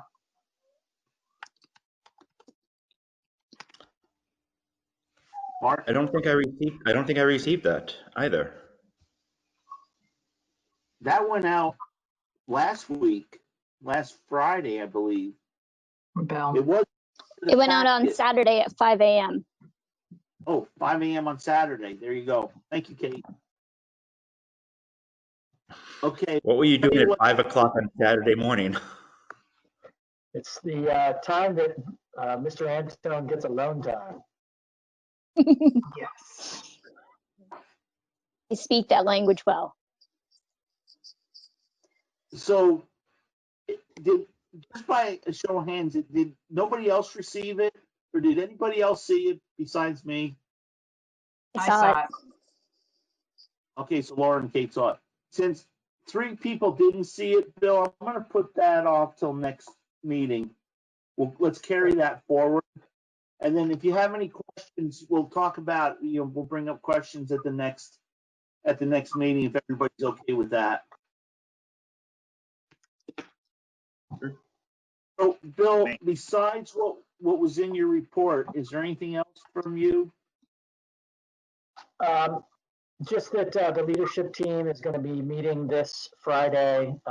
We received a document from the Vermont Superintendents Association last Thursday, talking about guidelines based on the CDC for opening school.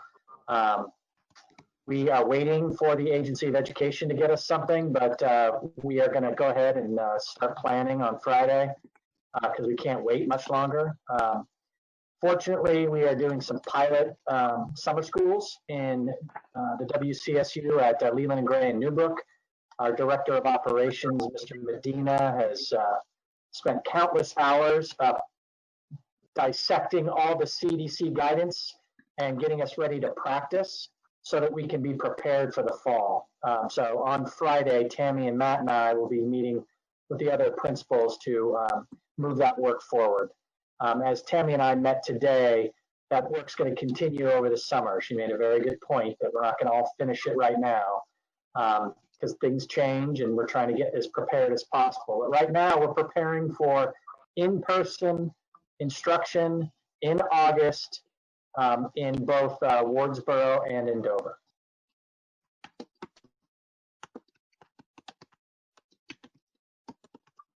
Anybody have any questions for Bill on that? Laura? I'm thinking.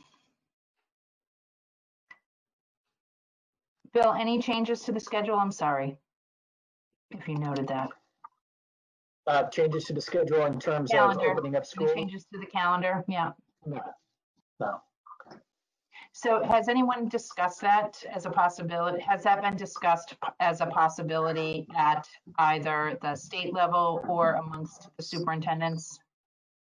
Part of the superintendent's document is asking the AOE to give a blanket 170-day year next year so that we can open the school year with planning for those students because we don't know what the environment's going to look like until August. So it'd be really nice to have some days in August when we knew exactly what it was going to look like, but we have no idea what the reaction of the AOE is going to be to that request. It could just be the opening salvo for a conversation about once we know exactly what we can provide, giving us an opportunity to dig a little deeper than we can in June.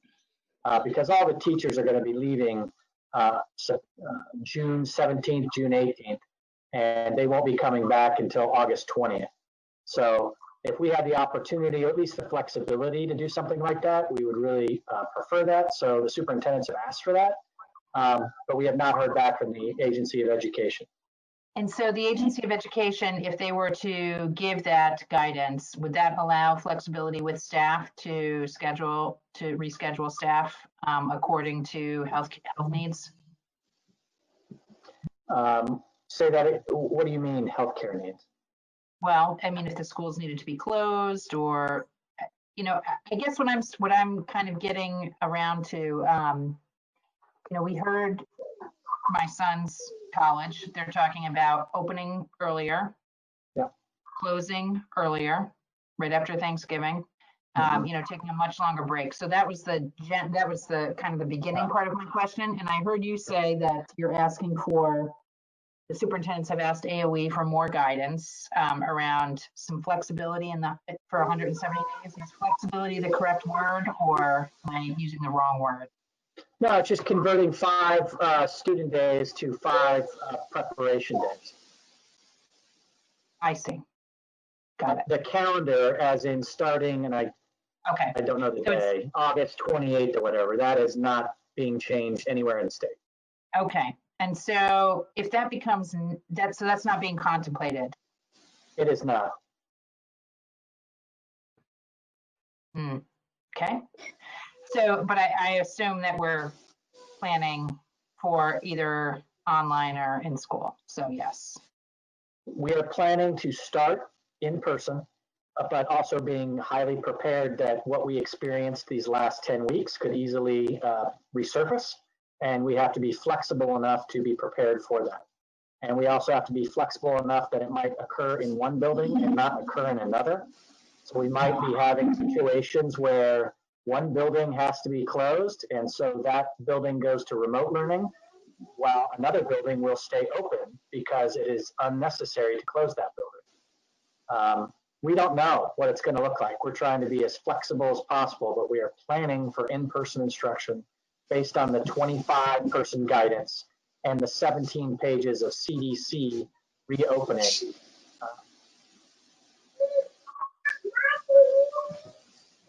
Okay.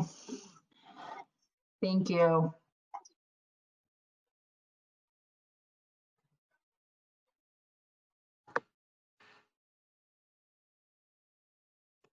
Hey, Bill. Yes. So I'm off for a sec, but I see that there's 2 things that just came out today. Leveraging summer 2020 learning programs, a strong, healthy start, and memo extended school year services summer 2020. Yep. So is that all part of what you guys have to figure out? So those are guidances that we receive on a daily basis. The first one is about planning, using summer planning, kind of what I referenced earlier, to practice the protocols and the arrivals and the safety mechanisms that we'll be putting into place at Newbrook and at Leland and Gray to see if they are feasible, see if they make sense, to see how they need to be changed so that we can learn and then distribute that knowledge to all of our other schools. And then the second one is extended school year, ESY, and that refers specifically to special education services. And so basically that gives us the flexibility that if you would like to deliver those services via a virtual manner, as we are now, that is allowed, but you can also have small groups that you can bring into a school. And our Director of Special Education, Stephanie Beatty-Hancock, has been planning on all of that for about the past 30 days. So even though that guidance came out very recently, we've been projecting that that was going to be the case and planning accordingly. Okay, thank you. Is there any other questions for the superintendent? Go ahead, Mark. This might be for a combination of you and the principals, but do we know what our current expected class sizes are? Like, do either of the schools have classes larger than 20 at this point? Matt and Tammy would have to be specific, but my last recollection is nothing is larger than 20. So that is actually fantastic because that allows us to have the teacher, the students. You could have specialists flow in and out, special educators flow in and out. The guidance is to keep the kids together, not merge for cafeteria, not merge for recess. We're going to see how that works over the summer and see how we can keep kids safe while still giving them the experience of school in person.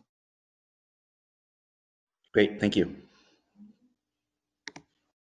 Laura? Yep. Laura and then Kate. No, I'm good. Oh, Kate. So has the CDC, have they talked about guidelines on transportation to school? So that's the biggest challenge that we're going to face because the guidelines that the CDC put out is basically on a 72 passenger bus, you could have 18 kids. So the Superintendent's Association has asked the Vermont Department of Health and the AOE to dig a little deeper into that because it's just not going to be feasible to run 3 separate or 4 separate buses at the same intervals, even if they were spaced apart. No one has enough drivers. No one has enough physical buses. We are trying this summer. We are encouraging our parents not to take the public transportation of a bus. And we're going to see how that works out. But we are really hoping that the Vermont Department of Health and the AOE gives us some guidance on that. But that is the most challenging thing. Everything else in the CDC guidance we can take care of. We can have one way, we can clean, we can keep kids isolated, we can have less than 25.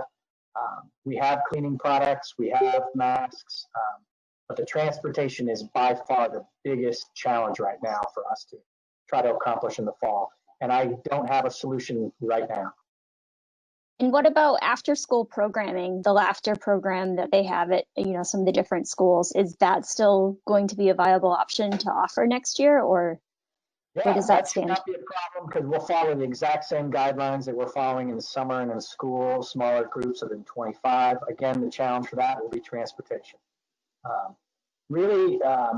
Because of the work of our director of operations, we feel very confident in having our buildings prepared.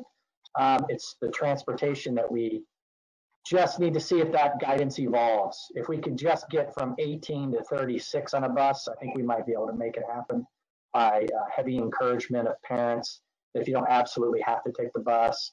But again, I just don't know what that's going to look like in the next 75 days. Thank you. You bet.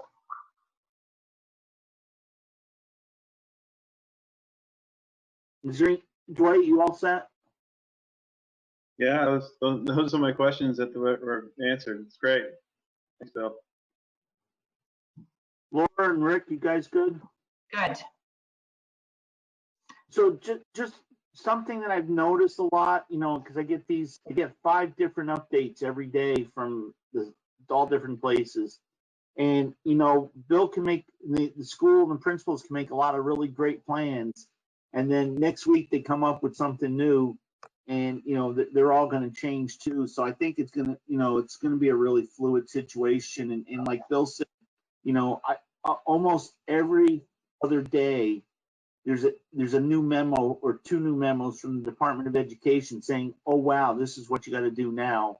I actually wouldn't be surprised if they make us make all little compartments on the bus so each kid has a plexiglass shield around them, and a little door. So when they get down the aisle, they go in their own little doors, and who knows how crazy it's going to get. So, and then again, they're also finding maybe the virus wasn't as strong as they thought it was, and they're starting to loosen some stuff and not seeing any increase. So again, I think it's going to be, day by day come September.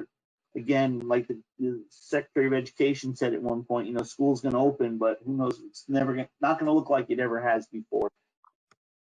So thank you, Bill, for that. We have, if nobody's got anything for Bill, we did get 2 principals reports, or we got a principals report from Matt and Tammy. Again, not to read. Did everybody get that? I see Mark shaking his head. Dwight. Okay. Does anybody have any questions on the principal's report specifically? Laura? I do not. Okay. Dwight, Kate, you guys are all good over in the upper right? All good. Rick? Looks fine to me. Mark? Thumbs up? Okay. You guys got off easy. Does anybody have any comments or questions, or Matt or Tammy, do you have anything that wasn't in the report that you'd like to share?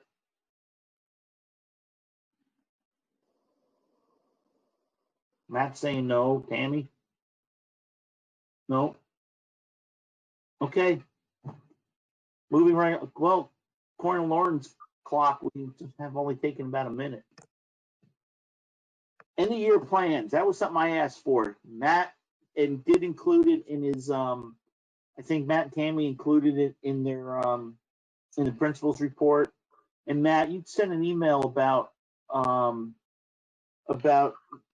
School used to have a couple awards, Friends of Dover School and Above and Beyond Reward, but they were specific to Dover. So I don't really, unless somebody else has a comment or question or something, I think, to me, that ended when Dover School ended. If we want to do a River Valleys thing, I think that's appropriate, but it should be between the two schools. And, Rick and Kate and Dwight and Tammy, I don't know if Wardsboro used to have any kind of award they would present at your 6th grade graduation that you guys would think of, but, maybe that's something that we can use to kind of combine. If you guys can maybe think of, maybe we could do something for, somebody that really helped smooth the transition over the last, for this school year. Maybe we could just do a River Valleys award for somebody, parent, a staff member, whatever you guys think, unless somebody on the board has a different idea. Wardsboro actually does do a Friends of Education award every year at graduation. So maybe to be consistent, we could do a River Valleys Friend of Education award and do one for each building. Does that make sense? I like it. Yeah. So Tammy, who would pick that? Like in Dover, the 6th grade class with their teacher would pick it. So actually, typically our staff picks it. We actually picked our Friend of Education today during our staff meeting. In future years, we can certainly include the students to change it up. It's already been decided for this year. I was just thinking of doing something consistent between the two because we are one district in 2 buildings. Hey, Rich. Yeah, Matt. We could do something like that as well. Have a staff pick in Dover. That would be manageable. That's helpful. Yeah. So would it be possible for you two to come up, like maybe do a new award? So like whoever the last one was last year, that's it. And then, between Wardsboro and Dover, come up with a new name that's not from either school. So it's kind of unique to River Valleys. And then we could do it for, each building. Is that possible? What do you think, Tam? I think we can put our 2 heads together and do that for sure. I think it's a great idea. Is everybody from the board okay with that? Yes. Dwight? I like that idea. Just to be clear, so Sorry. you're creating one award for the whole district? One award for the district, but awarded separately in each building. So there'll be 2 awards giving, but so it'll be the same award. It'll be the ABC award for the River Valleys, and this person is the person chosen for the Wardsboro building, and this person's chosen for the building. Sounds great. Kate, you good with that? That sounds great. Okay, Rick, I heard you say it was okay. Yeah, it sounds great. And Mark, you're the only one I didn't hear. Yep, sounds good. Okay. So then maybe the other thing we can do then, so the Above and Beyond award that Dover had used to be from the board specifically. So maybe the board, if the board wanted to, maybe we could do one award to a person, be it a staff member or a community member, and we could do somebody that really helped the River Valley School gel this year. In its first year, and we could just do that, and that could be announced at both places, but it would only be one award given. And maybe we can do it like the spelling bee award, whichever building that person was more associated with, that's where the award can sit for that year, or something like that. Does that sound like something we can try to do, or do we want to not bother with that this year, maybe try that next year?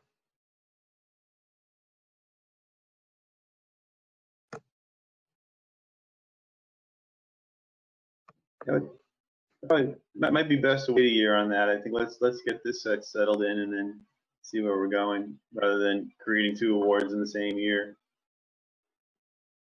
Just my opinion. Rick? I think we're probably, I mean, have you both already picked for this year? Tammy and Matt? We did, yes. We have not selected yet in Dover. Okay.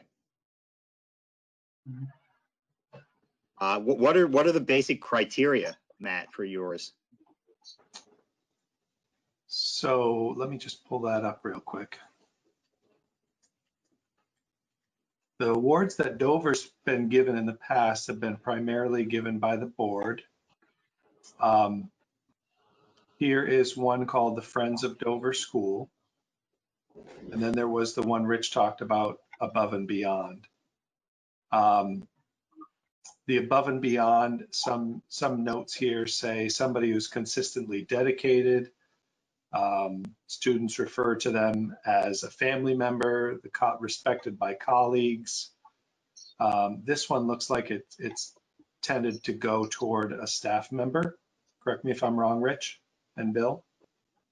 No, the original Friends of Dover School Award was not supposed to ever go to a staff member. It was supposed to be somebody from the public, and it was picked by the 6th grade students. So the board started the Above and Beyond because we started recognizing staff members, and you know, it's not really appropriate because the staff members are supposed to be a friend of the students and friends of the school, you know, so that was why we did that. So the Above and Beyond was a board pick, and the Friends of Dover School was, even though the board presented the certificate to the whoever was chosen, that was definitely the 6th grade class picked that person. For a long time, it was whoever was most involved in the trip to, you know, Montreal.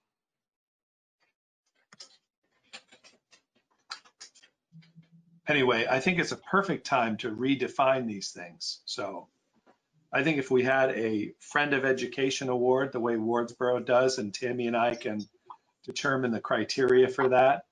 And then if the board wants to come up with another award for community members that the board determines criteria and a recipient for, I think that would be fine too. Okay, so I mean, it sounds fine to me to do both of them if we want to come up with some criteria and present it before the end of the year. That just seems like a little bit of a tall order this year. A little tight. Laura or Mark or Kate?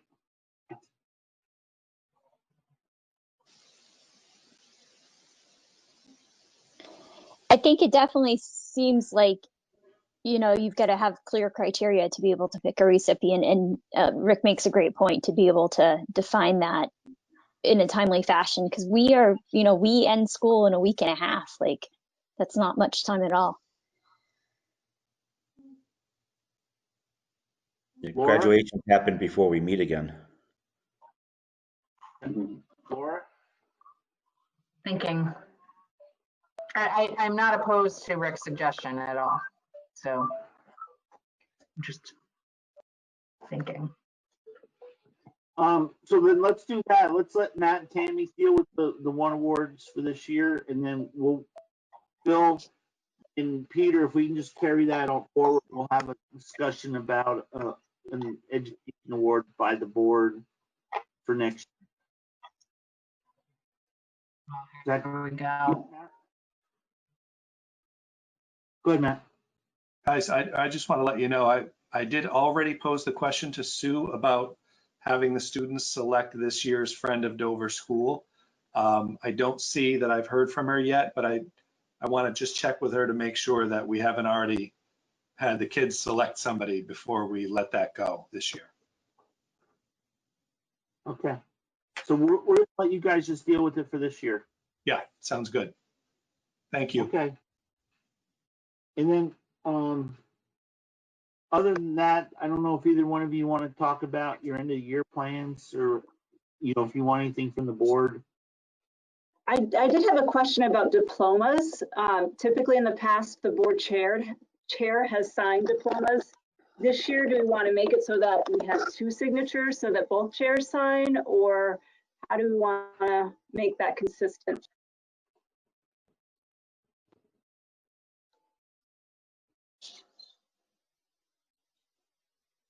That's a really good question.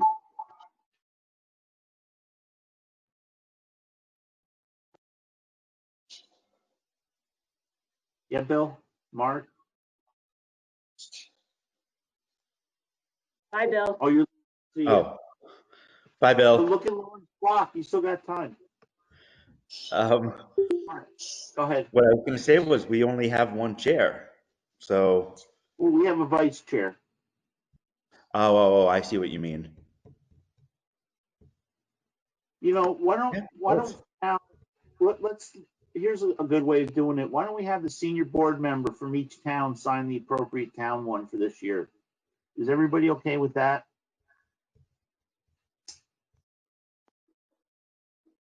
So one person will sign each town's, or both on both? Yeah.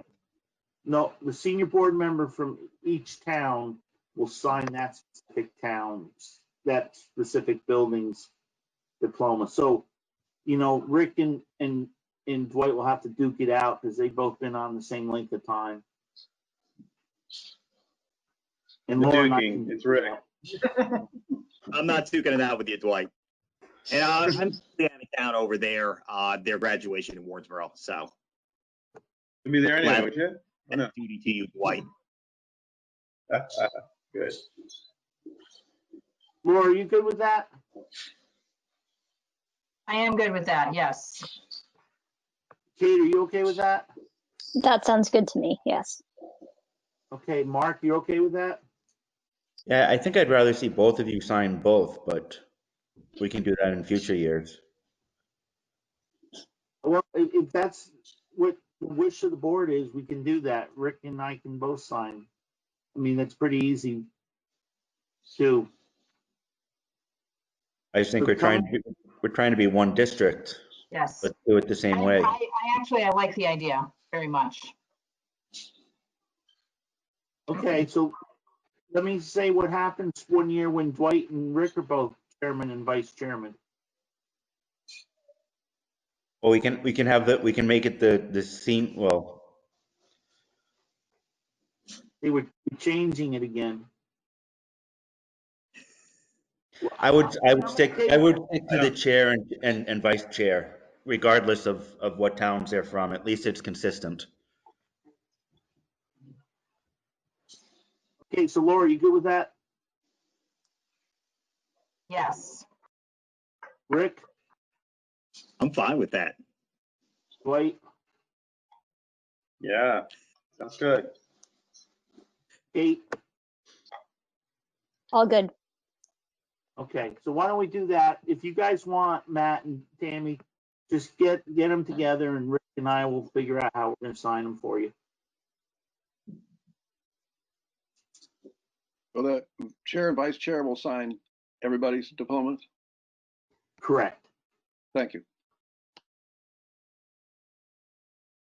Okay, and then is there anything else that, Tammy, you want from the board? Are you going to have like a drive-by thing? Do you want some board members there or not? So we have chosen to have an in-person graduation. We have 4 students that are graduating. It will be held in our outdoor classroom, only open to family members. So it will be only the immediate family. I think there'll be 21 or 22 of us in total. We're going to, as I said, we're going to hold it in the outdoor classroom. We've got benches that will be reserved for each family. They'll be spaced out 6 feet apart. Sam and I will give speeches. We are trying to figure out a way for students to either have their speeches projected for all of us to watch, or for them to actually recite their speeches live. Just something, really quick. It won't be, as long as our typical graduations, but that is Wardsboro's plan So it will be next Monday at 6 p.m. with a rain date of Tuesday at 6. Okay, so is everybody good with Tammy? Any questions, comments, thoughts? Pat, you're up. So in Dover, excuse me, in Dover, we're doing the drive-in style graduation because we do have 14 students graduating. It also will be open to immediate family only. They'll be allowed to have, at this point, 2 cars per family, one with the graduate and one for other family members. The staff and those involved will be under the canopy of the front of the school with the speakers facing out to the parking lot area. The cars will be facing the school. We'll be asked to stay in their cars. And at the very end, as the graduates drive out, we will hand them their certificates and any awards that they receive throughout the ceremony at that point on their way out. And we typically have at least a few board members on hand for that. And I would like to invite you again to be available if you're interested in coming. We won't do any handshaking or the usual kind of reception line stuff that we do for the graduates. Okay, so any questions for Matt from anybody? And Matt, when is that going to be? Wednesday, June 10th, 6 o'clock.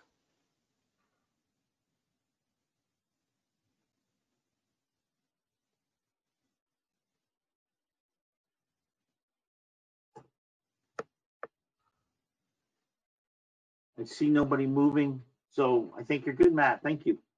Thank you, Matt. Thank you, Thanks, guys. Matt. You guys did a great job this year. I mean, with everything that was thrown at us, could you imagine what else could we've had happen?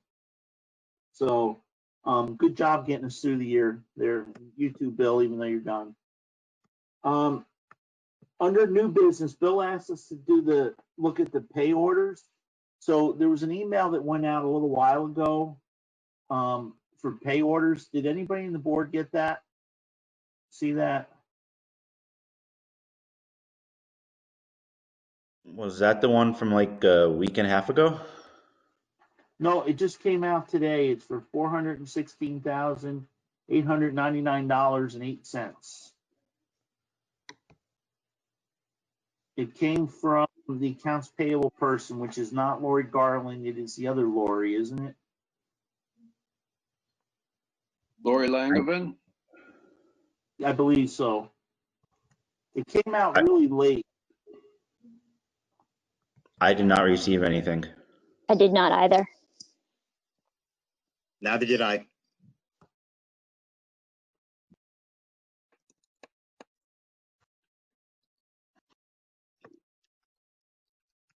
Okay, that's fine because I can sign that and approve that. So,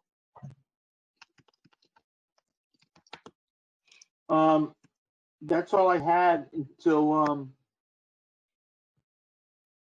Could I have that amount again? Pardon? Could I have that amount again? Yeah, it's 416,899.08. Thank you. Mrs. Twitchell said it's not a no, it's a 0. Okay. We got an executive session. We've got some contractual issues. Matt and Tammy, do you have anything for us? I think I'm all set. Okay. The next meeting should be on June 15th. So we're allowed to have up to 25 people, but we gotta have 6-foot spacing. So if you think about it, we have 6 board members and we're supposed to be 6 feet apart. We're gonna be about 36 feet. That'll be probably the width of either gym or cafetorium or utility room or anything. So I think for now, we probably ought to plan on at least the next June meeting to be virtual, and then maybe we'll reassess it after that, if that's okay with everybody. Yes. Mark? I would just say that, at least from my personal perspective, until there's a vaccine, I'm not going to want to be in large groups. Peter's giving us thumbs up. Anybody else? I'm willing to take it as, take it on a month-by-month basis.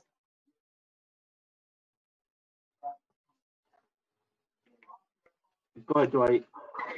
And excuse me, Rich, I'm sorry, Dwight, may I just add, is that okay? I'm sorry. Of course.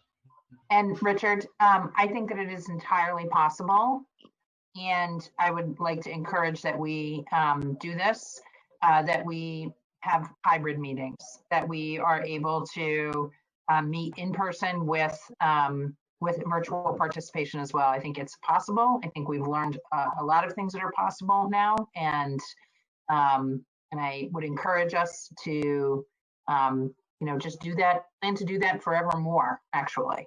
So, we can test drive that as we're coming out of this. Go ahead, Dwight.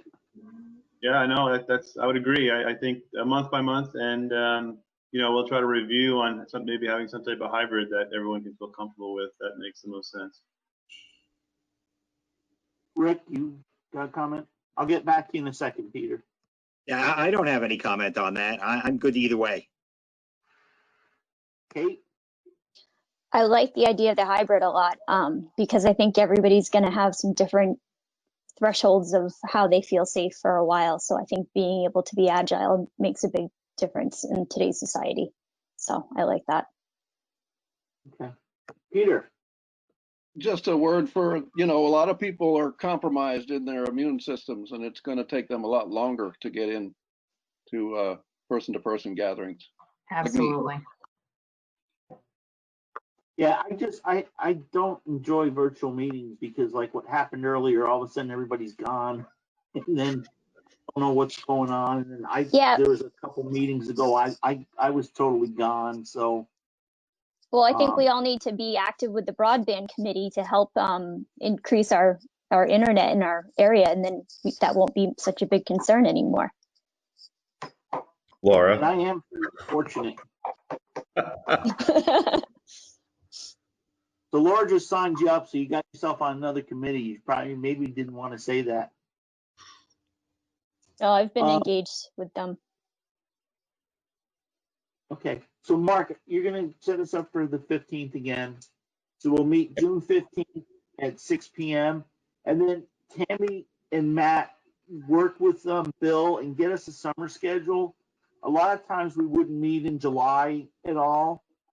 And I don't know what Wardsboro used to do, but we would kind of take July off and then maybe meet once in August, or, usually we had to meet in July, at the end of July or the 1st of August to get the bus routes done. And, that may be something that we're going to have to wait on to see what guidance you have anyways. But we just, technically by law, the bus routes are supposed to be posted 30 days before the start of school. And that's one thing the board is supposed to do, is approve bus routes. Unless it's changed. We basically, I think we just have one meeting in July, right? Rick and Dwight, we would meet only once. I think that was typical because we were working around vacations usually. Right. So why don't Matt and Tammy, why don't you work with Bill and just give us some suggested dates for meetings when you think it's appropriate that you would need us. And again, like in Dover, we used to not meet the first week of September, the first meeting, because it was obviously usually Labor Day.